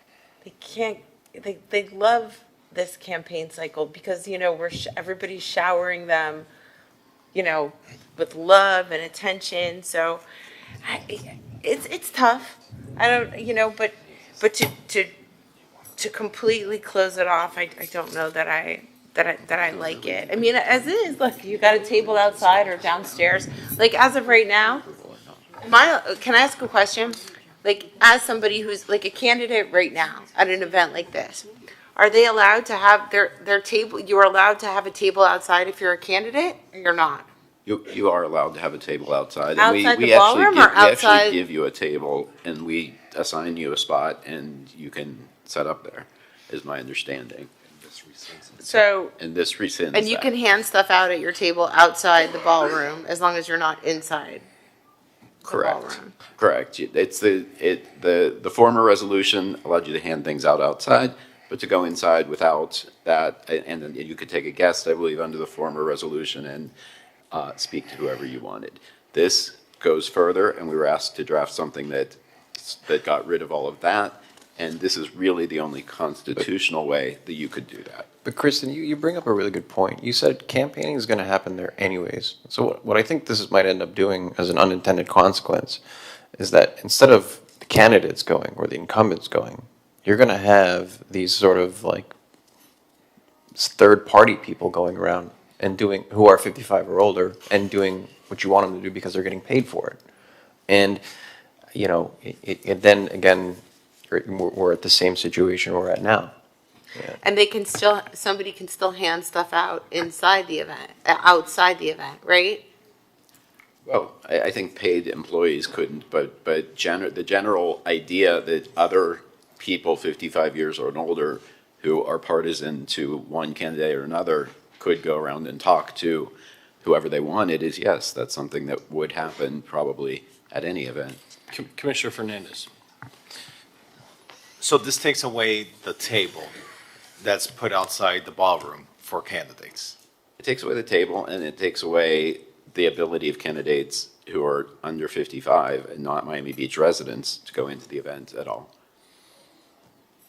How about oh, I'm sorry. No, please. I like the not Miami Beach residents. I do think other elected officials in the county should be allowed, right?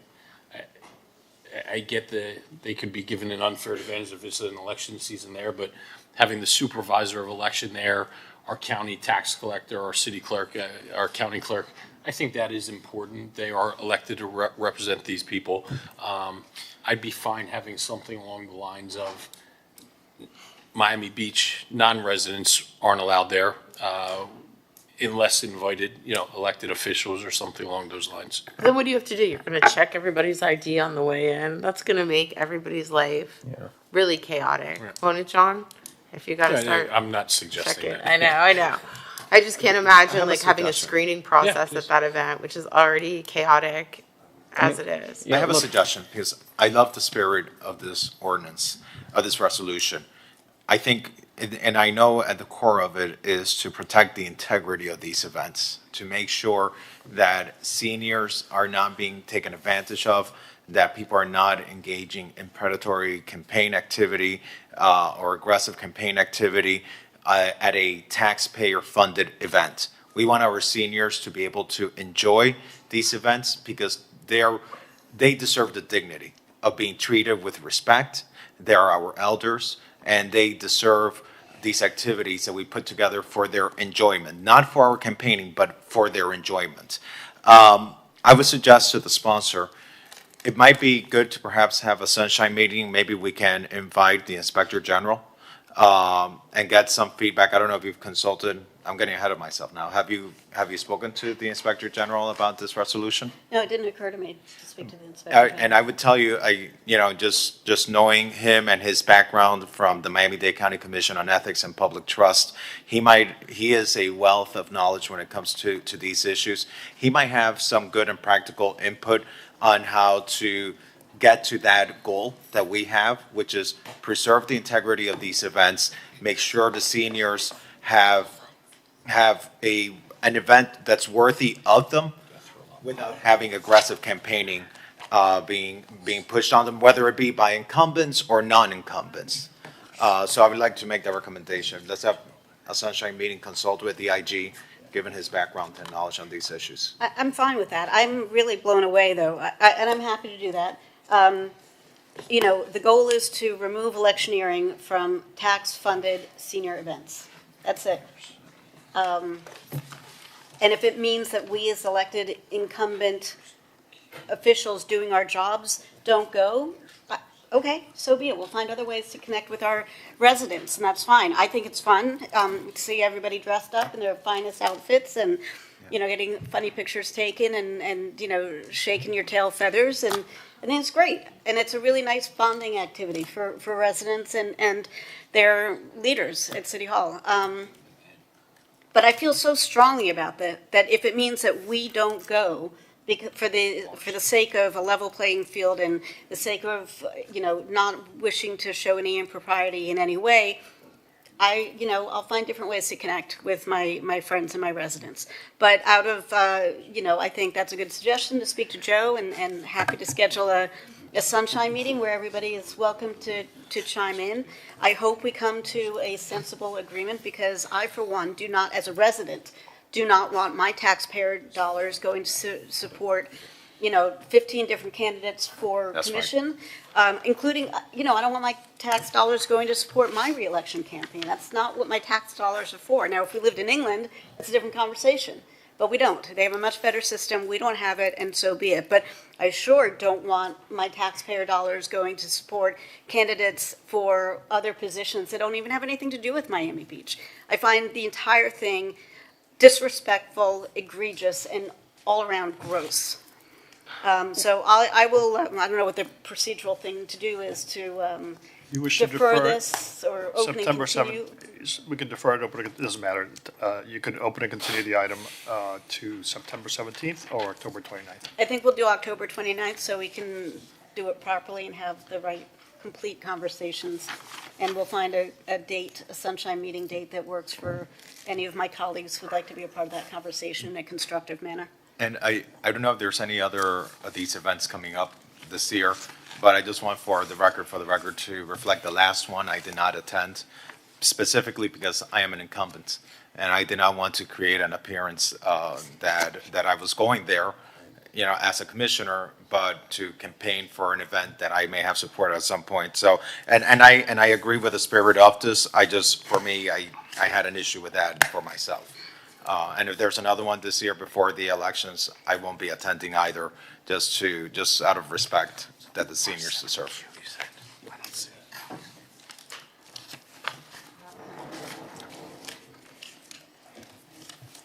I feel like they're gonna miss us if we're not there. I'm sure they won't. I don't think it's campaigning. I think they like to see us. Don't they get excited when they see you there? I mean, I take 50 selfies. Oftentimes I get sick afterward because I've kissed 1,000 people. Everyone's like, "¿Dónde está mi beso?" And I'm fine with that. I'm okay with it. It is what it is. It's Miami Beach politics. It's not perfect. It is, but I support the referral, and I will be at that event. And Commissioner Fernandez, I think you should be there too, porque están queriendo sus pesos también. And I mentioned this last time, the city administration has taken some steps that definitely are improvements over what we saw last campaign cycle, right? You have to keep the materials outside of the ballroom. So there are good measures that I think have helped. So thank you for that. But I'll tell you what my sensitivity is, that then the seniors, out of good faith, put the pictures of us there on social media because they're excited. You're right, they're excited. For them, it means something. They really are excited. They're grateful people. They're warm. They want our love and attention, and they deserve it. And then, with good intentions, they put it on social media. Then that picture on social media gets pulled and misconstrued and misinterpreted in a way that people then start to create an issue of public trust. People start to manipulate this issue of public trust, and I feel we have a responsibility on public trust. We have to maintain a certain level of appearance, and that's one of the things I learned from Mr. Santorino early in my public service, is the appearance that certain things create, not just by us, but the way that other people might get things and create this appearance. And I'm just very sensitive to that, because you're right, the administration has done a lot to put safeguards in place to protect these events, to make them worthy of our residents. And I know none of us on this dais are going there, with any ill intent of taking advantage of these events. They love to hear you. They love to hear you sing your songs. Yeah, that was impressive. That was at the band shell, I believe, right? You had talents I didn't know, Alex. Commissioner Fernandez. Okay, so what are we doing? Open and continue to October 29th. Okay, great. Okay. Let's call R5K.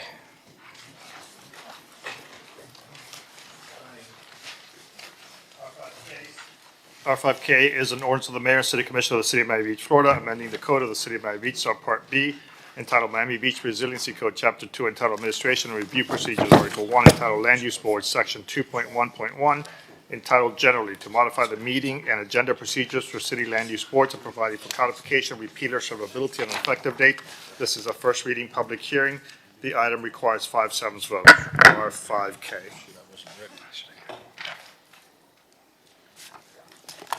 Commissioner Suarez. Okay. At the sponsor's request, I'll go ahead and briefly present this. This amends Chapter 2 of the Land Development Regulations to codify a practice that we have used in the past very successfully. Currently, our land use boards sometimes will have very lengthy agendas, and when the agendas are that long, we have in the past implemented a consent agenda. And this basically codifies that process. This was endorsed by the Land Use Committee. And three things would need to happen. First, the applicant would have to agree to all the conditions in the draft order. Secondly, all the members of the board would have to agree to hear the item on a consent basis. And then thirdly, there would have to be little or no public comment. If all three of those criteria are met, then the items identified for consent on that agenda can be approved at the beginning of the meeting and potentially result in a reduction of that board meeting agenda. This is first reading. The administration recommends approval.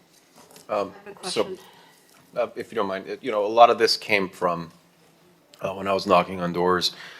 There was a complex in Flamingo Park that had, railings that took years, and it had to go through the HPB, where, the HPB, I think, was backed up at the time. It got delayed, further delayed, and something as simple as this, where the members can be updated in advance and put on a consent agenda, really just streamlines sort of the burdensome process for businesses and residents in Miami Beach.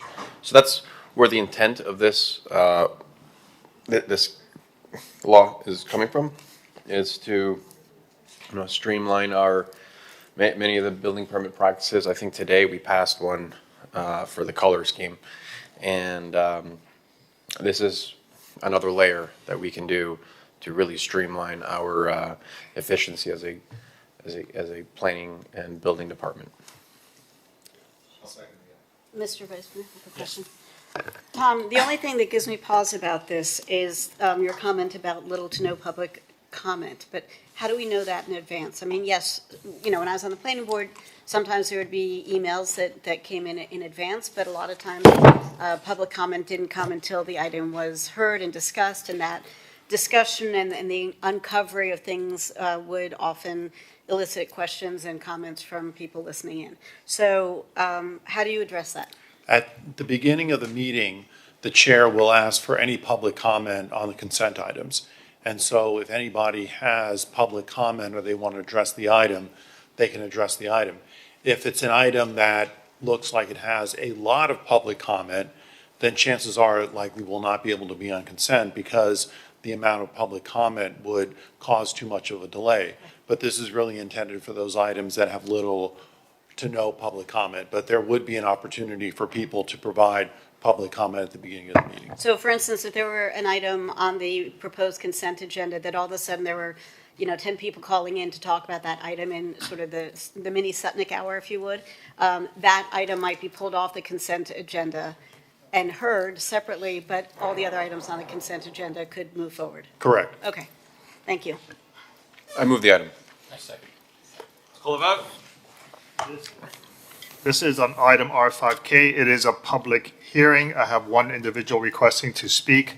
Mateo Sauceda. Mr. Sauceda, are you here to speak on R5K? My apologies. I had raised my hand earlier for item R5M, and then I'm not sure if I'm... Got it, sir. Thank you. So sorry. This is R5K. I appreciate it. There is no one else requesting to speak at this time. I have a motion by Commissioner Suarez, seconded by Commissioner Fernandez. Commissioner Suarez. Commissioner Fernandez. Commissioner Fernandez? Yes. Yes. Commissioner Bott? Yes. Vice Mayor Magazine? Yes. Commissioner Rosa Gonzalez, Yes. Commissioner Dominguez, Yes. Mayor Minor. Yes. Motion carries 7-0. Second reading public hearing is scheduled for October 29th. That was item R5K. R7S. R7S is mandatory anti-Semitism sensitivity discrimination training for city employees. R7S.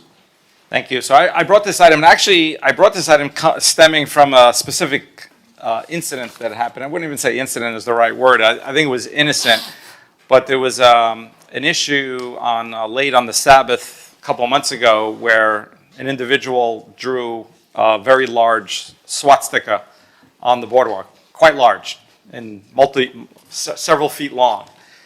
And there were a number of Orthodox Jewish people who weren't carrying phones with them, so they couldn't call, but there were employees of the city who were there, Public Works, I think sanitation, and in good meaning and good faith, I believe, I wasn't there, they actually wanted to wash it off right away.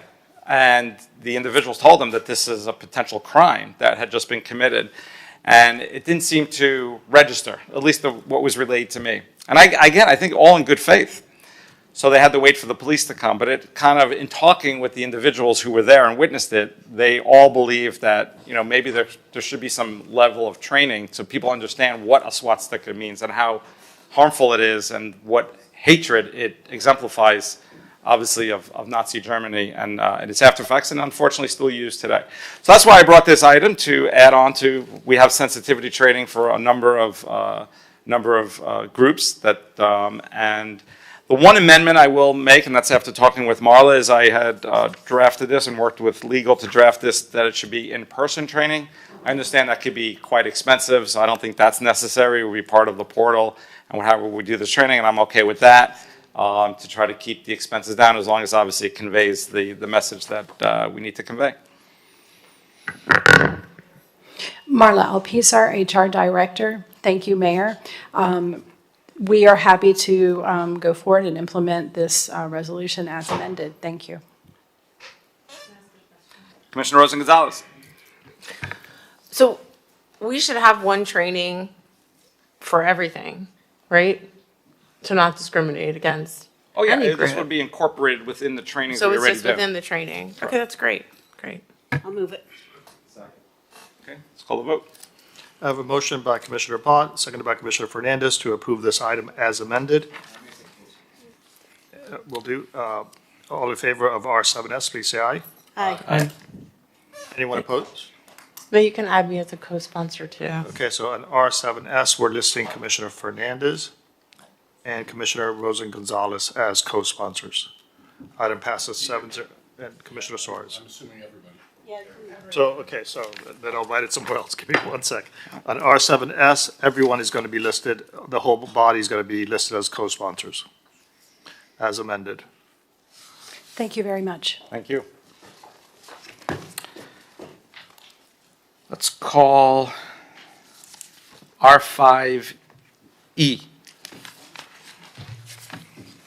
R5E is an ordinance of the Mayor and City Commission of the City of Miami Beach, Florida, amending Chapter 58 of the Miami Beach City Code entitled Housing by amending Article 7, entitled Consumer Protection of Owners of Residential Real Property by amending Section 58600 entitled Definitions, Section 58602 entitled Notice to Associations, and Section 58-611 Civil Penalties for Violations of Section 58602. To require a prospective bulk owner of residential condominium units to provide notice to residential unit owners of any present or pending application or other request to amend the comprehensive plan or land development regulations in connection with a proposed redevelopment of a condominium property and providing for repealer severability codification and an effective date. This is item R5E. It is a second reading public hearing, R5E. Commissioner Fernandez. Thank you, Mr. Mayor.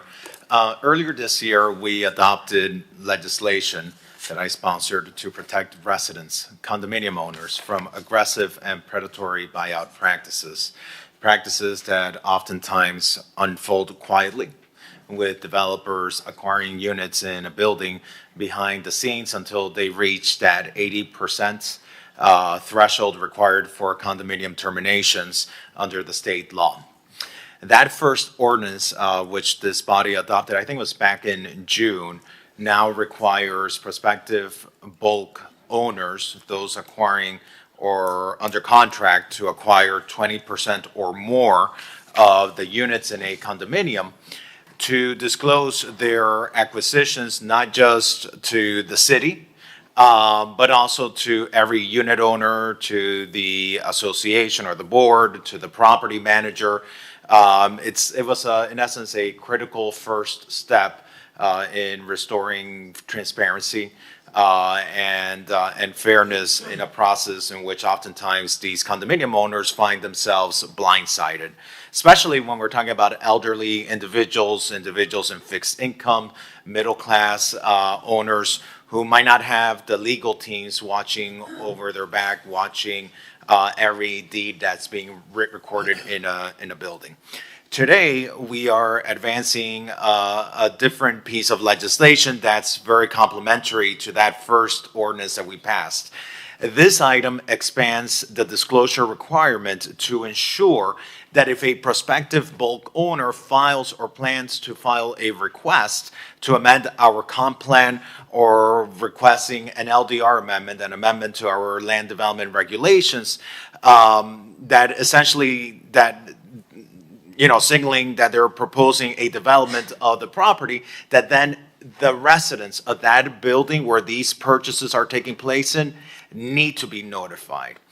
Because it's one thing to quietly acquire these units, but it's a totally opposite thing altogether to file redevelopment plans while keeping the current residents in those units in the dark.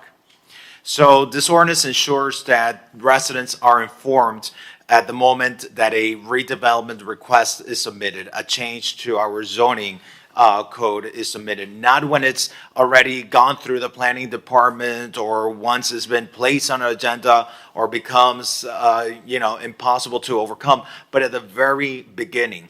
And the requirement would apply to any prospective bulk owner who has reached that 20% threshold in a building with at least 12 units. We want to make sure that if you are buying, if you are in a unit, in a building that's being acquired by a developer, and you are selling your unit to that developer, that you are fully aware of any redevelopment plans that this developer may have, that they may be thinking of, because that can definitely impact the purchase price. It's one thing for me to sell you a property under the current zoning, that's one valuation. But if I know you're going to be making a $1 billion project out of this property that I'm selling you, well, then I want to be compensated appropriately.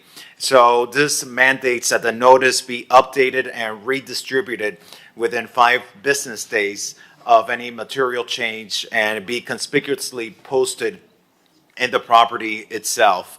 And at the end of the day, I want to make it very clear, this is not about preventing redevelopment. We know redevelopment is important. We know a lot of residents find themselves in very cash-strapped situations, but it does require honesty and it does require a high-level transparency when we have our residents involved, when we have their homestead, their nest egg involved. They require the utmost, the highest level of transparency of what a developer plans to do with a property that they still don't own.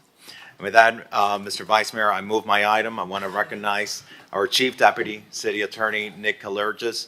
I don't know if there's anything that I've missed. No, Commissioner, I have nothing to add. I want to thank you, Mr. Attorney, because we are working in very groundbreaking legislation.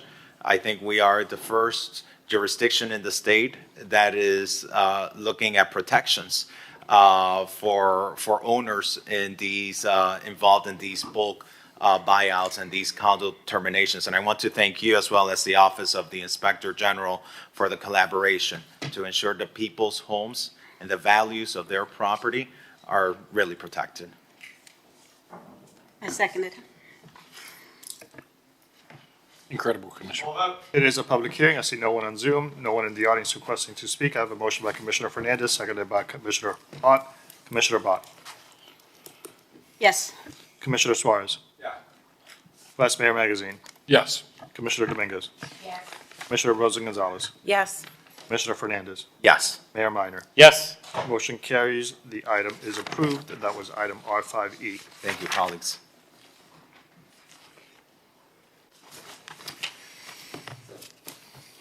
Call R5U.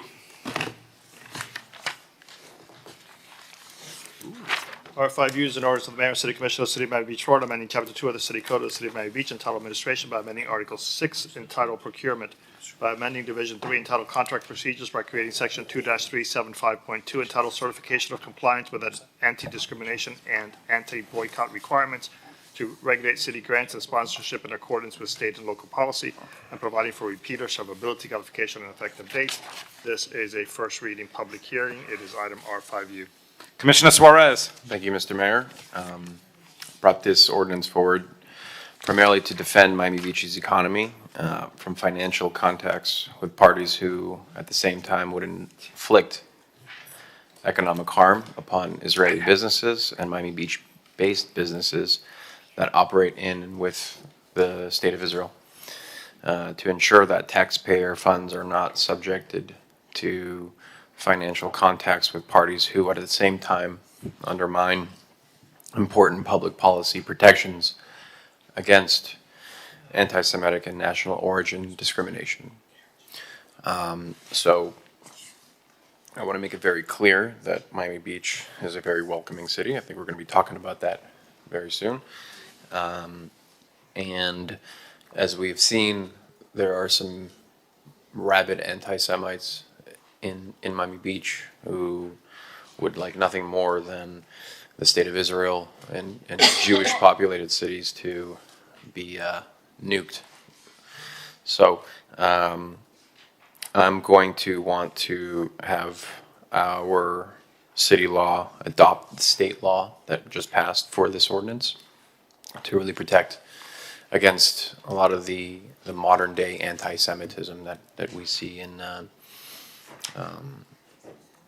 Florida and in Miami Beach. Rob, if you want to go ahead and chime in a couple more thoughts. You pretty much got everything. This just extends the current prohibition on contracting with parties that boycott Israel and engage in anti-Semitic conduct to sponsorships and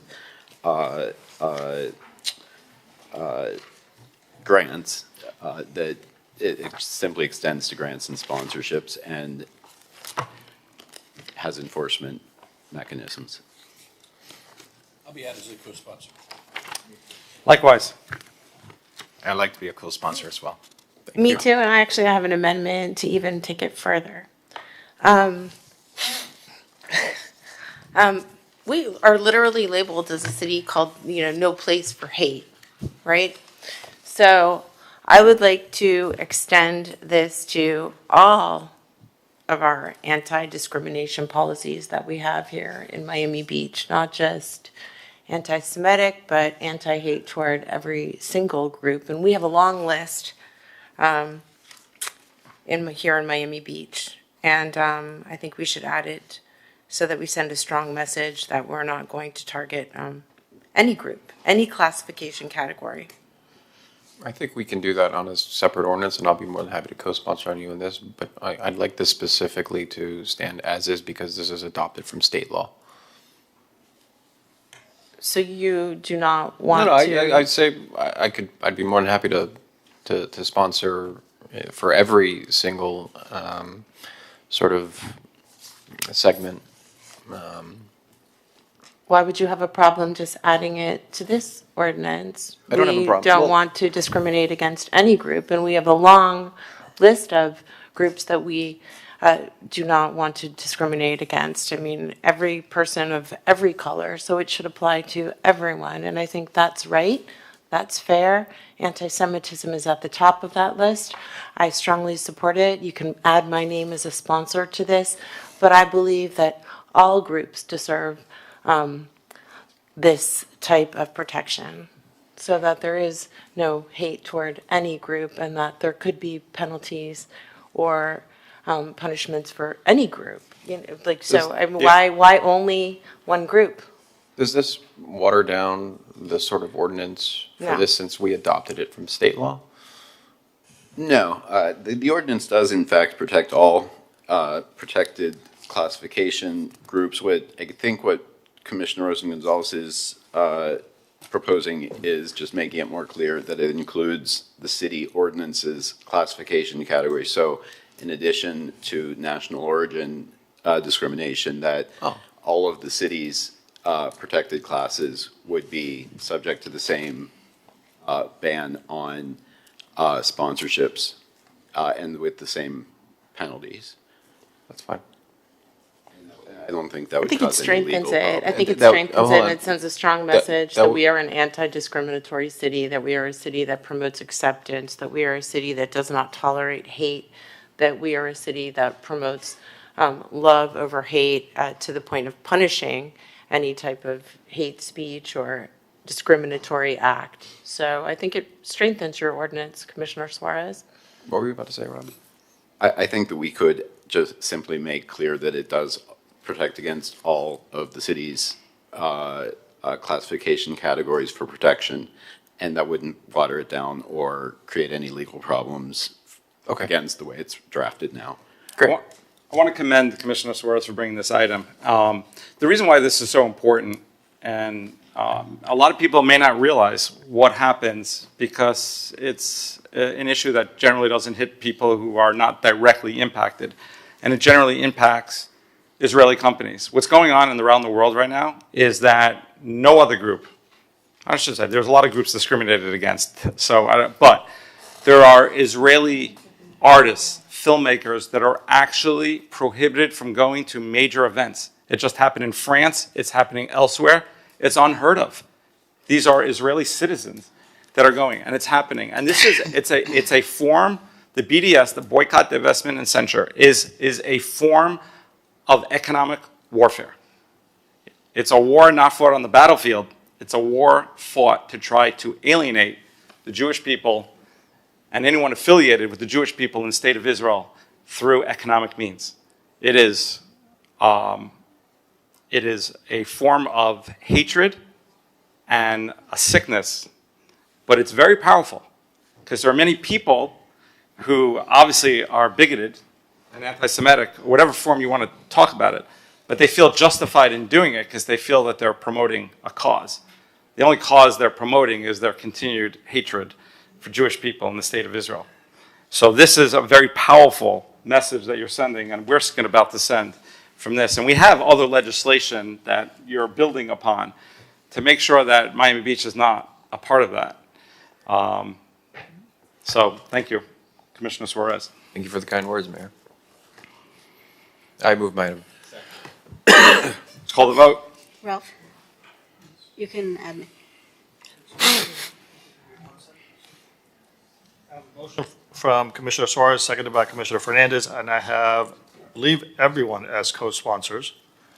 So that's, I have everyone as a co-sponsor. It is a public hearing, and I have someone with the screen name of Miami Beach. Nope, they're gone, so there's no one requesting to speak in the public or in Zoom. I'm going to call the roll then. Commissioner Rosen Gonzalez as amended. Yes. Yes. Commissioner Fernandez. Yes. Commissioner Bott. Yes. Commissioner Suarez. Yes. Mayor Magazine. Yes. Mayor Minor. Yes. Motion carries. Second reading, public hearing is scheduled for September 17th. The item is approved as amended with everyone as a co-sponsor. And thank you, Kristen, for thinking of everyone. R5Q.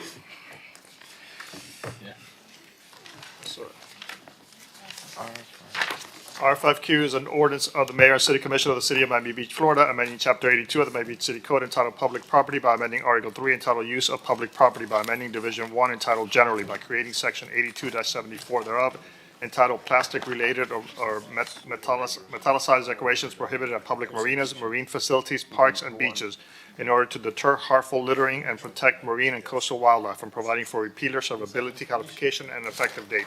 This is item R5Q. It is a first reading public hearing. Commissioner Fernandez, co-sponsored by Commissioner Suarez. Thank you, Mr. Mayor. So this is another step that Miami Beach is taking to protect our environment, and this time by looking at these plastic-based decorations like glitter, like confetti. I always say the name wrong, Mylar. Mylar's right. Mylar, okay, there we go. Mylar streamers in public spaces like parks and beaches and marinas. These decorations, we've all seen them. While they're pretty and while they're in fact festive, they pose an issue for marine life. And once they hit the ground, it's almost impossible to clean up, and they often end up in the ocean. And earlier, Sophie Ringel from Clean Miami Beach was here. She brought this huge bag with all these fake petals that people throw all the time in our beaches for weddings, for celebrations, for engagements, and then they don't pick up after them, and it becomes literally impossible to pick up after these. And these tiny plastics, when they break down into microplastics, they end up being consumed by our marine life, and we know that can lead to serious health issues, even death for our marine life. They're also lightweight, and that's one of the challenges with these decorations. They can be blown away very easily. Rain and wind carry them straight into drains, straight into the ocean, straight into the bay.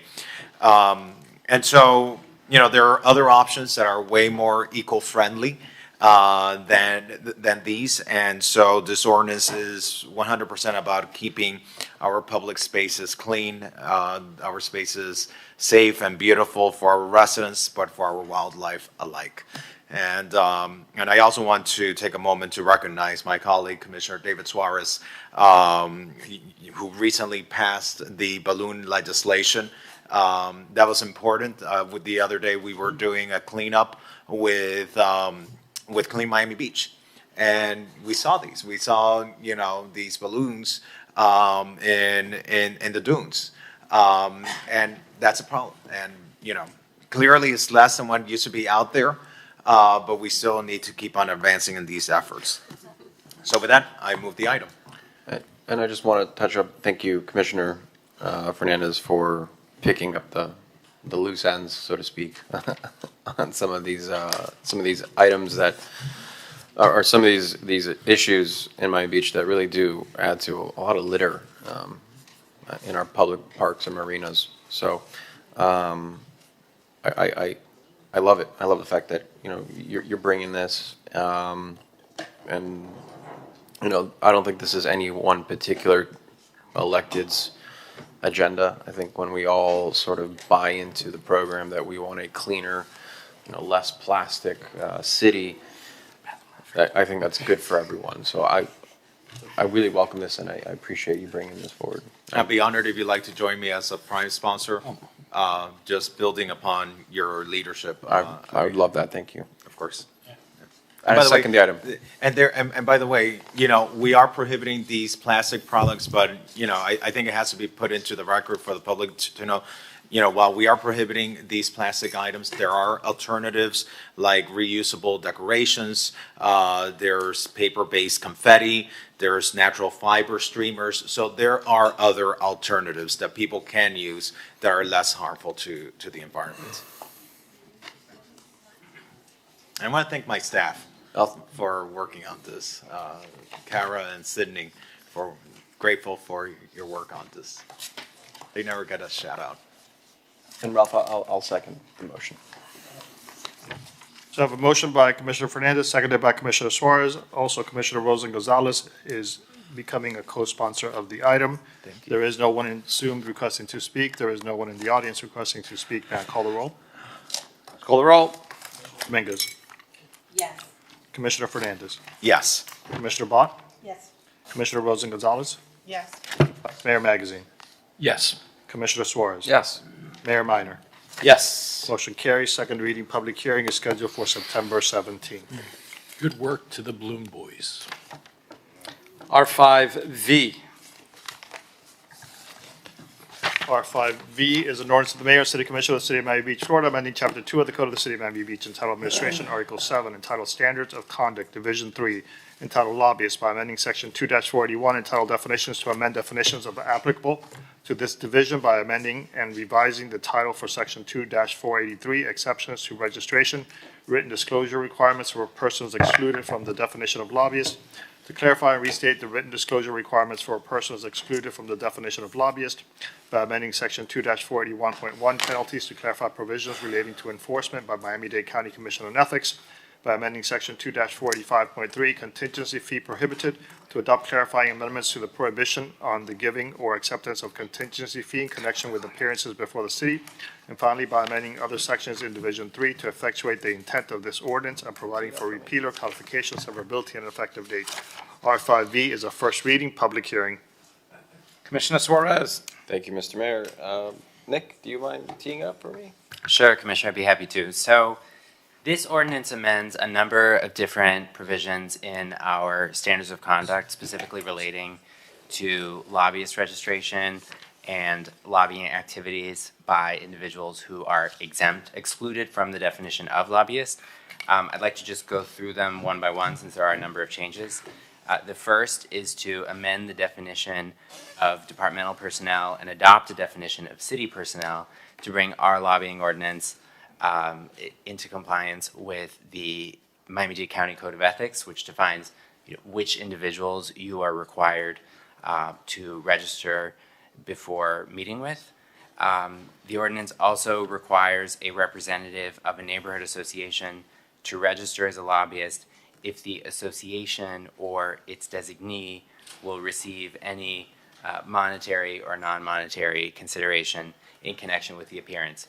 Right now, a neighborhood association is only considered a lobbyist if the representative who appears before the city is receiving compensation for their appearance. This would amend that requirement to say you're also a lobbyist if the association itself will receive any compensation. It also amends the separate registration requirement for individuals who are excluded from the definition of lobbyist, to refer to that as a written disclosure and make clear what that requirement is and what information you have to provide if you are excluded from the definition of lobbyist. This is a rule that applies to expert witnesses and representatives of neighborhood associations who are not receiving compensation for the appearance, and that's an existing rule. The ordinance also amends the enforcement and penalty provisions to make clear that our lobbying ordinance is enforceable by the County Commission on Ethics against a person, and that includes a person who is acting or appearing on behalf of an entity. And the last amendment is to revise the contingency fee prohibition to make clear that the prohibition applies to both persons, including, again, persons who are acting or appearing on behalf of an entity, and also entities. And that, just to reiterate, that the prohibition only applies to lobbyists and persons specifically excluded from the definition of lobbyist. If you have any questions, I'm happy to answer them. So that was a mouthful. I can tell you that this has been worked on with the city attorney for many months. This is something I'm very passionate about as far as ethics and conflicts of interest as it relates to our city, and not to go down into too much detail and take each other's time. But there are many loopholes where either neighborhood associations or individuals are receiving money for their organization and in return for their support for particular items that might be before the city commission. So I welcome any sort of questions from my colleagues, and I'm going to make a motion to move it. I have a question of clarification for Nick. And also, you said there are many instances of individuals taking money? Well, there is one in particular that comes to top of mind. It's not necessarily the individual, it's the organization. So, Those ethics charges were completely repudiated by the ethics committee. So, Or ethics if board. if you really want to go, if you really want to get into the details, and then Nick can also chime in, but the Standard Hotel. No, I'm familiar, but I'm just saying, you're saying that people or an organization did something wrong. I'm saying, in fact, it's the State Board of Ethics completely said nothing was amiss. So anyhow, that's not what I want to focus on. Nick, what I would like to ask, because what I'm concerned about actually is, for instance, I'm not picking on Sunset Harbor, it just pops to mind. So are we saying that anybody who comes to us from Sunset Harbor asking us for relief with the pump station or the lift station, which would benefit their community and their buildings that are there, would have to register as lobbyists? No. So the way the code is now, a representative of a neighborhood association who is not receiving compensation for the appearance is not a lobbyist, but they're required to file a separate registration with the city clerk's office. They're not subject to a fee, they're not treated as lobbyists, but they are required to register. This ordinance does not change that particular requirement. What this ordinance would do is, if the neighborhood association is going to receive compensation in connection with their appearance before the city, then they would be treated as lobbyists. So if they're being paid to come to a meeting, or that's what would trigger this? Right now, if a neighborhood association pays someone to appear on their behalf before the city, that person is required to register as a lobbyist. Doesn't that happen now? I mean, we have attorneys by the gaggle showing up at commission meetings as paid, as registered lobbyists who've paid the fee, who are being paid by their clients to show up and lobby on behalf of an item before the commission? That's already happening. That would happen now. What this does, as it relates to representatives of neighborhood associations, is if the neighborhood association itself would receive compensation in connection with the appearance, then the representative would have to register. So it's a really subtle. But not pay, because I think it's like, whatever, $200 per year? And then, or, I don't know, it's like two things, right? It's an annual thing and then a per event? That's if the lobbyist is being compensated by the neighborhood association to appear. What this does, what this ordinance addresses, is when the neighborhood association itself, as an organization, is going to receive consideration in connection with the appearance. Then they would be treated as a lobbyist under this ordinance. So the distinction is the compensation to the person appearing on behalf of, let's say, Sunset Harbor Neighborhood Association, or is the compensation to the Sunset Harbor Neighborhood Association? This addresses the latter. So if Sunset Harbor said, give us the $5 million it's going to take to do the pump station thingy, then they would have to register. Correct. That's a good example. Because the resolution to that problem was the city's going to address it. They didn't have to, and so they didn't have to register as lobbyists because they're just, the city's handling the issue. Under this ordinance, right, if they were not seeking consideration in connection with their appearance, then they would not need to register as a lobbyist. And then, so for instance, one of the Sunset Islands, I don't mean to be picking on sunsets, but that's what's popping to my mind. There were a group of residents who came forward, and one of the residents had done a development plan and for a playground in one of the open swales in that community.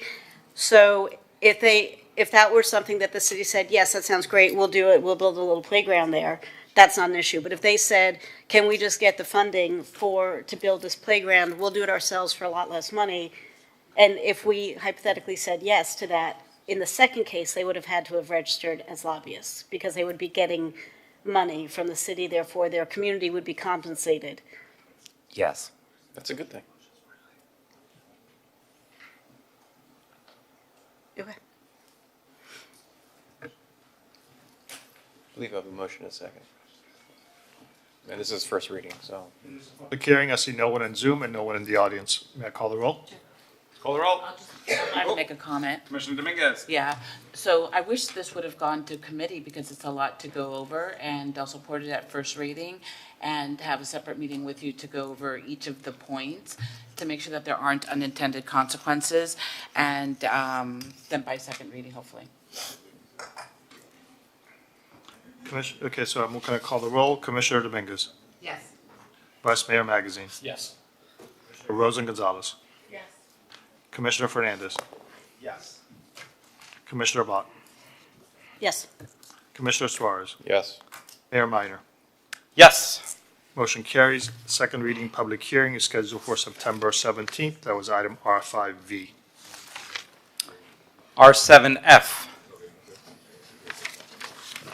R7F is a public hearing, remit results of annual traffic infraction detector reports.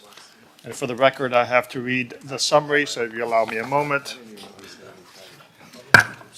In compliance with Florida statutes, section 316.0083 subsection 4, for the 2025 traffic infraction detector report for the period from July 1st, 2024 to June 30th, 2025, the City of Miami Beach recorded 7,838 notices of violation issued, 2 violations contested, 1 violation upheld, 2 violations dismissed, 2,597 violations issued as uniform traffic citation, 3,861 violations paid and were collected funds were distributed in accordance with state statute 316.0083 subsection 4 in the amount of $307,860 to the General Revenue Fund, $70 per violation, $43,980 to the Health Emergency Medical Services Trust Fund, $10 per violation, and $13,194 to the Brain and Spinal Cord Injury Trust Fund, $3 per violation. This is a public hearing. I see no one in Zoom and no one in the audience requesting to speak. This is item R7F.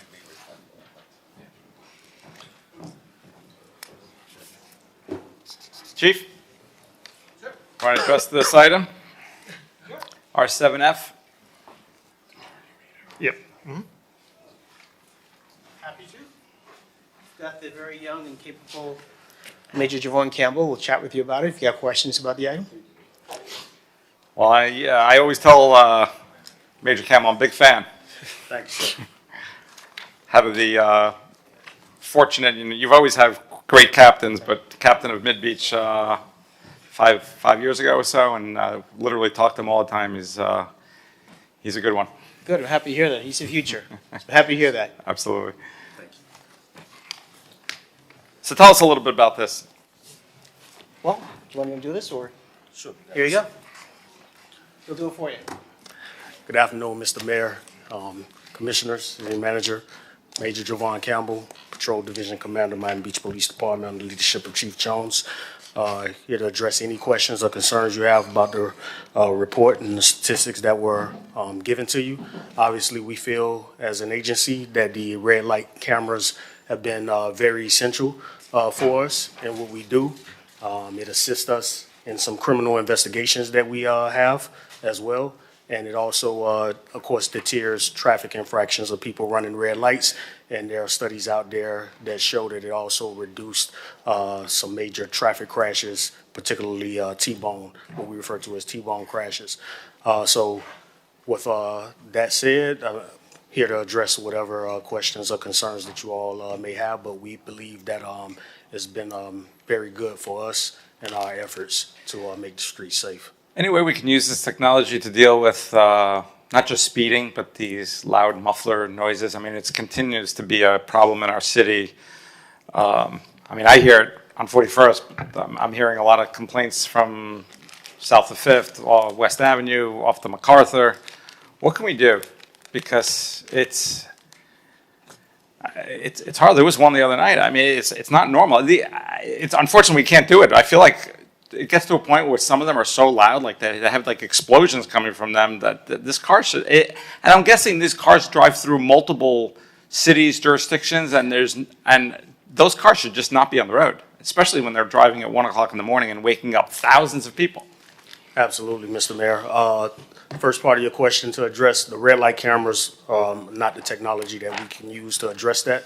But given the concerns that's been expressed by you and the rest of the commissioners, as well as our residents, we've heard those concerns and we've made efforts to address them. I can assure you that on a daily basis, on a nightly basis, we assign a certain amount of officers in each area of the city to particularly focus on noise reduction or enforcement for loud noises coming from vehicles. I can, if given time, provide you exact statistics, but it's been a substantial amount of citations that we've issued. Just for the month of August alone, there were 121. So we're doing the best that we can. We continue to address it. Particularly, I know that Collins Avenue corridor has been one of the issues, as well as the MacArthur Causeway and 41st Street. Okay, thank you. I have noticed a pretty good presence at night along the corridors you just mentioned. So yes, sir, and that will continue. Okay, thank you for the report. Thank you all. Have a great day. Biker gangs. Let's call some of the pulled items from the consent agenda. I just need a motion and a second to approve this item. It's a resolution. I'll make Okay. So I have a motion by Commissioner Suarez, seconded by Commissioner Fernandez. All in favor of R7F, please say aye. Anyone opposed? Hearing none. Item R7F is approved 7-0.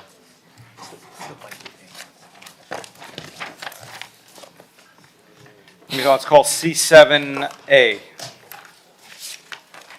C7A is execute Amendment 5 to agreement with James Corner Field Operations. C7A was separated by Commissioner Rosen Gonzalez. Commissioner Rosa Gonzalez. So the reason why I called C7A is because, first of all of us, we have the opening of the Drexel Avenue project coming up soon, correct? Yes. And I think we're all excited that the Lincoln Road Capital Project is finally starting. And this is an amendment to add $239,000 to that contract, right? Because of new DERM requirements and some FP&L ductwork, right? Correct.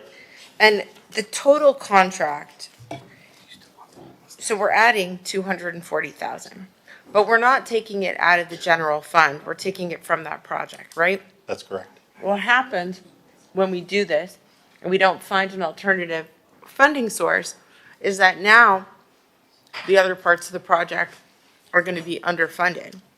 So my big worry is that the large capital improvement project, which is the main one, is going to end up not having the funds that it needs, and we won't be able to get it done. So the reason why I pulled it is because I wanted to ask, do you see any additional change orders? Do you think that you have the funds right now to complete the main portion of the Lincoln Road Capital Improvement Project? And I don't just want to do Drexel and then not have the other portion funded, because in my mind, going down the main street is the most important part of the project. So how are we planning on funding all of this as the change orders begin? Okay.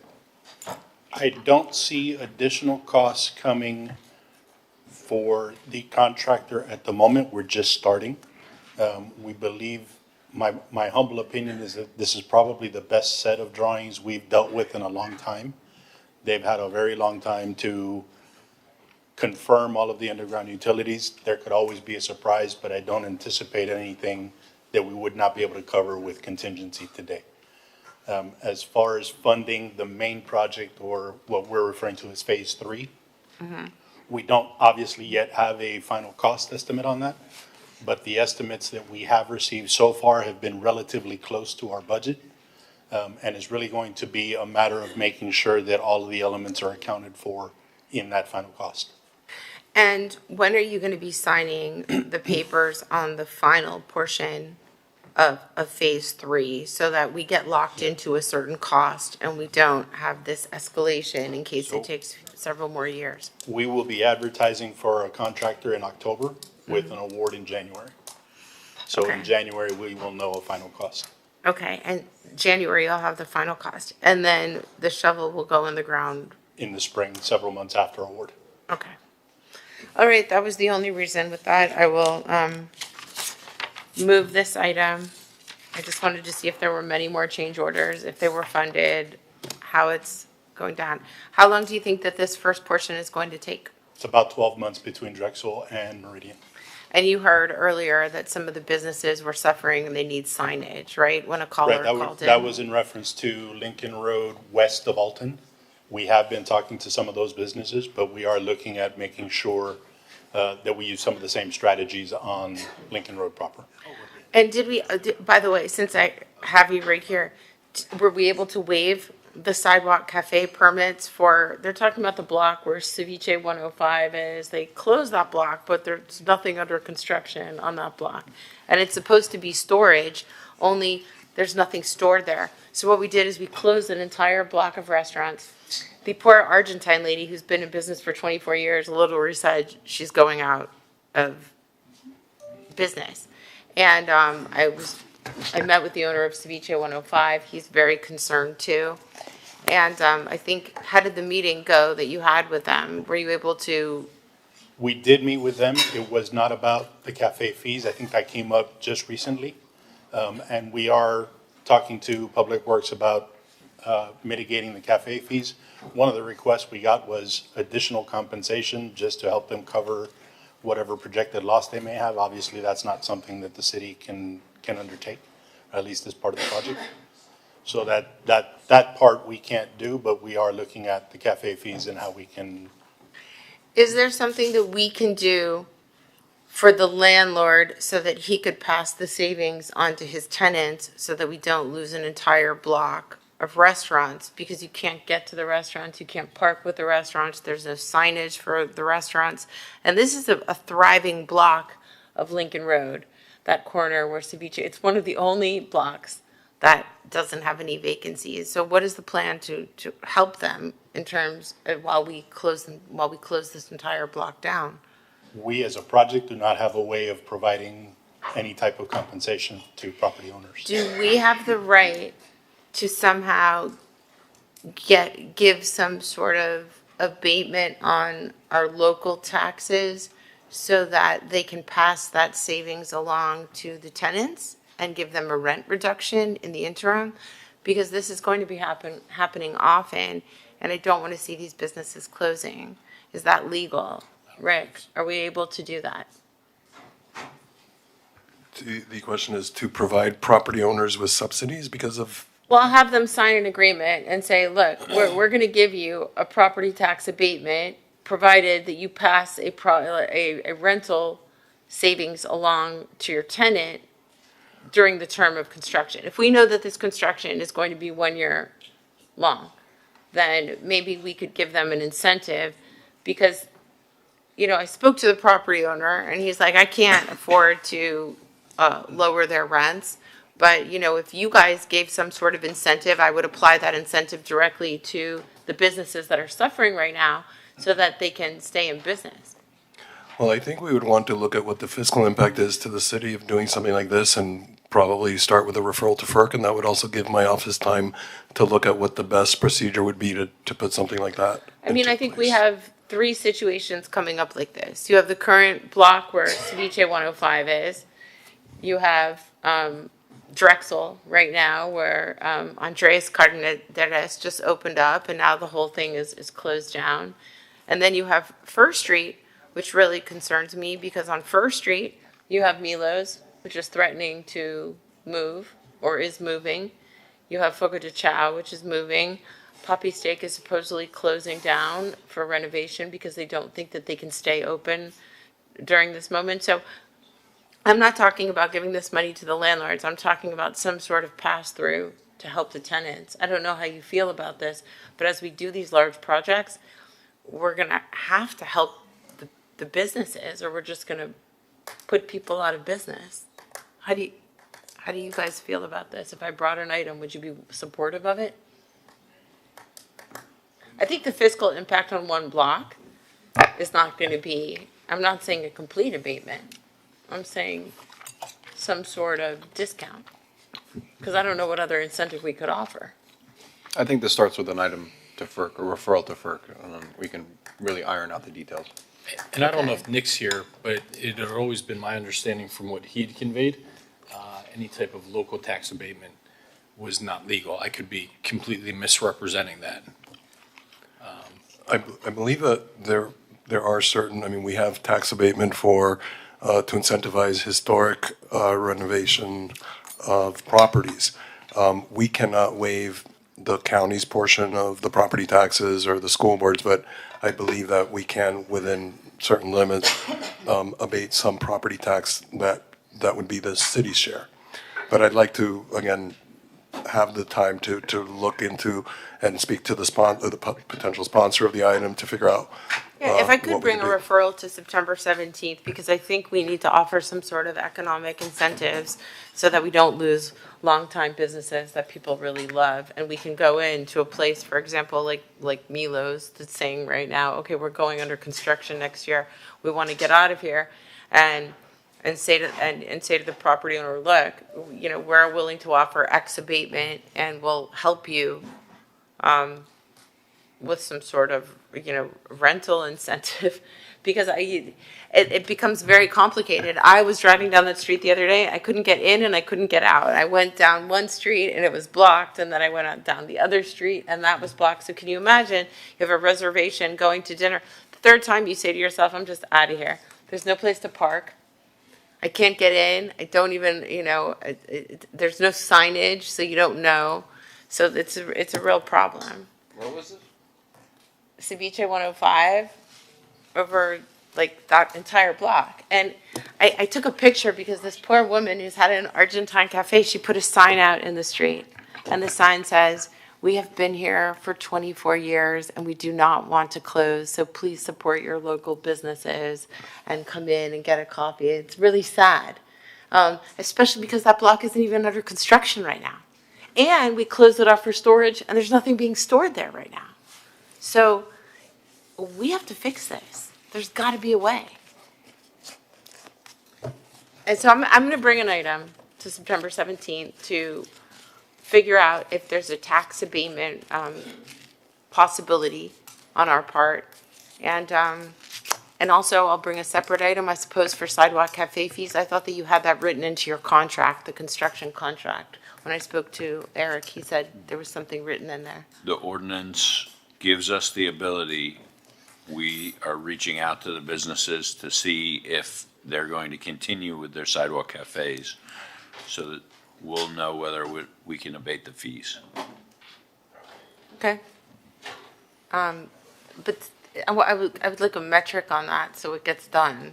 Should I bring something forward? Are we going to report back? Should I just put a referral onto neighborhoods and then we check back to see what happens with it? Like, Maybe that could be part of the referral you're going to bring on the 17th to include that. I mean, okay. we'll All certainly right. Jackie, you got that? check back. Okay, thank you. That was it. And with that, I move this item. And I need a Along second. the lines what we're, along the lines we're referring to, I had one business reach out to me about potentially eliminating or waiving mobility fees, specifically to Lincoln Road. So, any thoughts on that, Eric? So, I know that one of your colleagues had mentioned that maybe there was some sort of incentive we should be looking at to entice businesses to come new to Lincoln Road, and that was one of the things that was brought up. One of the things I've heard this from Lyle Stern and from some others, that there is renewed interest, partly because although it's under construction now, which is obviously something that businesses have to deal with, but it will beautify the area, and also the Convention Center Hotel, which is coming, which is going to bring a higher level, and we're a higher level conventions, as well as 800 rooms right next door. Are you seeing that? I don't know that I've heard any reports of an impact yet, but there is a lot of optimism. Yeah. Oh, and when I bring my referral, we're also going to need to do this abatement on 41st Street, because when that project starts, if it ever starts, they're going to need the same type of abatement because it's going to be really harsh for the businesses.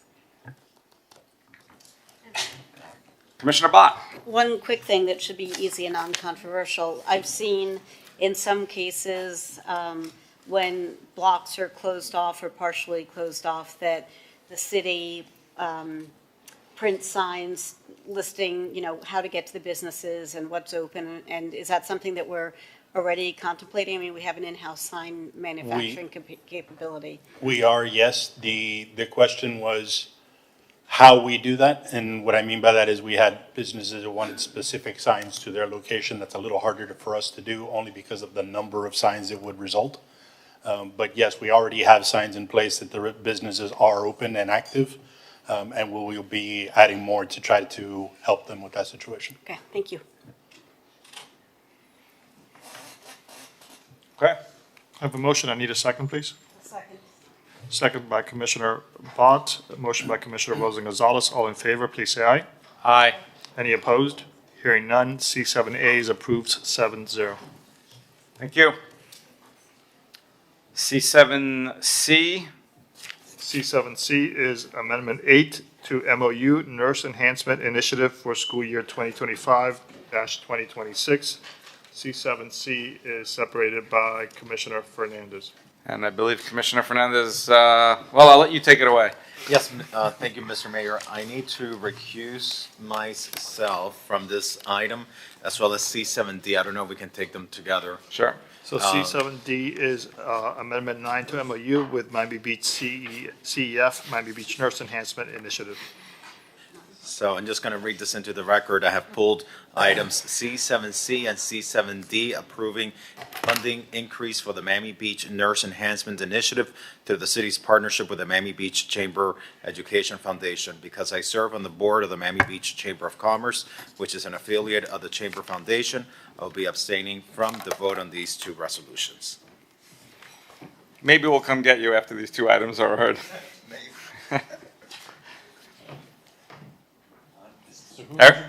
Eric? Well, he just pulled it to say he was recused. It's a city administration item. Yes, so these are two amendments that we have to two different agreements regarding our school nurse program. One's with the school board and one's with the Chamber Education Foundation. Good evening. Actually, both are with the Miami Beach Chamber Education Foundation, and they serve as our fiscal agent and have been doing so for the past decade. They execute the agreement directly with the Children's Trust, who is the entity that selects the mental health professional provider to our public schools. And this is a collaborative, both of these are amendments to collaborative agreements between ourselves, the Chamber Foundation, and a number of satellite cities that feed into the Miami Beach school system feeder pattern. Correct. As part of one of the agreements, all of our neighboring municipalities, Surfside, Bal Harbor, Bay Harbor, North Bay Village, as well as the Miami Beach Chamber Education Foundation, join us in partnership and have been doing so for over a decade to provide additional mental health support to the children, not only in the schools that are physically located within the city of Miami Beach, but to Treasure Island, which is right outside, and to Ruth K. Broad as well. I'll move the item, I'll second. or items, both of them. I'll second both.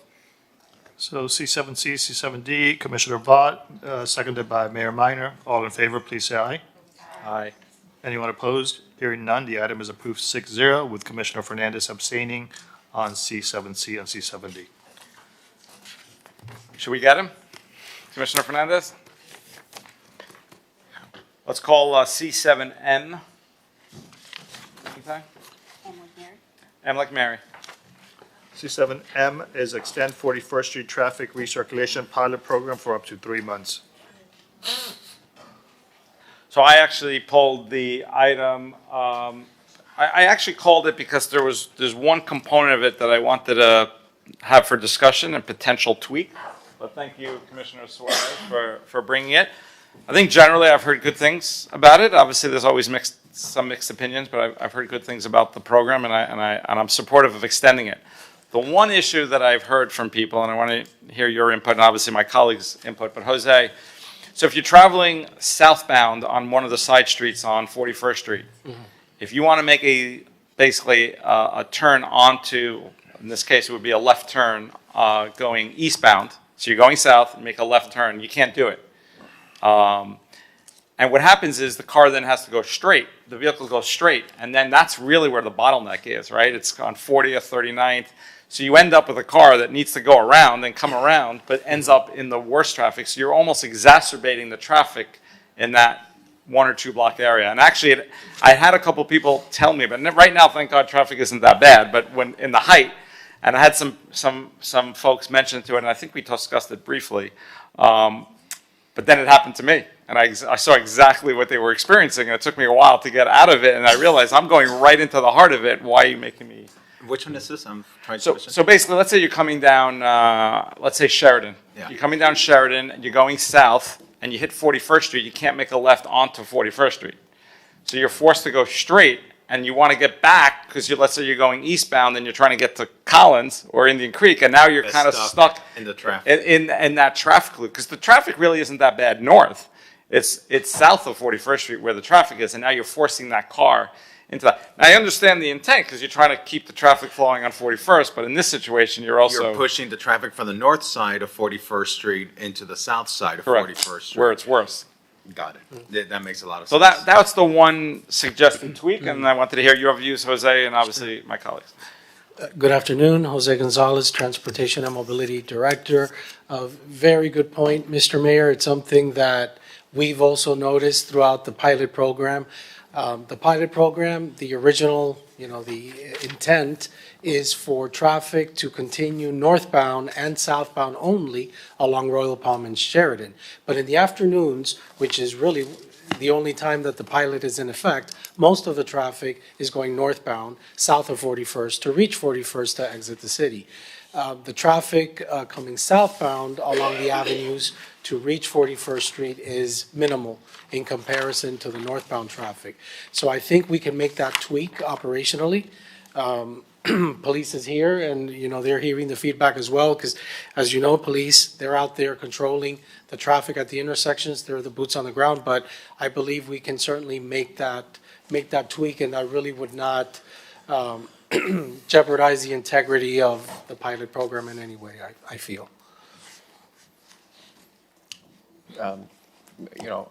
I haven't spoken to the chief about this, but generally, how's it working out? Good afternoon, Wayne Jones, Police Chief. Support our transportation colleagues in continuing this for another 3 months. I'm told by the boots on the ground, and I've been accused of having an army of police officers on 41st Street during rush hour traffic. I think those folks out there are much needed, following complaints from residents, mostly living north and south of 41st Street, trying to traverse 41st Street, go back and forth. Feedback has been great. They think it's made a real and positive difference in the commute time through the city, going north and south. So with that, support the transportation's recommendations to push this for another 3 months or so. Yeah, and again, originally the intent of this was to think of a bridge, over the 41st Street without the actual bridge. And I think the reason why I picked Sheridan and Royal Palm is because they have these massive bulb outs, right? And so if you're going to make a right, you're blocking everyone behind you if you're having to wait. So that was the intent of those things. But I'm glad to know that it's working out. I think there's nothing we can do for westbound traffic. Obviously, it's just the mainland and 95 in general. But if we can alleviate the traffic flow between north and south, I think this is a program that's worth keeping. Yeah, I've generally heard positive feedback. So. I can tell you, I go through that all the time going home from City Hall, and it's definitely better than it was, so. Mm-hmm. And the police officers and the public safety specialists have definitely had an impact. Beforehand, a couple of years ago, with cars getting into the intersection, blocking as the light was changing, it was bad. And now at least there's there's bad traffic, but it's controlled. I have to say that school has started, and I have been impressed. Because usually once. Don't jinx it. I know, but, credit where credit is due, because usually when school starts, it really does become, there's been some days where, it's been bad, but for the most part, I've been able to get home without sitting in that horrific 3 blocks of just sitting in line trying to get to the corner of my house. So I'm very excited. Thank you for this. So we're gonna hear it back in November or December? It would be a 3-month extension, so December, for the December commission meeting. Okay, and then at that point, we would vote to make it permanent or extend it by a year? That's correct. By that point, we'll have the results. We'll have a post-effectiveness study for the pilot program, and we'll share those results with you, and then it will be a policy decision whether to extend it or. And how many officers are there? We have 1 with 2 traffic specialists, or what's or just 2 officers at 1 at each intersection? We typically have 2 PSSs in the section, oftentimes it's supplemented by police officers, but we've got cops along the 43rd Street corridor and every intersection during rush hour traffic. Got it, okay. Good. I move the item. Second. All in favor of C7M, please say aye. Aye. Aye. Hearing no one opposed, the item is approved 7-0. That was C7M. Let's continue, let's try to get through these pulled items. C7AC. C7AC, salary ceiling restrictions for cultural grants. It was separated by Commissioner Bott. Yeah, I'd like to have this go to FERC to be hashed out. I think this is something where the cultural grant recipients should have a voice, have an opportunity to speak, and so that's my motion, is to move it to FERC. I'll second that. This is Commissioner Magazine's item, co-sponsored by Commissioner Suarez. Yeah, I have no issues hearing into FERC, and in fact, I actually think that's probably better because I did just have somewhat of an arbitrary salary cap on that, but the intent is, it was brought to my attention, some cultural arts institutions that we give significant amounts of recurring funding to, give recurring funding to, have very significant officer salaries and things like that. We're talking to the tune of close to, if not at 7 figures. And if a cultural institution can pay somebody 7 figures, God bless them. God bless them. But then it calls into question if they need continuous recurring every year taxpayer money. So I think FERC is a good forum to analyze that. Doesn't hurt that you're the chair of that committee. Okay. So by acclamation, may we refer C7AC to the Finance Committee? Yes. All in favor? Aye. Aye. Item is referred to FERC. C7AE. 7AE, make short-term rental regulations a 2026 legislative priority. It was Commissioner Magazine separated that item.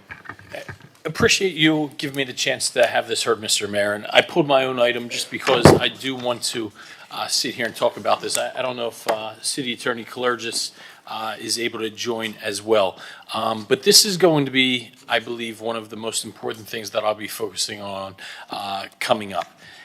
To give some context, we've tried this before, and we were met with resistance in Tallahassee. And I understood the lay of the land. They were a conservative government that believed in property rights and individual rights, so that made sense. If somebody owns a home and they want to do what they want with that, okay. Whether I agreed or not, I at least saw where they're coming from. But now, rightfully so, there is so much attention on housing, on affordability, not just in Miami Beach, not just in Miami-Dade, but across the state of Florida, where our legislators have spent significant amounts of time and effort and energy crafting some bills that we'll discuss in other regards. But one of the best tools, bar none, that we could have to help housing affordability is returning control of usage to local governments. That's right. And it's not a one-size-fits-all approach, and that's why it should return to control of local government, which ironically is the ethos of conservative views of government. So where am I going with this? Why is this important? You know, a lot of us sit here and talk about our ability or our desire to regulate short-term rentals and what they've done to residential neighborhoods and things like that, where you can't control the parties or who moves in next door. Yes, that is still front and center as part of this issue. But even more so is the compounding effects that not being able to control this has done to exacerbate the unaffordability of housing, especially in Miami-Dade. And when I give some of these stats, they are mind-numbing. And I hope too out front and center for Tallahassee to ignore. And I know here locally, we've gotten into some back and forth, and whether it be on social media or in these chambers, about an adversarial relationship with even our own state reps. I don't want to do that. I don't want to fight Tallahassee.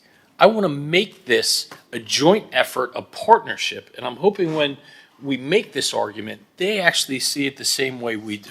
So right now, and Nick, if you want to come up and feel free to correct me as I'm going, we have a very difficult time of regulating what usage is.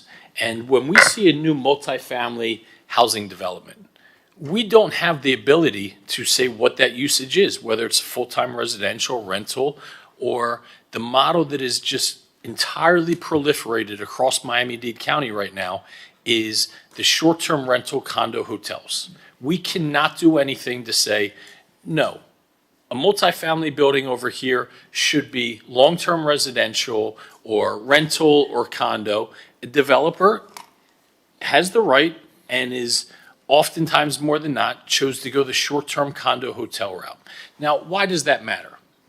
10 years ago or 5 years ago, we would just sit there and say, well, we don't want a short-term rental condo hotel next to a residential building. And that had merit on its own. But now, when Florida and Miami-Dade and Miami Beach are in a housing crisis, we are seeing thousands and thousands and thousands of units come online and doing nothing to help housing affordability. In Miami-Dade alone, in our downtown urban core, including Miami Beach, Miami-Dade, Brickell area, over 12,000 condo hotel short-term rental units are coming online or in the pipeline. Think if those were residential units, what that would do to help housing affordability. There is no better way to help housing affordability than increasing supply. I know we like to sit up here and get cute and say, well, we'll add this amount or this rent control. Supply is the answer. And we're getting supply, but not the right kind of supply. In Miami Beach alone, and these numbers are somewhat embarrassing, over the last 10 years on non-waterfront, we have added 159 multifamily units in our entire city. And I'll include 5 Park as waterfront because that's ultra luxury. 88 of those come from the Collins Park project, which leaves just 70 units. However, transient units have been 1,500 over that same time, with another 1,000 coming online. And if you look at all of the new development that's coming in North Beach, up to 800 units, 800 units, those are almost exclusively short-term rental condo hotels that we have no ability to regulate. 72 Park, the Ella, Palma, and things like that. You know what? Those developments wouldn't be that bad if they were actually using to house our residents, to house our neighbors, and help housing affordability. That problem is even worse in places like downtown and Brickell. In downtown, you have entire blocks of our downtown urban core that are being utilized and built and do nothing but help developers and investors, and they do nothing to help housing affordability. So this isn't a fight that we have to fight alone. We should go out, and I'm almost certain we're all aligned here, but we should go out and incorporate the city of Miami, Miami-Dade County, and like I said, not lobby because we're fighting Tallahassee, but bring this front and center to them and say, we want to help in your fight against housing affordability, and the best way to do so is by helping us facilitate housing supply. And how is that? Is by returning usage to local control. Nick, tell me where I'm off, if there's anything you want to add, and then I want to hear from my colleagues. No, Commissioner, you're right. I mean, we cannot prohibit or regulate the frequency or duration of short-term rentals in any district where short-term rentals are currently allowed. So what that has left the commission with really the only option in districts where short-term rentals are allowed is to try to incentivize long-term residential development, and as a condition of development incentives, you have required property owners to covenant that they will not rent on a short-term basis. But other than that, the city is preempted from prohibiting or regulating the frequency or duration of short-term rentals. Thank you. So, and my team was great in putting together a slide. I'm not going to put it up because I don't want to pull David over there and, copy him. But just some of these numbers, right? This is more supply than we've had in the past 20 years in our city. 72 Park, that's 206 units right there that do nothing to help housing affordability. Ella Miami Beach, 95 units, do nothing to help housing affordability.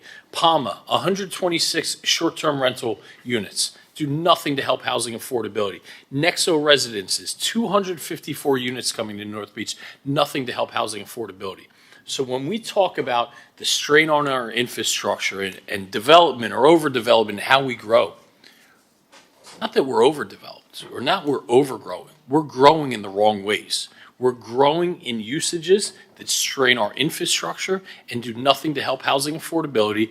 And the best way that we can reverse that is by trying to get back local control. And again, it's not through fighting with Tallahassee, it's working with them to try and help them share this view as well. Mr. Vice Mayor. Commissioner Fernandez and then Commissioner Bott. I want to thank you for bringing this item, and your approach makes a lot of sense. You've identified what is a priority of Tallahassee. They have this priority of housing and housing affordability, and they want to do it quick, and they want to do it by cutting bureaucracy and red tape. That's everything that they have stated, and that's everything that they've made into law. By aligning with their position, we can go ahead and, through passage of legislation, today we have, I believe, over 5,000 licensed short-term rental units in Miami Beach. If they would give us the authority to be able to restore our regulation on this, those are 5,000 units that, instead of being short-term rentals, could be attainable, affordable, workforce housing or market rate housing for our residents, instead of it being in the transient inventory, which creates another domino effect. When you have those 5,000 units of short-term rentals, now you're taking business away from the smaller hotels, which is why a lot of those hotels end up struggling, because now you have competing inventory that did not exist before. So it creates then this domino effect of another thing that they're trying to address, which is, the situation of older buildings that are not, the numbers don't make business sense anymore. Well, the reason why they don't make business sense anymore is not because they're old, it's because now these previous hotel units are competing with short-term rental units. And that's where, if they return that authority back to the local government, if we fight for our home rule and we do it by aligning with those priorities that Tallahassee has identified, restoring affordability and housing and cutting bureaucracy, we can achieve together these goals. So thank you, Commissioner, for bringing this item forward. I'm happy to team up with you on it because it is a shared priority. Commissioner Bott. It will surprise exactly no one that I have multiple newspaper subscriptions and I read them all online. And in multiple of those newspaper properties, there are ads for 72 Park, and I'm pulling that one out because that's the one that's already advertising, because it's open. But one of the first things they advertise is that it's licensed to be a short-term rental property. Like, it's not about come live in Miami Beach, come live minutes from the beach, come live, in the heart of a developing, fabulous neighborhood. It's, hey, it's an investment property, and, that's their lead-off batter. So I'm so glad that you're doing this. I'm thrilled to support you in it as a co-sponsor, and, you know, whatever needs to happen in Tallahassee, I'm with you to try to make that happen. Thank you, Commissioner. And to your point, Commissioner Fernandez, one thing that has been taken away as part of this, Nick, and it's one of the primary reasons, if not the, that I ran, is because a lot of these older homes that are naturally occurring affordable housing, we have no ability to regulate the usage. We did so to an extent earlier with the hotel amendment. However, what we see time and time again is investors come in, buy up every one of these homes, not redevelop it into other housing, and then at least that remains housing, right? But in some of our most vulnerable populations, people are having their multifamily buildings bought, kicked out like dogs, and turned into short-term rental condo hotels. And there's nothing we can do. And that pains me. And that's why we need to, again, not fight, but partner with people at the state that have the same vision as us. We just need to make the argument that this gets us towards that goal. I'll second your motion. I mean, I want to point out the reason why is because, for example, you had a landlord like Mel Schlesser who came up and said, it doesn't work anymore. I can't be profitable and sustain my business renting them, which is why we moved toward, you know, which is why they're moving toward this short-term rental model. It's not ideal, but if you could somehow get beyond Airbnb, which is a pretty big lobby, powerful lobby, that would be impressive. I'll finish by saying, you know, I'm the chair of our Affordable Housing Advisory Committee, and we do hold 2 regional meetings per year where elected officials, you know, all attend this Zoom, and the state of Florida is there. And the state of Florida has all these incentives, like accessory dwelling units, and the guy throws out at the last meeting, he's like, you know, what do you think, you know, you could do in your community to create affordable housing? And I was like, ban short-term rentals, which are killing the community. And everybody agreed with me, and that's the one thing that the legislature has not done. Although I do think there's a movement toward it, because I think everybody, especially in coastal communities, is realizing that it's ruined the housing stock. Yeah, and especially, you make a good point where it's not only fighting Airbnb, it's actually the developers, because this is the golden egg for them, right? They get to essentially have hotel-like profits, but lay off the risk to private investors.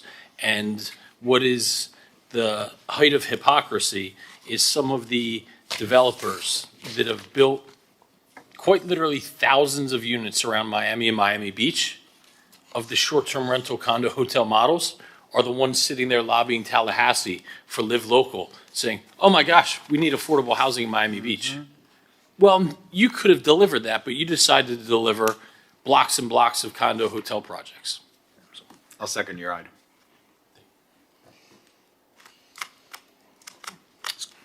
Anybody else want to get on the soapbox? I was, but I'll move it. I don't think anyone moved it, so I'm sure a sec. Moved by Commissioner Suarez, seconded by Commissioner Magazine. Let's call the vote. I have a motion, C7AE. All in favor of C7AE, please say aye. Aye. Anyone opposed? Hearing none, the item is approved 7-0. That's C7AE. C7AF. C7AF, Develop Program for South Shore Community Center. C7AF was separated by Commissioner Suarez. This is an item that I am bringing forward because we have underutilized space at the South Shore Community Center in the evenings, and I think we have a lot of opportunity to do very low-cost and immediate programming there for residents in those neighborhoods. We can ask our cultural anchors to put together events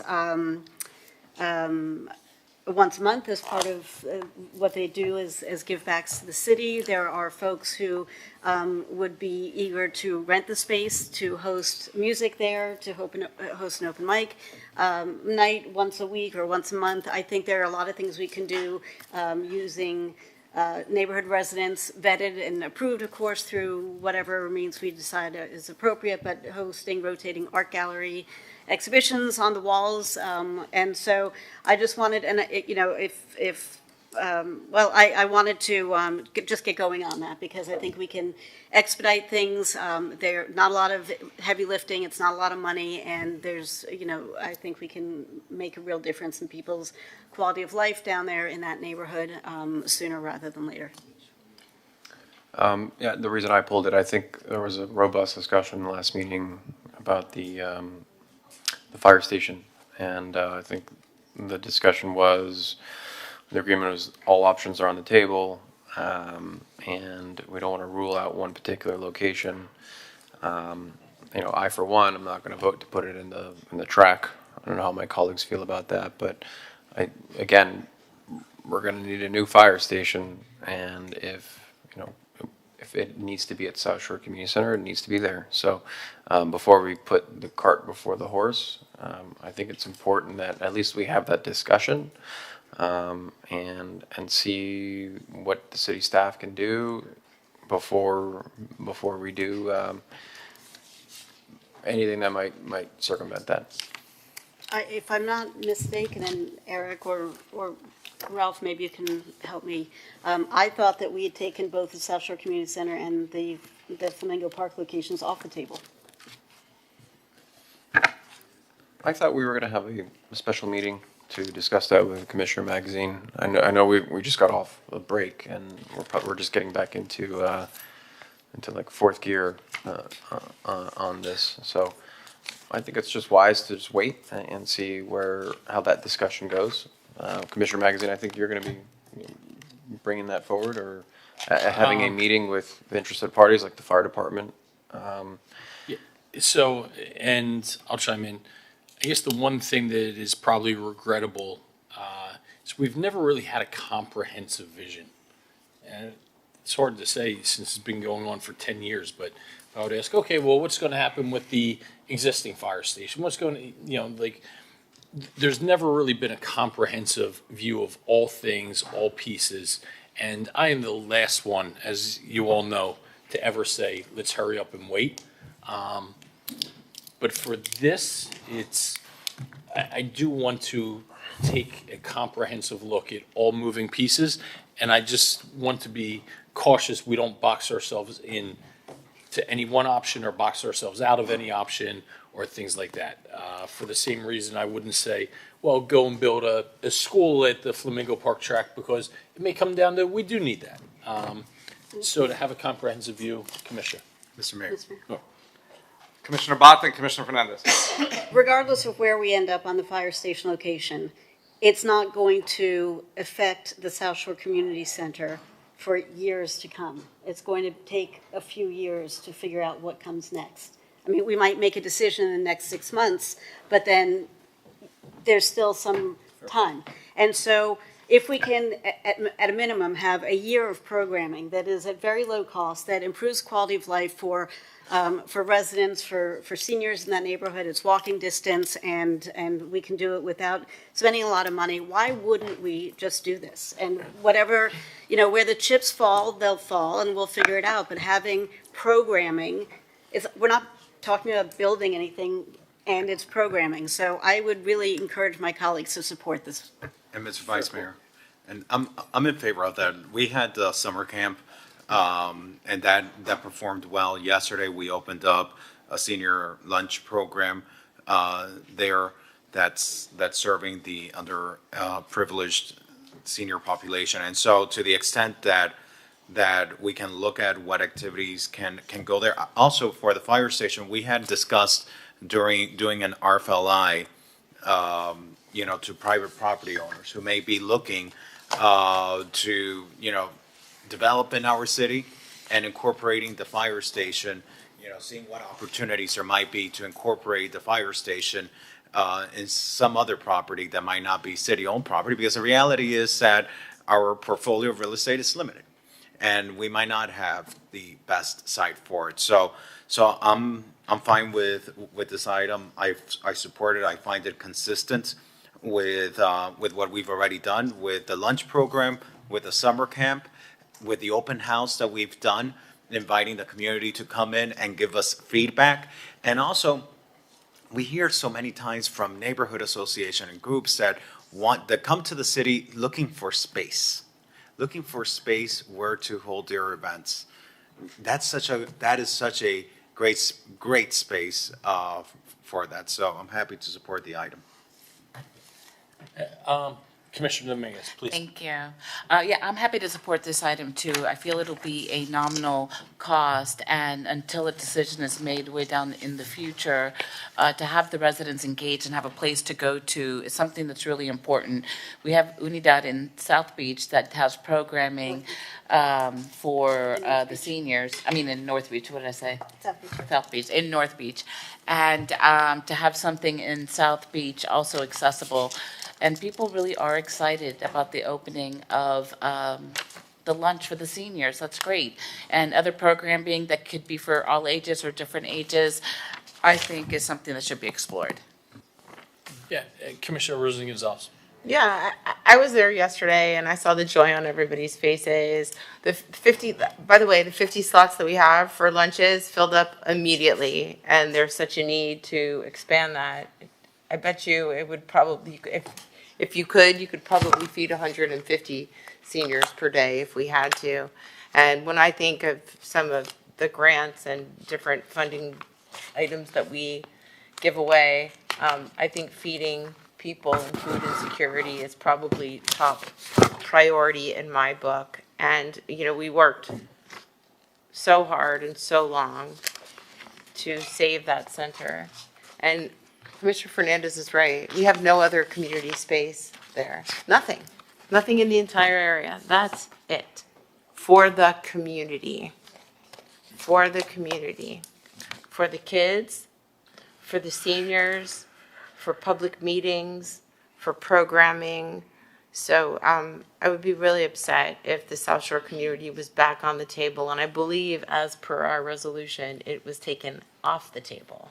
So I'm not sure what this zeal and zest and renewed interest in the center was. I don't like that we didn't renew the lease for the daycare. That bothered me a lot. And now the pushback on the programming, I also find unsettling. But I do think here that there's support for the South Shore Community Center, and I'd love to hold the Sunshine meeting and sit down with you, Commissioner Suarez, and find out and just talk about it. Let's go over the community center together, and let's see the programming, and let's go visit the kids, and let's go visit the seniors. And I think maybe when you see it buzzing with that activity, you might change your mind and find a renewed compassion. I don't think my mind is made up either way. The last time we discussed this, I thought we were going to put all options on the table, for what Commissioner Magazine was saying. And, you know, I'm waiting for that meeting. I'd be more than happy to spearhead that meeting. But Commissioner Magazine, is that something you want to take up? And if I could confirm, so this, maybe I'm glad your points kind of helped me walk through this. So there's no like CapEx or things that we're long-term locking into. This is just programming. And I agree, it's a space, let's utilize it. As long as there's nothing that really boxes it in and is some sort of like long-term CapEx, I'm It's fine. using the auditorium and you know, a little elbow grease. And also, after this item, we did have an item that we're supposed to call at 5 p.m. We passed out, I don't know, was it a motion to hear the Rainbow Crosswalk item at 5 p.m. We also have budget items that we have. I know, but we said that we're Can we just vote gonna, on this item? Yeah. and finish just this vote up? on this. We're gonna get to Did it I all. second it for you? You didn't, but feel free. Okay, I'm seconding the item. I'll third it. I have a motion by Commissioner Bott, seconded by Commissioner Rosen Gonzalez. All in favor, please say aye. Aye. Anyone opposed? Hearing none, the item is approved 7-0, C7AF. C7AI. C7AI, implement one-year pilot program, one-way valet parking service at Dansell. C7AI was separated by Commissioner Bott. The only reason I wanted to separate this was to request that we move this to a referral to public safety neighborhoods, because I would like the band shell to be here to talk about it. I would like the neighborhoods to be here to talk about it, and I just wanted to get it vetted when we have enough time for everyone to be informed and be able to speak their minds. Well, the only problem with that, Commissioner Bott, and the reason why I'd like it to move forward now is that you're really going to need, the only time that there's an issue with parking in North Beach, and William pointed this out to me, are days that the band shell has an event. And we're moving toward the season, and he needs time to get this system together. And we actually worked on it. It was so brilliant. I want to thank our new parking director, because well, I don't know how new you are now, but he did a really excellent job, because the way that he has structured this is that you will be able to drive up to the band shell, drop off your car, and then on the way out, you pick up your keys, and it kind of forces you to meander through the commercial district to go pick up your car down by the library. And it really solves the entire problem. Down by the library is basically next to the band shell. Well, I mean, that's where we're going to start with the parking. So, and you could eventually walk toward one of the west lots, but it's designed to make you walk through the commercial district. It will solve the entire parking problem, even for James and Sushi Beachy, because the days that people can't, and if we stall this, we will not have time to go out and find a vendor and get the system in place the way that it needs to be, so that when we enter the season and the band shell starts to ramp up all of its events, that's when the parking problem really gets bad. So this was a really, I think it's great for the area, for the businesses, for a resident, for anybody attending the band shell to be able to park and then actually frequent some of the businesses, because maybe they'll leave the band shell, stop and have an ice cream. I would just ask you to, it's a pilot program. It takes time to implement, and we need it for the season. We're already in September. So October, November, the band shell's going to start having the events, and we need to be able to have parking. This is going to free up.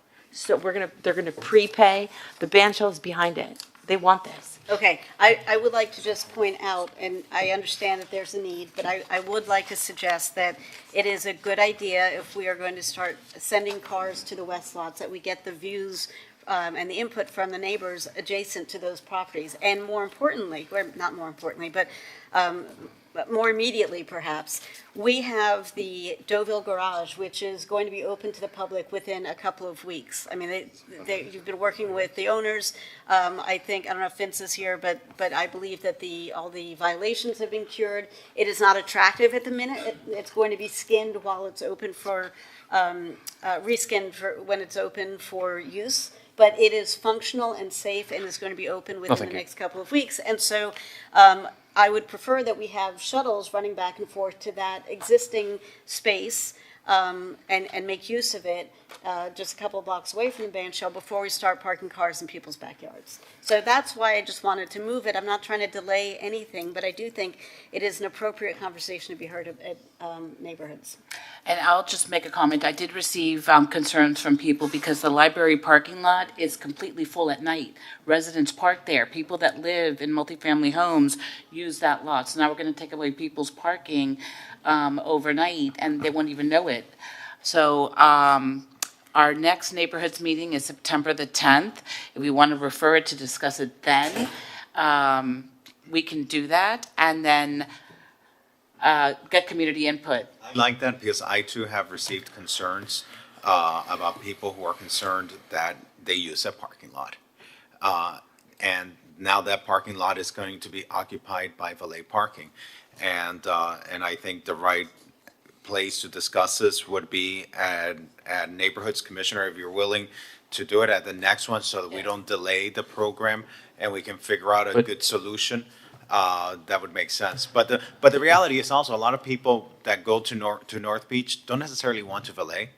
I do think that there'll be a market, but I know that a lot of people, they do use that parking lot. They go to North Beach because they know that parking lot is there, and it makes it reinforces only valet as an option to use that lot. A one-way valet system. We're not forcing anything, but like when you buy your ticket, and the average ticket on a lot of these events is like $80, $75, $100 in some cases for one single ticket to the band shell. We just thought that this was a way to alleviate and open up that other parking lot, which everybody needs in the area to go to all the other businesses. Now, I thought it was a brilliant idea when It is a great William idea. brought it to me. I was really impressed because I think it solves a longstanding problem that we're going to have, especially when that lot goes under construction. Mr. Vice So, Mayor. Mr. Vice Mayor, I think this is a great idea. The fact that, people, instead of, right now, people just park on metered spots, right? And a lot of the residents could park in those spots after, I think, a certain time. But if we have actual guests, especially the ones that go to the band shell, not competing with residents who park for other spots, and we move them to a centralized location, I think, you're solving a lot of the parking problem with this pilot. I mean, I don't really see the need to bring it to neighborhoods. It's either we're going to vote on this or not. So, Commissioner Rosenthal, I'm fully supportive.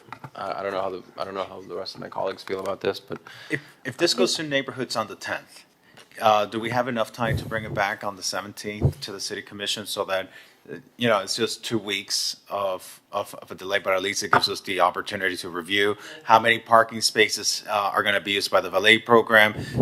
If it's a lot of parking spaces, how do we mitigate that? Where can we direct people to? It's just 2 weeks that we. I suppose I just feel like we finally have a really great, innovative idea. It solves It a is great. problem. It frees up parking. It creates economic incentives for people to meander down that corridor where they wouldn't normally walk. And I don't know who was complaining because every business there should be rejoicing about it. The stakeholders who are there now, I don't know who's parking there, but I mean, it's fine as long as we hear it at neighborhoods and it comes back on the 17th. I mean, if I have the votes to pass it today, I will, but if I don't, we'll send it to committee. I don't remember getting any emails or complaints about this item. I got phone calls. I didn't. Oh, it's news Mr. to me. Magazine, how do you feel about this? I haven't gotten phone calls, but that's not to take away from people that have. Okay. So, all right, I'm so, different whichever route we want. okay, let's send it to committee, but we're gonna need time to build this program. And honestly, this is the kind of innovation that we need so that people will not just have inexpensive prepaid valet parking, but it encourages it's economic development at the same time. So I'm really celebrating this initiative, and it was brilliant.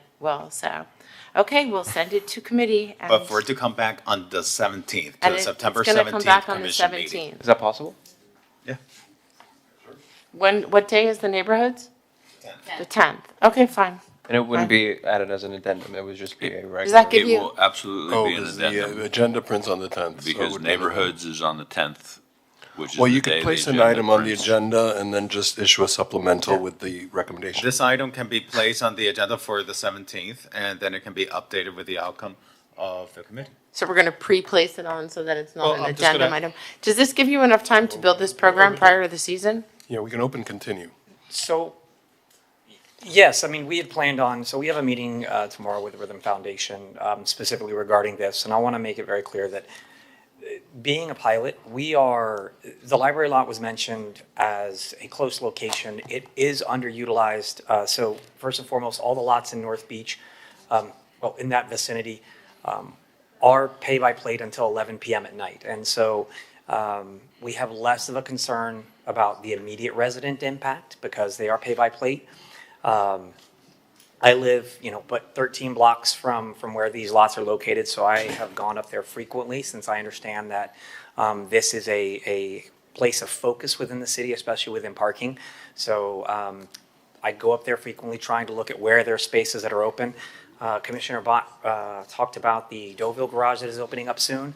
So one of the things that is on our mind is, while we mention the library lot, we can actually maybe even, when somebody buys prepaid valet because they're going to the event and then they want to go have drinks afterwards, or they want to park before the event and then go to their location, we can put a north parking location and a south parking. So when they purchase it, they can say, well, I want to leave the band shell and walk south because I want to visit this place, and that is south of the band shell.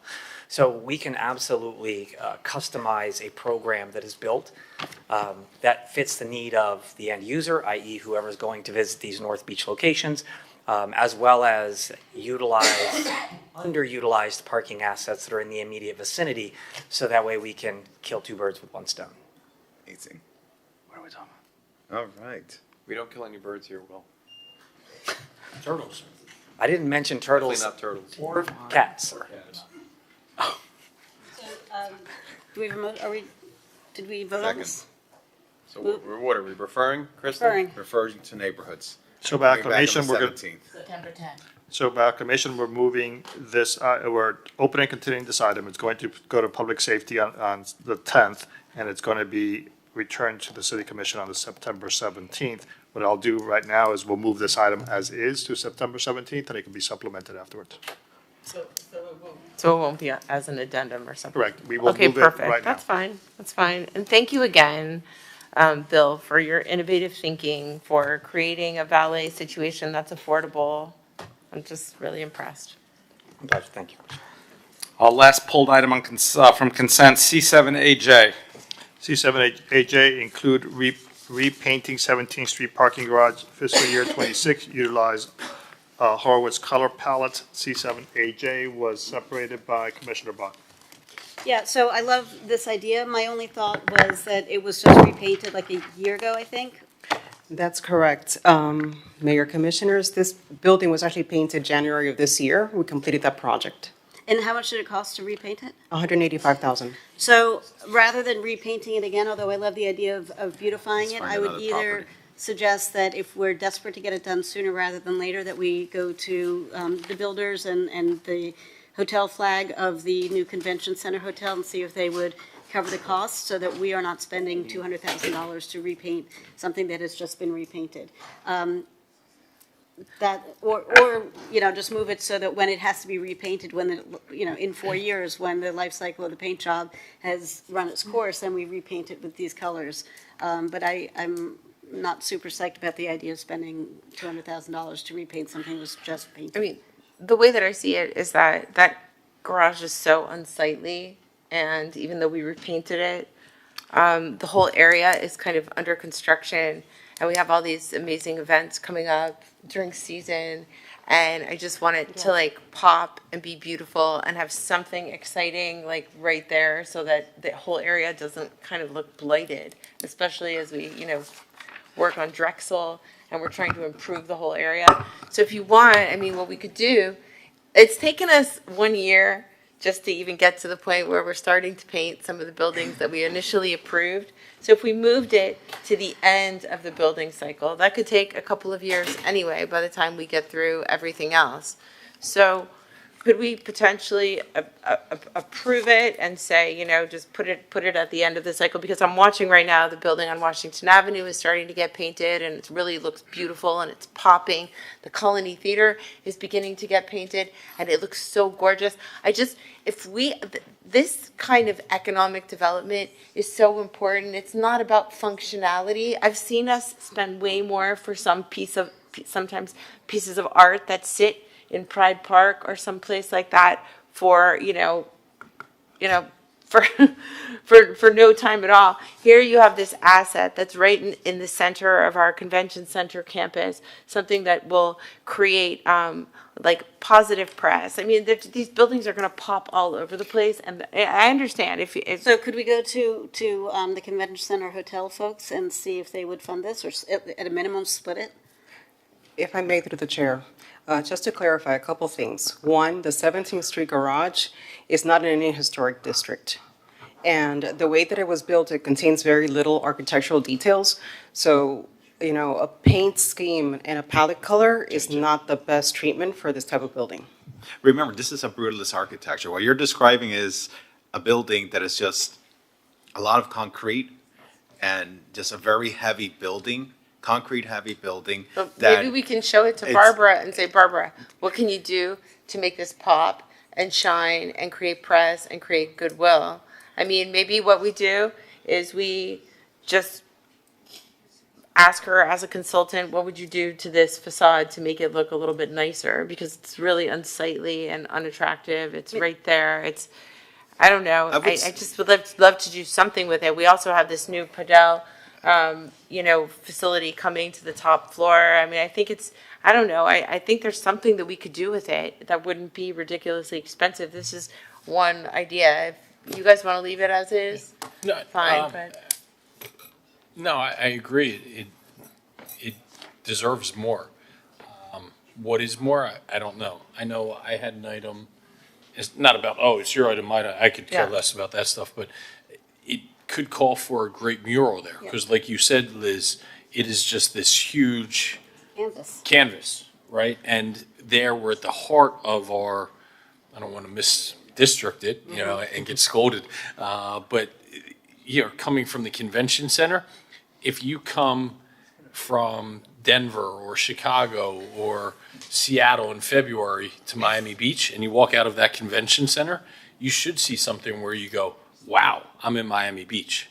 Right? And it's not that garage, but maybe it is some sort of artistic mural that pays homage to Miami Beach or whatever it may be. So why don't we change the item, make it a referral to neighborhoods, and talk about creating a contest, a mural contest, something that represents Miami Beach, and put it out to artists and see what comes back, and maybe you'll get some tremendous mural idea, and and then we can finance that. How would you feel about that? Or forget even financing, that would be worldwide exposure for somebody that wanted to essentially portray their name up there, right? We could sit there and have people pay us for that. We won't do that, but I think it would be Because we go back to wonderful. the convention center hotel people and ask them to buy the paint. But no, like for instance, having the Jen Stark murals that are in Espanola Way on the convention center would look spectacular. So why don't we do a contest and put it out there and see what we get back, and then have art in public places choose the winner. We can do it as a referral right now to the neighborhoods committee, and then and see what we get back. What do you think, Lisette?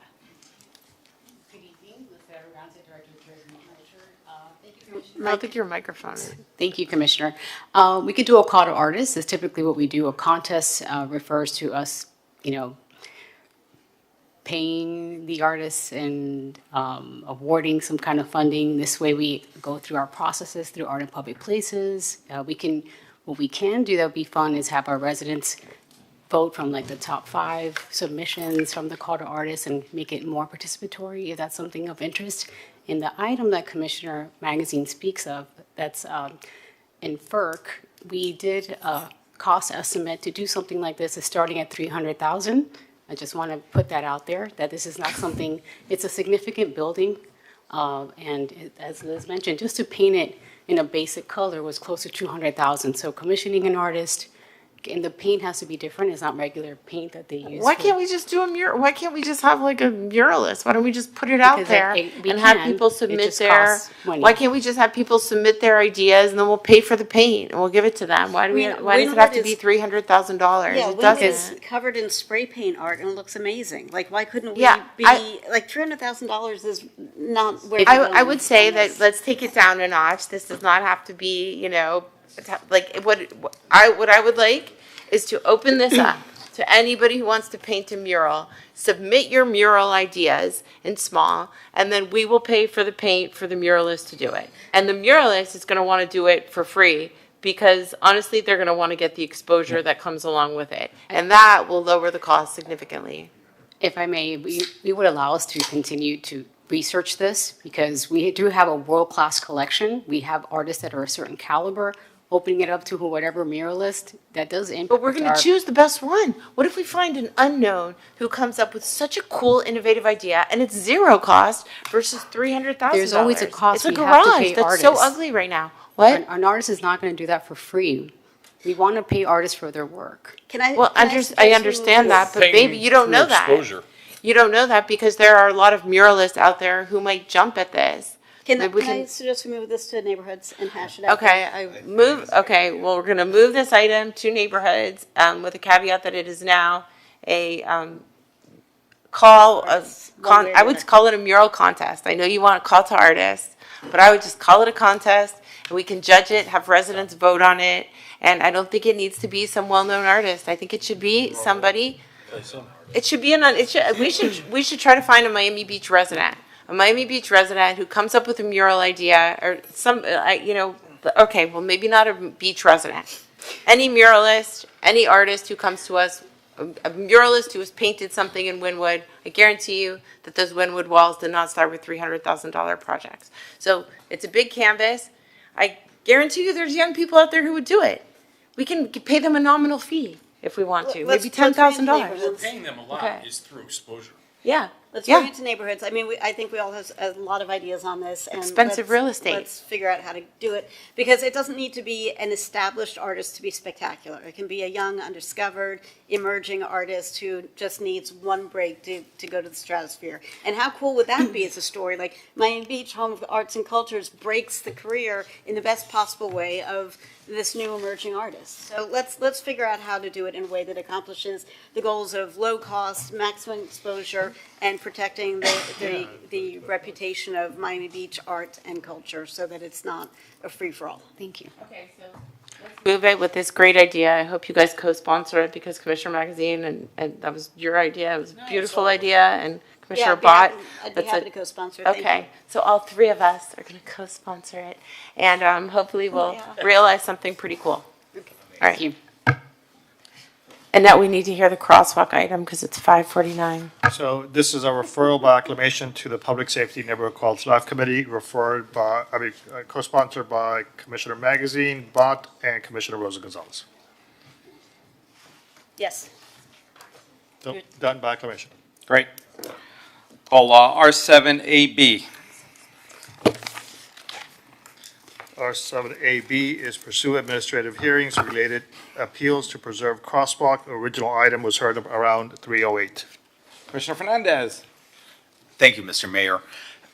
As I was stating earlier, what we have before us is a directive from the state of Florida, from the Department of Transportation, Miami Beach, telling our city to tear out the rainbow crosswalk at 12th Street and Ocean Drive. And for anyone who hasn't followed the background, this is the intersection where back in 2018, after thoughtful community dialogue, after formal action by this city commission, after design competitions, it was an intentional coordination with the county reviewing traffic manuals that were consulted, that this crosswalk was installed to create a lasting and a safe statement of pride and inclusion in our city. For 7 years, that crosswalk has been woven into the life of Ocean Drive. Residents have walked across it, visitors photograph it, and all along it has functioned safely. I have seen no evidence of harm. I don't know of any confusion caused by this crosswalk. I haven't heard of any complaints created as a result of this crosswalk. Yet now, with no cause shown, we're being ordered to remove this crosswalk under threats of penalty against our city. And I have to say, for 7 years, it has stood there without controversy. No one challenged it. The LGBTQ community was not asking for anything more. We were simply existing. We were visible, we were accepted, we were respected, we are grateful. We're forever grateful for this beautiful city, for this inclusive city that we call home. And then without warning, we're told that the government, the higher jurisdiction, is injecting conflict into something that have been settled and have been peaceful and have been operating without any issues.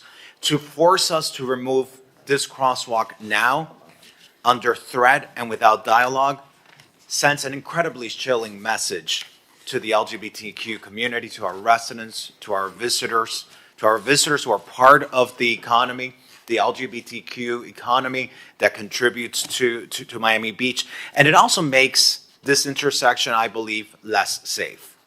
In fact, at least 2 major studies have found that aesthetic surface treatments, like the one that we have on 12th Street and Ocean Drive, enhance safety by slowing drivers down and preventing accidents. And our own police data, the data from the Miami Beach Police Department proves the same. You look at 10th Street, it had 37 accidents. 11th Street, 30 accidents. 13th Street, 23 accidents. 12th Street, only 15 accidents. So that right there is telling. If safety is the measure, this crosswalk more than passes the test. And that's why I say this comes down to two commitments at the heart of what we fight for in Miami Beach. We fight for public safety. We always are leading for public safety. That is our foremost responsibility as city officials, the public safety of our community. But what's also important in Miami Beach is our value of inclusivity. Now, as a city, we had options and we have options. And I believe it's very important to be collegial, be collaborative with our partners in the state governments. I don't want us to be confrontational. I don't want us to be combative. That is not who Miami Beach wants to be. We could have gone straight to court. We could have sought an injunction. We could have filed for declaratory relief. We have chosen a confrontational path that escalates this situation. But that is not what I am asking of this body today. What I'm asking for is something that is balanced, that is responsible, that is fair, and that we simply exercise our right to the due process afforded to us by the Department of Transportation. The law affords us a formal administrative hearing, and if necessary, it also affords us an option to appeal. And that is all that I am asking for today, that we stand up for ourselves, for our right, for ourselves the right way through the very channels that the state has provided to us. I also think about the taxpayers.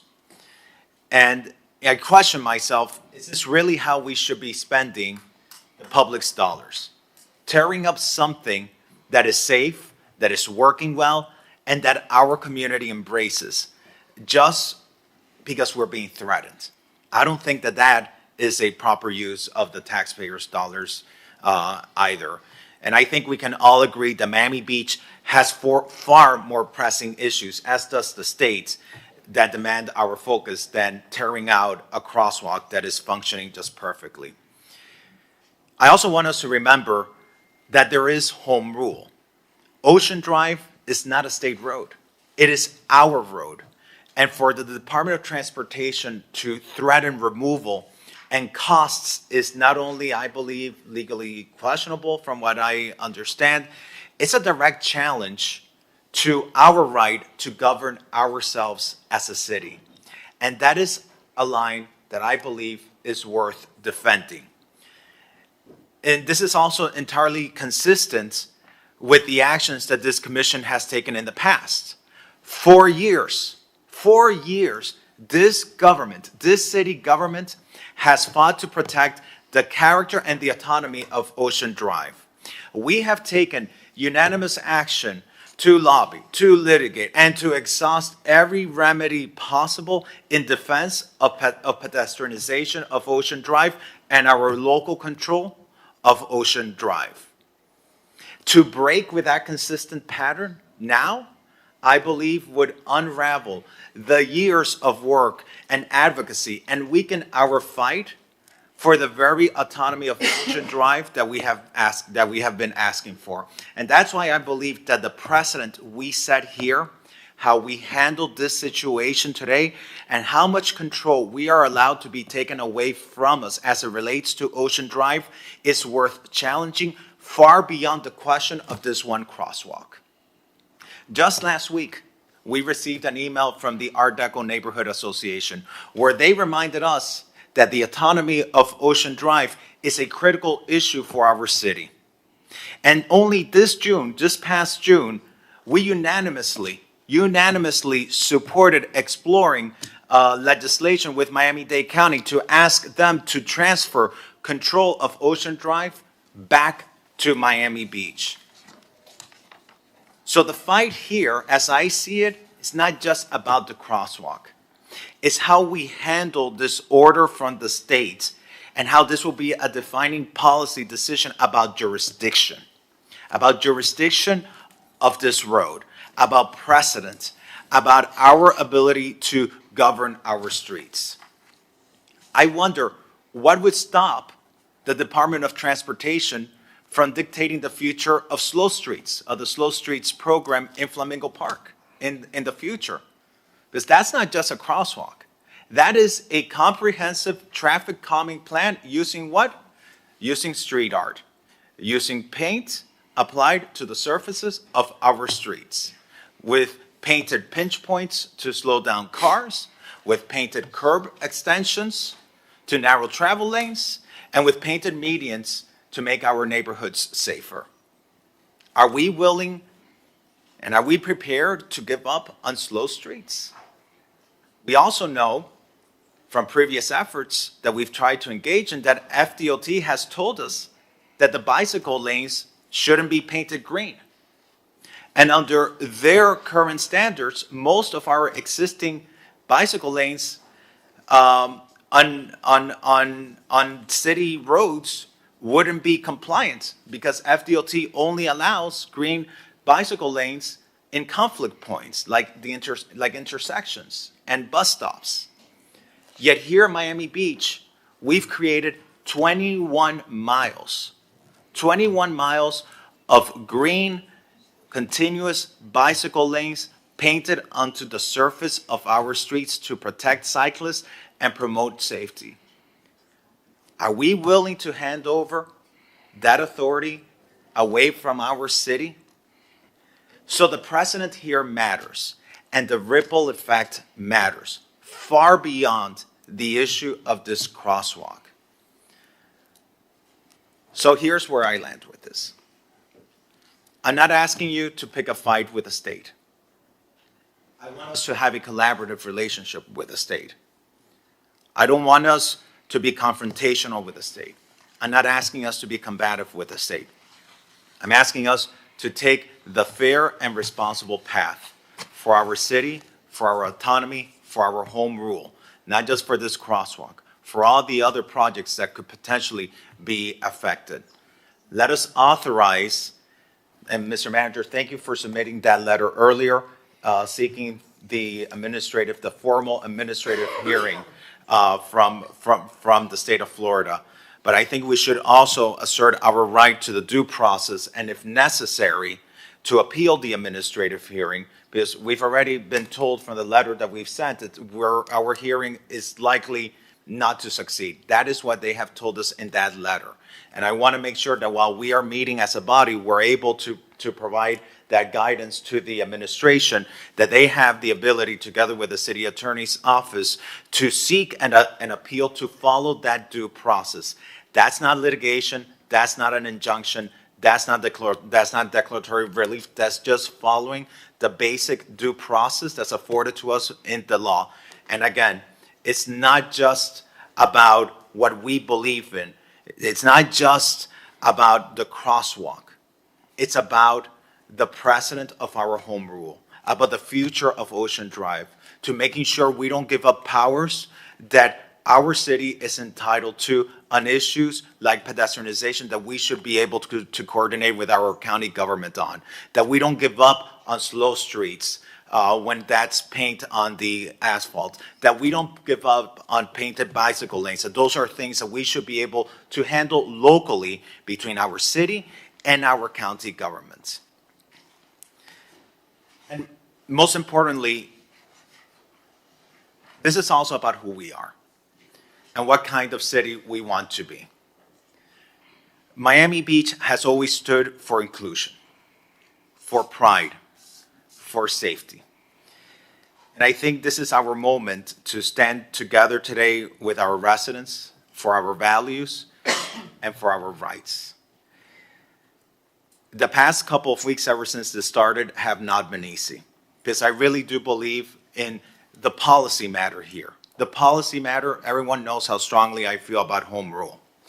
But over the past few weeks, this directive from the state has erupted some very strong feelings in the community. Since this order came down, I've been called a pedophile. I've been called a sissy. I've been told that gays shouldn't be allowed to get married, that we should go back into the closet.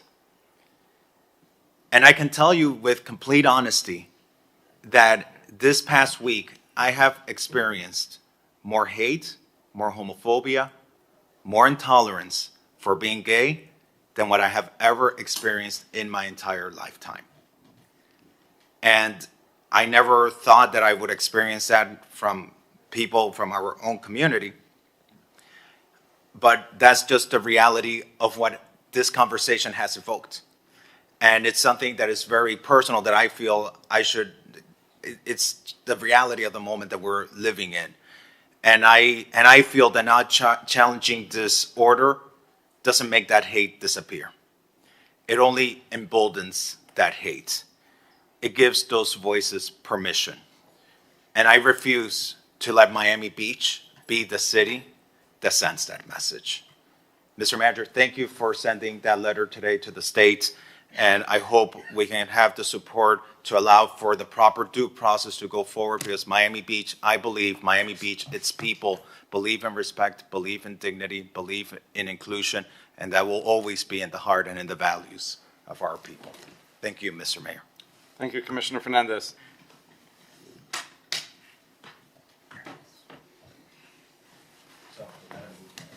You're not a sissy, Alex. And I love you. You are a guys. grown man. I love you guys. I love You're this. a grown, strong man. I love this city. Very far. I love from the any city, sort of- and I love my colleagues, and I'm so grateful for the unity that came out this weekend in support of our community. It really, what I thought would have been a sad moment was actually quite joyful, as Commissioner Bott put on her social media, to see the community come together. And so with that, I move my item. I'll second it. And, Commissioner Fernandez, as usual, you do an excellent job of very clearly and eloquently pointing out all of the issues that go into this. So for those who are reducing this to, it's a gay issue, we shouldn't be doing this, it's not. It's so much more. It is, but it's so much more than that. There's so much at stake here, and I echo everything you have said, and I support you in this endeavor. I also want to add that what we've seen, these formal administrative hearings, and I'm using that term loosely, because the way that other municipalities who are going through the process the way we are embarking, they've been greeted with a 20-something, FDOT employee who doesn't, they come prepared with their legal documents and their attorneys, and they're prepared for a proper legal proceeding, and they've got somebody, who is not giving any credence to the process. They're not giving any respect to the issues at hand. And I think we need to have conversations or empower the city manager to, along with the city attorney, have conversations about what all of the options might be. It doesn't mean that we're going to do them, but it does mean that we should have those conversations, because we're taking this very seriously for all the reasons that Alex enumerated, not least of which is home rule, which gets trampled on, any day that ends in a Y, basically. And so I would like to urge all of my colleagues to support this unanimously, to send a very strong message that we are serious about the business of governing our city, for protecting our residents, for protecting the communities that live here and who have made choices about what they want to see in the city, and not to let people who live, hundreds and hundreds of miles away, who don't spend any time here, try to dictate in a one-size-fits-all manner without giving us the respect that we deserve as a fully functional city, which, lest anybody's forgotten, sends more money to Tallahassee than any other city in the entire state. The only other entity, they're not a city, but Disney World sends more than we do, but nobody else does. So we're pretty good at managing the city, and we're one of the top destinations in the country for tourism. And part of that is the diversity and the open-mindedness and the literally and figuratively colorful city that we have here. Commissioner Magazine. Commissioner Fernandez, thank you for your leadership, not just today, but throughout this process. As soon as we received notice and the city manager called me to say to expect a letter from FDOT, that was the tack that I took, was let's stick up for what we are able to do. And I sent an email to the city manager and city attorney giving my guidance, because we can't instruct, but especially without a meeting, without legislation, but giving my guidance that I felt it was appropriate to exhaust the resources that are available to us to have our administrative hearing and perhaps appeal, although that wasn't too clear at that moment. Obviously, we have more clarity on that now. This crosswalk means a lot of things to a lot of people, especially the people that we represent, and which by definition means it means a lot to me. You've pointed out that the likelihood of us succeeding is de minimis, and I want our community to be prepared for that. But what I will say is there will be people that are likely going to be hurt from that. We stand with you, but a crosswalk isn't going to define who we are as a community or who our values are. We work up here as your public servants every single day to try and show that. But even on a more grand scale, it's every single person in this community that makes Miami Beach special, and will continue to show our support and our leadership that Miami Beach will always be a place for inclusion and equality, and that's not defined by any type of street art. So we will exhaust, with this resolution, I believe we'll exhaust our options available to us to make our case heard in court in an administrative hearing, but to the extent that that is not prevailed, we'll continue to show as a community who our true values are. Vice Mayor, I think there's a motion. Yeah, Commissioner Rosen Gonzalez. Laura wanted to speak. Yeah. Commissioner Dominguez. Yeah, thank you. Commissioner Fernandez, very well said. What a powerful message, and very personal, and sorry to hear the attacks that you've received because of who you are and standing up for what you believe. I'm very supportive of this item, and I think it's very important for the city to send a message to Tallahassee about home rule. This is not an FDOT road. This is our road. And that crosswalk has been there for over 7 years without incident. And only recently I started hearing the information from MBPD that it's the intersection with the lowest crashes and incidents to speak of. So I am very supportive. This item is very important to me, and I will be voting for this. Commissioner Rosen Gonzalez. When I first started in politics in Miami Beach, and I feel like I'm gonna cry too. No. I came into these commission chambers, and it was the most beautiful thing that I'd ever seen, because we used to do proclamations in the morning, so everybody would be in here. And you would have a rabbi sitting next to a drag queen, sitting next to, a Cuban, a lady, who was, talking with her arms. And it was just like the most diverse, loving body that you can ever imagine. And that's what has always historically made Miami Beach who we are. And when you look at our human rights ordinance, it is one of the strongest that you will ever see. And as you can see, we passed a law today against hatred and discrimination. And while this is a crosswalk, it's more than a crosswalk. And we know that. And we don't want to fight with Tallahassee. But if not now, when? And if ever there were a time to rally all of our residents who are descendants, Cuban exiles who escaped Cuba to find a place where they had freedom and freedom of expression, Holocaust survivors, the descendants of Holocaust survivors who were here. And, you know, Nazi concentration camps, the pink triangle was put on every gay person who was in the concentration camps. And the reason that the rainbow, the idea of the rainbow came about was Harvey Milk said, there's too much negativity surrounding that pink triangle. We need a new symbol for the gay community. And they came up with this flag, which, you know, represents, you know, every color of the rainbow. So this desire to erase that is something that we must stand for.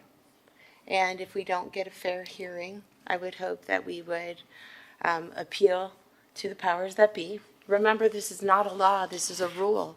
This was a rule by Florida Department of Transportation. So we're not necessarily appealing a law, we're appealing a rule passed by an administrative body. So I think that, you know, we should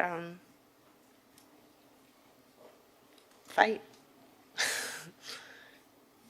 for everyone, for, you know, against discrimination, against an attack on our home rule, against, you know, and stand up for who we are, and at the same time do it with respect, lead with love, and because that is what defines Miami Beach as a community. That's why we were elected here, and that's what I'm going to be very proud to join you in doing. So thank you all. Thank you, Commissioner Fernandez, for your moving comments. And I like the spirit of how you phrase it. You know, and I think there's ways we, like we're doing, that we can appeal. We can, as Eric did, our city manager did today, but also in working together with the state, because we are so reliant on the state. So when there's preemption issues, we've been vocal about our thoughts on that, because we believe, as the municipal local government who hear from our residents daily, that we are in the best position to know what our residents' desires are. But at the same time, the state has been helpful to us in many ways. They provided a significant amount of state troopers for spring break, which were instrumental. They provide infrastructure dollars to us. They've given us grant funding on so many different projects and resiliency projects, and the water taxi more recently. So, which I think is the spirit of what you're saying. Just one question for legal. I have to put my lawyer's hat on. What Commissioner Fernandez is proposing, we're going to be voting on appealing a decision that hasn't been handed down yet. Well, you're giving authorization to the city attorney to appeal because there may not be a meeting in time to give me that authorization if we do receive an adverse decision at the administrative level, which, as Commissioner Fernandez mentioned, that has been telegraphed to us. So you're just giving us the authorization to proceed with an appeal, which we don't usually require, but because of the sensitivity of this issue, we felt it appropriate. Yeah, it's the first time I recall. But any legal risk in doing so if we authorize this today? Legal risk? Well, in the sense that we're appealing a decision before it's handed down. It's atypical. As you said, I'm just asking your legal opinion. Is there any risk of us doing that? Well, we're not appealing a decision. You're authorizing an appeal. Correct. In That's the what I'm event there's asking. Is there any risk? There's legal risk? There's no legal risk. That's all I'm asking. Is there political risk? That's a different question. No, I'm asking from not a political risk. I'm asking from a legal perspective. Okay, that's it. And Mr. Mayor, and I just want to close by saying, a lot of people talk about the Rainbow Crosswalk and it's just a crosswalk. And honestly, if I had my choice of selecting, like, how would we celebrate the community, I would have maybe selected something different than a crosswalk. But this is what was selected and vetted and voted on unanimously. And what does this represent? This represents a history of resilience of the LGBTQ community. A community that dealt with marriage bans, expulsion from the military, workplace discrimination, stigma of HIV and AIDS, hate-fueled violence. These are the things that the LGBTQ community has dealt with and fought against and overcame. And some of these things we're still dealing with. And symbols like these, highlight the resilience and that history, and that Miami Beach was a part of that history. And I am so grateful today to this body, to all of you, to you, Mr. Mayor, to my colleagues. I'm so proud of Commissioner Joseph Magazine. When I saw that post that you made that day when we all got the phone call from the city manager, I'm expected to fight for my community. I'm expected to fight for myself. But to see a straight ally to go out so strong, so passionate in defense of our community, it really was very touching and very moving. And I'm truly very grateful to our city commission and to our government and to our community. Thank you, Mr. Mayor. Let's call the vote. So I have a motion by Commissioner Fernandez, seconded by Commissioner Bott. All in favor of R7AB, please say aye. Aye. Anyone opposed? Hearing none, the item is approved 7-0. R7AB. Thank you. So we mentioned and celebrated a little bit the city manager's birthday, but I just got wind that there's someone else whose birthday is today, our Jose Gonzalez, our transportation director as well.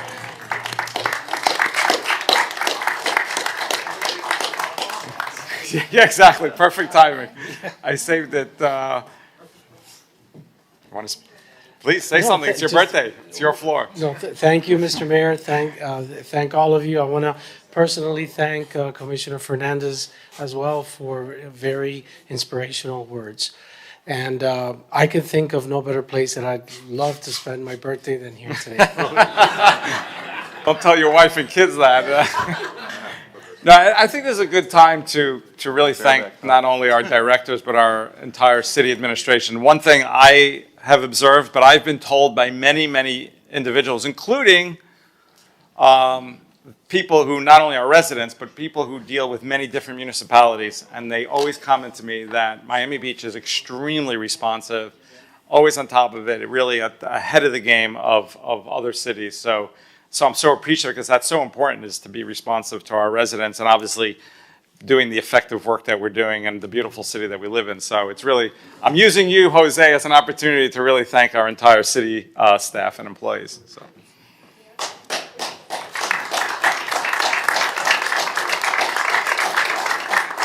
And now that's a perfect segue to some budget items that we gotta pay for all this. So let's do should we just call them all together? Okay, so R7G, R7H, R7I, R7J, R7K, and R7L. Yes, sir. So R7G is a public hearing, adopt non-ad valorem assessment role for Allison Island. R7H is adopt operating budget Allison Island Security Guards Special Taxing District. R7I is a public hearing, adopt non-ad valorem assessment role for Biscayne Beach. R7J is adopt operating budget Biscayne Beach Security Guard Special Taxing District. R7K is adopt non-ad valorem assessment role for Biscayne Point. And R7L is adopt operating budget Biscayne Point Security Guard Special Taxing District.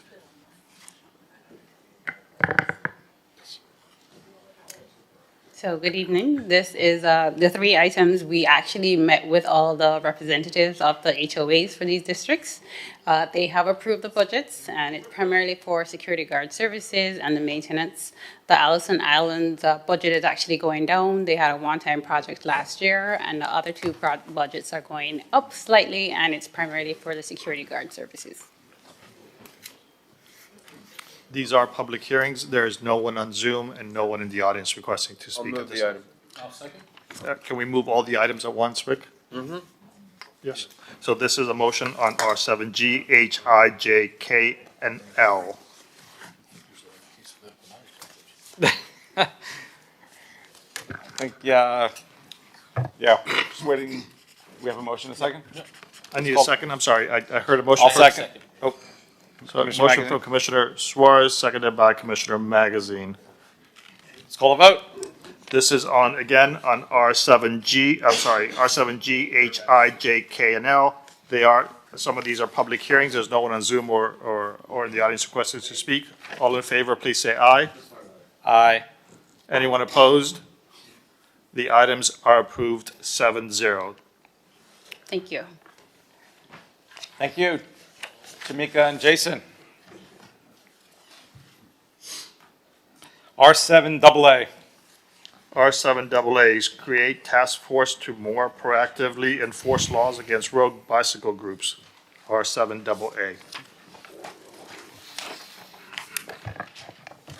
Mr. Mayor? Commissioner Suarez. Thank you. I'd like, please, Chief Jones to come up if that's possible. So, recently there has been a death on the Rickenbacker Causeway, like a week or two ago, as a result of some of these rogue electric ATV gangs, and kind of that just come in the city and leave, and then put residents and tourists at risk. And I understand that when these sort of bike gangs come, we get advance notice because we have a lot of cameras everywhere. We have a real-time intelligence center now that tracks and monitors. But I think the protocol right now is just to follow them, to make sure. I'm not really exactly sure what to make sure, but I think they follow them, and no enforcement as far as are these street legal devices or not allowed on the roadways. From what I understand, the electric powered ATVs are not street legal. And they sort of come in, cause a little bit of a havoc or a situation like they did in Key Biscayne, and people get hurt. So what I would recommend is to send a strong message to this sort of biker ATV gang, whether it's motorized through gas-powered or electric. If you come here, your vehicle is not street legal, and you're driving it in our city, pull them over, see if they have a license, okay? See if the vehicle is registered properly, insured, and if not, impound it, and write a citation. I think since we have great advance notice with our cameras and real-time intelligence center, I don't see a problem where the police can set up a unit specifically for this. Even if you catch 2 or 3, message gets out pretty quick that Miami Beach is going to enforce our local and state laws rigorously. I want to hear your feedback on this, Chief. Yeah. Look, I'm not trying to micromanage, but when a week ago someone's killed as a result of this, I think it's prudent upon us to bring this to light and hopefully prevent Miami Beach residents from losing their life as a result of an unfortunate accident. So if you could chime in. Happy to, Commissioner. Thank you for raising this conversation. To tell you, it's an important and serious matter, not only here in Miami Beach, but throughout the county. As you know, these riders don't just come to Miami Beach. They do this sort of nonsense throughout the county. I'm proud to say that we're the only police department in the region that actually try to stop these vehicles and enforce our laws. No other police department, as you sort of hinted on, escort these riders through their city. You want to get them in and out of the city as quick as reasonably possible to prevent issues from happening to the extent someone getting injured as a result of that. There are some practical limitations when it comes to trying to stop one of these vehicles. By and large, the culture of those riders is not to stop for police. They flee. So in concept, stopping, writing citations, seizing these vehicles, it makes a lot of sense, and ideally we would like to do that at all costs, but oftentimes it's just not practical. At any rate, I've asked my Assistant Chief, Danny Magallo, to take a hard look at this for me come up with some options so we can do some better enforcement of it. We don't always have advance notice when these folks come over the causeway into our city and ride through it. Oftentimes we're reacting to what we get, trying to mitigate their issues, their traffic violations, their reckless riding, and that sort of stuff as much as humanly possible. At any rate, Danny? Yeah, so Danny, and just to reiterate what I was thinking, we see them coming from the causeway. You have at least 5, 10, maybe 5 minutes, okay, to prepare, and then they're actually in the city. I think they come in maybe through the 195 and leave out at 395 or vice versa. But if we stop and as a normal traffic stop, 1 or 2 of them, it's going to send a chilling message to these sort of rogue biker gangs that if you get pulled over, there's a risk of you getting pulled over, your bike getting impounded, you might have points on a license, you may not even have a license, and then they're checking licenses, which may prevent you from getting a driver's license. There's a whole array of reasons and discouragement from coming here if the police actually stop them.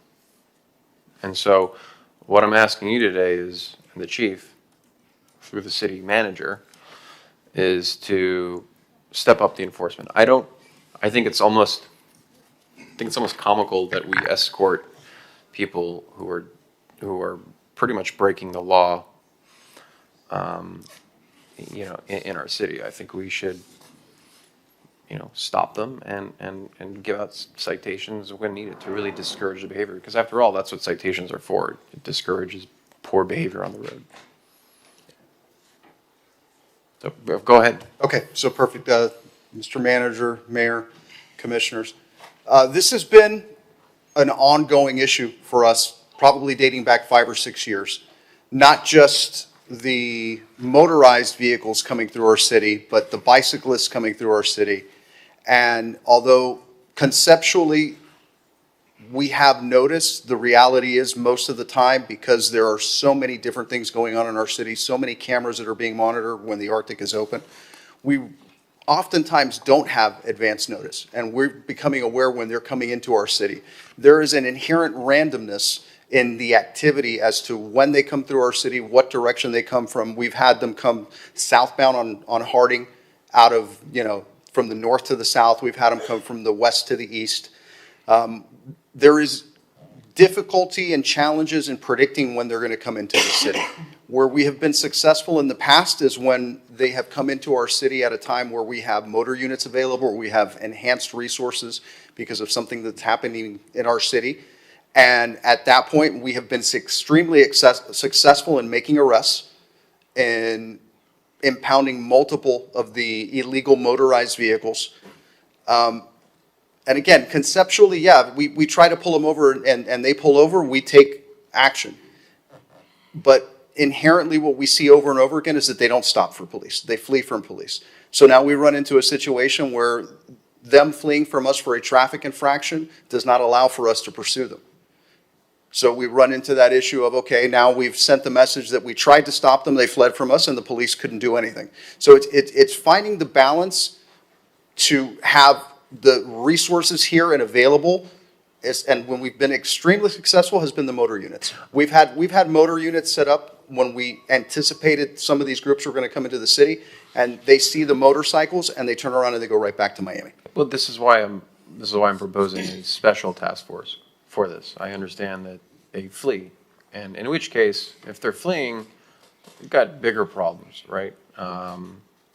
Because those same people are going to keep coming here and keep doing it. So, if you know that they're going north on Ocean Drive and they're fleeing, there's only so many places they can actually leave the city, right? I mean, there's, I think, four ways, or maybe 5. And if you have a task force, you can have a police officer at every entry and exit point. Listen, like I said, I'm not trying to micromanage, but I think there's enough of an effort here from the commission that we want something that's not status quo. Okay, I certainly don't think that just escorting these biker gangs is good, okay? It's because it's just a matter of time before, instead of someone dying on Rickenbacker, someone's dying on Miami Beach as a result. You know, they accidentally hit their head because they're getting out of the way of these biker gangs. So I don't want to take no for an answer. Okay. That wasn't a no. Yeah, that wasn't a It's no. not a no. Good. And I can tell you the reason people aren't dying in Miami Beach is because of police presence, unlike what happened in Rickenbacker, right? And so we're doing more than any other police department in the county, as evident by what Danny just suggested, the fact that when we have had major details out there, we've stopped these guys, we've taken them to jail, we've taken their vehicles from them. Okay. It's not a no. Good. So, and just to highlight, when I get the sins, it's, and there's more, you know, I get it maybe once or twice a month, but, you know, Miami Beach police, you know, saw that there was a large crowd of biker gangs, ATVs, and then they came in here and they escorted here. What I'd like to see accompanying that would be, you know, we pulled over this motorist, that motorist, found no valid driver's license and an improper vehicle, vehicle impounded, and, you know, citations issued. So yeah, I would too, if these people had the notion and the culture of stopping for police. They don't stop for police. You can put your lights on, and the average driver will stop because they're law-abiding. The nature of these group of folks, they're not law-abiding. They break the law, and we provide presence so they don't hurt our residents or our visitors while they're on our streets. So if someone is robbing a bank, are you not going to follow them? Of course we are. Yeah, well, That's a different situation. Mr. Commissioner, that's not a traffic infraction. At best, the traffic infractions you're referring to is a misdemeanor. No, we don't follow them for misdemeanors because people die, unfortunately. Oftentimes, it's the bad guy dying. It's them running into a car full of people, kids and moms and dads. Those are people that die. We're not going to chase the misdemeanor infractions. We're just not. Commissioner Magazine. And as I emailed men and women of the Miami Beach Police Department. Yes, I saw firsthand your willingness to engage who you thought was very likely going to be an armed suspect and detained him at 7 p.m. on 7th Street. So I applaud the bravery. So understand that it's not, you don't want to get your hands dirty or things like that. Let me ask you, do you need things from us legislatively that can help with enforcement, enhanced crackdown and things like that? Are your hands tied from any legislative things that you have from us? Because one of the things that I said from day one is, you have our back, I'm always going to have yours if you do things the right way. So if some of it is, we don't know what we don't know, so if you need legislative relief or things of that nature, what can we do for you? Because when I talked to you, Chief Jones, yesterday about this, we're lock and step, where we don't want what happened on the Rickenbacker to happen in Miami Beach, right? And we don't want to be playing Monday morning quarterback saying, what could we have done differently? So I appreciate you taking the time to reevaluate, saying, what else can we do to make sure that this is not Miami Beach? And when I say a task force, I don't mean you just have 4 or 5 people devoted constantly 24/7, but almost like a plan of action or engagement, where once these gentlemen come into our city, you have kind of a plan to action. So if there's things that you need from us, please let us know. And that doesn't just go to you. I say that to city staff all the time, but especially in situations like this, if there's legislative things that you need, that's what we are, that's what we can do. You are the ones that are out there implementing it. The only thing we can do is provide better policy or guidance for that, and we'll always have your back. Yeah. Legislatively, I think we're fine. One of the things I've asked Danny to do is coordinate with other police departments, the sheriff's office, City of Miami. This is not a Miami Beach issue. This is a regional, countywide issue.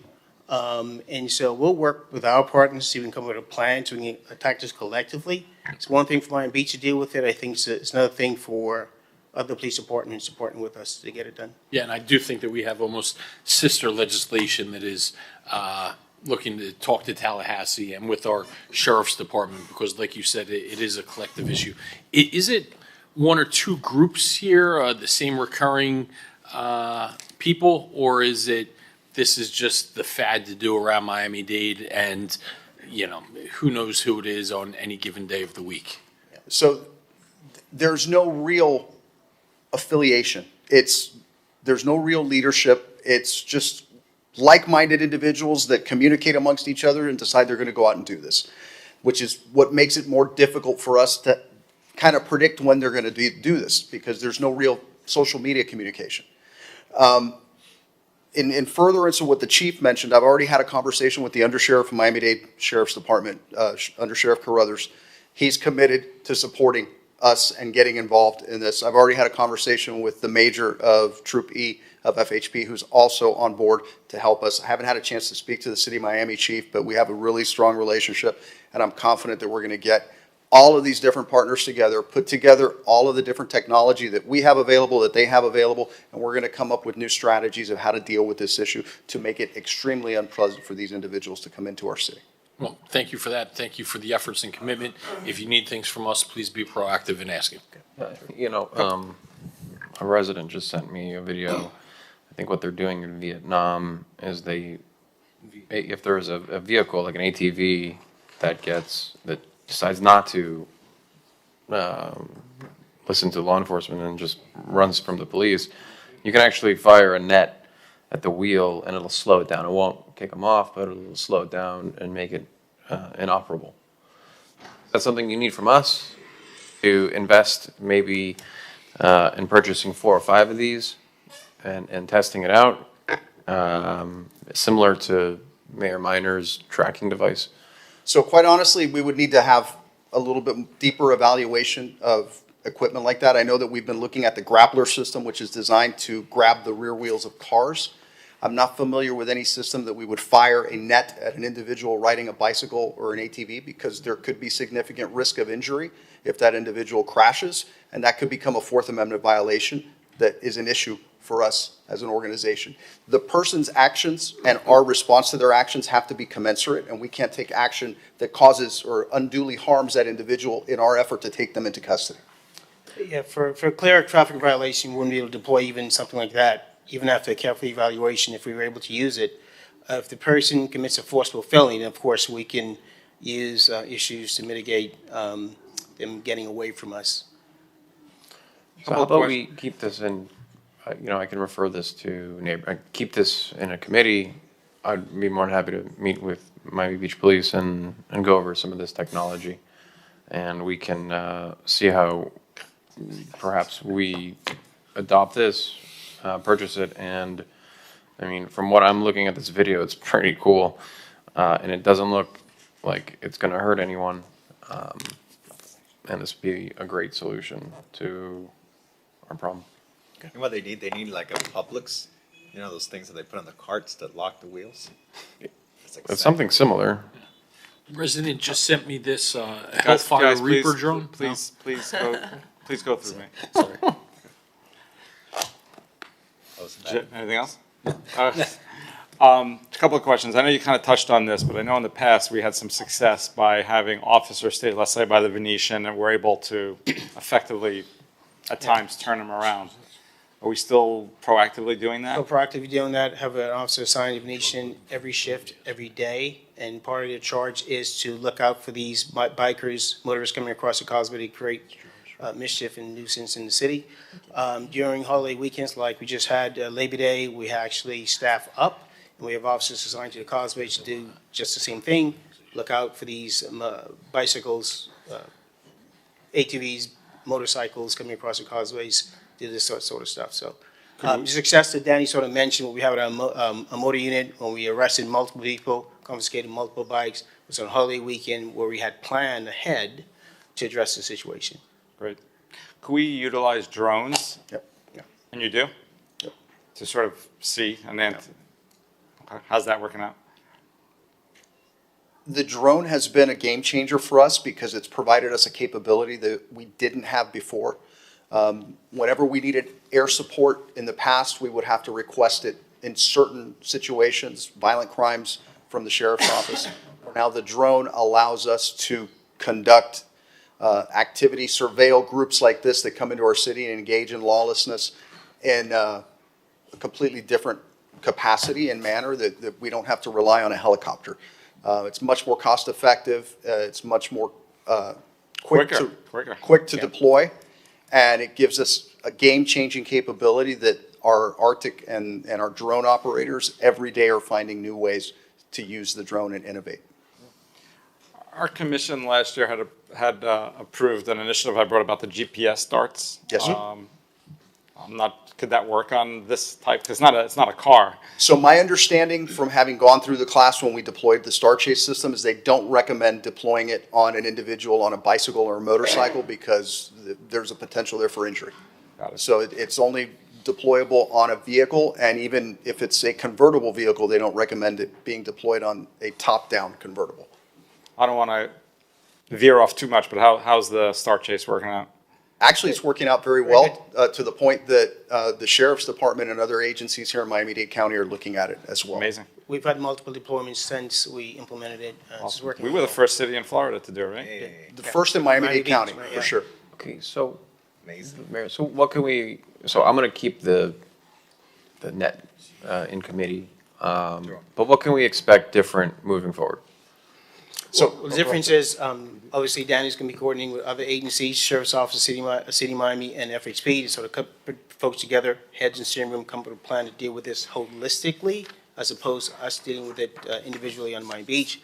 We're going to continue to deploy resources during holiday weekends, and we know these folks are likely to come over to the city, address them directly. We'll continue to escort folks as they come into the city when we're given notice they're coming, or we catch them coming across one of the causeways. We believe, quite frankly, it's the best tool we have to keep our residents and visitors safe.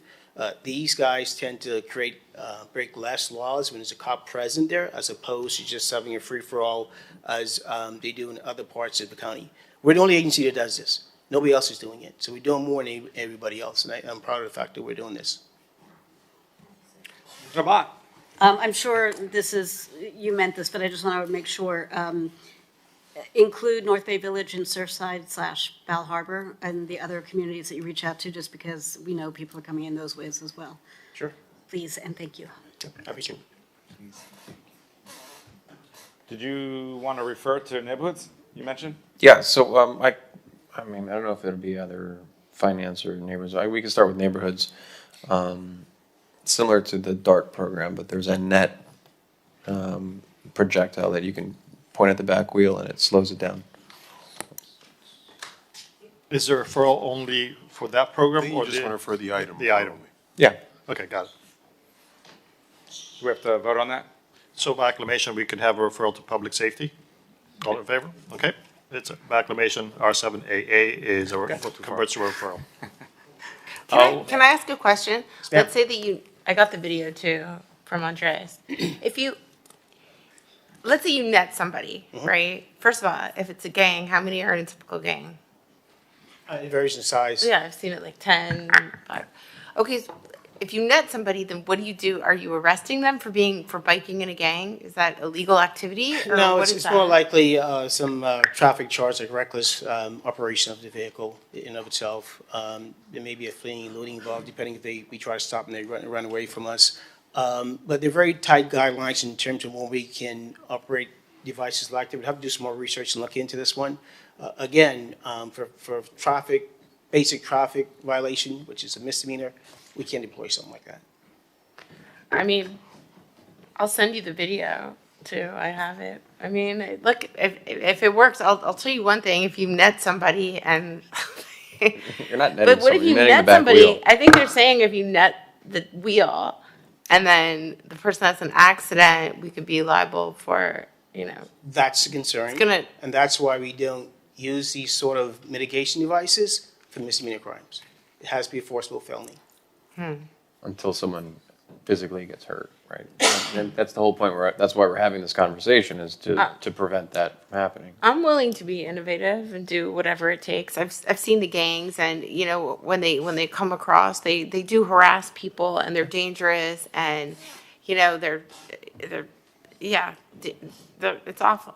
It's a public safety hazard, like it's in its most sincerest form. So if any and all technology that's available, I think we should use. And like I said, when the cops say, "Hey, pull over, we need to check your license," and they run, you have this technology to stop their vehicle. Word's going to get out really quickly that we're not going to go to Miami Beach because we'll just get netted and get pulled over. So, serious, it works. So let's start there. Awesome. So we'll discuss it at neighborhoods. Thank you. Thank you. Good discussion. Actually, another police-related items. Don't go too far. R7X. R7X, expand Miami Beach Police Department K-9 unit to include drug detection dogs. Danny's going to take this. Danny actually used to be a former K-9 operator. Nice. So in his past life, long time ago. Love it. He'll take this. So I'll just kick it off and thank you. I think we're making good progress on this. And by the way, thank you to, I had spoken to several members of our police department. Guys, I had spoken to several members of our police department as well as some other departments just talking about drug dealing in general, and where this came up. So I brought this initiative. It went to Public Safety Committee, which is in favor. I know our police department is in favor. And the thinking is, you have and I'll let you then take it with you because you're an expert in it. But you have a drug dealer, and really where it started is you get these complaints from certain neighborhoods, and thankfully it's in very targeted areas in our city. It's not widespread, but there are certain pockets where you get these complaints, and it's hard. You have to have undercover officers get in. It's time consuming. It can be a process. The dog trained, by the way, these dogs, as my proposal is, would exclude marijuana. So you're talking about other hard drugs, but the dog can have an undercover officer literally walking down the street with a dog. Nobody would even recognize that this is a police officer, and the dog will detect the drugs. And that in itself, my understanding, I've met with the state attorney's office and our municipal prosecution team as well, that in itself would not be sufficient, but with other evidence, which would lead to even be in the position to lead the dog there, could be enough and should be enough to have reasonable cause to then make the search. So I think this can be a great way for us to be efficient. But I'd love to hear your Yes, sir. opinion. So as a former handler, and I actually was a dual certified handler, so I handled a street police dog that was cross-trained as a narcotics detection dog.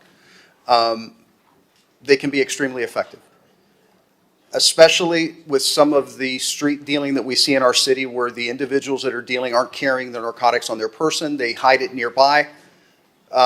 Even if we can't link them back to the narcotics, just using the dog to find their drugs where it's hidden and taking possession of that and impounding it, they're out thousands of dollars. And it basically sends that deterrent effect. Okay, I may not be able to prove this is yours, but this is going to be impounded and it's not going to belong to anyone. One of the distinct advantages is that a well-trained narcotics dog will be able to find minuscule amounts of narcotics that are prosecutable, that allow us to take individuals off the street, take individuals into custody. We have been extremely successful in the past with passive alert narcotics dogs. At one point we had 2 that were assigned to SIS in an undercover capacity that were extremely successful at recovering narcotics all throughout the city, both at the street level and during search warrants and things like that. So this is something that's beneficial to the department. We've already had conversations with the vendor that normally provides dogs to the K-9 Knights. They can get us a dog relatively quickly, so we're ready to move forward rather quickly once the decision is made. Amazing. So basically the dog is donated to the city, right, by the K-9 Correct. The K-9 Knights purchase the dog, donate it to the city, right. And then the training and everything else is the responsibility. Kudos of to the K-9 Knights for offering that to our city. It's a big cost savings and a tremendous value. Yeah. There is some expense, I guess you're, according to the memo, identifying about $82,000 on an annual expense, which in the scheme of things seems relatively cost effective. And obviously, at some point going forward, we would have to find that money in the budget, but that's not for the here and now. But I think we today as a body can approve this and keep the process going. Yes, sir. I can't move the item, so. I'll move the item. So, I heard a motion from Commissioner Fernandez and a second then from Commissioner Dominguez. Okay. All in favor, please say aye. Aye. Anyone opposed? Item is approved, 7-0. While you're still standing here, one more we'll call a public safety item. It's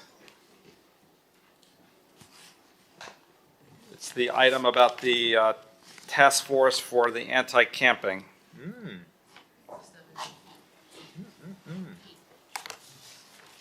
R7P. I like that. Thank you. R7P, create task force to enforce camping quality of life offenses. Commissioner Suarez and co-sponsored by Commissioner Magazine, Commissioner Fernandez, and myself. Thank you, Mr. Mayor. So we discussed it at the last meeting, and I want to say, last night I was driving down Meridian, and I don't really know if it's either you, Wayne, or the FOP, but it certainly seems that every cop knows my picture, and I don't know if they just supply every police officer with the picture of 7 of us. It's not me. So, I was at this light. It was 17th and Meridian going north. It's like 1 o'clock in the morning. And then there's a cop. Yeah, I work late. And then there was a cop car pointed or heading south, and then they must have stopped me, okay. Or maybe they didn't. I don't know. And then they turned on the lights, went on 17th, and went around to where all these sort of vagrants hang out. And this person was sleeping, and he got out of the car and he confronted him. And I'm like, there we go. Okay, a police officer sees something going on. He gets out of his car.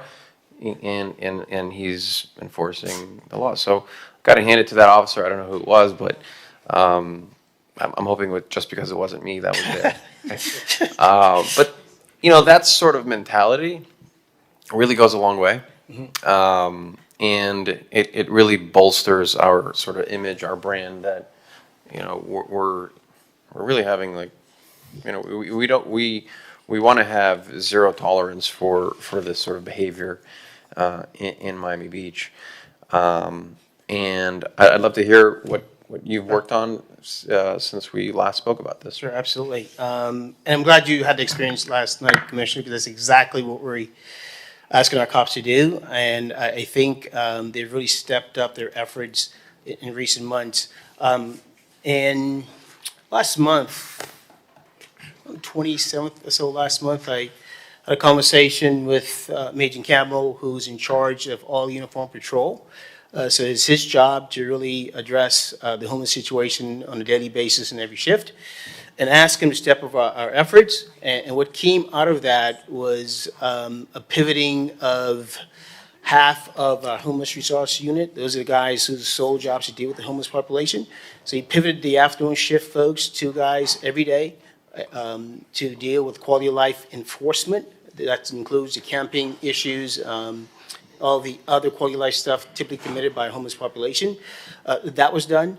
Additionally, on every shift, 7 days a week, 24 hours a day, 2 officers are assigned in each shift to deal with quality of life issues. They do the exact same thing. That's underscored by the work Jerome Barron, Sergeant Barron, and his day shift component of the homeless resource unit. They continue to do their usual work. And I think there is success so far, as reflected in the numbers that we've been getting. I'll let the major sort of walk you through what those numbers look like, but I'm very, very happy with them, quite frankly, and I think we're on a great track. Thank you, Chief, Mr. Mayor, Commissioners, Major Jovan Campbell, Miami Beach Police Department. Commissioner, I can tell you that, as Chief Jones stated, is actually July 27th. From that time till August 24th, we really stepped up our efforts to address this concern. As a result of that, 228 of the arrests we made were of individuals who were identified as unhoused. Of those 228, 104 of them were a direct result of our officers enforcing the camping prohibited ordinance. In addition to the two, what Chief Jones mentioned is the two officers that we assign from our afternoon shift specifically to look for these violations, as well as two officers from our midnight shift. But what I want to assure you all is that we have more than two that are dedicated. The mindset, I think, as a whole, holistically, of our officers, our men and women out there, they know how important this is, how imperative it is to not just ride by and to engage these individuals, whether they're in violation of the camping ordinance or not. Because in addition to doing enforcement, we also are approaching these individuals with compassion to offer services. But make no mistake about it, if there's probable cause to arrest them for violations of any ordinance or state statute, we'll hold them accountable just like we would any other citizen. And I believe that that has been our focus. We've used our homeless resource officers as well as our neighborhood resource officers. Even our SET team, our strategic enforcement team, they are focused on it when they have time as well. So it's basically an all hands on deck approach. It's not just two individuals. It could be a regular officer who is out there with the intentions of conducting traffic enforcement. But if they see an individual who is possibly violating the camping prohibited ordinance or violating open container or trespass, they're going to address it. Yeah, Commissioner, just this past week, we arrested 124 people, and 59 of them were homeless. 20 of those arrests was for camping, and that's 48% of all arrests made for just this past week. And I've seen our numbers grown significantly over the past months, quite frankly, where we're averaging maybe 30% of the arrestees being unhoused homeless folks. That's well above 40% consistently for the past few months. So very happy with the progress we're making. I think we're moving in the right direction. Yeah, and please keep it up. It is noticeable. Yes. Our residents have noticed it. We've noticed it. I think we all regularly go to a lot of events throughout our city and go to different places. Sometimes, in addition to that, I'll drive around. Certainly, there's certainly pockets where we're probably not seeing just visibly, but I could tell you, I could see the difference just up and down the streets. I do not see what the homeless individuals that I used to. So thank you, and I know it's the work you're doing. It's absolutely, there's no two ways about it. But it's one of those. It's so hard because if you let up your game just a little bit, it will come back in a big way, and you know that. And I want to say, look, I know there's a lot of police officers who sign up. It's not the best part of being a cop, right? It's talking to homeless people, offering them services or arresting them. I'm pretty sure that most cops didn't sign up for that. But, I think it's almost nearly half of all crimes committed in Miami Beach are from homeless individuals. So, an ounce of prevention is better than a pound of cure. And, it certainly would probably make your jobs it would make your jobs easier being a little bit more proactive than having to deal with, the consequences of, Perry Smith, for example, that type of guy, or Christopher Petrie, if we're not being hard from day one, you let things slip, and then, God forbid, worse things happen with these individuals who by and large, create almost half of the crime here in Miami Beach. So, appreciative. Last night was a great eye opener that I saw. So keep up the good work. Thank you, sir. Thank you, sir. Thank you all. Thank you all, and are we moving this item or what action? It's a resolution. Yes, I'd like to move it. So a motion by Commissioner Suarez, seconded by Commissioner Fernandez. All in favor, please say aye. Aye. Aye. Anyone opposed? Hearing none, the item is approved 6-0. Great meeting after an August recess. Thank you to my colleagues. Thank you to our city administration and all its employees. And happy birthday again to Eric and Jose. Meeting adjourned. Our next meeting, September 17th.